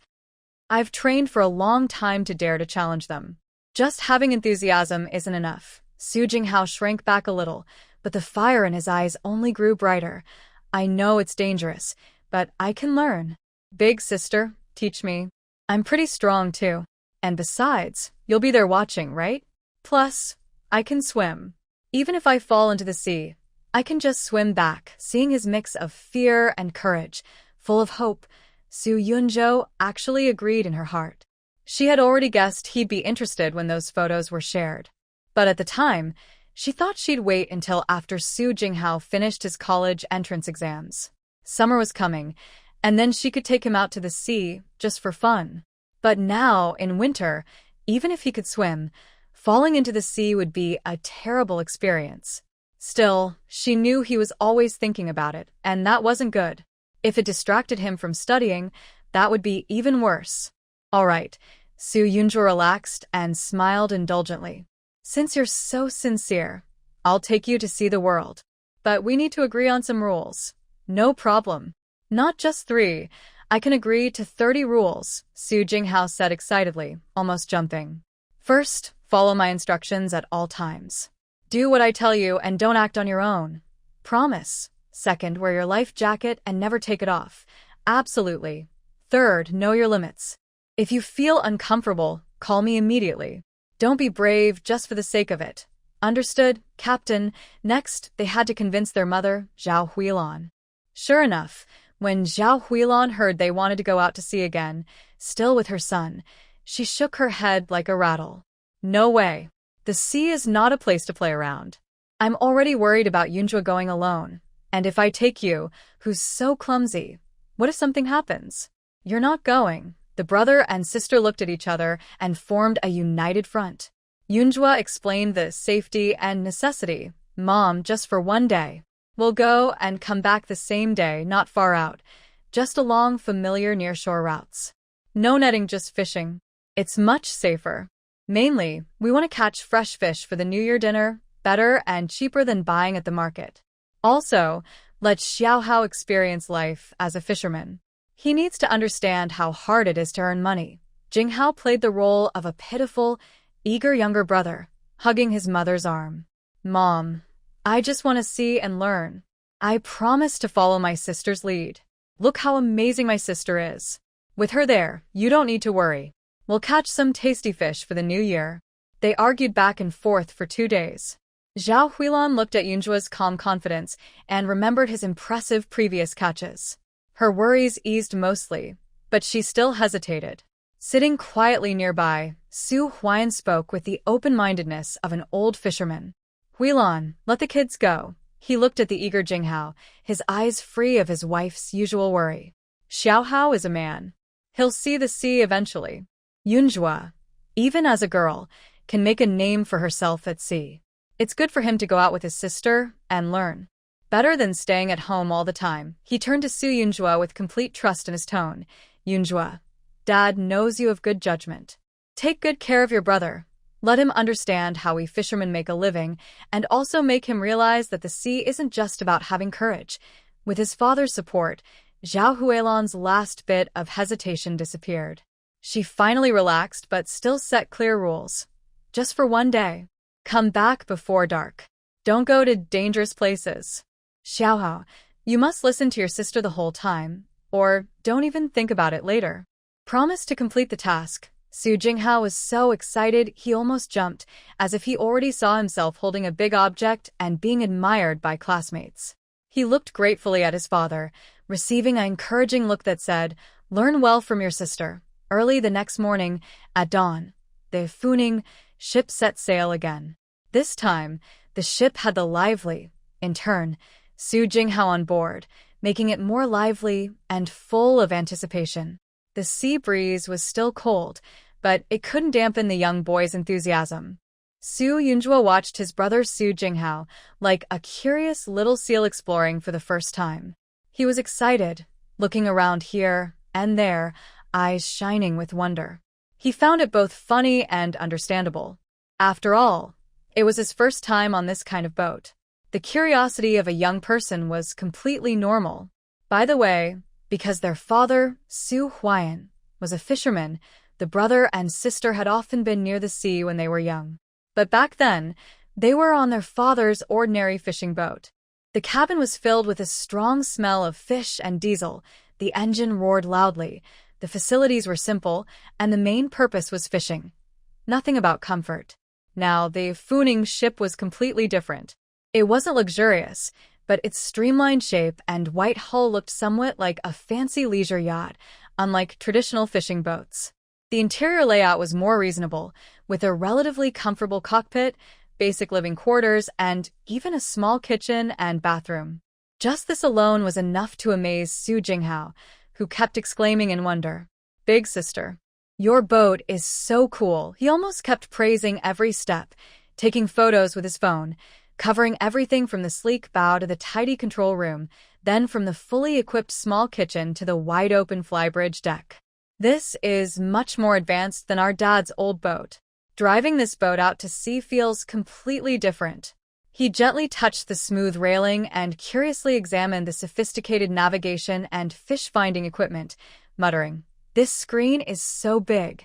What are these buttons for?" Seeing his innocent, inexperienced look, Su Yunjua couldn't help but smile and said, all right. Stop taking pictures. You'll have plenty of chances to look later.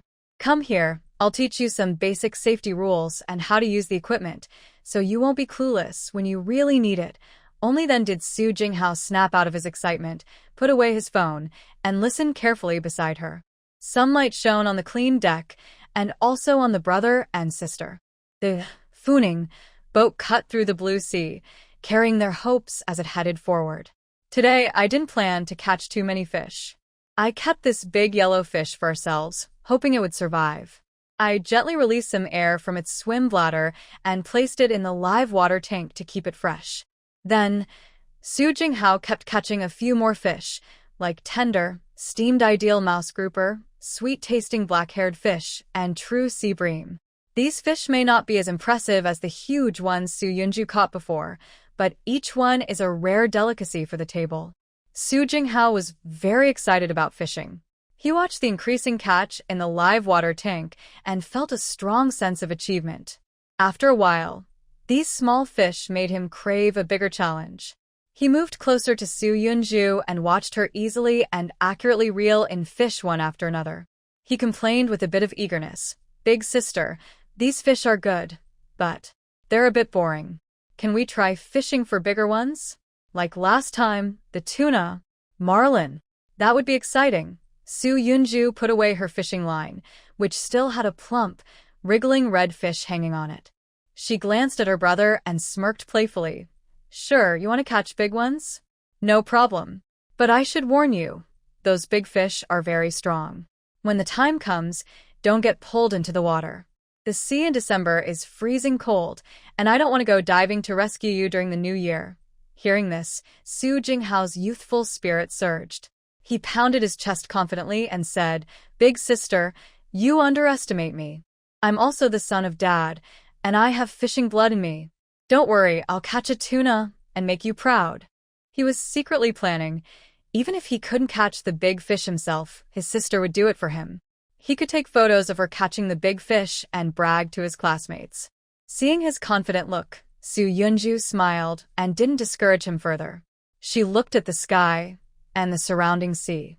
Many fishing boats were out today, probably trying to make the most of the last days of the year and sell more fish. She steered the Funing boat in a different direction. The sea breeze was stronger than before, carrying a biting cold that made her cheeks ache. Su Jinghao tightened his down jacket and shrank his neck, but his eyes still sparkled with excitement as he looked around. Suddenly, in Su Yunju's field of vision, below the deep blue water ahead, a dazzling golden glow appeared. It's a bluefin tuna, and it's part of a pretty large group. This is a rare chance. Xiaoha, hurry.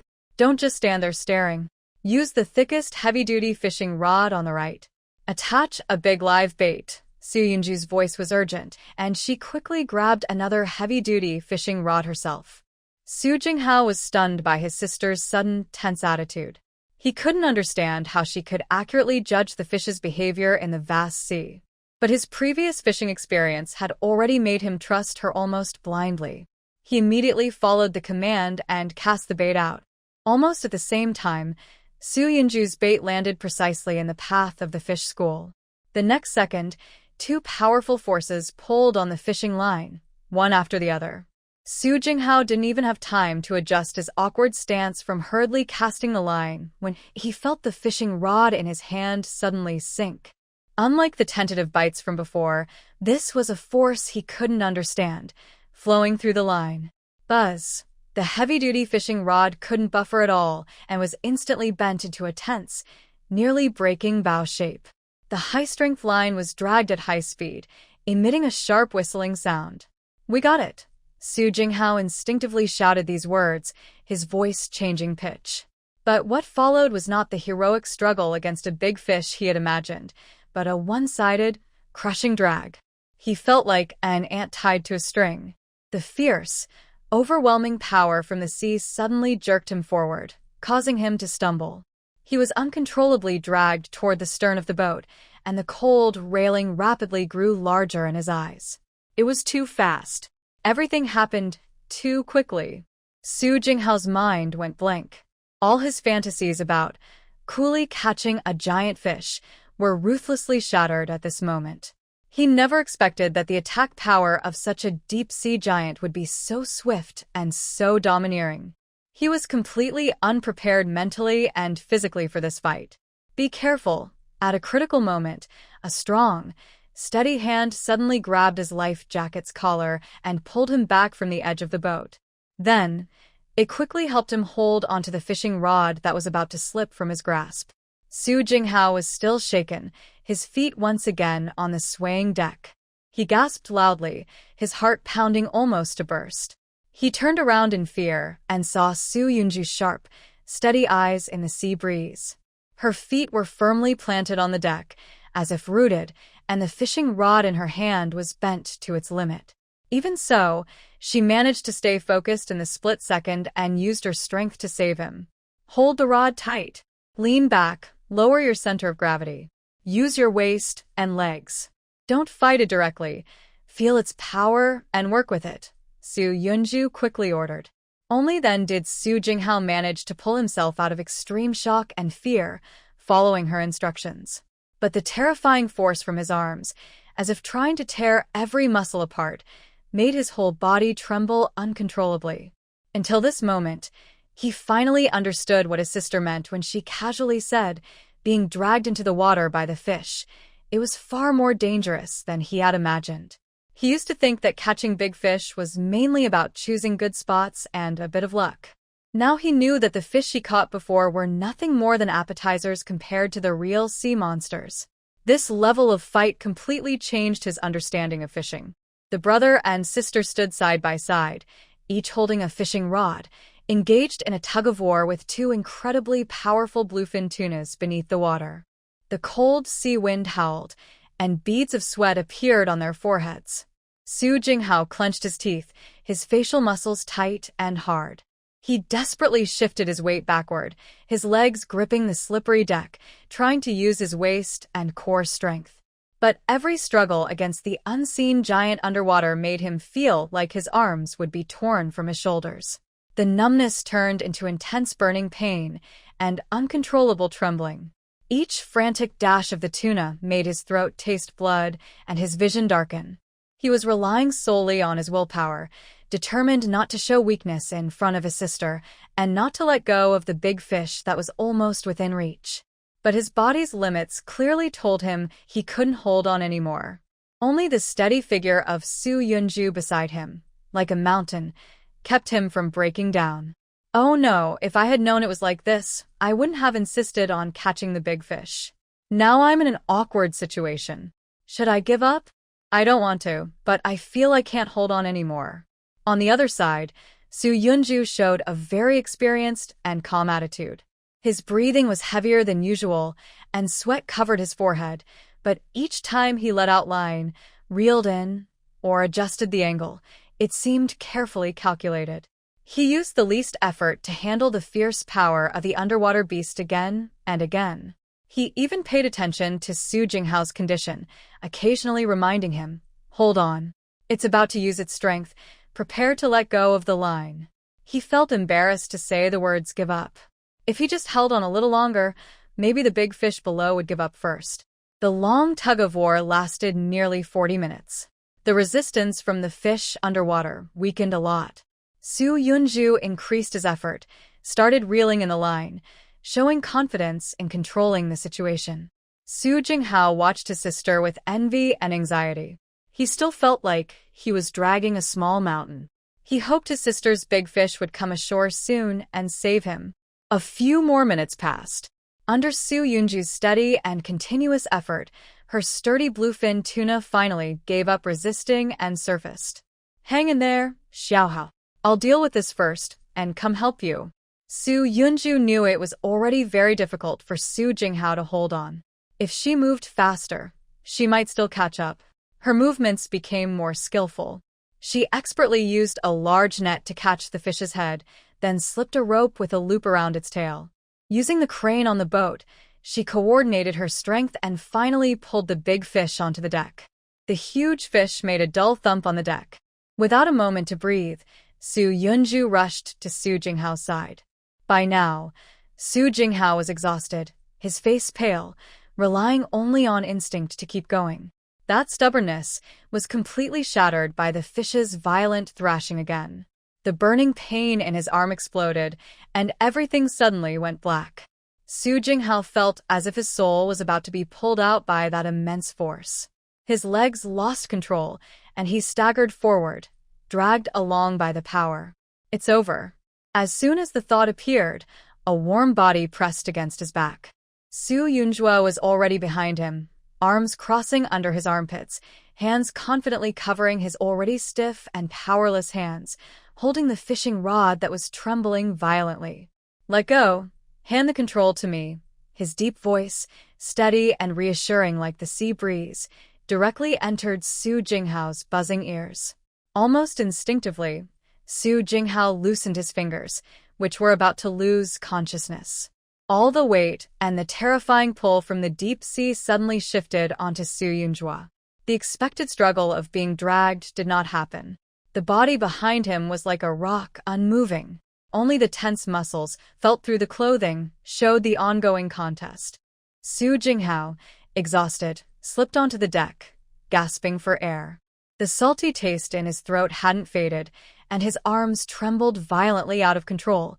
Even his fingertips twitched slightly. He looked up, only able to see Su Yunjua's smooth, sharp jawline and her lips pressed tightly together. Her gaze was still fixed on the sea, as if the collapse he just experienced was nothing to worry about. With Su Yunjua's strength, she could have caught the big fish herself without Su Jinghao, but catching big fish had always been his hope. "Are you rested? Do you want to keep fishing?"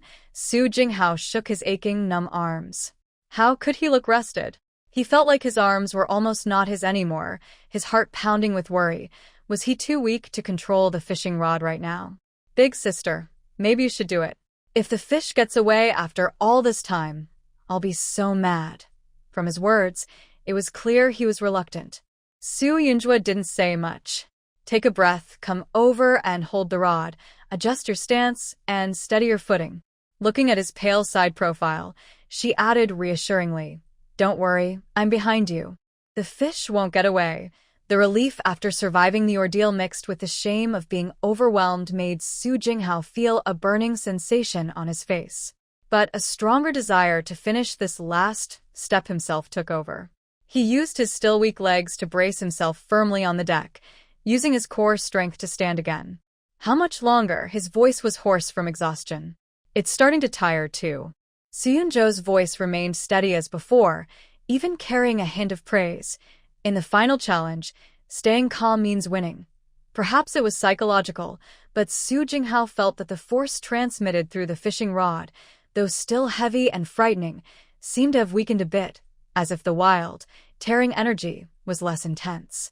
Using the steady strength from Su Yunjua, he adjusted his breathing and tried to feel the rhythm of the large creature underwater. Reeling in, letting out line, and holding firm. Time passed silently in this tug-of-war. After a while, Su Jinghao was still thinking about how hard it was to catch this big fish. It had slipped away for so long, and he was really exhausted. At the command, he started reeling in again. Under the water, a huge dark blue figure broke the surface, cutting through the sunlight with a bright arc and splashing big waves. It finally ran out of energy. When the fish, estimated to be about 1.5 meters long, was completely subdued and pulled to the side of the boat, Su Jinghao collapsed onto the wet deck, leaning against the boat's side, not wanting to move even a finger. His chest heaved heavily, sweat mixed with seawater dripping from his forehead. Su Yunjua loosened her grip on the fishing rod, moved her wrist, and walked over to him. She squatted down and handed him an open bottle of mineral water. "Are you okay?"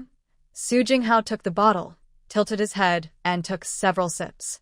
The cool water slid down his burning throat, making him feel a little more alive. He looked at Su Yunjua, whose face was still expressionless, but clearly more relaxed. Thinking of his earlier boast, his ears turned slightly red. "Thanks, sis," he mumbled. "That was so embarrassing just now." Su Yunjua raised an eyebrow and gently ruffled his soaked hair, as if she were petting a drowned dog. "First time, not bad," she said, glancing at the giant creature on the deck. A faint smile seemed to tug at her lips. "At least it didn't really use you as bait and drag you away, Su Jinghao." He decided to ignore the second part and only take the first half as a rare compliment. After a short rest, he struggled to stand up, walked over to the tuna, and looked at its smooth lines and deep blue back. Instead of fear, a strange sense of awe and achievement filled his heart. Although the process was very intense, in the end, my older sister saved the day. I secretly glanced at Soo Yunju's tall, calm back, and the small, awkward feeling I had from being rescued was gradually replaced by a warmer, more reassuring feeling. Next time, I must catch a fish on my own. Of course, I should wait until my sore muscles stop protesting before making that promise. Catching the big fish and bringing it ashore made Su Jinghao feel excited. The sense of achievement temporarily overshadowed his body's protests. He struggled to take out his phone, aimed it at himself and the catch, and took several photos. His face showed clear excitement and pride. He even asked Soo Yunju to help take pictures from different angles. This was a rare chance. He caught the fish himself. "How come your hand doesn't hurt now?" Soo Yunju asked as he looked at him. After taking the photos and posting them online, the excitement faded. Su Jinghao leaned against the boat's side, feeling too tired to even lift a finger. "Older sister, how can it not hurt? My hand is going to be useless. All right, you rest here. I'll go do some work." His chest burned with pain, each breath heavy like a bellows. His arms felt broken, trembling uncontrollably from shoulder to fingertips. The ongoing soreness and burning pain reminded him how terrifying that struggle had been, almost tearing him apart. He listened to the waves hitting the boat and looked at the big fish. Is this really the fish he caught? Although in the end, it was all thanks to his sister's help. Thinking of Soo Yunju, he instinctively looked around for her figure. She was standing nearby, still looking calm, as if that intense fight was just a warm-up. Only her slightly damp hair and her eyes, brighter than usual, hinted that she had also put in a lot of effort. It seemed she noticed his gaze. She turned her head and looked at his battered state. "Take a rest first. There are energy drinks in the fridge. Help yourself if you want one. I need to quickly bleed the fish," Soo Yunju said, then went back to work without paying him more attention. After finishing, he saw Su Jinghao still sitting on the deck, not moving. Oh, she forgot that he was just an ordinary person, a bit different from herself. She took 2 bottles of energy drinks from the fridge in the cabin. One she threw into his lap, and the other she opened and took a few sips, tilting her head back. The cold bottle pressed against her sweaty chest, making Su Jinghao shiver. He gulped down more than half the bottle, feeling the cool liquid soothe his burning throat, and only then did he feel a little more alive. "Thanks, sis," he said hoarsely, sounding weak after surviving the ordeal. "If it weren't for you, I probably would have." He didn't finish his sentence, but they both knew what he meant. Either he would have been dragged underwater or dislocated his arm. It definitely wouldn't have ended with him just collapsing so peacefully. Soo Yunju didn't look at him. Her gaze was fixed on the distant sea horizon. Her tone was calm. "Do you know your limits?" Su Jinghao's face instantly turned bright red, feeling ashamed and scared. He wished he could disappear right then. Before leaving, he had confidently boasted about catching a big fish to bring home, claiming no one could stop him. I didn't know it was so strong," he mumbled softly, trying to save some face. "The things in the sea look gentle, but when they fight, they can even cut through steel cables," Su Yunju said, turning her gaze away from him. She looked at his still shaking arm, paused, then added, "First time, you didn't let go. That shows you have some toughness." This wasn't exactly praise, but it eased Su Jinghao's strange, uncomfortable feelings a little. He secretly moved his sore shoulder, grimacing as he asked, "How do I eat this when we get back?" Su Yunju smiled faintly, revealing a very subtle smile that made Su Jinghao feel a chill down his spine. "Sashimi, grilled, stewed, whatever you like. But before you think about how to eat it," she looked down, giving him a pointed glance at his limp body. "You'd better think about whether you can get out of bed by yourself tomorrow morning." Su Hingao. A huge, sharp pain suddenly hit him, like his body had been torn apart and put back together. His vision went black again. He could already imagine himself tomorrow, like a half-paralyzed old man, grimacing with every move. This was going to be costly. Thinking about that big fish, he swallowed nervously, feeling complicated. Excitement and a sense of achievement are real, but at this moment, deep in my bones, I also feel exhaustion and premonitions of pain. Suddenly, the phone in the cabin rings. Su Yunju no longer worries about her inner struggle. She turns and walks toward the cabin. Su Jinghao watches her back, finally sighing as if resigned. The pain is real, but at least this big fish is something he fished out himself. Su Yunju answers the call. It's Gu Jiaming calling. Yunju, I heard you went out to sea again. Gu Jiaming's voice is cheerful, but with a hint of urgency. I just got an urgent order. Price isn't an issue. I'll pay 30% above market price. I immediately thought of you. Your dad told me you took Xiaohao out. How did it go? Did you get anything? Thinking of the 2 bluefin tuna just brought ashore, she looks toward the water. Those golden glows haven't gone far. They're still nearby. Something moves in her heart. This is just the right moment. Uncle Gu, what a coincidence you called. We just caught 2 good quality bluefin tuna, planning to keep them for ourselves. If you want, I can try to catch more. More? Gu Jiaming's voice immediately rises. Yes. Of course. As many as you can catch. Yunju, do your best. The price I mentioned earlier, I won't shortchange you. The moment you arrive, Jinghao will be waiting at the dock to pick up the fish. After hanging up, Su Yunju looks at her eager little brother. Xiaohao, can you still hold on? Boss Gu is offering a high price and the fish are still nearby. Hearing high price, Su Jinghao's fatigue seems to fade a bit as he looks at the possible catch underwater. He moves his sore arms. Yes. I can. I must. Sis, let's try for one more. Unfortunately, ideals are often beautiful, but reality is harsh.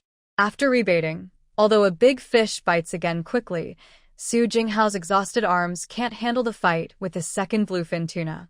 After struggling for over 20 minutes, he accidentally loses his grip when the fish suddenly dives fiercely, pulling the hook free. The fishing line snaps instantly. It got away. Su Jinghao stares at the empty hook, full of disappointment and frustration. It's okay. You've already done great. Landing the first one is impressive enough. Su Yunju gently patted his shoulder and said, "Take a break. Watch me." Over the next hour, Su Yunju showed her amazing strength and skill, successfully bringing 2 larger bluefin tuna onto the deck one after another.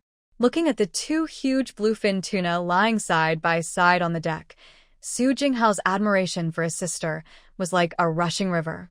"Big sister." Su Jinghao moved closer, his voice trembling with excitement and fatigue, but his flattering tone almost overflowed. "You're really incredible." Truly. "I declare, from today on, you are my only idol, the best in the fishing world." He raised his sore arm and gave a thumbs up. Su Yunju kept working without stopping, not even lifting her eyelids. She just responded softly with a from her nose. This cold reaction didn't dampen Su Jinghao's enthusiasm at all. He kept talking excitedly, trying to praise her. "Really? Look at your stance, your strength. That steady aura, like a mountain, like a top master in movies. Moving with ease, joking around, and the big fish just vanish. I finally understand what 1 strength beats 10 skills means. When faced with absolute power, skills are just empty talk. Big sister, do you secretly practice some internal martial arts? Or are you actually a sea king reincarnated? These fish see you and just swim right into your net." His exaggerated comparison finally made Su Yunju stop what she was doing. She turned her head and looked at her brother, who was exhausted but still forcing himself to flatter her with bright eyes. In her deep black eyes, a barely noticeable smile flashed very quickly. She reached out and lightly tapped Su Jinghao's forehead with her cold, seawater damp fingers. "Stop talking nonsense. If you have strength, save it for moving things later." Although her tone was still calm, Su Jinghao caught the faint, almost inaudible smile. Suddenly, he felt that all his flattery was worth it. The sharp pain in his body seemed to lessen a lot.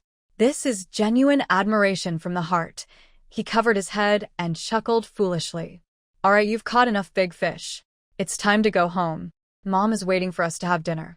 On the way back, Su Jinghao started to think. "Sister, should we sell all 4 fish to Boss Gu? Don't we want to keep some for ourselves?" Su Yunjo had already made up her mind. "Send 3 to Uncle Gu to sell, and keep 1 for ourselves." We can use it for the new year to entertain guests and also taste the bluefin tuna. Su Jinghao's eyes lit up. He quickly pointed to the fish he caught. The smallest of the four, sister. Can I keep this one I caught? I want Dad and Mom to try the fish I caught myself. Of course. This one is special to you, so it must be kept. Hooray for big sister. The Funing boat cut through the golden-orange sea surface, heading toward the dock. On both sides of the boat, the waves reflected the sunset like sparkling gold, and the steady engine noise mixed with the sea breeze. After the excitement, the adrenaline completely faded. Su Jinghao slumped in the seat beside the steering wheel, feeling exhausted. His arm muscles still trembled slightly, and every movement caused deeper soreness. He looked at Su Yunzhou, who was skillfully controlling the steering wheel, her calm gaze fixed ahead. Her side profile was outlined by the sunset glow, showing a strong and peaceful expression. This scene overlapped with her steady figure during the big fish fight not long ago. A complex feeling, mixed with admiration for his sister and shame, slowly grew in Su Jinghao's heart. Big sister, he said in a hoarse voice, you used to work coding in Beijing, right? Was it as impressive as fishing today? In his limited understanding, before being influenced by the complexities of society, he thought his sister Su Yunzhou could do anything easily and effortlessly, always seeming so capable. He left Beijing and returned to the town to become a fisherman. In Su Jinghao's mind, he believed his sister was unlikely to do anything aimlessly, but he never expected her to succeed so brilliantly. Su Yunzhou's gaze stayed ahead, but a faint, complex smile appeared at the corner of her mouth. She didn't answer immediately. Instead, she skillfully adjusted the boat to autopilot, relaxed her body, leaned back in the chair, and turned to look at him. Impressive, she repeated the word, as if tasting its weight. Not really. It's just an ordinary job. 9 to 5, working on a computer, completing projects, earning a salary.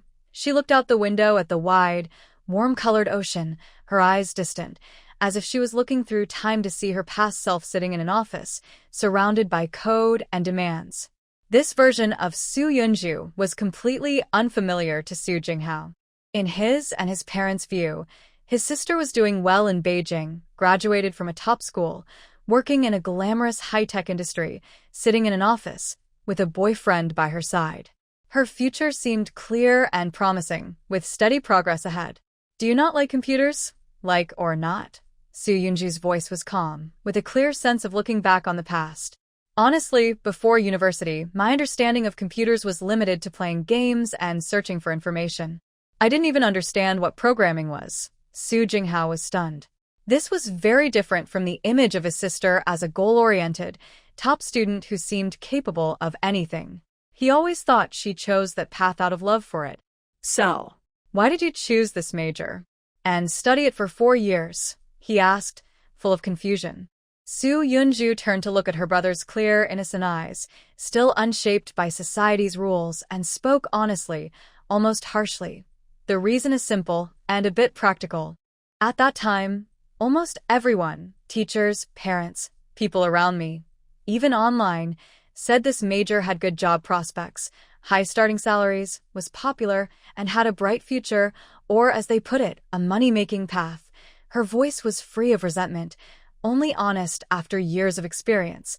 For a girl from a small town eager to settle in a big city, to share her family's burden quickly, this reason was enough. Liking it? Having an interest? Back then, those ideas seemed distant or even luxurious. Choosing a path that could keep you alive and make life decent was a more practical choice. This talk stirred many waves in Su Jinghao's heart. He was at a crucial point in his 3rd year of high school, surrounded by discussions about which major had a good future or which industry made more money. His parents' expectations and the uncertainty of the future made him feel invisible pressure and confusion. So, sister, you don't really like that previous job. His voice unconsciously lowered. Not exactly dislike, but not love either. Su Yunzhou chose her words carefully. It gave me the chance to stand in society and broaden my view. I worked hard and sweat for it. But if I had to say I loved it or felt like today, despite being exhausted and almost falling apart, looking at these big guys, I feel a kind of indescribable happiness and freedom. That kind of deep satisfaction just isn't there.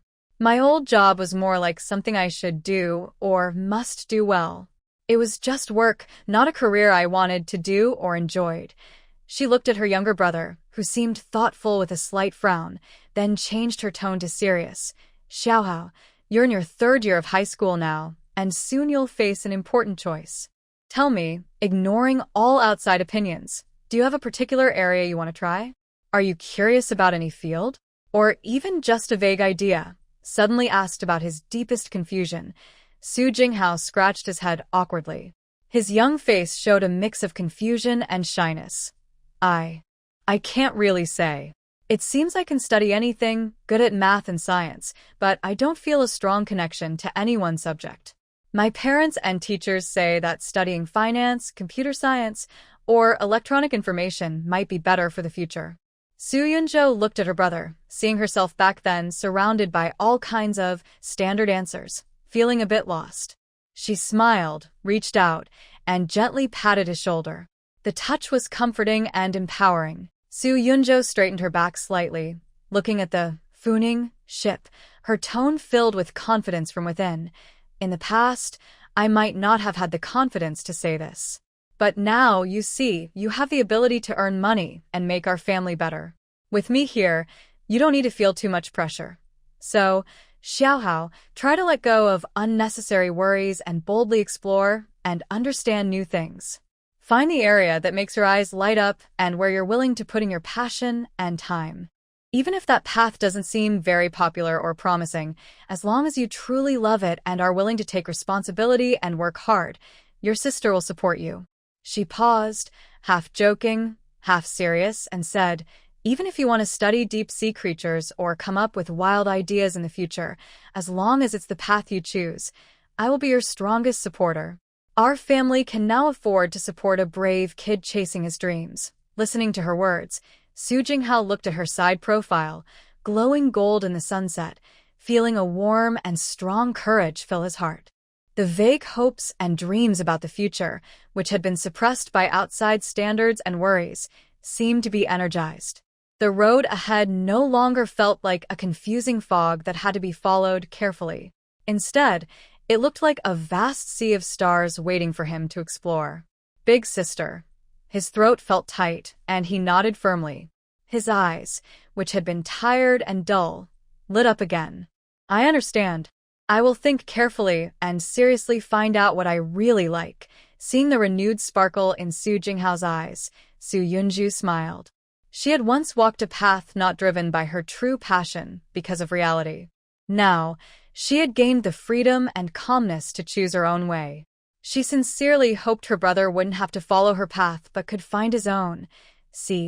Earlier, more freely and more bravely. The sea breeze, carrying the familiar scent of the harbor, blew in. Mom. Su Jinghao's phone rang. He answered, his voice a little tired but mostly excited, eager to share his day's achievements. Everything's fine with me and sister. We're about to come back. We caught a lot of fish today, and there's a surprise too. On the other end, Zhao Huilan's caring and smiling voice could be heard, along with her asking for details, maybe even saying she would come to the dock to pick them up. Su Jinghao smiled widely and said cheerfully, no need to pick us up. The boat is about to dock and we'll be home soon. Just wait for our surprise. Bye, Mom. The Funing ship returned to the dock, and Gu Qinghe was already there with his crew and specialized transportation equipment. Seeing the ship steady at the dock, he immediately went forward with his team. He was impressed again by the 4 bluefin tuna, especially since they were all large and in excellent condition. Even though he was prepared, he still felt amazed. He instinctively looked at Su Yunzhu, who had a red glow on her face from the sea breeze and looked tired but alert and bright-eyed. Yunzhu, Xiaohao, you worked hard, Gu Qinghe said, calming his mind and directing his crew to load the fish onto the transport truck. Big brother Gu, we're keeping this one for ourselves to eat, so don't mix it up. Although she was strong, cutting such a large tuna required skill and experience. She wasn't confident she could do it well, risking wasting such a valuable ingredient. Hearing this, she readily agreed. That's great. We'll go to the shop with the truck. At the seafood shop, Gu Jiaming saw the 3 top-quality bluefin tuna and was overjoyed. Great. Great. Great. He looked at the fish carefully, feeling their elasticity and temperature, and kept praising. Yunju, your luck and skill are unmatched. The appearance and freshness are top tier. Especially this one. He pointed to the largest fish, its size and the shine of its fat. I dare say you won't find another like it at the dock today. The big boss will definitely be pleased when he sees it. Yunju, you're really impressive. You just came back, and every time you make a move, it surprises everyone. Looks like you've decided to stay in town to develop. That's a blessing for us and for our seafood shop. Su Yunju felt a little shy from the praise and looked away. Uncle Gu, you're overdoing it.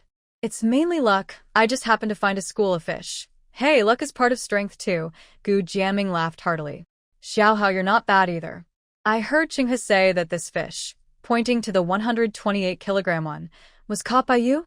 Not bad, kid. Wow, such a strong bluefin. It took so long to catch, and in the end, you managed to bring it up. Amazing! Uncle Gu, I've been by the sea for decades, but I've never caught such a big fish myself. Su Jinghao reacted very differently. Instantly, he felt his whole body's soreness ease significantly. A bright, slightly shy smile appeared on his face, replacing his earlier, tired look. He looked eager to stand up and boast. Hee, Uncle Gu, it's mainly because my older sister helped a lot in the end. He modestly said, but his smiling face and sparkling eyes showed his pride and excitement. Gu Qinghe looked kindly at Su Jinghao, who seemed to recover instantly from the praise, and then at Su Yunju, who remained calm with a faint smile in his eyes. Su Jinghao was very happy to receive Gu Jiaming's praise. He felt that all his hard work and struggles today were worth it. He was already thinking about how to casually brag to his friends back at school about today's catch. The weighing and pricing process went quickly. The weights of the 3 bluefin tuna were announced: 158 kilograms, 185 kilograms, and 212 kilograms. The total weight was an astonishing 555 kilograms. Gu Jiaming used a calculator, clicking as he nodded in approval. Incredible, truly incredible. Especially that 212 kilograms one. Its size and fat lines are top quality, absolutely the best of the best. He looked at Yunju with eager eyes. Yunju, I won't beat around the bush. Regular bluefin, at current market prices, good quality ones are about 500 to 600 yuan per kilogram. But these 3, especially the biggest one, top quality, and with the New Year rush, clients who want the best aren't shy about paying. So, for the 158 kilograms fish, I'll give you 750 yuan per kilogram. For the 2 larger ones, especially the 212 kilograms one, 880 yuan per kilogram. How does that sound? This is the highest price I can offer. This price far exceeded Yunju's expectations. 158 kilograms times 750 yuan per kilogram equals 118,500 yuan. 185 kilograms times 880 yuan per kilogram equals 162,800 yuan. 212 kilograms times 880 yuan per kilogram equals 186,560 yuan total. 118,500, 160, 2,800, 180, 6,560 is equal to 467,860 yuan, almost 47,000 yuan. Even though Su Yunjua is usually calm, hearing this number made his heart skip a beat. He suppressed his excitement, looked at Gu Jiaming sincerely, and nodded decisively. Uncle Gu, just follow the price you mentioned. Thank you for your help. It's you who are helping my business. Gu Jiaming was even happier to see Su Yunjua agree quickly. He ordered the finance team to transfer the money. Now I can finally settle with that big boss. He'll be happy. Su Jinghao, standing nearby, was so surprised his eyes widened and his mouth formed an O shape. He temporarily forgot about his sore body. He knew bluefin tuna was expensive, but he didn't expect it to be this costly. He counted on his fingers for a long time before realizing that his sister's trip to sea had earned back half of the Funing ship's expenses, and there was still more left.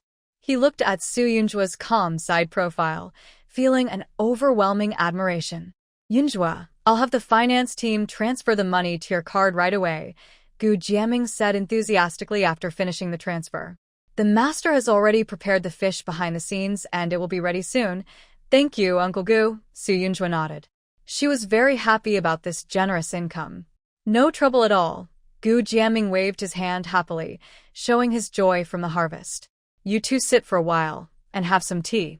Jinghao sat on a chair in the shop, watching the busy scene in front of him.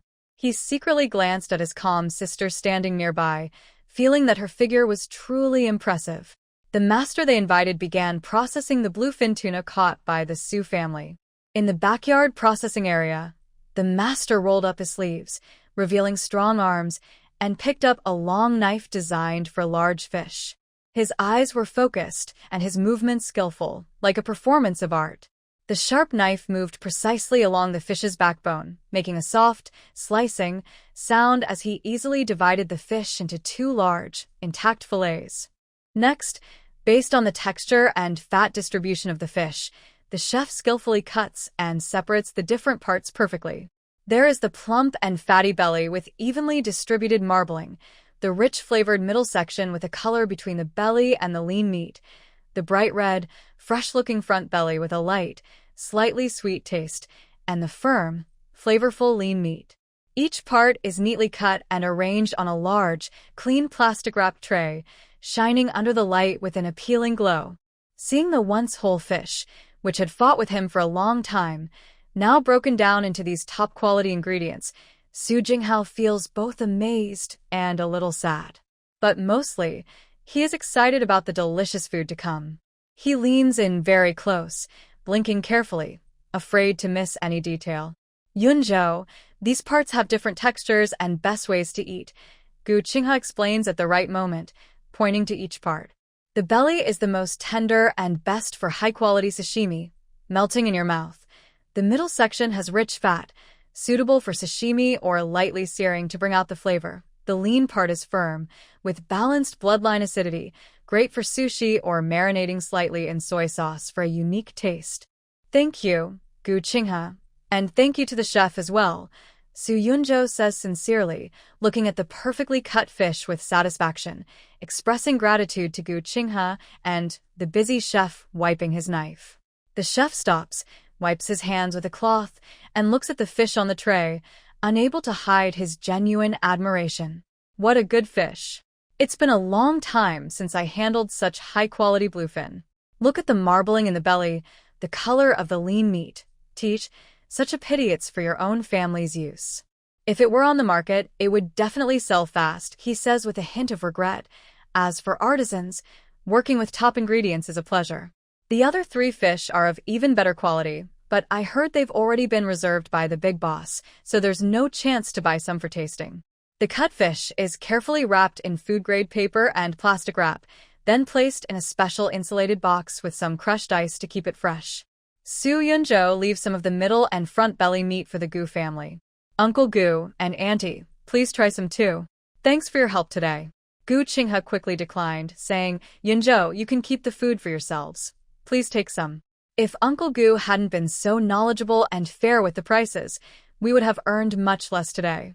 Plus, with the help of the master, handling these fish is quite troublesome. Gu Qinghe thought about it and nodded, realizing there would be more chances to work together in the future. Thank you on behalf of my parents. He then skillfully scooped up some large prawns and green crabs from the store's freshwater tank, packed them into a bag, and handed it to Su Jinghao. He smiled and said, These are fresh from today's catch. Take them home and ask Aunt Xiao to add some vegetables. They go well with this top-quality tuna, making a feast of land and sea. Su Jinghao looked at the suddenly extra seafood, paused for a moment, then chuckled. Thanks, Qinghe. Dinner will be even more delicious tonight. Su Yunzhou was also polite. We won't refuse. Thank you. Be careful on the way home. Gu Qinghe saw them off to the store entrance, watching as the brother and sister carried their harvest in insulated boxes and seafood bags, blending into the warm, yellow glow of the lamps. The dusk was soft and gentle, covering the seaside town like a veil. Streetlights gradually lit up, reflecting the distant fishing boat's lights, casting tiny golden spots on the sea surface. Opening the door, the salty sea breeze still lingered on the siblings. Su Yunzhou placed the insulated box neatly beside the dining table. Su Jinghao eagerly lifted the noisy seafood bag, his voice full of excitement. "Mom, look! The big prawns and crabs Uncle Qinghe sent are all lively." Hearing this, Zhao Huilan peeked out from the kitchen. She first observed the children carefully. Though they looked tired, their eyes sparkled with joy. She relaxed and smiled as she took the seafood bag. "Wow, you really came back with a full load today.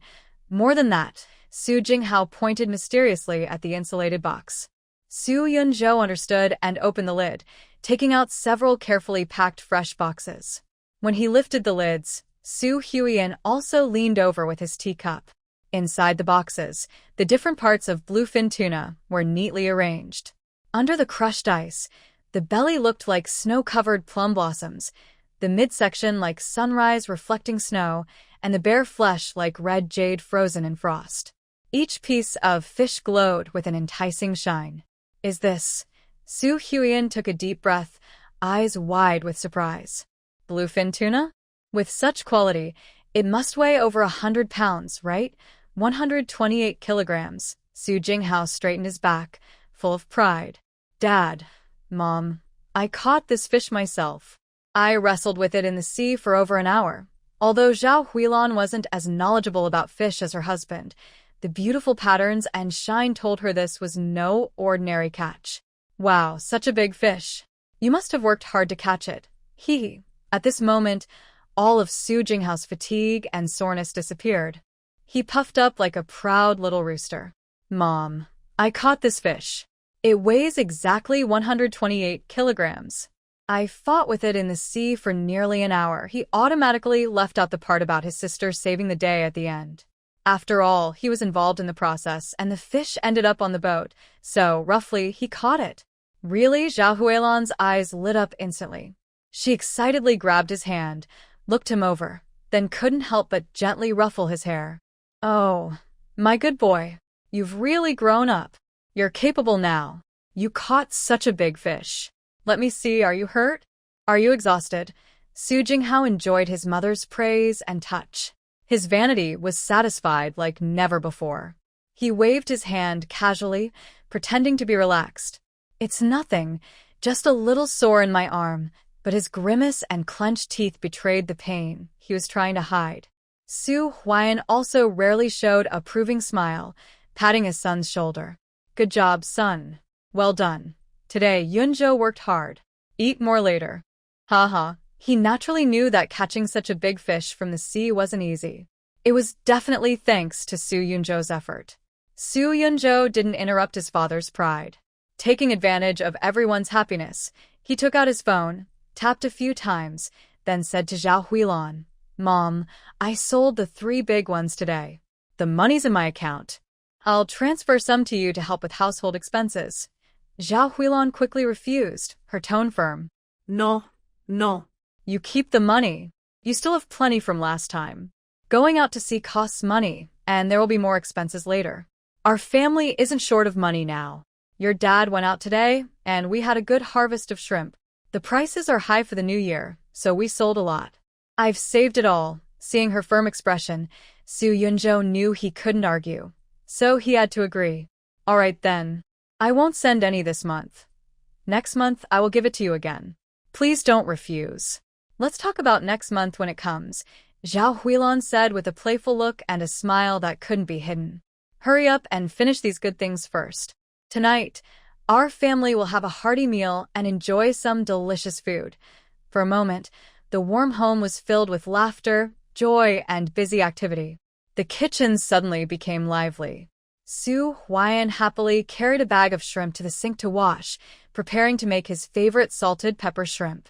Zhao Huilan was busy preparing the large shrimp and crab sent by Gu Qinghe, planning to boil the shrimp and stir-fry the crab with ginger and scallions. Boiled shrimp are simple and fresh, highlighting the seafood's natural flavor, while the ginger and scallion stir-fry offers a different tasty experience. The main ingredient, bluefin tuna, was entrusted to Su Yunju and Su Jinghao. Although Su Jinghao's arm was sore, he was very excited to handle this treasure. Su Yunju started washing rice and cooking, preparing to make sushi rice with vinegar. "Big sister, shall we make sushi with this big red meat, akami?" Su Jinghao looked at the tempting red meat, eager to try. "Yes, akami has a good balance of flavor and acidity, and it's perfect for sushi," Su Yunju nodded. She skillfully mixed sugar, salt, and rice vinegar in proportion, then heated it over water to make sushi vinegar. "What about this snowflake meat, Otoro? Should we eat it raw like this?" Su Jinghao pointed at the fatty piece in the box, swallowing hard. "Otoro is best enjoyed as sashimi. Cut it to the right thickness and taste its melt-in-your-mouth texture directly," Su Yunju said. She took a special sashimi knife, quickly sharpening it on a whetstone, the blade shining with a cold light. With steady hands, she sliced a piece of otoro into even, thick slices. The pink fish meat and white fat formed beautiful patterns, like art, and were carefully arranged on a white porcelain plate. Su Jinghao was not idle either. Following his sister's example, he cut some of the medium fat part into slightly thicker slices, planning to lightly sear them with a torch to bring out the aroma of the fat. The rice was cooked. Su Yunju poured it into a wide wooden bowl while it was still hot, evenly drizzling sushi vinegar over it. She quickly mixed it with a folding motion, ensuring each grain was coated with vinegar, then fanned it to cool, achieving the best texture and temperature. The kitchen was filled with delicious aromas. The sounds of cooking, boiling rice, sizzling stir-fry, running water, mixed with the happy chatter and laughter of the family, creating a joyful symphony. "Huayan, the mantis shrimp, is perfectly fried, so fragrant. Got it." Huilan, cut the crab into pieces and marinate it a bit more to enhance the flavor. "Jia, is this sushi vinegar ratio okay?" "It smells so good." "Yes, that's fine." Xiaohao, when grilling the belly, don't make the heat too high. Just lightly char the surface until it glistens with oil. Soon, a rich dinner was ready and served one dish after another. In the center of the table was tonight's main star, the bluefin tuna platter. On a clear white porcelain plate, there were thick slices of tuna sashimi, with marbled fat that looked like it would melt under the light. Next to it was lightly grilled tuna belly, with edges showing a tempting caramel color and the rich aroma of the fat wafting out. There were also neatly formed tuna sushi, with a slight acidity of the vinegared rice balanced perfectly with the sweet freshness of the fish, and a seafood bowl made by Su Jinghao, topped with chopped raw tuna and belly, with a raw egg yolk in the middle, looking very tempting.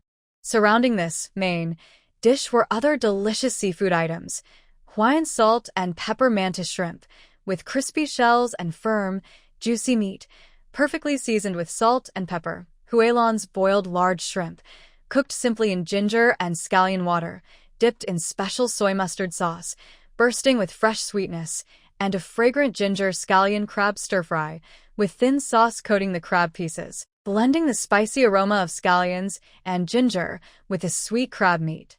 There was also a white fish head and tofu soup made from the fish heads of the fish caught today. The soup was fresh, tasty, and warm, perfect for comforting the heart and stomach. Cheers to our two great contributors, especially our new angler Xiaohao. Cheers! Su Huayan raised his drink happily. Cheers! The family responded with smiles, raising their cups. Su Jinghao couldn't wait to pick up a thick slice of tuna sashimi, dip it in wasabi soy sauce, and take a bite. The rich texture melted on his tongue like smooth cream, with the sweetness of fat and the freshness of the fish blending together. It almost didn't need chewing, sliding down his throat easily, leaving a lingering flavor in his mouth that was very satisfying. He happily squinted his eyes. So delicious. I feel like all the trouble I had today was worth it. Huilan tasted the grilled tuna belly. The lightly charred outer layer contrasted with the tender, juicy inside, and the aroma of the fat was even more prominent. She nodded repeatedly. Yes, grilling it makes it even more fragrant. Your cooking skills are good. Seunjo smiled as she carefully placed a piece of ginger and scallion stir-fried crab on her parents' plates. Dad, Mom, please eat more. She took a bite of the raw sushi, the firm meat releasing rich flavors as she chewed, perfectly balanced with a slightly sour vinegar rice. Su Huan loved salt and pepper shrimp, and he ate with his hands full of aroma. He also commented, "Today's shrimp are really good, thick meat and some yellow." With the prices at the end of the year, it's like finding gold. The family sat together happily, enjoying their meal and talking about what they had achieved today, discussing which dishes were the best. Su Jinghao animatedly described his brave fight with a big fish, making his parents laugh nonstop. Outside the window, night deepened, and fishing lights flickered. Inside, warm lights glowed, cheerful laughter filled the air, and the delicious smell spread, showing the simple, beautiful life at its best. After eating and resting well, they looked forward to a good night's sleep and a new day. Today was the day to buy New Year supplies. Su Jinghao was awakened by intense soreness all over his body, especially in his arms. It felt like he had been secretly beaten in the middle of the night, and even lifting his hand made him grimace. Zhao Huilon looked at his pitiful, half-paralyzed state, feeling both worried and amused. "Xiaohao, go on. Let your dad apply some medicinal wine and give your arms a massage." She also took out the shopping list she had prepared earlier and handed it to Yunzhou. "Yunzhou, you've worked hard today. Go to the big supermarket in the city and buy the New Year supplies. Xiaohao can rest at home." "Mom, don't worry. I'll do it," Yunzhou replied cheerfully as she took the list. No. "I can do it." Su Jinghao immediately panicked when he heard he might be left behind. He struggled to sit up from the sofa, trying to prove he was fine, though his movements were a bit awkward. I just have a little arm soreness. It's nothing. My older sister can't carry so much alone. I need to go be the strong one." Though he spoke confidently, he was secretly scheming. Maybe going out with his sister would bring some surprises. Those big fish yesterday made him realize that following his sister meant having plenty to eat. Yunzhou saw through his little plan. His movements looked stiff, but he was trying to act normal. She found it funny and didn't expose him. "All right, take your time. Just don't overexert yourself and end up falling apart before you get there. Yesterday, he worked hard and earned a lot of money, so he deserved a reward." No way. "Absolutely not," Su Jinghao promised confidently, but he didn't control his strength well and gasped, "Sigh." In the end, he still sat in the front passenger seat as an important worker. Just lifting his hand to fasten the seatbelt almost made him lose his composure. As the car passed through the electronic city, Su Yunju turned the steering wheel and drove indirectly. "Big sister, why are we here?" Su Jinghao looked out the window, confused. "Didn't Mom say we were going to the supermarket? Why are we here?" Su Yunju parked the car and smiled at him. "Come on, I have something important to do with you first." With light steps, Su Yunju entered a computer store. "Big sister, are you buying me a computer?" Su Jinghao's voice rose excitedly. If his arm wasn't sore and unable to lift, he would have hugged his sister tightly on the spot. "Yes." Su Yunju looked at his excited face and smiled. She nodded affirmatively. "You worked hard on the sea trip. This is a reward. Plus, you're about to start university, so a computer is a must." They entered a large laptop store. The store was brightly lit, with various laptops displayed on open tables for customers to try out. The salesperson immediately greeted them enthusiastically. "Welcome. Are you looking for a specific type of computer? Is this for this handsome guy? If he's going to university, I highly recommend our latest flagship gaming laptop, equipped with the newest RTX graphics card i9 processor, 16GB RAM, 1TB SSD. It's very powerful, perfect for studying programming, designing, or even gaming in free time. The experience is top-notch." While speaking, the salesperson pointed to a stylish, equally cool model.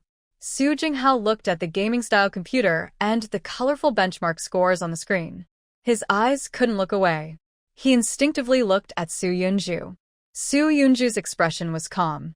She didn't waste her 4 years studying computer science at university for nothing, and after working, she had dealt with computers many times. She didn't say much about the salesperson's words.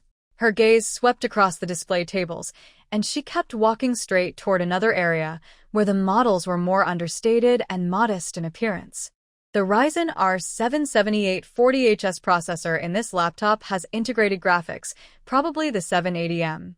It has 16 GB of onboard LPDDR5 memory, with slots available for upgrades. Is the screen 100% sRGB? Is the model suffix KLEN or UIPC? The salesperson's professional smile froze for a moment, and a hint of panic flashed in their eyes. The graphics card is very powerful, and 16 GB of memory should be enough. The screen has good colors. Let me check the label for the exact model. Su Yunjua didn't press the nervous salesperson and looked at Su Jinghao, explaining in simple words he could understand. The one he just recommended is like a car with a racing engine. Looks impressive, but most of the performance you won't really need.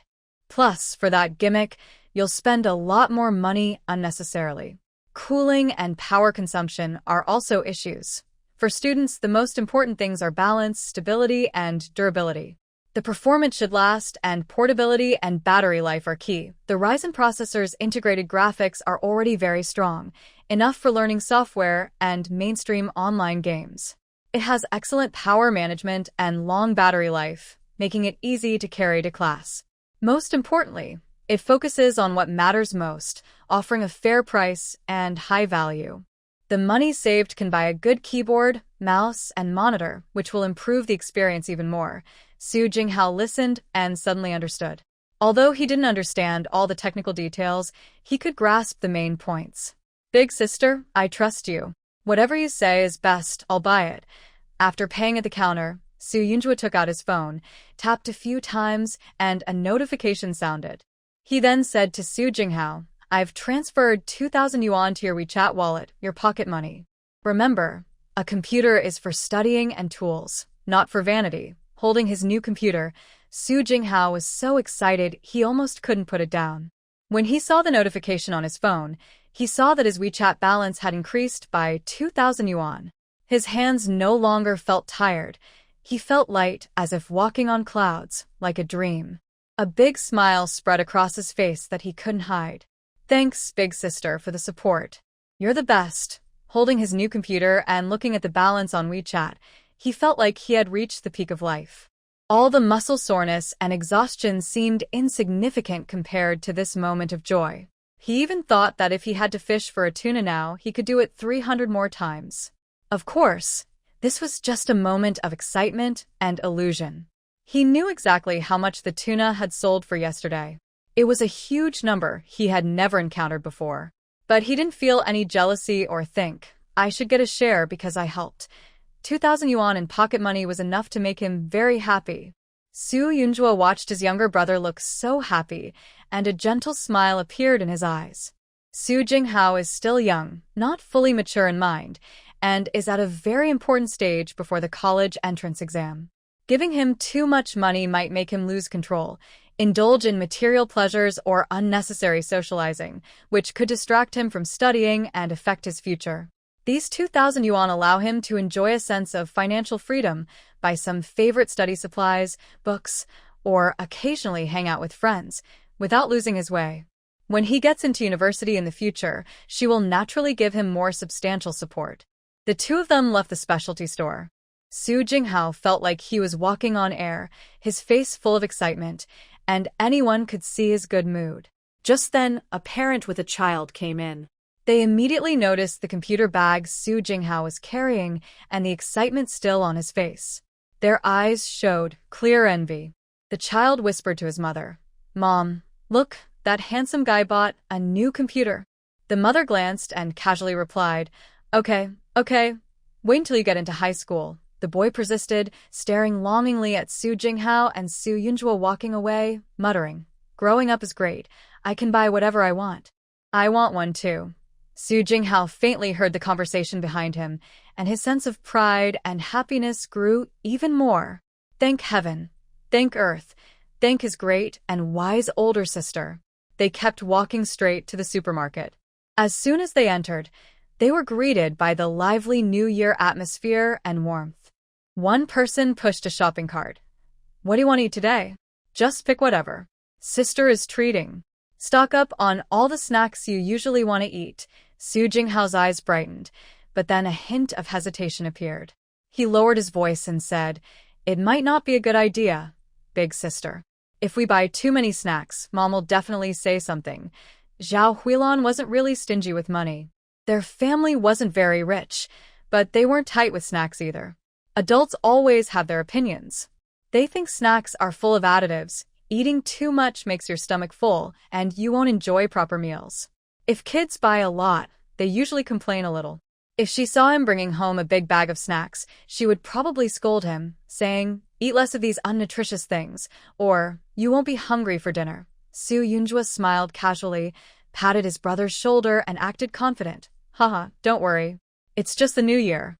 Mom will be in a good mood, and she'll only nag a little. She won't really stop you. If anything happens, I've got it covered." "Really?" "Long live big sister." With her reassurance, Su Jinghao cheered and pushed the cart toward the snack aisle. In their family, the status and treatment of the sister and brother are different. He was still seen as a kid by his parents, someone they could scold, though rarely, and he had limited freedom to say what he thought. But his sister, Su Yunjua, since she started working and especially after coming back this time, had much more say and independence at home. Their parents trusted her and often discussed things with her. Is this the difference between adults and kids? Su Jinghao thought, but then shook his head. Never mind. I'm still a kid anyway. Today, with big sister backing me up, I'll buy some good snacks. He pushed the cart and took a few steps forward, but because he moved too quickly, he strained his back muscles and let out a sharp gasp, freezing in place with a twisted face. Seeing his funny, excited yet strained expression, Yunjua couldn't help but laugh.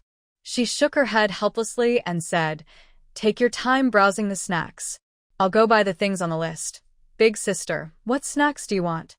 "I'll get them." Su Jinghao rubbed his shoulder and asked. Yunjua thought for a moment, a nostalgic look on her face. Some spicy strips. I haven't had those in a long time. I miss that taste. Definitely. I can't forget those." Su Jinghao nodded enthusiastically, showing he agreed. "What else? What else do you want to eat? Just do as you see fit. Pick what you like and I'll just grab a little," Su Yunjua said with a smile. "As a child, I loved all kinds of snacks. When I grew up, especially after starting work, I lost some interest. Still, sometimes when I see or mention them, it brings back childhood memories." "Okay. I promise to finish the shopping. You go ahead and get busy," Su Jinghao said, pushing the shopping cart and weaving through the shelves. Su Yunjua watched his brother's determined back and smiled, shaking his head as he pushed his own cart toward another aisle. Su Jinghao lingered in the snack section, like a mouse falling into a grain bin. The shelves were full of tempting potato chips, chocolates of various flavors, chewy beef jerky, beautifully packaged imported cookies and candies, and cool-looking drinks. He was dazzled, almost showing on his face that he wanted to try everything, and he kept adding items to the cart. Soon, the cart was filled with all kinds of snacks. He even carefully sorted spicy, sweet, and salty flavors, feeling very happy inside. Su Yunjua efficiently and clearly focused on his shopping task. In the New Year's goods section, he picked out spring couplets, gold-embossed food characters, festive red lanterns, and some pretty window decorations. Then he moved to the fruit section, choosing cherries, tangerines, apples, and pears. In the nut and snack area, he selected pistachios, pecans, macadamia nuts, and various flavored sunflower seeds and peanuts. He also picked some candies, like milk candies, fruit hard candies, and chocolates. The cart was already full, so he grabbed another one. Next was the most important section, fresh ingredients. Following his shopping list, he bought a whole ham, pork ribs, and plenty of vegetables. The carts were packed full. After finishing, the two pushed their mountain-like cart slowly toward the checkout, amid the crowd. The supermarket was lively, with almost every cart full of goods, full of the festive atmosphere. Although Su Yunjua's cart was noticeable among many families shopping for the new year, it only stood out a little. What caught people's attention was Su Jinghao's cart, filled with colorful snacks, making some children nearby stare with envy, their eyes full of longing as they quietly begged their parents to buy some too. Mom. Look at that older brother. He bought so many delicious treats. Lots of candies and cookies. Can we also buy those little bear cookies? Just one box. Be good. Didn't we already buy you some yogurt and fruit? Eating too many snacks can hurt your little teeth. Dad. Look, that big brother's car is full of snacks. That huge bag of chips. And that fizzy drink that sprays bubbles. I want some too. Please buy me some. What do you want? Look at your tiny teeth. You're drinking soda? If you keep eating so many sweets, your teeth might fall out. Just look at that older brother. Maybe he bought all those for guests. Don't cause trouble. Soo-jin-ho looked at his attention-grabbing shopping cart and then at the kids being controlled by their parents. He suddenly felt a strange sense of guilt. He instinctively touched his nose and felt a bit nervous looking at the kids' eager eyes. Soo-yoon-soo also heard all this. He turned to see his brother looking a little embarrassed. He found it funny. He nudged him with his elbow and whispered, "How does it feel to be the center of attention? You won't get this treatment next time." Soo-jin-ho awkwardly smiled, thankful for his sister's tolerance. The line moved slowly. Finally, it was their turn. The cashier skillfully scanned the items. Beep after beep sounded. Watching his snacks being picked up and scanned, then stacked into a small mountain, and seeing the numbers on the screen keep jumping and adding up, Soo-jin-ho's initial excitement and pride slowly turned into a strange feeling of discomfort. He had never bought so many snacks so freely before. Even though it wasn't his money and his sister was paying, seeing the long receipt and the rising total made his face feel warm and his heart a little uneasy. Is this too much? Will Mom be angry if she sees this? Soo-jin-ho secretly glanced at his calm and composed sister, leaned closer, and lowered his voice, feeling a bit shy and hesitant. "Sis, maybe I should put some back? It feels like I bought too much." He looked at the mountain of snack bags and, for the first time, thought that dreams coming true might also come with a little guilt. Hearing his younger brother's words, Soo-yoon-jo turned his head and saw the mixed expression of excitement and a little unease on his face. He couldn't help but find it a bit funny and also felt a little sorry for how sensible the kid was. He smiled and said, "Hey, why talk about that? Don't worry, I've got this. But we agreed that since it's New Year and a special occasion, you can indulge a little this time. Next time, no more rampages. Just enjoy some snacks in moderation." Soo-jin-ho nodded hard, a smile returning to his face. "Got it. Thanks, big sister. No more next time." After paying the bill, he looked at the pile of big, full shopping bags on the ground, which looked heavy and packed tightly. He took a deep breath, ready to face the challenge. Gritting his teeth, he picked up one bag. The weight made his arm muscles tense instantly, and a wave of soreness hit him.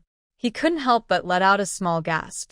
He tried to lift 2 more bags, but the sharp pain almost made him drop them.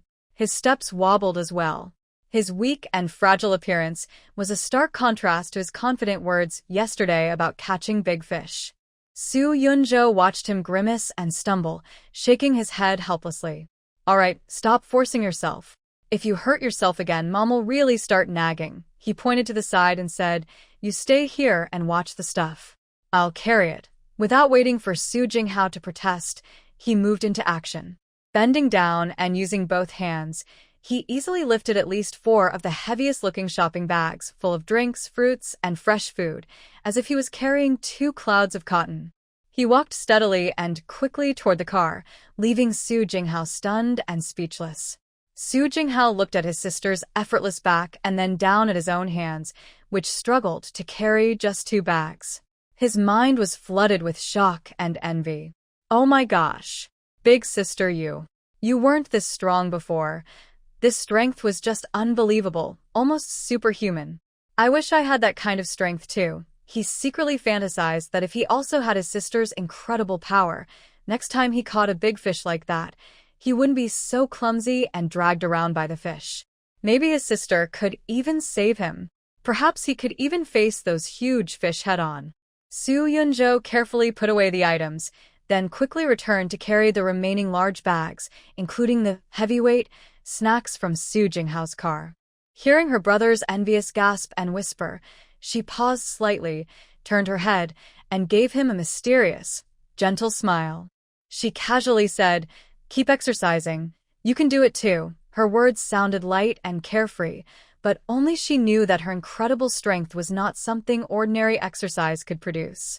It was clearly a special gift from a strange experience she had when she fell into the sea. But she decided to keep this secret to herself. Su Jinghao believed her words and watched her relaxed and happy appearance. Thinking about himself, he secretly decided that once his arm healed, he would definitely work out more. They got into the car. Su Jinghao looked at the cars and people returning home with full loads. The smell of New Year goods filled the car, and his heart was full of happiness, abundance, and strong anticipation for the upcoming spring festival. The brother and sister each carried several huge shopping bags, struggling to move down to their home's entrance. Looking at the familiar staircase, Su Jinghao felt a sudden jolt. He realized that the real challenge was just beginning. Their home was a staircase apartment without an elevator. Usually, going up and down was easy, and carrying small things was no problem. But today, facing these New Year goods and his own injured state, just a few floors felt as difficult as climbing to the sky. Su Jinghao looked at the pile of shopping bags on the ground. He clenched his teeth. His stubbornness and a little bit of pride made him not want to seem useless. He took a deep breath and decided to try to carry everything up himself. Xiaohao, don't do that. Su Yunzhou saw through his plan immediately and stopped him. Listen to me. Don't push yourself too hard. Your arm just got better, and if you hurt it again, you won't have a good time during the new year. This stuff is just a few extra trips. It's a waste of time, but your sister can handle it. You sit here and rest a bit, watch the things, and I'll come back to get you. After saying that, Su Yunzhou didn't give Su Jinghao a chance to reply. She once again showed her extraordinary strength and efficiency.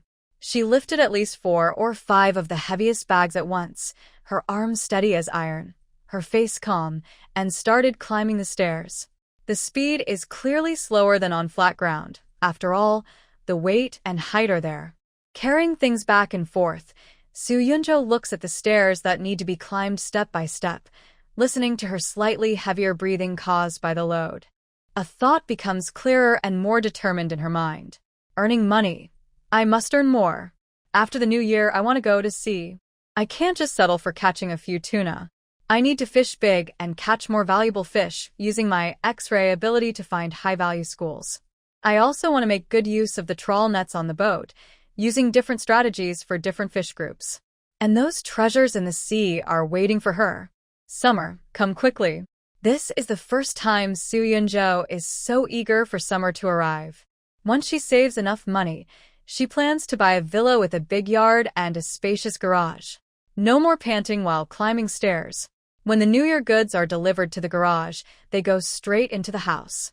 Her parents can have a small yard to plant flowers and grass, enjoying a peaceful life. Her younger brother can have more space to study and play. Su Jinghao obediently sits by the flower bed downstairs, watching his sister, like a tireless worker ant, steadily and efficiently carrying all the New Year goods upstairs. He still has a few bags of snacks left. Sister, these are all puff snacks, not heavy at all. Let me do it. All right, I'll rest for a bit too. We're going home now. All the New Year goods are finally brought into the house, piled up in the living room into a rather impressive little mountain, especially Su Jinghao's several big bags of snacks with colorful packaging that stands out and takes up a whole area. Su Yunzhou and Su Jinghao return home. Each of them lies on the sofa, scrolling their phones. Zhao Huilan and Su Huayan come back from the shop together. As the new year approaches, their dried seafood business is booming. They've been busy all day and are now thinking about preparing the New Year's Eve dinner for tomorrow. As they enter the house almost at the same time, their steps almost stop simultaneously. Seeing the mountain of snacks in the corner of the living room, Zhao Huilan's face shows surprise and disapproval. Xiaohao, did you clear out the supermarket snack aisle? Buying so much. Su Huayan, following behind, naturally notices the spectacular scene. He is momentarily stunned, but a trace of understanding and a smile flashes in his experienced eyes. However, he doesn't speak right away. He simply placed the 2 bags of snacks brought back from the shop on the hallway cabinet, calmly watching a few people. Su Jinghao quickly jumped up from the sofa. No way. Why did Mom come back so early today? Wasn't she busy until 7 p.m. yesterday? He just wanted to relax a bit, hide some snacks in his room, and take a break. He didn't expect her to come home so soon and catch him. He immediately looked at Soo Yunju with pleading eyes, signaling desperately, "Sister, it's your turn now." Yunju understood his signal, stood up from the sofa, and smiled easily.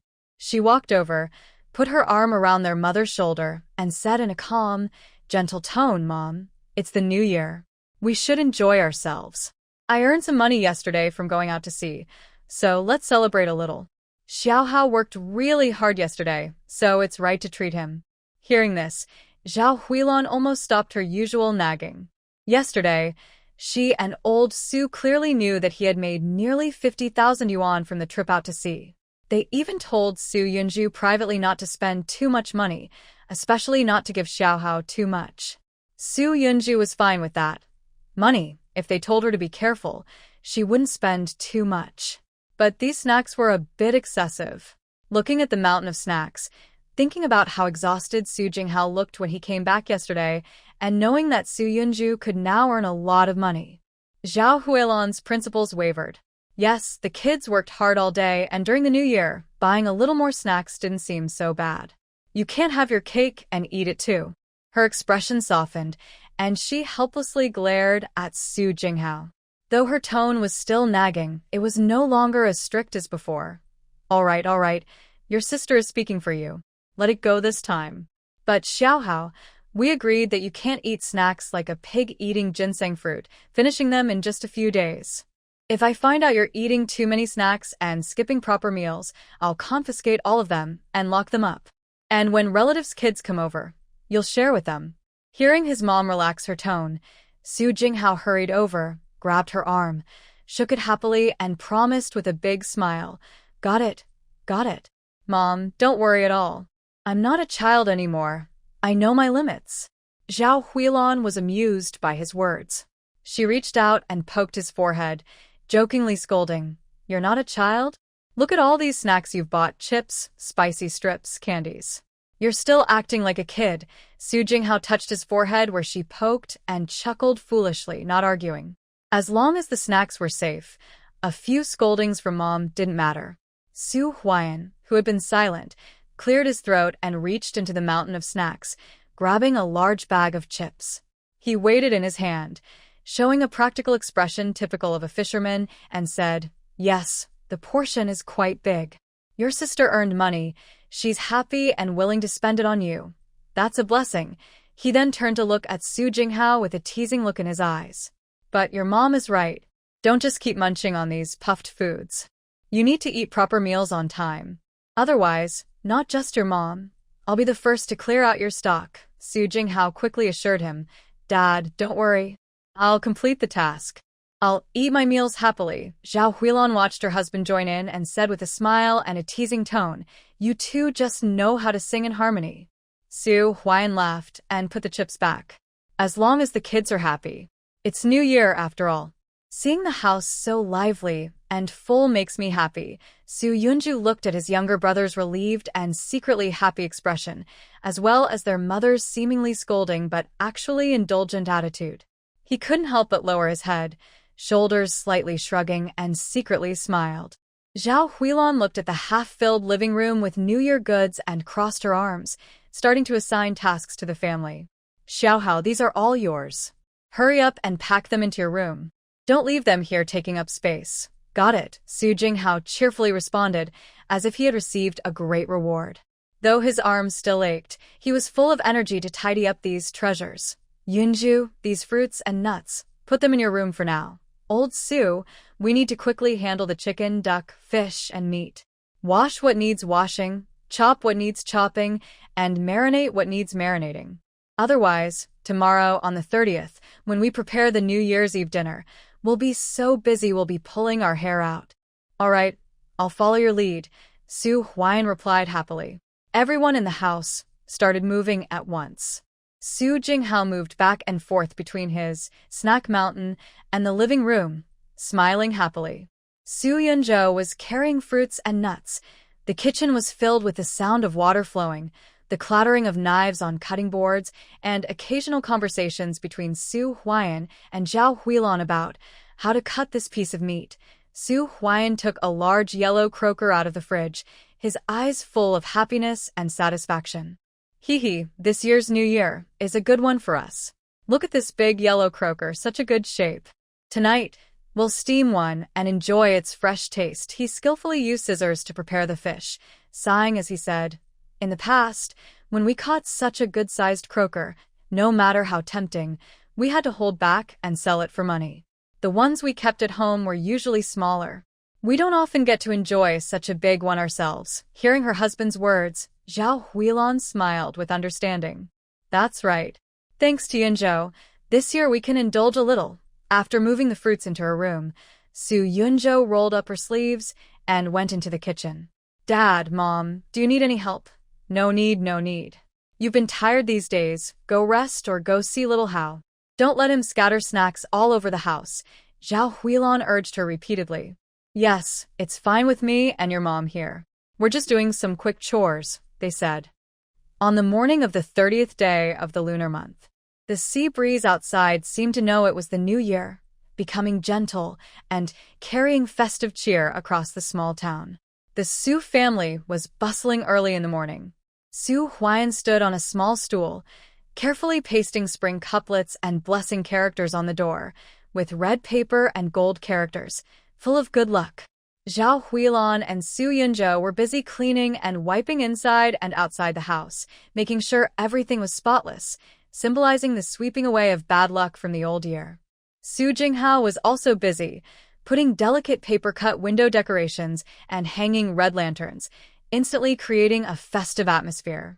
This year was also a harvest year, and the household's New Year supplies were especially abundant. The freezer was filled with various seafood, chicken, duck, and fish.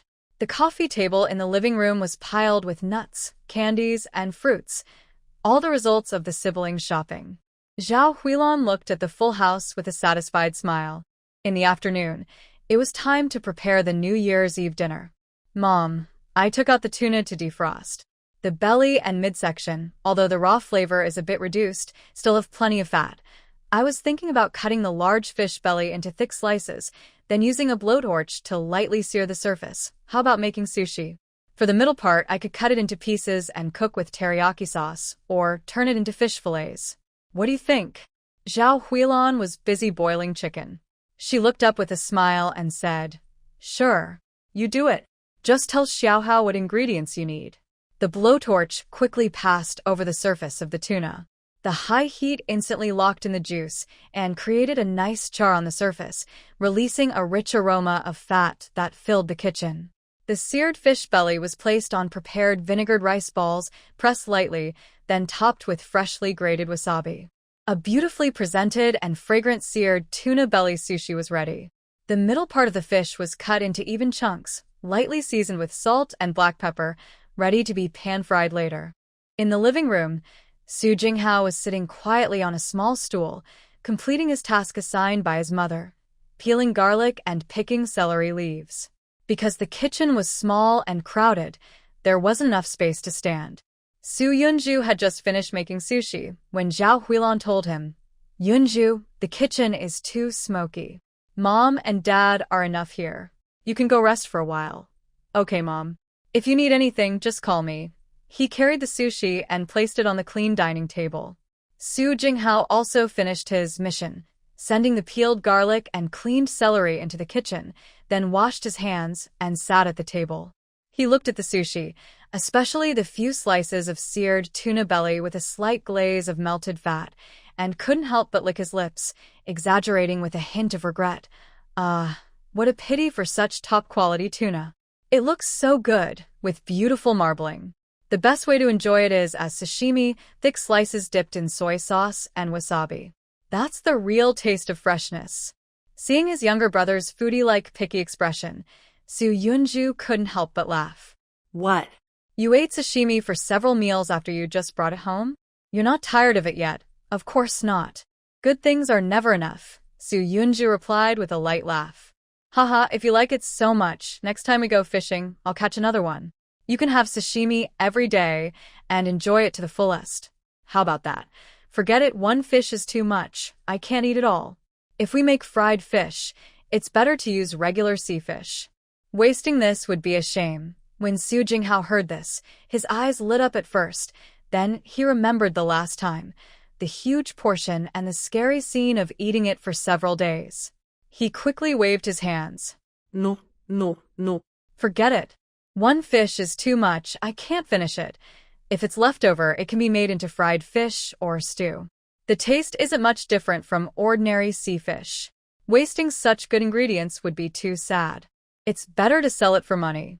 The whole house was busy and lively, with the sounds of pots and pans clattering, sizzling cooking, and family laughter blending together. Zhao Huilan prepared her favorite traditional dishes, shiny, tempting braised pork symbolizing prosperity, a hot pot of mixed seafood representing abundance, and meatballs and egg dumplings, which stand for family reunion, were essential. Su Huiyan also showed his skill with fresh squid, stir-fried crispy and spicy, filling the air with aroma. In the evening, streetlights turned on one by one. The dining table in the Su family living room was full of delicious dishes, all shining with tempting colors. Come on, everyone sit down, dinner time. Su Huiyan, the head of the family, looked happy. The family sat around the table, raising their glasses to toast. Here's to our family getting better and better in the new year, safe and healthy. Wish mom and dad good health and happiness. Hope my older sister goes out to sea and catches more big fish. And I hope I get into a good university. Zhao Huilan looked at her husband, daughter, and son. The wrinkles at the corners of her eyes curved into a happy smile. Yes, all good. Peace and smooth sailing for our family. After the New Year's Eve dinner, everyone gathered in front of the TV to watch the Spring Festival Gala. Although the shows are similar every year, being together and sharing this moment is what matters most. The coffee table was full of snacks. Su Jinghao munched on potato chips while humming along with the songs on TV. Su Yunzhou listened to his parents talk about funny stories from around them.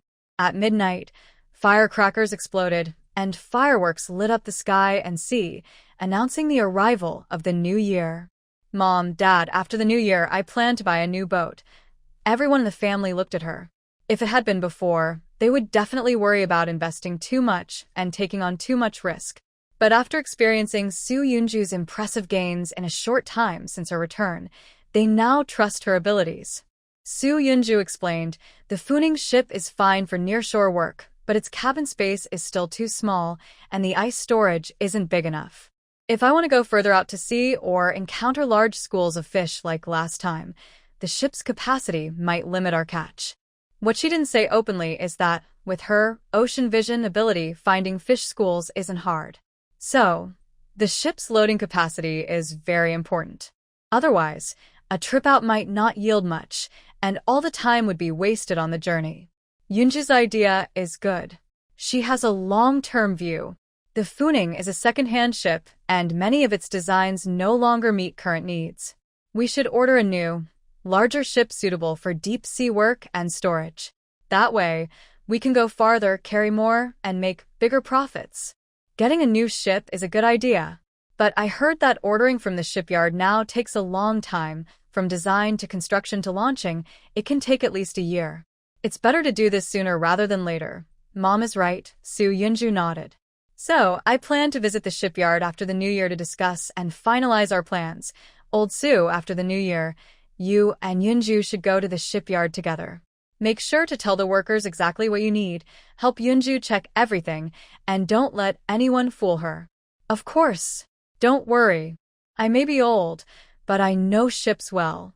I promise to get Yunju a sturdy, useful, and profitable new boat. Dad, Mom, big sister. Su Jinghao excitedly rubbed his hands, looking at this and that with an uncontrollable smile. Our family is upgrading from a shotgun to a cannon, heading into the deep blue. From now on, I'll be the chief. Trainee sailor on our new ship. On the second day of the Lunar New Year, the sea was glowing with golden-red morning light. According to local customs, this is the day when married daughters return home and relatives visit each other to exchange New Year greetings and strengthen bonds. Su Yunju's family arrived early by car from the town back to their old fishing village home. Although they mainly live in the town now, during festivals and holidays, returning to this old house full of memories feels more like home and roots. Huelon's family elders have long since passed away, and most relatives are scattered elsewhere for work and life. Only during the spring festival do everyone gather at the old Su family house. As the car drives onto the familiar village road, the tires roll over the slightly damp surface. Although it is early morning, the village is already lively. Every house has new spring festival couplets on the doorframes, red lanterns hang under the eaves, and the air is filled with the faint smell of fireworks and the salty scent of the sea breeze. This mixture creates a special, unique flavor that belongs only to the fishing village during New Year. Brother Huion, Sister Huilon, you're back so early? Happy New Year. Happy New Year. Yunzhou is back too.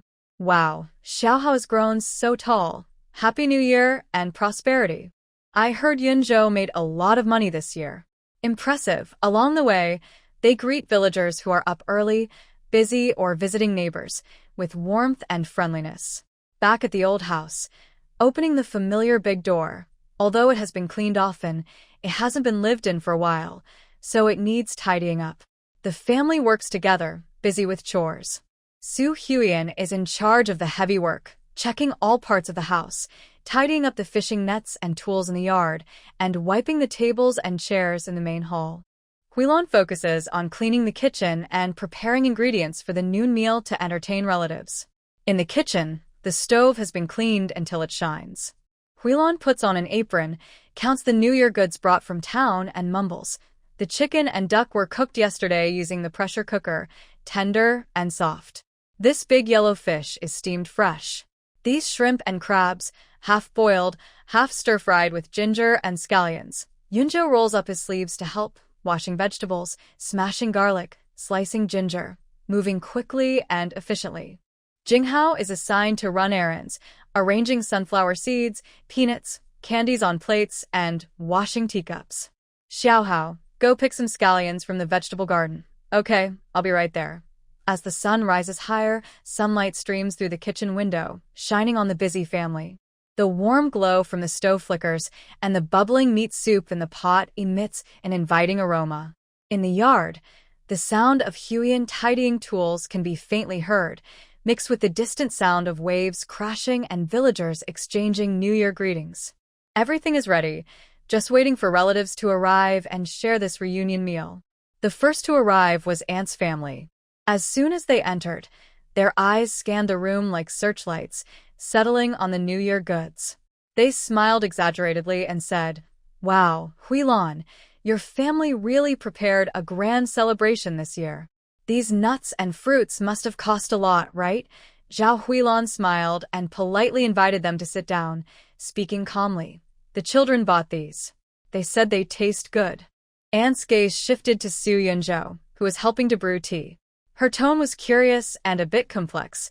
Yunzhou is really doing well now. Not returning to Beijing? Staying at home. Fishing? Yes, Aunt. I think fishing is pretty good. It's free, Su Yunzhou said with a smile, passing the teacup. Freedom is good. Aunt took the cup and spoke more softly, glancing at Su Yunzhou's face and body.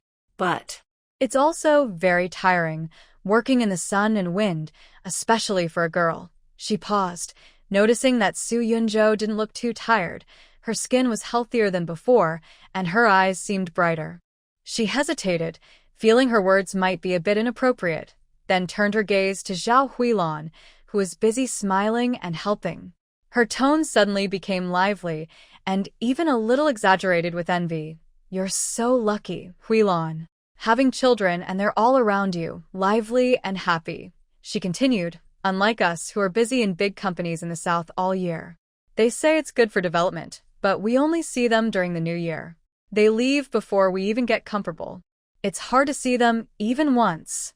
On the surface, she seemed to envy Zhao Huilan's children and family closeness, but the words, big company in the South, and good development, subtly revealed a sense of pride in her own child's success in a big city. Zhao Huilan just smiled and didn't respond. Su Yunzhou looked down at her fingers, while Su Jinghao quietly made a face. The brother and sister exchanged a knowing look, each seeing a hint of understanding in the other's eyes, but no one said anything. Soon, uncle and cousins arrived one after another. The house became lively. The children ran and played in the living room, while the adults sat together, naturally talking about children, work, and income. This was almost a fixed routine every year. In the past, when relatives asked about Su Yunjo's job in Beijing, they sounded impressive.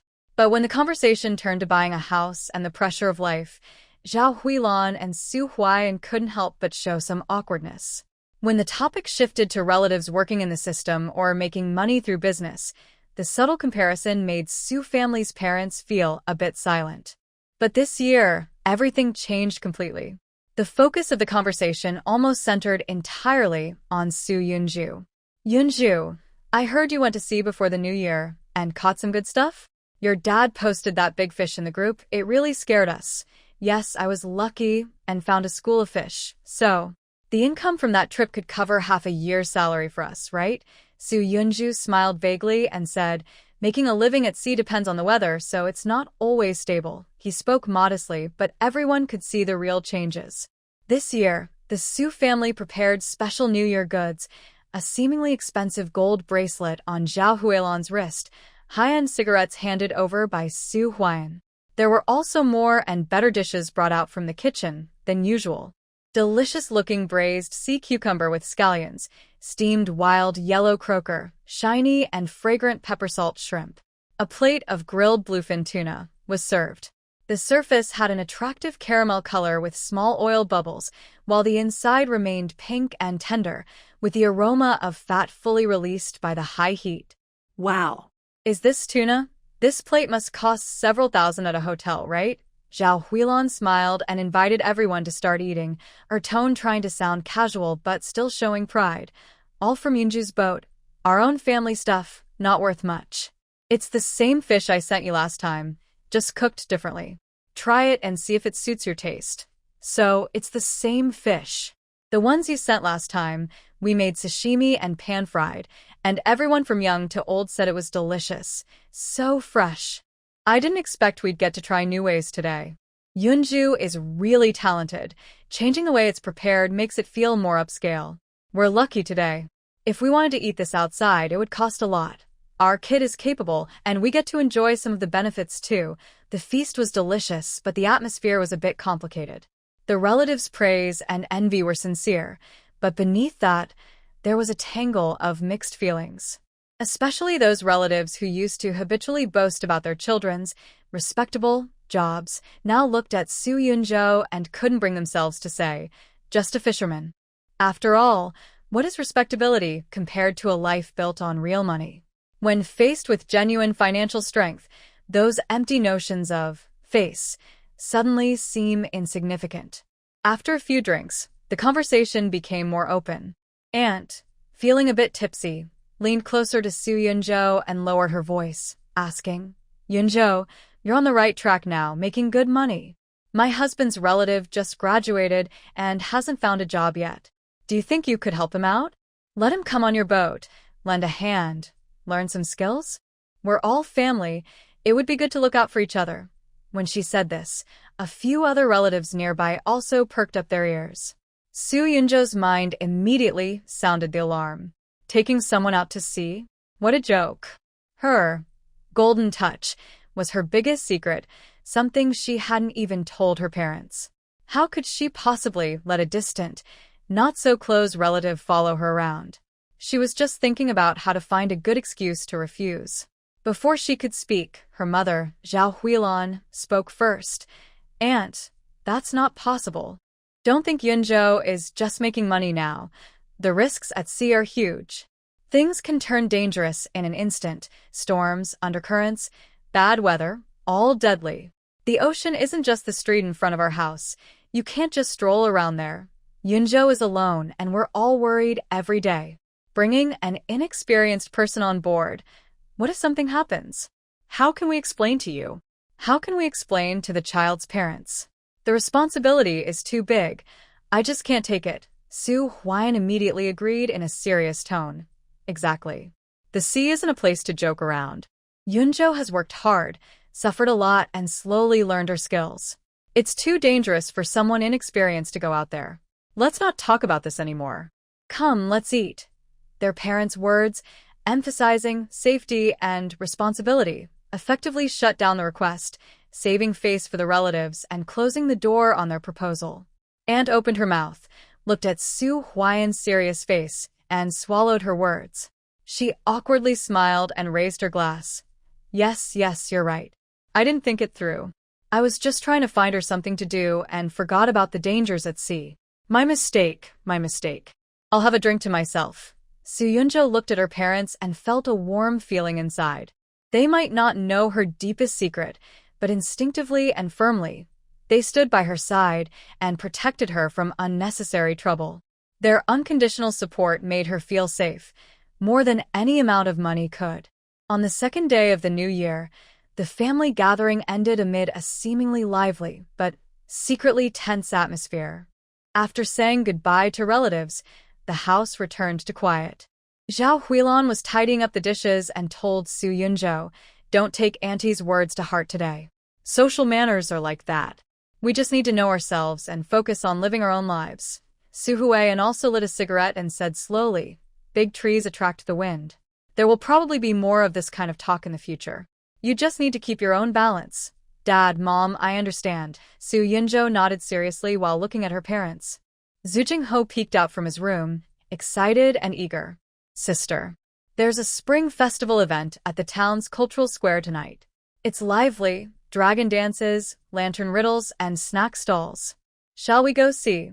Earlier at the table, he wanted to speak up and defend his sister, but Su Yunjo pulled him back with her eyes, stopping him. Su Yunjo thought that since the elders were speaking, it was proper for her parents to refuse for safety and responsibility reasons. Their stance was justified and beyond reproach. As juniors, if they spoke too fiercely, it might make them seem disrespectful to their elders. Now that the fuss was over, Su Jinghao's youthful energy was back. Su Yunjo also thought it might be fun to go out. "Dad, Mom, the town's activities sound lively. Shall we go for a walk together?" Zhao Huilan quickly waved her hand with a smile. Forget it. That's for young people. We won't join in the fun. We've been busy all day, and my back is sore. I'll stay home with your dad, watch TV. It's nice and quiet. Su Huiyan also waved his hand. You two go ahead and have fun. Relax a bit. But be careful. Watch your wallets and phones in crowded places, and don't stay out too late. Got it, Su Jinghao replied eagerly. Seeing that her parents really didn't want to go out, Su Yunjo didn't insist and smiled. All right, Mom, Dad, we're going out to have fun. The town streets were much livelier than usual, and sounds of celebration came from the direction of the cultural square. Streetlights and red lanterns hanging along the way cast a warm, bright glow over the street. The closer you get to the cultural square, the more crowded it becomes. The air is filled with the smell of various snacks, sweet roasted chestnuts, salty grilled squid, creamy cotton candy. In the center of the square, a shiny golden dragon twists and turns under the control of the dragon dancers, drawing cheers from the crowd. Around the square, colorful lanterns hang everywhere, with paper slips containing riddles hanging beneath them. Many adults and children look up, happily guessing the answers. Food stalls and game booths are set up temporarily, packed with people, filled with laughter and joy. Big sister. Look, there's a ring toss over there. Let's try our luck. Su Jinghao excitedly points to a nearby booth and pulls Su Yunju into the crowd. Su Yunju is also caught up in the lively atmosphere, smiling easily. Watching him eagerly try the ring toss, only to spend 20 yuan and not win anything, then get frustrated and jump around, makes her laugh. The bright lights, lively voices, delicious food, and happy faces around her all make Su Yunju feel a simple warmth and contentment. Life is truly wonderful. The lively Chinese New Year celebrations are coming to an end, and the notification sounds from phones are sometimes louder than the firecrackers outside. Su Yunju's family just saw off a group of visitors, and the leftover warmth from tea still lingers in the living room. She sits on the sofa, enjoying a rare moment of peace, when her phone screen lights up. Zhou Yue, Zhuozhu, what are you doing? The New Year's celebrations are lively, right? With a smiling emoji showing teeth.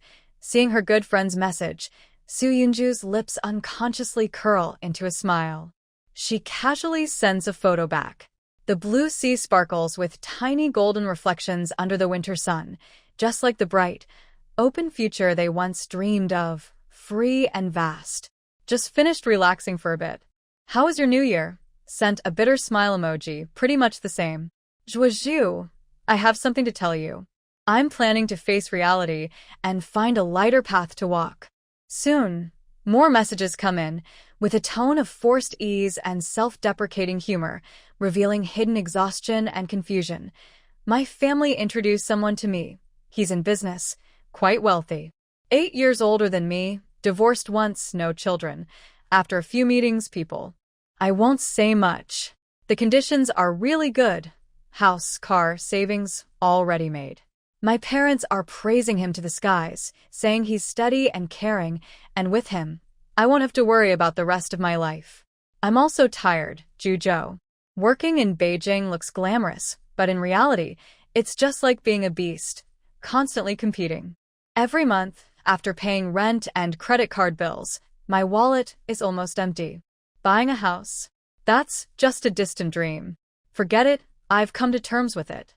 Love can be nurtured slowly after marriage. But, My friends, once they really start living good lives, they definitely won't forget you. We can enjoy happiness together then. Looking at this long message, Soo Yoonju leans on the sofa, feeling complicated. There's acceptance of reality, confusion about the future, maybe a secret longing for a relaxed life, but only missing joy and hope. They only graduated a year ago. Thinking back to when they were about to graduate from university, lying on the dorm bed, they once dreamed passionately of making a name for themselves in the vast city of Beijing. They believed that with effort and talent, a bright future was possible. But unfortunately, society has taught them a lesson. High housing prices, fierce competition, and low wages, like mountains, easily crushed their proud dreams. Soo Yoonju is lucky because she was laid off and returned home early, and due to that incredible incident of falling into the sea, she gained an unexpected blessing that most people can't imagine. Now, she has the confidence to choose her path. But Zhou Yue represents the situation of many ordinary young people. Soo Yoonju can't help but think that girls seem to be pushed along by an invisible timetable all their lives. Studying for a good job. Once stable, then marriage. After marriage, the main task becomes having children. With children, life revolves around them, and personal space and freedom are squeezed. A lifetime, and the end is in sight. She doesn't like this predetermined life path, but she can only follow it and keep moving forward. Sometimes, late at night, she looks at the sea and wonders, what is the purpose of a busy life? Studying to get into a good university, going to a good university, then finding a good job. What about marriage? Is it just to fulfill expectations, or the instinct to reproduce? Zhou Yue's choice was not wrong.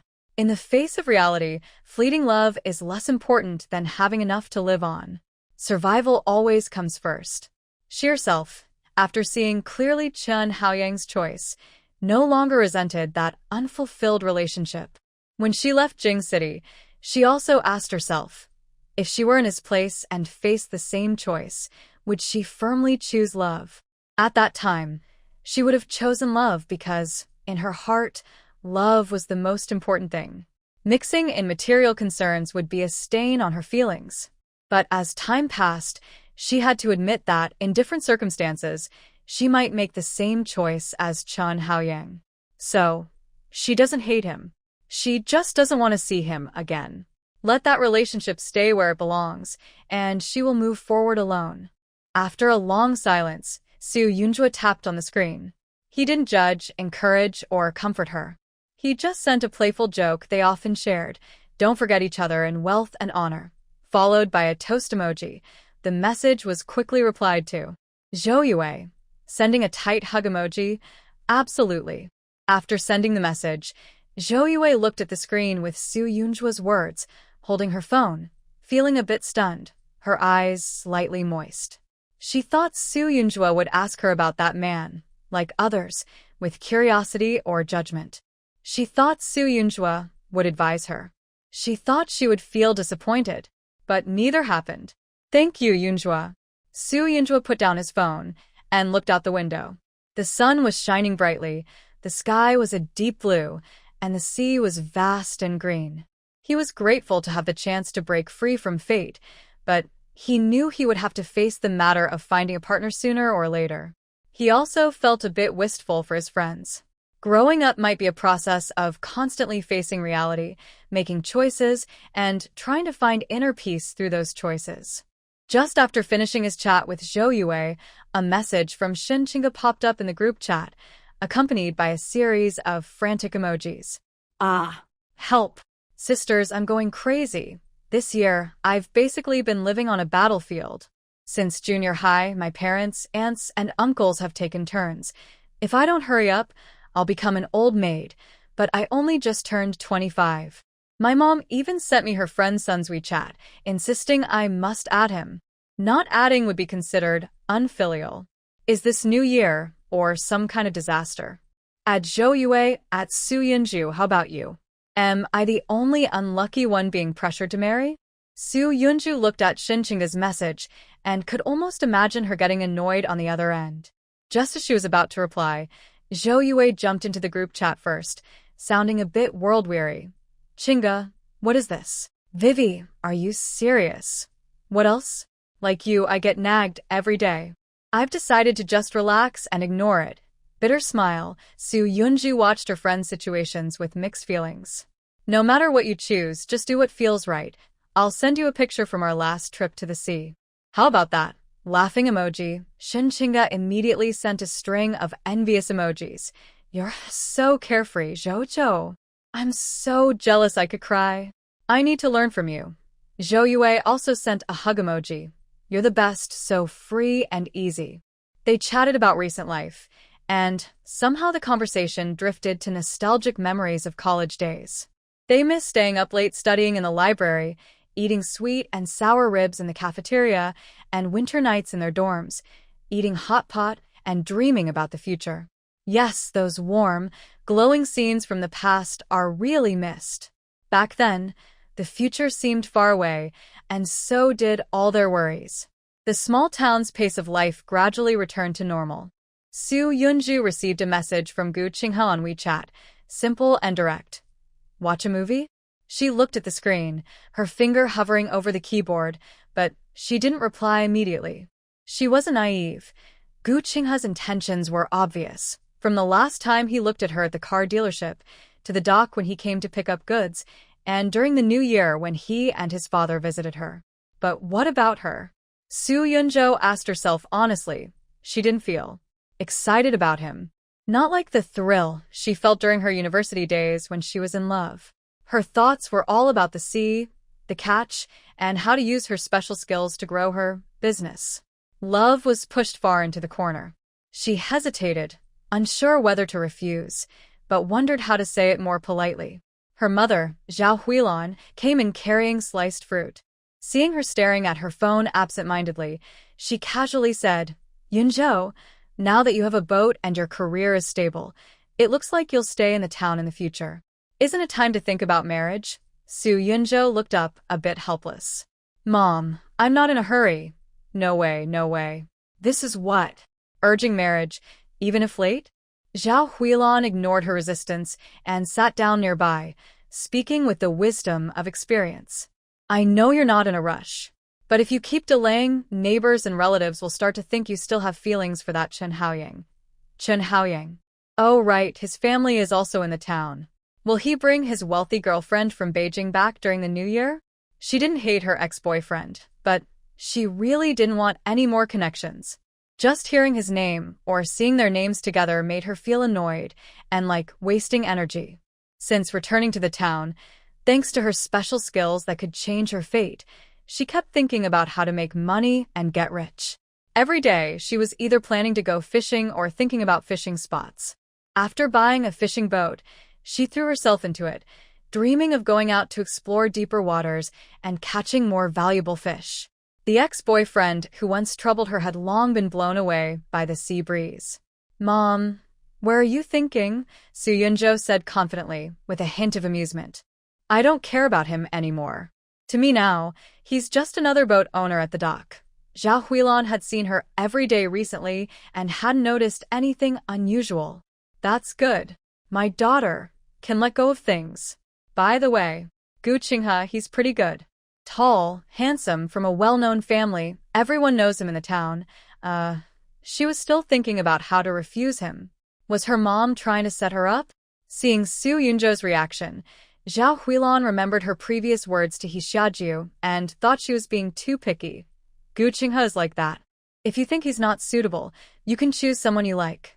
But she warned, don't just brush me off with Yang Yang or Zhang Lingdi like you did before. They're big stars, 1 in a million. Ordinary people can't possibly look that dazzling.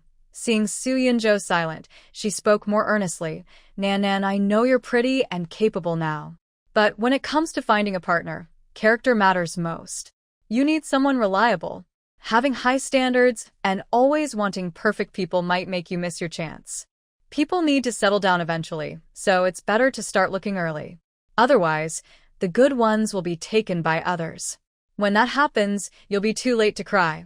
Su Yunjo was amused by her mother's talk about big stars and life truths. Haha, Mom, you're quite trendy. You know about these stars? That's because I watch short videos when I'm bored at the shop, Zhao Huilan said proudly. You young folks have your ideas, so we need to keep up, right? After laughing, Su Yunjo thought carefully about her mother's words. She didn't like being pressured to marry, but her mother's point made sense. Find a partner early, or the good ones will be taken. She liked having choices, but didn't plan to stay single forever. Since she would eventually take this step, it might be good to start paying attention and getting to know people now. It's like fishing out at sea, casting a wide net to see where the fish are. If something isn't right, she can stop and turn the boat around. She wouldn't want to waste time hanging onto one tree. Haha, you're right, Su Yunjo said calmly. I'll pay attention and try to meet suitable people. Just after finishing this heart-to-heart with her mom, her phone buzzed again. It was Gu Qinghe sending a message with a specific movie showtime and title, asking, how about this deep-sea exploration? I heard the ocean effects are pretty good. Looking at the message, Su Yunjo raised an eyebrow. He knows how to please her. What to say about Gu Qinghe? She didn't dislike him. He was polite and gentle, capable in his work, and seemed thoughtful. He didn't have any obvious flaws. If I had to say, maybe it's because I lack enough determination in my personality.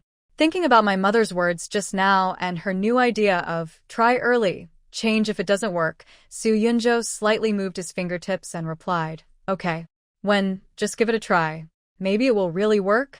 In the movie theater, the lights were dim, and the screen started playing Deep Sea Exploration. This film, called a marine special effects blockbuster, had a dull story, many logical flaws, and the so-called stunning effects looked childish and fake.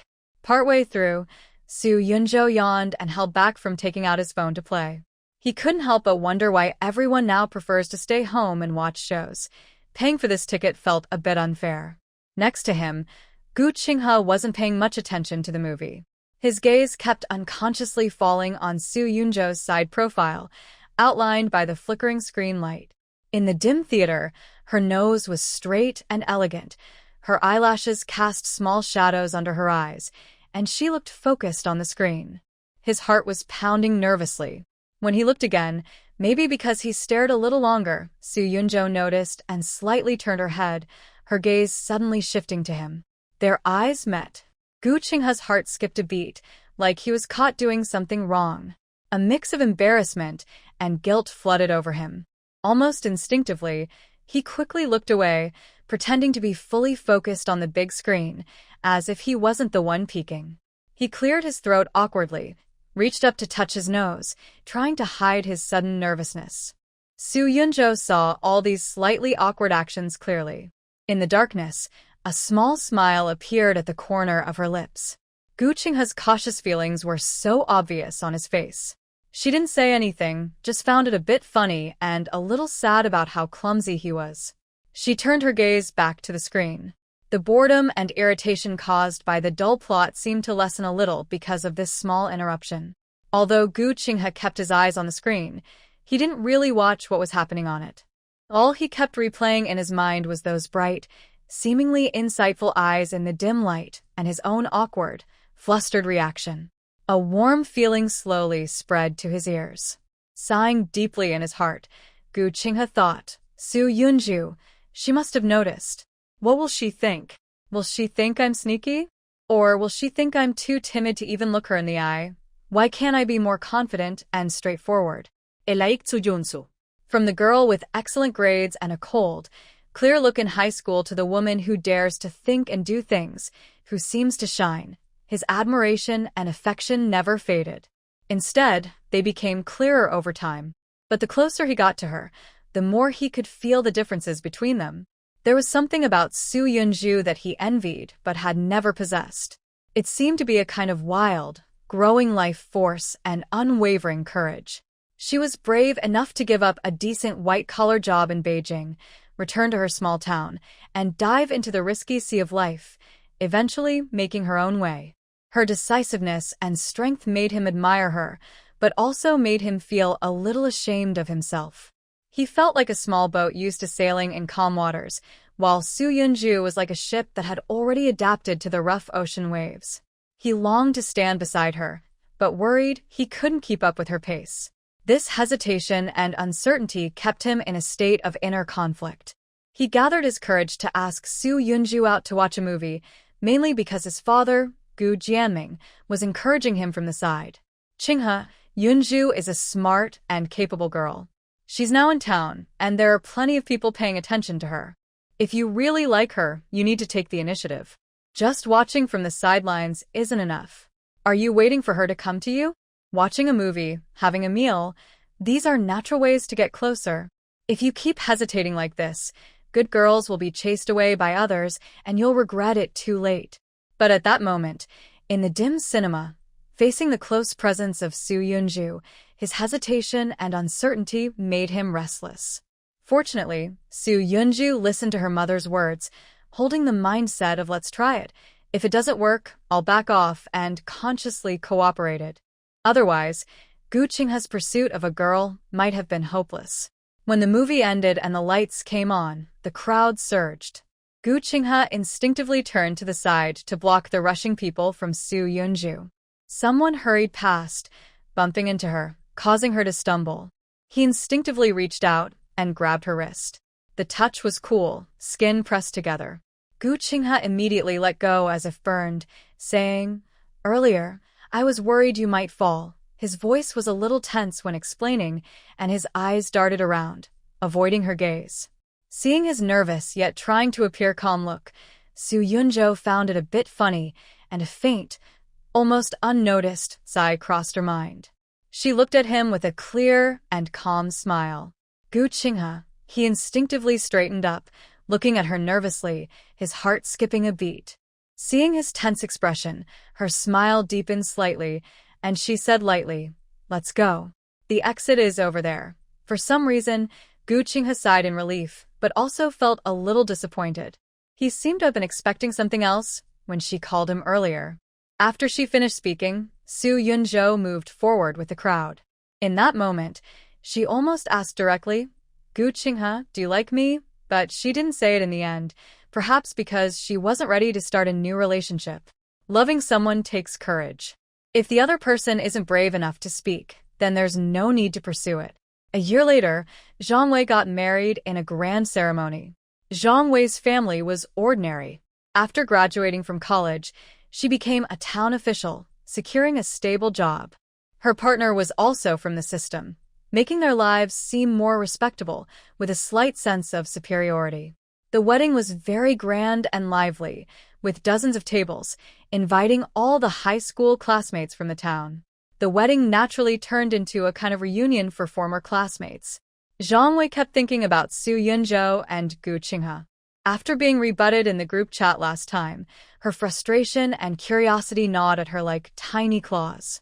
She carefully inquired and got Gu Qinghe's contact info, then called him personally, speaking warmly but with a hint of probing. "Guda Banzhang, this is Zhang Wei. You must come to see my wedding. Most of our classmates will be there.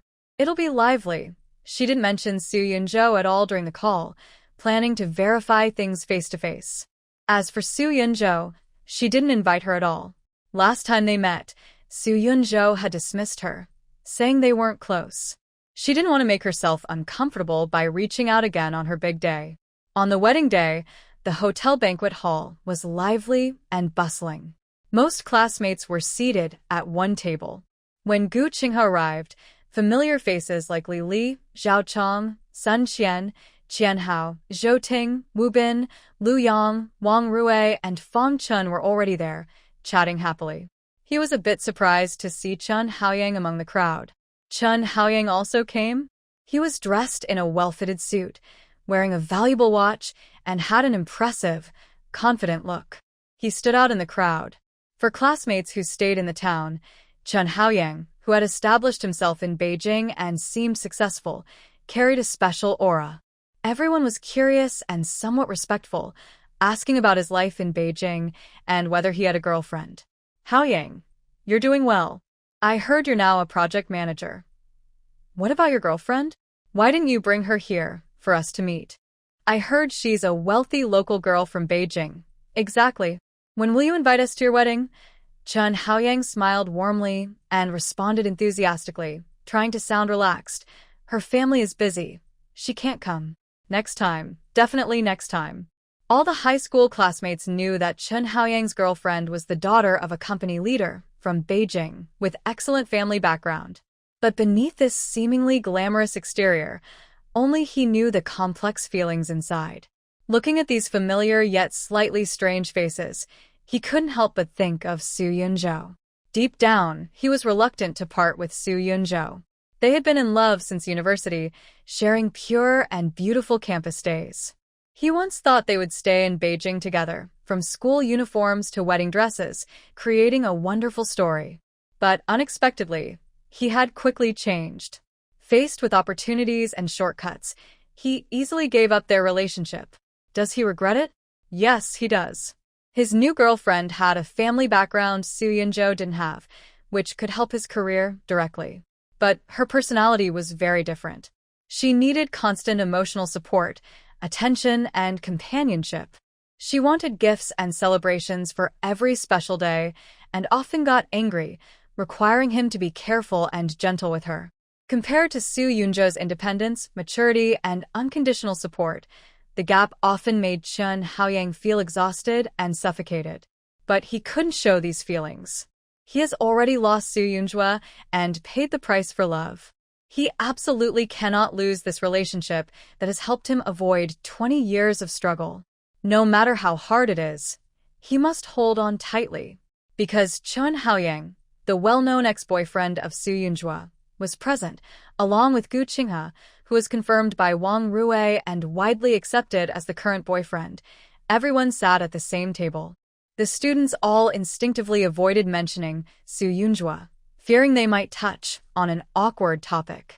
First, they asked Chun Haoyang about his job at a big company in Beijing, fancy projects, business trips, good prospects. His words carried a sense of distance and subtle pride typical of big city life. Earlier, someone in the group chat revealed that Chun Haoyang, a top student, had broken up with the university's top beauty, which shocked many. Everyone was curious about who she was dating now, and they had their answers, satisfying their curiosity. Honestly, Su Yunzhou is pretty, but her looks don't matter much compared to real life and future prospects. Even if they had a choice, they might not pick her. Wang Rui, who was active and noticed the atmosphere cooling, quickly changed the subject. No matter how successful Chun Haoyang was in Beijing, he was far away and not involved. The more practical and useful person was Gu Dabin, who was from their town. Hey, everyone knows? Our Gu Dabin is now a real boss. His seafood shop is getting busier and busier. I passed by a couple of days ago, and the place was full of cars, really busy. Yeah, these days running your own business and being your own boss is way better than working for others. You get to decide everything and earn more. I heard you guys recently bought some top-quality bluefin tuna? Big deal, impressive. With that, everyone's eyes turned to Gu Qinghe. Even Chun Haoyang, who usually kept a calm expression, looked up. Gu Qinghe felt the attention, especially noticing Chen Haoyang's casual glance. He smiled gently, as usual, and said softly, "It's all thanks to everyone's support, just trying to make a living. The tuna was just a coincidence. Our customer needed it urgently, and we got lucky." He didn't mention that the tuna was caught by Su Yunjue because he didn't want Chen Haoyang to hear. He didn't want the ex-boyfriend who once gave up on Su Yunjue to hear any details about her from him. It can be seen as a subtle sense of selfishness and a desire to protect. Everyone tacitly agreed not to mention Su Yunjue, but as the main character today, wearing a wedding dress and toasting at each table, Zhang Wei had no such restraint. She carried her glass of wine to the table with her classmates, smiling brightly as she clinked glasses with everyone. Her gaze swept over Gu Qinghe with an unhidden curiosity. "Class President Gu, you really made a good impression. Oh, by the way, I heard you and Yunju are a couple now? Why didn't you invite her to come and join us today?" It's been so long since everyone saw her. The lively atmosphere at the table suddenly froze. All eyes, whether obvious or subtle, focused on Gu Qinghe, who cautiously glanced at Chen Haoyang beside him. Chen Haoyang's grip on his wine glass tightened suddenly, his knuckles turning white. He looked up at Gu Qinghe, his eyes showing clear shock and jealousy. So Junso. Has she already found someone new? And is it Gu Qinghe? He had tried to add Su Yunju on WeChat before, but it didn't go through. He lost all contact with her and only knew from his parents' occasional mentions that she had gone back to her hometown. Deep down, Chen Haoyang still felt a sense of superiority, thinking she should still be upset. Hearing this news now shattered some hidden fantasy of his. Under Chen Haoyang's scrutinizing, shocked, and even slightly provocative gaze, Gu Qinghe felt a strong urge to admit everything, to declare his relationship, especially in front of Chen Haoyang. But in the end, his innate honesty and respect for Su Yunju prevailed. Meeting Zhang Wei's curious look and feeling Chen Haoyang's intense stare, he spoke calmly and honestly, surprising everyone. "You misunderstood. I am pursuing her, but I haven't received a clear response from her yet." He paused, then looked at Chen Haoyang's changing expression and added confidently, "But I think it will happen soon." Chen Haoyang's face darkened even more. "Pursuing? That means they're not together yet? And what does Gu Qinghe's confidence soon mean? Has Su Yunju accepted his pursuit? How far have they gone?" Countless questions spun in his mind. A wave of jealousy, frustration, and disappointment surged, making it hard for him to keep his composure. He instinctively wanted to say something, perhaps to question, or to assert his past ownership. The phone suddenly rang, breaking the subtle atmosphere on the table. Chen Haoyang glanced at the caller ID, his face changing slightly. It was his girlfriend from Beijing. He took a deep breath, as if trying to calm his restless feelings, and gave a slightly stiff smile to everyone at the table. "Sorry, I need to take this call." Then he stood up quickly and walked to a quieter corner. As soon as he answered, his girlfriend's voice came through, full of dissatisfaction and complaints, as if blaming him for not calling to report his whereabouts for so long. Her tone was spoiled and impatient. Chen Haoyang lowered his voice, patiently explaining and comforting her, sounding humble. "I was at a dinner with many people. It was noisy." "I know. I'll be back soon after I finish eating, don't worry." His words were humble and accommodating, very different from the slight sense of superiority he had when talking about work earlier. Deep inside, he was feeling a confusing mix of cold and hot emotions. After a while, Chen Haoyang returned, looking a bit embarrassed and hurried. "Sorry, everyone, I have something urgent. I need to leave now." Watching his hurried departure, the table was silent for a few seconds, then a suppressed discussion started. "TSK, it seems our university genius's rich girlfriend isn't so easy to deal with. She's so strict. I could tell from her tone on the phone, she's not happy. Haoyang sounds so submissive. So, everything has a price. Do you think Chen Haoyang still hasn't gotten over Su Yunju? That's obvious. If it were me, I wouldn't want to let go of the university's top beauty either." Exactly.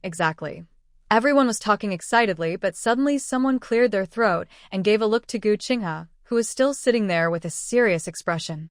Everyone immediately quieted down.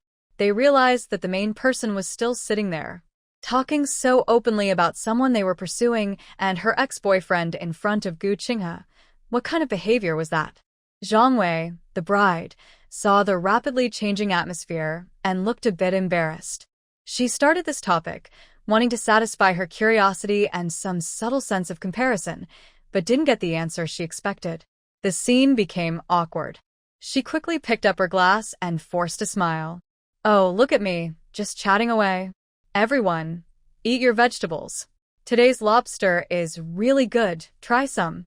Su Yunjua and Su Huayan had just tentatively agreed on a new ship order at the shipyard and were about to go home. Suddenly, her phone rang. She looked at it. It was an unknown number. She casually hung up. But a few seconds later, the same number called again stubbornly. Who is this? Su Huayan asked casually. I don't know, an unknown number. They called twice. Maybe it's important, Su Yunjua said, unlocking the phone. Hello, who's this? On the other end, a warm, even slightly familiar male voice sounded as if reconnecting with an old friend. Yunjua, long time no see. That voice sounded a bit familiar. But right now, Su Yunjua's mind was still on the ship's specs and price. She didn't immediately connect the voice to a specific person. Plus, the tone sounded overly familiar, making her uncomfortable. She responded directly and emotionlessly. Who are you? To Chun Haoyang, her question sounded like a deliberate tease. They had only been apart for a few months. How could she not recognize his voice? Suppressing her annoyance, she asked with some suspicion. I'm Chun Haoyang. Yunjua, are you dating Gu Qing and… Su Yunjua frowned, feeling this person was simply unreasonable. A wave of irritation rose. She quickly moved aside. Whether she was dating or not, who was he to question her? Her tone cooled, clearly impatient. If you have something to say, say it. If not, hang up. Yunjua, don't be like this. Chun Haoyang's voice carried a sense of self-righteousness and tolerance. I know you hate me, blame me for breaking up, but… Su Yunjua cut him off without hesitation. Don't read too much into it. We're done. Don't contact me again. Her straightforward boundary made Chun Haoyang feel frustrated. Yunjua, even if we can't be lovers, can't we at least be friends? We had so many memories. Friends? Su Junsuo is native. Disgusting. Stop pretending. Do you know your current call to me is from your girlfriend in Beijing, who helped you avoid 20 years of struggle? The call ended in silence, only heavy breathing remaining. Su Yunzhou didn't wait for the other person to finish speaking. Chun Haoyang, you were the one who suggested we break up.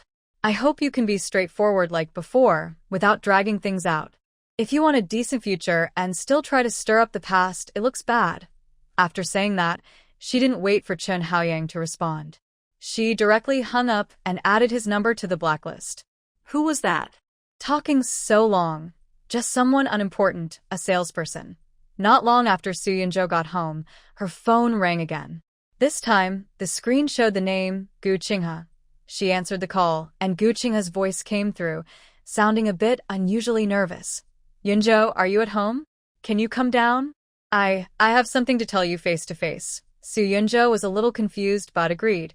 Okay, wait a moment. She went downstairs and saw Gu Qinghe standing under the street lamp, looking tense. When she appeared, he quickly stepped forward, his eyes showing a mix of boldness and obvious nervousness. Yunzhou, he said.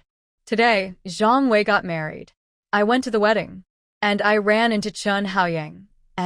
Su Yunzhou responded calmly, and, seeing her completely indifferent, even curious about why he brought it up, a shadow of gloom caused by Chun Haoyang's appearance instantly turned into a secret happiness in Gu Qinghe's heart. She had definitely moved on.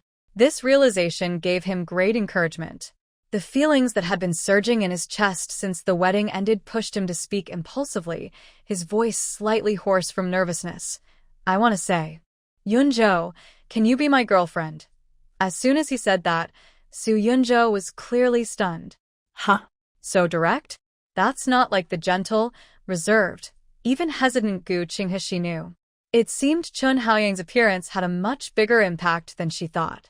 Gu Qinghe held his breath, waiting for her response, his heart pounding like a drum. Soo Yunjo looked up, her eyes clear and honest, meeting his gaze directly. Gu Qinghe, I don't like you. This sentence was like a cold splash of water, instantly extinguishing the hope that had just ignited in Gu Qinghe's eyes. The smile he was trying to hold froze, and the light in his eyes dimmed. Soo Yunjo looked at his instantly disappointed expression, but she didn't feel happy. Instead, she felt helpless. That day, after watching the movie and going home, she seriously thought about her mother's words and considered whether she should give it a try. She even tried to imagine being with Gu Qinghe, eating together, chatting, planning the future. But strangely, her heart was very calm, even a bit empty, unable to picture the kind of lively, exciting scene that usually comes with feelings. Some say love can be nurtured, but her last relationship seemed to have drained all her passion and trust in love. Right now, she didn't have the courage or energy to start over and fully invest in a new relationship. More importantly, if Gu Qinghe wasn't so familiar with her family, she might have agreed with a give it a try, if it doesn't work, we can break up attitude. But because they knew each other well and their families were involved, if they found out they weren't suitable after trying and then broke up, they would still have to see each other in town, and their parents would still have to deal with each other. Rather than face awkwardness later, it was better to set clear boundaries from the start and be honest. I'm sorry. Gu Qinghe lowered his head, bitterly tugging at the corner of his mouth, feeling cold inside. Sure enough, it was a failure. All his courage collapsed the moment she said she didn't like him. He should have known this long ago, but he still held on to a little hope deep inside. It's okay. I understand. Sorry for bothering you. He didn't try to argue or say anything else. He just silently turned around. Soo Yunjo watched his car disappear into the night, sighing. Love can't be forced after all. The new fishing boat order has been signed. It's a 20-meter-long yacht-style boat, expected to be delivered in 8 months, costing 1.28 million yuan. This boat was made exactly to Soo Yunjo's needs, with net-retrieving machinery, a large live water tank, and a well-equipped ice storage compartment. This was the first time she paid such a large amount of money. Honestly, she felt a bit heartbroken. It seemed like she earned money easily, but spending it still hurt a little. It looks like she still doesn't have enough money. She needs to earn more. Back home, Soo Yunjo's mind was already drifting to her first sea trip after the new year. Use the existing Funing ship well during the 8 months waiting period for the new vessel to generate as much profit as possible. From May to September is a no-fishing season, during which all activities except for fishing gear are prohibited. After the new year, there are only 2 to 3 months left, so we must make the most of this time. With her ability to see through the ocean, she can accurately locate high-value fish schools in nearby waters. This means no worries about catches, but the main issue is limited time. Sigh. I really hope the weather warms up soon. The cold weather affects our work. Meanwhile, on the second floor of Gu's seafood shop, the aroma of tea drifts gently. Gu Qinghe sits on the sofa, looking tired and down. He can't help but mention his father, Gu Jiaming, asking about his rejection when he confessed to Soo Yunjo. Gu Jiaming listens, takes a slow sip of tea, and shows no surprise on his face. Instead, he seems to have expected this, and gives a knowing look. He speaks plainly. I figured as much. That girl, Yunjo, is pretty and capable. She probably has high standards and a proud heart. She probably just doesn't like you, Dad. Gu Qinghe looks upset, as if he's been scolded by his own father. His face flushes with embarrassment and frustration. Calling me Dad won't change anything, Gu Jiaming says, setting down his tea. The truth is the truth. That girl, like the big fish she catches, isn't someone a small pond can hold. You can't control her. He says this, but he had hoped before, or he wouldn't keep pushing. Gu Qinghe tightens his lips, unable to argue. Gu Jiaming notices and doesn't continue to criticize him. Instead, he shifts the topic, his eyes sharp with business sense and practicality. But you can't rely on her completely. You still need to keep this connection. It's something I need to maintain. Soo Yunjo is like a moving, deep-sea treasure, and we can't let her slip away. He stands up, walks a few steps inside with his hands behind his back, and quickly thinks, I need to contact Su Huan more, strengthen our relationship. Otherwise, if Su Yunzhou's good catches from the sea are snatched by others, or if she finds other buyers herself, we'll lose out. The more he thinks about it, the more important this seems. Those 3 top bluefin tuna earlier not only earned him a good profit. More importantly, Guji Aquatic Products has gained a reputation among high-end customers. Now, those big hotels and private clubs know that they have quality seafood. Common fish, shrimp, crab, and shellfish are available at any seafood shop, with transparent profits and fierce competition. However, rare and top-quality catches are the real key to standing out, building a good reputation, and maintaining relationships with high-end clients. I picked up my phone, found Su Huan's number, and dialed. My face lit up with a warm, cheerful smile as I spoke casually. Hello? Old Su. This is Gu Jiaming. What are you doing at home? When do you plan to go out to sea after the new year? Do you have any plans? On the other end, Su Huan seemed to be resting at home. When he heard it was an old friend, he smiled and started chatting easily. Old Gu. I just got back from the shipyard with Yunzhou. I'm relaxing at home now. It'll probably be a few days before going out again. We need to finish some busy work and check the weather. Gu Jiaming nodded along occasionally. Yes, spring weather at sea can change suddenly, so we need to be careful. Have you ordered the new boat? That's great news. Your fishing business will only grow bigger from now on. Since Su Yunzhou is a confident and capable young woman, Gu Jiaming doesn't think it's appropriate to contact her too often directly. But maintaining a good relationship with old Su is always beneficial. After hanging up with Su Huan, Gu Jiaming thought carefully and sent a WeChat message to Su Yunzhou. His tone was more formal and businesslike than when talking to Su Huan. Yunzhou, I heard you've already ordered the new boat. Congratulations. Uncle Gu is looking forward to your success after the new year. If you come across any deep-sea good catches like the bluefin tuna last time or other rare species, please consider me first. I promise you'll be satisfied with the price. Su Yunzhou quickly replied, Thank you, Uncle Gu. I will. If there are any more bookings like last time, please let me know. Booking catches usually brings higher profits than regular spot sales because she can target specific high-value species based on customer needs. Of course, this is almost impossible for ordinary fishermen. The ocean is vast, and it's not like their own fish pond. It's impossible to always catch exactly what customers want. But Su Yunzhou is different. She has the ability to see through the ocean. As long as something exists underwater, she can find a specific fish school. It just takes more time and exploration of different sea areas. This ability gives her confidence to turn impossible into possible. Working with Gu Jiaming also puts her in a strong position. Anyway, Su Yunzhou isn't planning to find clients herself right now. If the cooperation becomes unpleasant later, she can just change partners. Gu Jiaming looked at Su Yunzhou's reply, squinting his eyes, and felt even more determined to hold on to this golden opportunity. No problem. Leave it to Uncle Gu. As soon as I get such high-end orders, I'll contact you first. Let's work together for mutual success. The weather was clear, the sun warm, and a gentle breeze blew. It was a perfect day for going to sea, neither too hot nor too cold. The Typhoon ship was docked at the pier, its engine roaring. Su Yunzhou was on the deck, doing a final check. She wore a neat waterproof jacket, her hair tied back, and looked very focused. On shore, her family was there to see her off. Her mother, Zhao Huilon, carried a thermos with ginger soup and some hot tea eggs she had been boiling since early morning. She kept reminding her, Yunzhou, the sea can be windy. Stay warm. Remember to drink the ginger soup. Don't be brave in rough waves. Come back early. Her father, Su Huiyan, didn't say much but kept watching her with caring eyes. Check the weather, stay safe. Her younger brother, Su Jinghao, looked excited and a bit jealous. He waved his arms. Big sister, good luck. Catch lots of fish.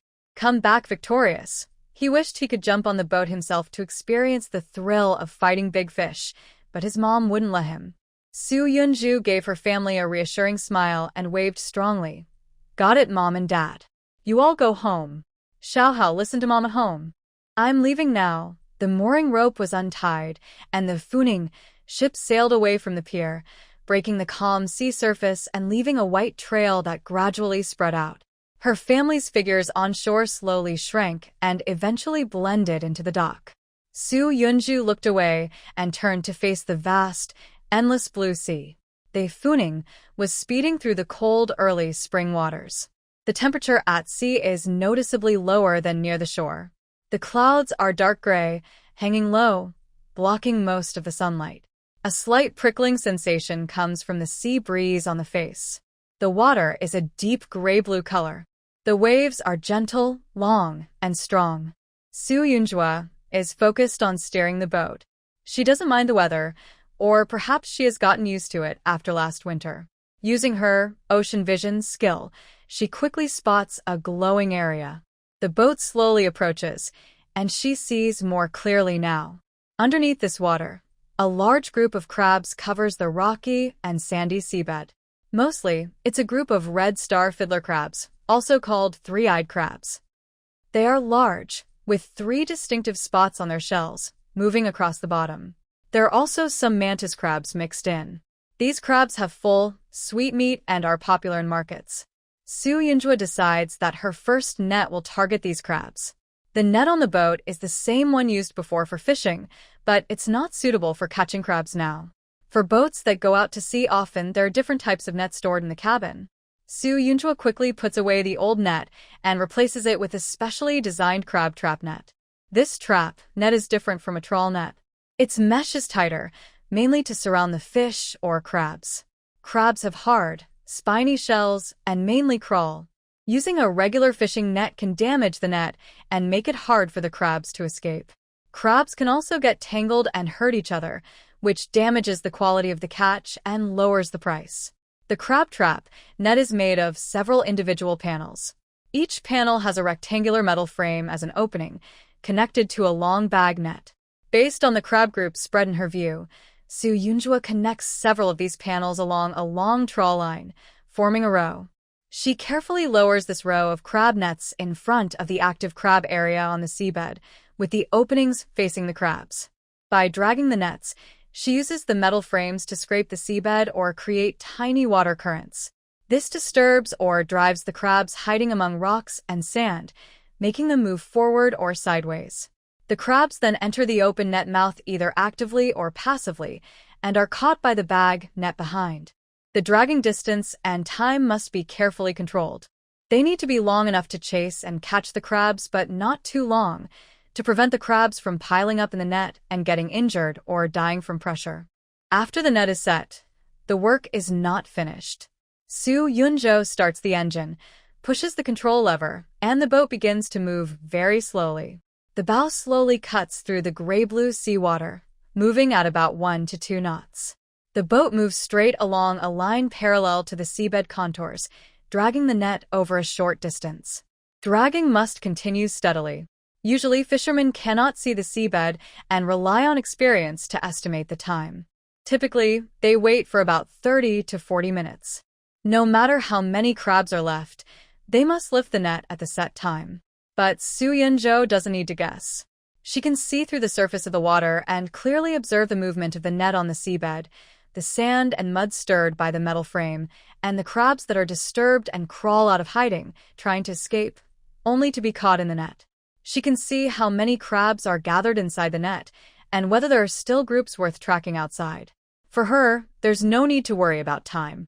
She just looks to see if there are crabs left on the seabed. She stops the boat decisively when she sees that the density of crabs inside the net is high enough and the surrounding targets have significantly decreased. She operates the winch to slowly pull back the dragging net and the fixed crab net attached to it.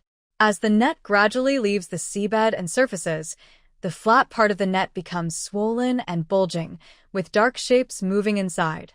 The sounds of shells and metal frames rubbing, along with collisions, can be heard. She pulls each net to the side of the boat, unties the opening at the bottom of the net, and dumps the catch onto a waterproof cloth spread on the deck. A loud splash sounds as crabs of all sizes tumble out and quickly scurry across the deck. Just as Su Yunjo saw underwater, the main catch is red star crabs, mixed with shiny dark blue-green mangrove crabs, all claws raised and lively. Watching the deck become lively and busy, Su Yunjo knows that the next step, tying the crabs, is a test of patience, speed, and strength. This work is different from fishing. Fish can be pushed directly into the ice chamber, but crabs need to be tied up. They use special rubber bands to prevent fighting and damage and to make transportation easier. This is definitely a skillful and physically demanding task. Su Yunjo initially squatted on the deck, fully focused. One hand skillfully avoided the crab pincer's attacks, while the other quickly wrapped rubber bands. 1, 2, 3. It was easier when she was just working quietly, but as soon as she looked up, she saw crabs waving their pincers all over the deck. There seemed to be no fewer than before. The small effort she had just made felt insignificant. Repeating the task, requiring concentration and hand strength, began to show its effects. Her legs ached and went numb after squatting for a long time. She quickly found a small stool to rest for a moment, then continued. Her arms started to ache and swell from continuous effort and holding the same position. Her fingers turned red and stiff from repeatedly pulling the rubber bands. Keeping her head bowed and her back bent for a long time also caused neck pain and dizziness. She paused, straightened her back, and looked at the spoils, still crawling on the deck. She let out a long breath, feeling overwhelmed. This is even more tiring than tugging with a big fish. Making money really isn't easy. After tying the last crab and placing it into the live water tank, it was already noon. Exhausted physically and mentally, she felt hungry. But seeing the well-organized spoils in the tank gave her a sense of achievement that eased her fatigue. However, after this morning's battle, she had no energy left to start cooking. She took out her mother's thermos and poured some ginger tea to drink. The warm liquid slid down her throat, easing some coldness and tiredness. She nibbled on a few pieces of bread and finished a box of milk. That was her lunch. She needed to earn money, but her body also needed rest. She didn't plan to finish this job and then immediately retire. After so much effort, it was time to rest. She dragged her tired body back to the cabin, lay on the bed, and almost instantly fell into a deep sleep from exhaustion. The alarm went off in the afternoon. Su Yunjo sat up, rubbed her still numb cheeks, and slowly moved her stiff shoulders, neck, and limbs. The short rest seemed to recharge her body. Although she still felt deeply tired, the dizzy feeling of overexertion had disappeared. She opened the cabin door, and the sea breeze rushed in, making her feel alert. The sea was calmer in the afternoon than in the morning. Sunlight shone directly down, turning the rolling waves into a dazzling sea of broken gold, stretching all the way to the horizon. She squinted her eyes to get used to the bright light. The rest was over, and she still had work to do. She carefully scanned this part of the sea with her vision. Besides the crab nest from this morning, she didn't find any other large, valuable catches. There was still plenty of time in the afternoon, so she couldn't waste it here. She turned the boat around and changed direction. The boat made a curved line across the water, heading toward a farther area. Because she was watching for fish schools, she moved slowly. There were reefs, sandy areas, and uneven slopes. Occasionally, a few fish swam past, but the light circles they created weren't bright enough to be valuable. The boat drifted for a long time, but the golden or orange light circles, which usually indicate high-value fish, never appeared. Maybe the cold weather has made the fish smarter, and they're hiding? She had hoped to find a big fish school for a couple of good catches, but that seemed unlikely now. Still, she decided to keep looking. She calmed herself and changed her strategy. If she couldn't find a big school, she would look for lone elite fish. She focused on those with especially bright light circles. There was one. Even with her super sight, it still took patience and luck to find enough high-value targets in the vast sea. She was no different, and neither were the ordinary fishermen who relied on experience, luck, and stamina to work at sea. Other fishing boats nearby might cast their nets dozens or even hundreds of times, waiting in the cold wind for a possibly modest catch. Making a living at sea has never been easy. Waves, the unknown, physical exhaustion, and market fluctuations, every challenge is tough. After some effort, she moved to a different spot and spent about 2 hours exploring a region filled with coral reefs and deep gullies. Based on her vision, the light circles weren't dense but scattered with small patches of yellow and gold, indicating that the fish here were of decent quality. But most of the fish weren't particularly large. That was enough. She quickly changed her fishing rod, attaching fresh fish meat as bait. Guided by her vision, she almost handed the bait directly to the target fish's mouth. Fishing gear is set up, with fresh bait attached, accurately casting the bait near the fish's mouth. There is almost no doubt that the fish will bite the hook one after another. The feeling is clear and lively. Although it's not as intense as fighting big fish, it's still quite fun. Raise the rod, control the line. Soon, several well-shaped, vividly patterned groupers are pulled out of the water one after another. Blue-spotted, tiger, and oriental groupers are all popular and well-priced varieties in the market. This kind of catch may not be as large as net fishing or as exciting as fighting huge fish, but it's steady and each one is a quality catch. Live groupers are the most valuable. For those caught in deep water, skilled techniques are used to carefully release air from their swim bladders. A fine, quick needle is used to pierce the bladder, releasing the expanded gas caused by pressure changes, helping the fish regain balance and increasing their survival rate after being brought on board. Watching the lively, swimming groupers in the live water tank, Soo Yunjo's mood becomes happy again. This feeling of precisely targeting high-value fish, aiming where you want, is quite addictive. The ocean seems like a huge treasure chest fully open to her, from which she can choose freely. Soo Yunjo watches the glowing circles representing the fish catch gradually decrease, knowing that the best fish in this area have been mostly caught, so she decisively ends the fishing. She looks up at the sky, deciding to change direction. If there's no more catch, she'll find a place to rest for the night and continue tomorrow. This was her first trip to sea after the new year. Returning with most of the cabin empty feels a bit disappointing. Not far from the original spot, her view suddenly catches a golden glow. Although scattered, the golden light is worth exploring. Her spirits lift. Soo Yunjo steers the boat toward the golden glow. As she gets closer, the source of the glow becomes clearer. The joy she just felt is suddenly replaced by a chill. Those golden circles are actually ghost fish lurking near a deep, dark trench. Shadows along the trench's edge faintly reveal several large shapes. This creature seems to be a relative of the stonefish, about 1.5 meters long, with sharp, hard dorsal spines and neurotoxic venom. It's fierce and, if angered or threatened, may even use its hard skull to ram the bottom of the boat violently. This kind of item is valuable, but it is also dangerous. Its sharp points can pierce ordinary boat hulls and cause injuries, which made Soo Yunjo quickly abandon the idea. No need, really no need. She has the ability to see through the ocean. To her, the entire sea is like a big treasure map, slowly revealing where the resources are. Where there are many fish and good catches, she can find them as long as she spends time and is patient. Why bother provoking such a dangerous target when the risks outweigh the rewards?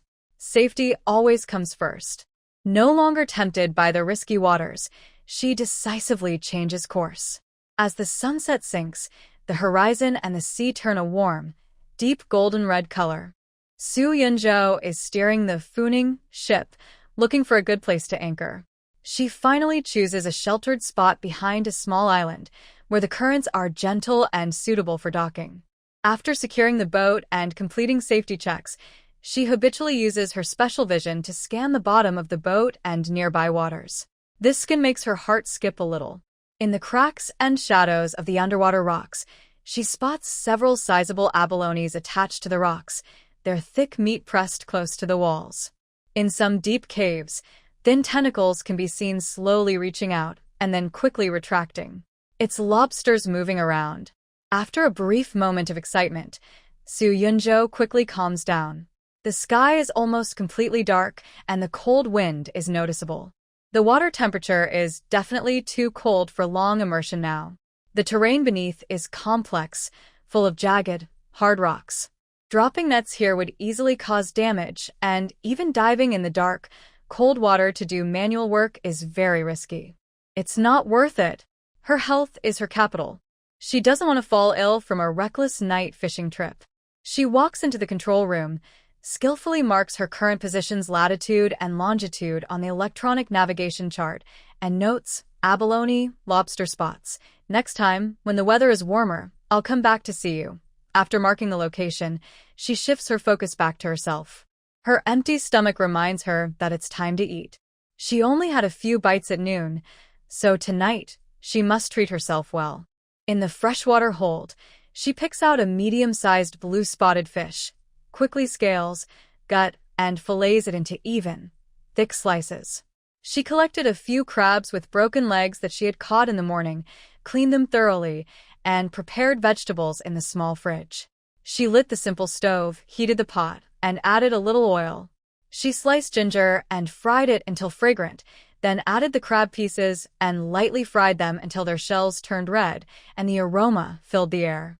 Next, she poured in some water, brought it to a boil, then lowered the heat to let the crab's flavor slowly infuse the broth.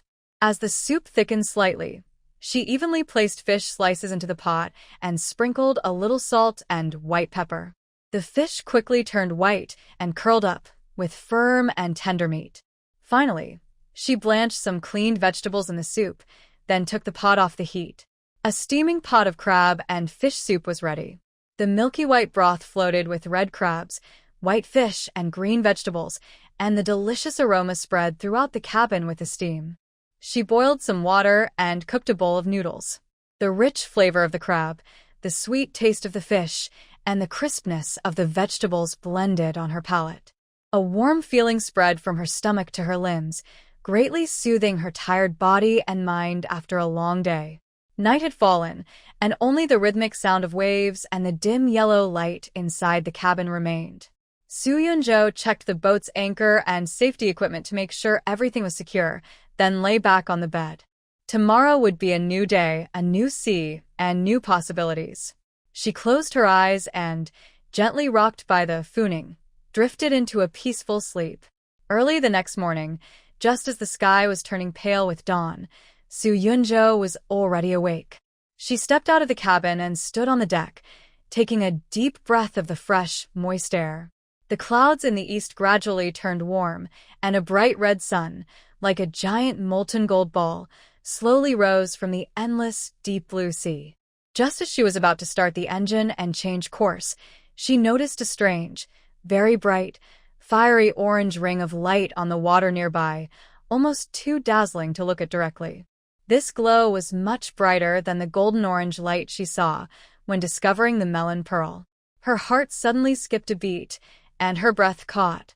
This color meant something extraordinary. There must be something valuable. Excitement surged through her, and she immediately decided to sail toward it. As she got closer, she saw the source of the light ring. On the shimmering surface of the sea, there was a floating, irregularly shaped, grayish-white object. Around the bright orange glow, beneath the sea, there is a dense, tangled mass of yellow rings that make the skin crawl. The yellow rings are valuable, but compared to the bright orange glow, they are not impressive. The shape of these yellow rings is long, twisting, and very numerous, almost surrounding the orange glow at the center. Suddenly, Soo Yun-jo feels like she is about to faint. It's a sea snake.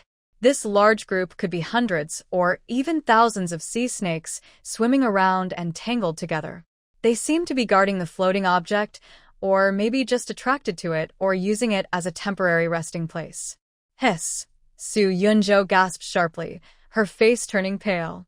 She fears these slimy, cold, and poisonous creatures the most. Just imagining their twisting bodies gives her goosebumps. She wants to get the item inside the orange glow, which is very close, but it is surrounded by sea snakes. Should she use a fishing net to catch them? No, they are too far away. If the boat gets closer, that's also not a good idea. The sea snakes move quickly. If a few climb up the net pole or jump into the boat in fright, just thinking about it makes Soo Yun-jo feel suffocated. The cabin is relatively enclosed. If a sea snake sneaks inside and hides in a corner, it will be hard to find. What if they suddenly come out again? Just imagining that scene makes her scalp tingle. Give up? She can't give up after all. She remembers the valuable melon pearl she sold for nearly 400 million. This item's worth is probably not less than that. Soo Yunjo taps her head and says, "Think fast. I must get this." Sea snakes are cold-blooded and their activity depends on temperature. It's early morning now, but as the sun rises, the water temperature will increase. Maybe by noon, they will disperse? Or is there a way to drive them away? Waiting for the sea snakes to leave on their own? Who knows how long that will take? And what if other boats come in the meantime? If someone else takes it, she will regret it forever. Soo Yun-jo quickly scans the tools on the boat and deck. Small fishing nets, spare nets, ropes, long poles, large iron buckets. An idea forms, but it still involves some risk. Forget it. She will first arm herself properly. Soo Yun-jo put on a full-body waterproof suit, wore extended and thick gloves, tightly secured the cuffs and pant legs with straps, wrapped a towel around her neck, and donned windproof goggles to create as much physical separation as possible. She tied one end of a small mesh net to an extended aluminum pole and securely fastened the other end to the stern mooring post. Her plan was to use the net to trap the snake swarm, then move the boat to drag them away, and seize the opportunity to collect treasures. However, this way, the net and the sea snakes inside would temporarily follow her boat. Imagine a boat moving through the sea, dragging behind it a large, hissing, constantly writhing net bag filled with hundreds or thousands of venomous sea snakes. Even from a distance, this mental image could cause her to feel a strong sense of pressure. Soo Yun-jo shook her head forcefully, trying to dispel this uncomfortable thought. "It's okay, there's still some distance, the net won't be lifted up. Stay calm, Soo Yun-jo, you can do this." Of course, there is also a simpler, more once-and-for-all rough method. Directly use a sturdy net to scoop up as many sea snakes as possible, then ruthlessly cut the main rope, letting the entire bundle sink into the deep sea. This would instantly remove the threat and be quick and clean. But this idea only flashed through her mind for a moment before she rejected it. Abandoning fishing nets in the ocean is a big taboo among fishermen. Those nylon lines would drift in the sea for years or even decades, becoming invisible killers, entangling marine life, damaging coral reefs, and possibly one day catching the propellers of passing ships, causing accidents. She, Soo Yun-jo, couldn't do such a thing. Steadying herself, she reviewed her plan again in her mind. To ensure absolute safety, she decided to adopt a net-within-a-net strategy. She chose the most tightly woven trawl net on the boat to serve as the inner layer and covered it with a more open-structured drift net as the outer layer for reinforcement and wider coverage. Soo Yun-jo controlled the Typhoon boat, approaching the shimmering yellow and orange light circles of the sea area at a slow, near-idle speed from the side and rear. She didn't dare to get too close, stopping about 10 meters from the edge of the snake swarm. At this distance, with the extended drag and the width of the net, it should be enough to cover the area. After adjusting the boat's bow to make the boat roughly parallel to the planned net path, she decisively pressed the release winch button. A large double-layered net, like a silver-gray giant snake, smoothly slid into the sea, quickly spreading a wide barrier beneath the surface. Then, Soo Yun-jo pushed the throttle, and the ship, Typhoon, emitted a deep rumble as it sped up, cutting diagonally toward the snake group and the treasure. In her ocean vision, the dragging net entered the water, and the engine's vibrations caused a sudden commotion among the snakes.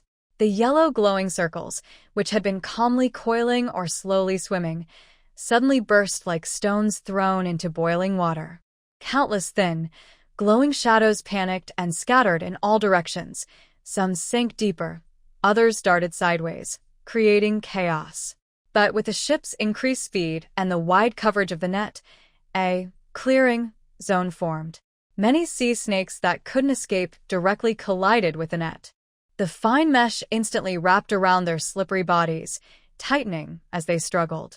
The vibrations and dragging felt through the hull, along with the yellow circles quickly being swallowed or caught in the net, told Su Yunju that she had caught them. Quite a few. She didn't dare relax. She kept her course and speed for a while longer, making sure the net had thoroughly covered the target area and was fully loaded.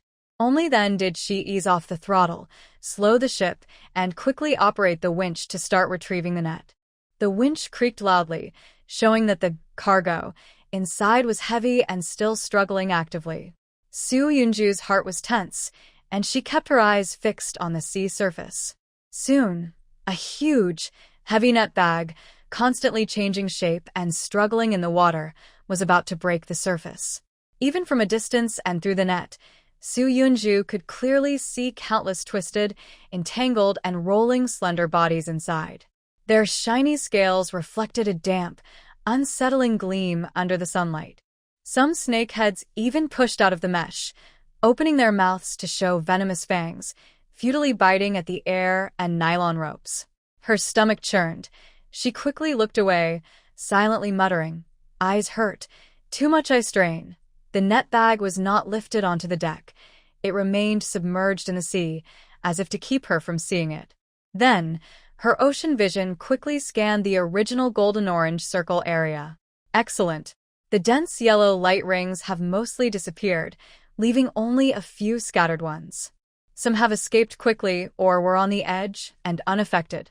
Although there is still a threat, it is much less than before. Just as Su Yunju relaxed and prepared to take the next step, an unexpected change occurred.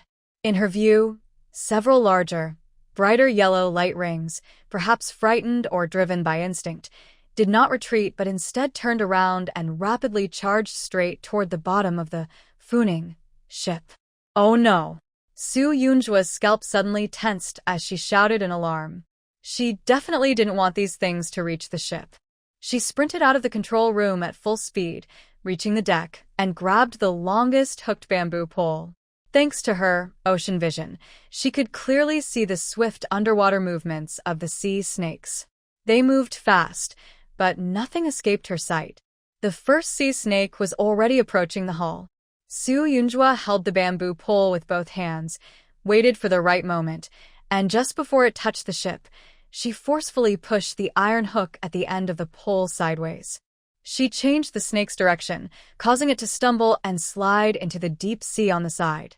The second snake was handled the same way, accurately diverted again.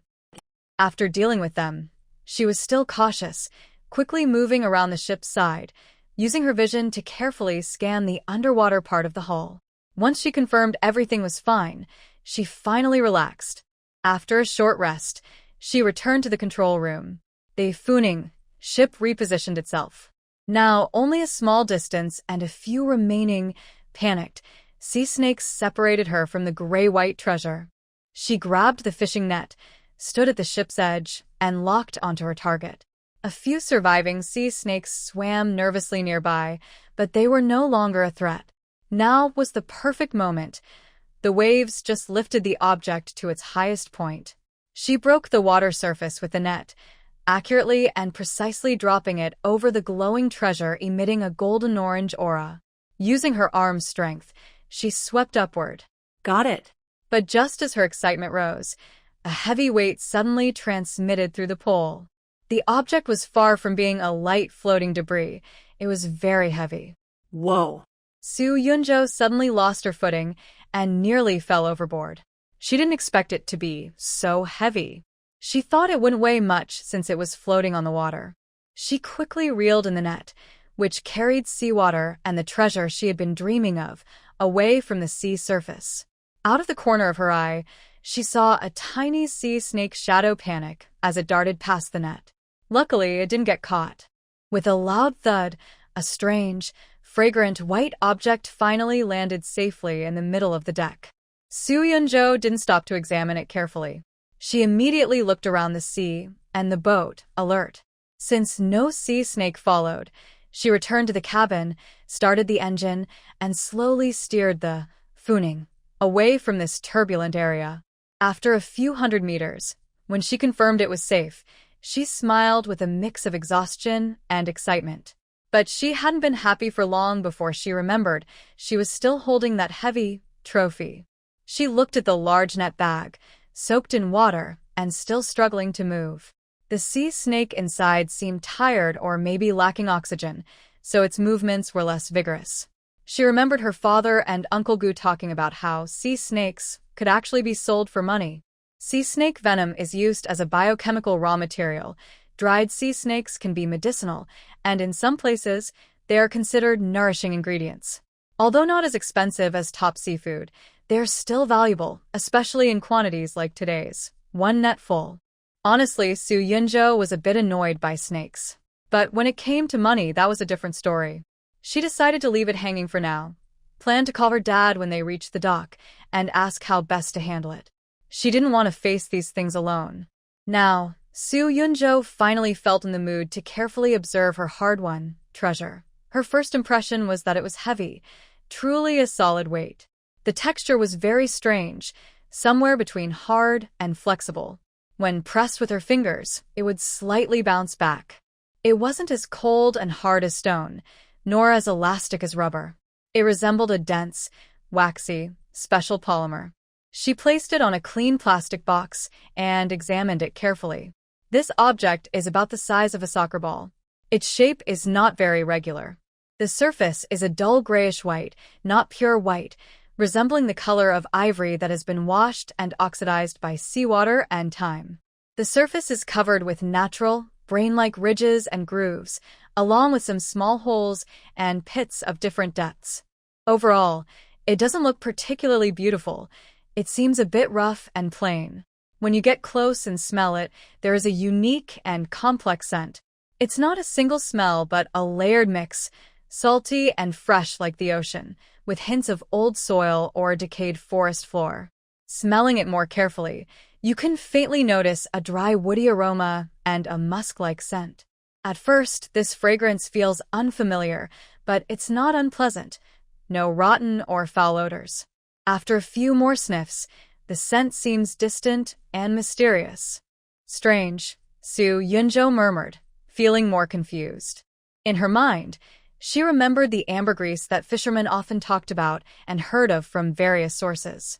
It is a substance secreted by sperm whales, often called gray gold, but it doesn't look like this. She recalled her father, Su Huayan, and Uncle Gu mentioning that real ambergris should be a brown or gray waxy solid, with a strong, pungent smell mixed with animal feces and rotting seaweed. Definitely unpleasant. It takes decades or even 100 years of soaking in seawater, exposure to sunlight, and natural oxidation for its color to lighten. This is a very long process. But my piece is grayish-white, and the smell is so different? Su Yunzhou gently tapped it with her finger. Could it not be ambergris? Then what does this golden-orange glow circle mean? Another top treasure. When unsure, she naturally turned to the internet. Trying to calm her excited and nervous feelings, she typed in the keywords ambergris grayish-white features and compared many pictures and articles. The more she looked, the wider her eyes became and her heartbeat quickened. According to the information, ambergris is classified into different grades based on how long it has been aged in the sea and how much it has oxidized. Early stage, dark brown with a strong, foul smell. Mid-stage, gray or light gray, with the scent beginning to change. Top quality, grayish-white, white or silvery white, usually after a very long ocean journey, possibly over 100 years. The strong fishy smell disappears, transforming into a complex, lasting, and layered unique fragrance. It is the most sought-after top-grade fixative in perfumes, worth much more than gold of the same weight. The piece she holds is grayish-white, fully transformed with a complex, subtle scent, a heavy waxy feel, and long-term ocean floating characteristics, porous. Almost every detail matches the description of top-grade white ambergris found in the records. Oh my goodness! Su Yunzhou softly exclaims, nearly dropping her phone. She looks again at the grayish-white stone, her eyes full of joy. It's not that the color is wrong, but that she is incredibly lucky. She has directly found the highest quality, fully matured white ambergris. This is not just wealth. It is a rare miracle granted by the ocean. No wonder it emits such a strong golden orange glow. She quickly wraps this treasure, a smile spreading across her face, unable to hide her happiness. This really is ambergris, and the best kind. Now, Su Yunju can't wait to return to the dock and go home. Yesterday, she was just feeling that her catch was only SOSO, having struggled to catch crabs, with no fish in sight. But early this morning, she was gifted a big surprise. She has already stored the ambergris, but Su Yunju still feels her heart pounding. The excitement is so overwhelming, she can't calm down for a while. The thrill made her almost want to say, "Why bother catching fish? Just go home now." The value of the ambergris probably exceeds what she could earn from 10 or 20 trips at sea. Looking at the calm sea surface shimmering with tiny golden sparkles in the sunlight, feeling the steady rocking of the fooning ship with the waves, her impulse gradually subsides. Finding the ambergris was an unexpected bonus. Her main goal is still fishing. Since this is her first trip after the new year, her boat isn't full yet and she wants to start the year well. It's still early, and she wants to see if her good luck continues. First, take the boat for a spin and see if there are any new discoveries. Adjusting the course, the fooning moves forward at an economical speed. Its ocean view is like the sharpest radar, scanning every water area beneath the ship. Anyway, there's plenty of time today. If we don't find the target, we'll happily head back home. The whole morning is spent patiently cruising and searching. Maybe luck has run out, or perhaps the standards are too high. Besides a few small groups of common, affordable fish, no exciting circles appear. By noon, the sea is dazzling under the bright sunlight, and the cruise still yields no results. However, at this moment, Su Yunju feels no anxiety from yesterday. Instead, she is full of confidence, happiness, and calm. Not finding anything is normal. Finding a rare treasure like dragon saliva is a miracle. She already has a miracle. What more could she want? For lunch, she keeps it simple, nibbling on bread with milk, but the sweet aftertaste of the rare treasure makes her mood even better. After a short rest to recharge, she sets sail again, moving to another fishing area with suitable water depth. Just when Su Yunju thinks the afternoon will be peaceful, suddenly a dazzling golden circle appears in her view. Not just one or two, but a group. Moving in the water, each circle is solid, bright, and emits a pure golden glow. Her spirit lifts. Carefully controlling the boat, she approaches and uses her view to examine closely.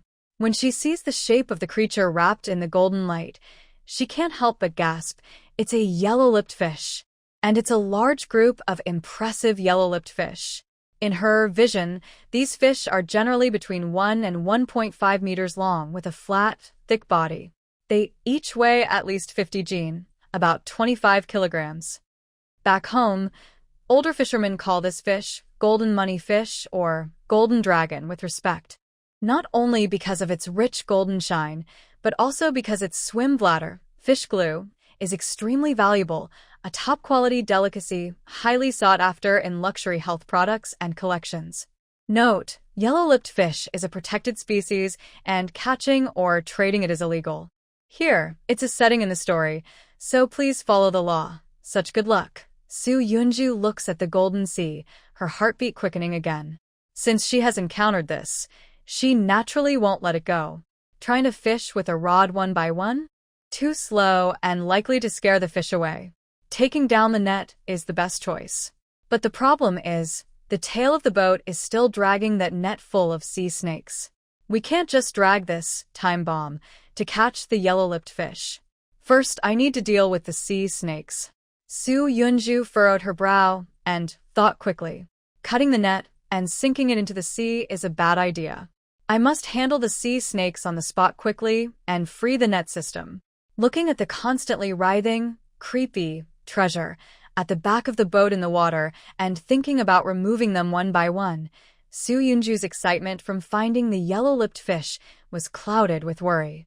Fear is real, and she doesn't want to face these creatures alone at sea. No, I can't keep them, and I can't waste more time. The yellow-lipped fish school won't wait. They'll slip away in an instant. She quickly returned to the control room, started the engine, and steered the fooning toward the open sea in the opposite direction from where the fish were. She moved far enough away to make sure that even if the sea snakes escape, they won't immediately swim back to interfere with her next steps. Then she went to the back of the boat, looked at the tightly wrapped, still submerged snake group, took a deep breath to steady her stomach, and prepared. She grabbed a sharp fishing knife, cut through the thick main rope connecting the net pouch to the boat's stern mooring. With a swift motion, swish, the tough nylon rope snapped.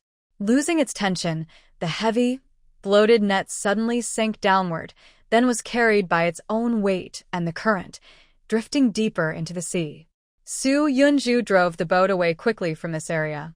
As the boat moved, the sea snakes inside the net felt the slack and struggled even more fiercely. Many began to swim out. She could even see the freed sea snakes twisting and swimming away quickly in the water, disappearing into the deep blue. The Funing sped up, leaving a white trail behind, and without hesitation, she sailed away from this trouble spot. Returning to the area near the golden glow where she found the yellow-lipped fish, she took a moment to steady her breathing and heartbeat. Now, only the torn, empty, and damaged old net remained, half-dragging in the water after being cut free. She operated the winch to pull back this damp, uncomfortable-looking broken net. As the net was about to leave the water surface and be pulled onto the deck, Su Yunju felt a sudden tightness in her chest. Please, no sneaky snakes escaping. She deliberately manipulated the winch to pause and shake it several times, causing the net to sway forcefully in the seawater. She hoped to shake off anything that might still be caught in the mesh or folds. Sure enough, with each shake, a few thin, dark shadows fell from the moving net back into the sea and quickly sank out of sight. She didn't know if they had been tangled and exhausted earlier or simply dazed by the shaking. Su Yunju didn't want to think about it. As long as they weren't on her boat, that was enough. After confirming everything, she continued to fully pull the damaged net onto the deck. The pile of wet nylon netting, covered with some unknown sticky substance and seaweed, looked unpleasant and made her feel uncomfortable. She didn't want to touch it with her hands. She looked around and picked up a long-handled bamboo broom, usually used for cleaning debris on the deck. Standing at a distance, she carefully pushed and swept the pile of broken netting toward a seldom-used corner at the front of the deck. Her movements showed clear disgust and caution. Once we get ashore, we'll deal with it directly. After dealing with the tail, she felt much more relaxed and finally could fully focus on the golden dragon in front of her. She cleared the trawling device and changed into a special net suitable for large fish groups with appropriate mesh size. Using her X-ray vision, she accurately predicted the movement of the fish school, set the net, and encircled them. She watched with a smile as big fish were caught in the net. When she pulled the net, the winch made a heavy, joyful sound again. The net bag was lifted out of the water, revealing large, shiny yellow-lipped fish struggling vigorously inside. Their tails slapped the water, splashing everywhere, creating a spectacular scene. Great job, Su Yunju clenched her fist excitedly. Her X-ray vision also caught some fish escaping outside the net, swimming nervously in the distance. Never mind, just a few. It's fine to leave some for the population, she decided, suppressing the urge to cast the net again. Catching the fish was just the beginning. The real battle had just begun. 4 top-tier fish like yellow-lipped fish, especially when harvesting their swim bladders, every second counts. Because yellow-lipped fish, once dead, must be processed immediately. Otherwise, their swim bladders will quickly rot and spoil, increasing the fishy smell, damaging color and gel-like texture, and causing the fish to lose value or become completely unusable. Time is money, and it is a lot of money. Su Yunju did not delay at all and immediately entered a highly focused work state.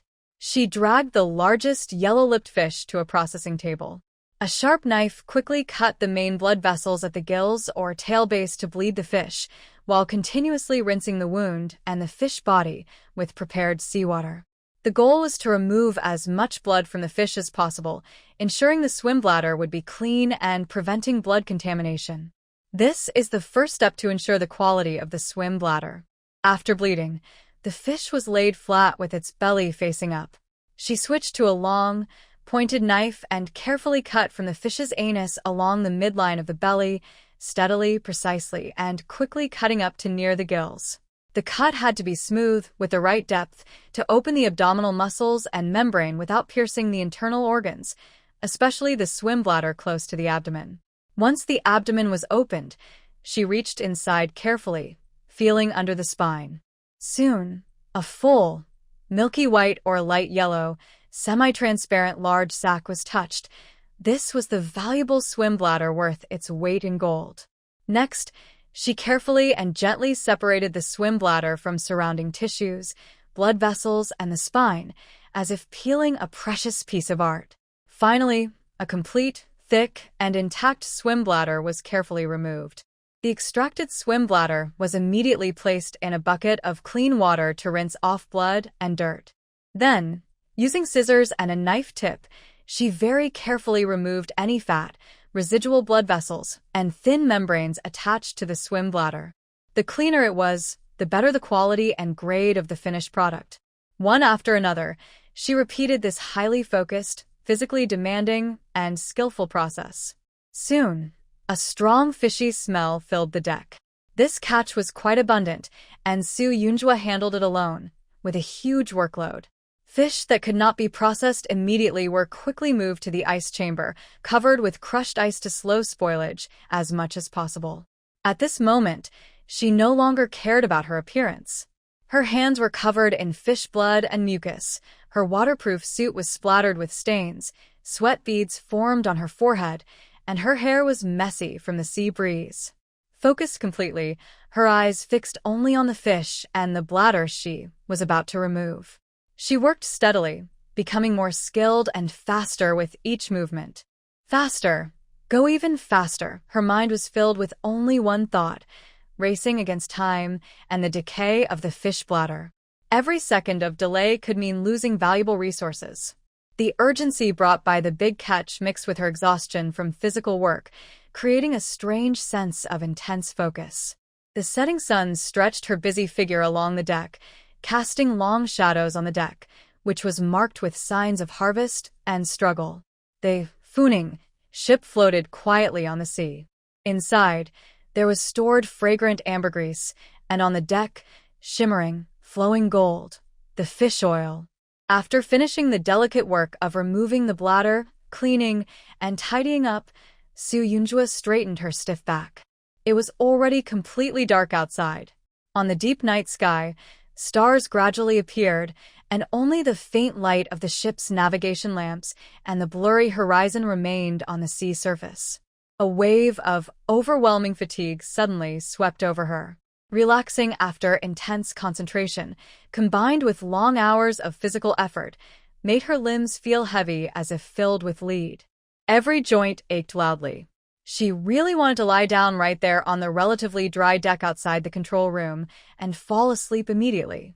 But the strong smell of blood, seawater saltiness, and the faint decay of internal organs, mixed with the salty sea breeze, constantly reminded her of the mess around her. The flashlight swept over the work area just now. The deck was covered with splatters of blood, fish scales, mucus, and a small piece of fish innards or fat that had slipped away. "No, I can't," Su Yunjua muttered hoarsely, barely holding herself from truly lying down. "If I lie down now, the deck will be ruined tomorrow, and the smell will be unbearable." As a good fisherman, the ship was like a second home, and keeping the deck clean was very important. No matter how tired she was, she couldn't skip the basic cleanup. Dragging her seemingly unfamiliar body, she first poured several buckets of seawater onto the deck, then desperately scrubbed her hands and arms with soap and a brush until her skin turned red, feeling the fishy stickiness fade slightly. Then, she forced herself to stay alert and began to handle the battlefield. She turned on the ship's seawater pump and connected a high-pressure water gun. The powerful stream of water washed over the deck, flushing most of the blood, scales, and debris toward the drainage holes on both sides of the ship. Carefully cleaning every corner, especially the areas splashed during fish cutting. For some stubborn fat tissues or small pieces of meat, the water jet can't remove them. She uses a flat-edged spatula to carefully scrape them off and collects them in a designated waste bin. It's not over yet. She then uses seawater mixed with disinfectant to carefully wipe the deck surface, especially areas that may have come into contact with fish guts. Finally, she rinses all tools like knives, scissors, boards, and buckets with seawater, applies cooking oil to prevent rust, and puts them back in their places.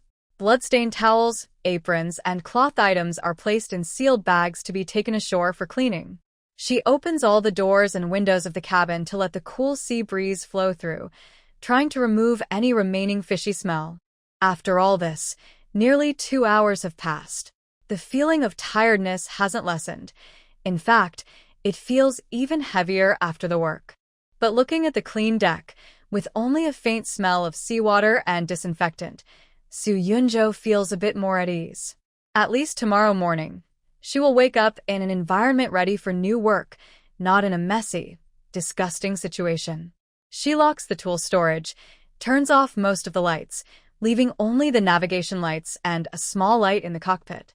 She quickly wipes her face with a damp towel, too exhausted to cook. She drinks a few sips of water and eats 2 compressed biscuits. She walks into the cabin and almost throws herself onto the bed. When her body touches the flat, hard bedboard, she can't help but let out a satisfied yet pained sigh. She's truly exhausted, her bones aching. But her mind flashes with today's achievements. Amid the deep fatigue, a sense of fulfillment and a faint excitement seep in. With the engine humming rhythmically and the gentle rocking of the waves, sleep quickly takes over her. Her last thought before losing consciousness is, this trip was really worth it. I can go home tomorrow. Moonlight shines on the now clean deck. The Typhoon ship, carrying its tired but satisfied owner, along with the silence and bounty of the cabin, heads toward the harbor. Early the next morning, Soo Yun-jo wakes up. The first thing she does is eat. She's starving and too tired to cook anything complicated, so she makes noodles with eggs and vegetables. It's not a fancy meal, but she eats very happily. After eating and drinking well, Soo Yun-jo still thought about the piece of ambergris in her hand. She needed to find a reliable person. She remembered the powerful Mr. Hua, who had bought her Melaleuca pearls before. His business card was still at her house. They were heading back. The boat was sailing on the sea. On the way back, Soo Yun-jo's mood was like the ripples at the stern, spreading out in circles. She felt extremely tired, but also very happy. Her body was tired, but her spirit was high. As the shoreline grew closer, she quickly contacted Gu Qinghe.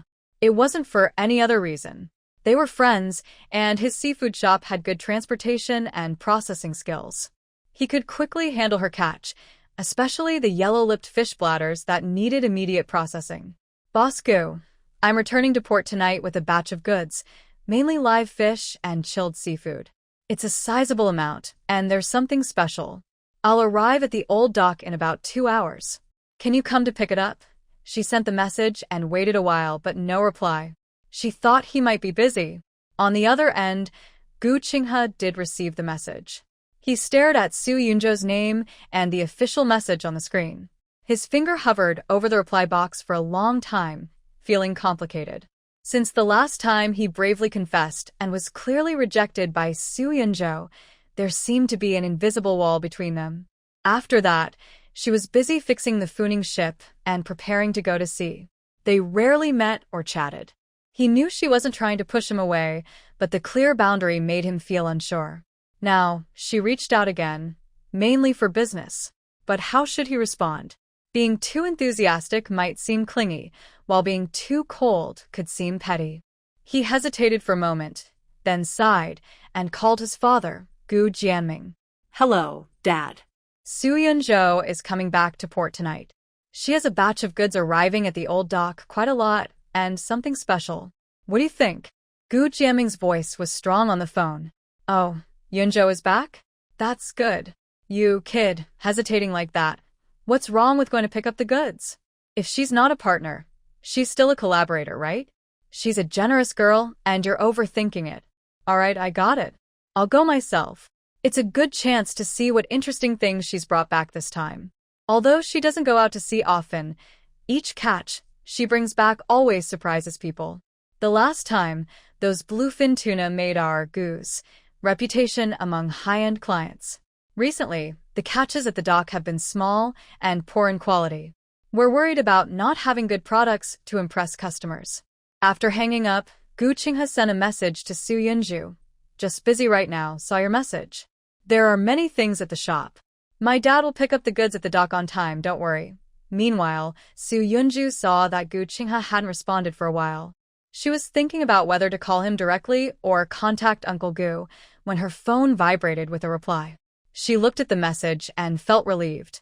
Her main goal was to quickly and safely sell this batch of fish. Whether Gu Qinghe or Gu Jiaming was handling the handover didn't matter to her. She immediately replied, "Okay, thanks Uncle Gu. See you later." Her response was quick and straightforward, without any hesitation. At the dock, under the night sky, Gu Jiaming arrived on time in his refrigerated truck with a water tank and cooling equipment. The lights of the Funing ship approached steadily as it docked. He immediately called his assistant to help. Although Su Yunju was tired, her mind was clear during the handover. First, she opened the water tank. When she lowered the net, she caught lively, fierce crabs that clawed and moved actively. Their size and freshness made Gu Jiaming nod repeatedly. Good, this spirit is what the market is eager for. Next, she showed the other tank filled with fresh fish, groupers, mouse groupers, and red-spotted groupers, all top quality. They swam freely in the water, with intact scales. Gu Jiaming's smile grew wider. With such quality, it was worth several trips to the sea for others to gather similar catches. Finally, Su Yunju brought out a special cooler wrapped in a clean white cloth with ice packs inside. She opened it, revealing large, thick fish bladders that looked tempting in pale gold or milky white. Gu Jiaming gasped sharply, his eyes wide. He leaned in to look carefully, even gently touching the elastic texture with his finger, trembling with disbelief. This is yellow-lip fish bladder? And so complete and fresh, he looked up at Su Yunju. Yunju, your luck and skill are truly amazing. I haven't seen such good quality in years. He picked up a piece and examined it carefully under the light. The yellow-lipped fish bladder was thick and clear, shining with a smooth gloss only top-quality gelatin has. It was free of any damage or blood stains, handled perfectly like a textbook example. Only very experienced fishermen could do such a perfect job. I didn't expect Su Yunju to do it so well alone. Estimate roughly, this piece weighs over a jin, about 500 grams. There are at least 15 or 16 pieces here. The yellow-lipped fish bladder is a rare and valuable ingredient, possibly worth more than all the other catches tonight combined. Gu Jiaming finally understood what the special thing she mentioned was like. He looked at Su Yunju with admiration and respect, treating her as a top-quality supplier. Su Yunju just smiled and said, "Uncle Gu, you can give me the price." Gu Jiaming signaled his assistant to weigh and calculate. Suddenly, familiar footsteps and the sound of a car door closing came. It was Su Huayan. His boat was only cleaned up this afternoon. He returned to the port this morning with little catch and was feeling a bit down. He received Su Yunju's message that it was time to come back, so he drove his car to pick her up and see her haul. He guessed Su Yunju must have had a good catch, since her luck and eye for quality had been impressive lately. But when he saw the lively high-end goods beside Gu Jiaming's truck and heard Gu excitedly raise his voice, he was still stunned. He had gone out to sea and almost wasted his time. His daughter, on the other hand, came back with such a valuable haul. A strange feeling flooded his mind, somewhat empty and disappointed, like being gently pushed onto the sand by a wave. But then he saw Gu Jiaming giving Su Yunju a thumbs up and heard him praise her generously. "Old Su, your girl is amazing. Her eye for quality and luck, top of the town." That disappointment was quickly replaced by a sense of pride and relief that was hard to put into words. After all, she was his daughter. She had talent. "Yunju," Gu Jiaming said honestly, "rare for a businessman, let's be real. The yellow-lipped fish bladder is top quality. 1 jin costs 85,000 yuan. We have 18 jin here, that's 1.53 million yuan. All right, Uncle will calculate for you. Uncle Gu, Su Yinju quickly interrupted. Just go by the market price. Whatever the fair price is, that's what it is. I'm not in this to make quick money. I prefer honest dealings for the long run. Gu Jiaming wanted to give her a good deal, but she didn't want to owe favors. Whatever the amount is, that's enough. There's no need to overdo it. Su Huayan, standing nearby, nodded in agreement. Old Gu, Yunju is right. We fishermen value good quality and fair prices. Everyone has their own way of judging. Gu Jiaming's smile deepened. He genuinely wanted to maintain good relations. The quality of Su Yunju's goods was better than what he had bought at the dock. But hearing these words from the father and daughter felt honest and comfortable, more sincere than just polite talk.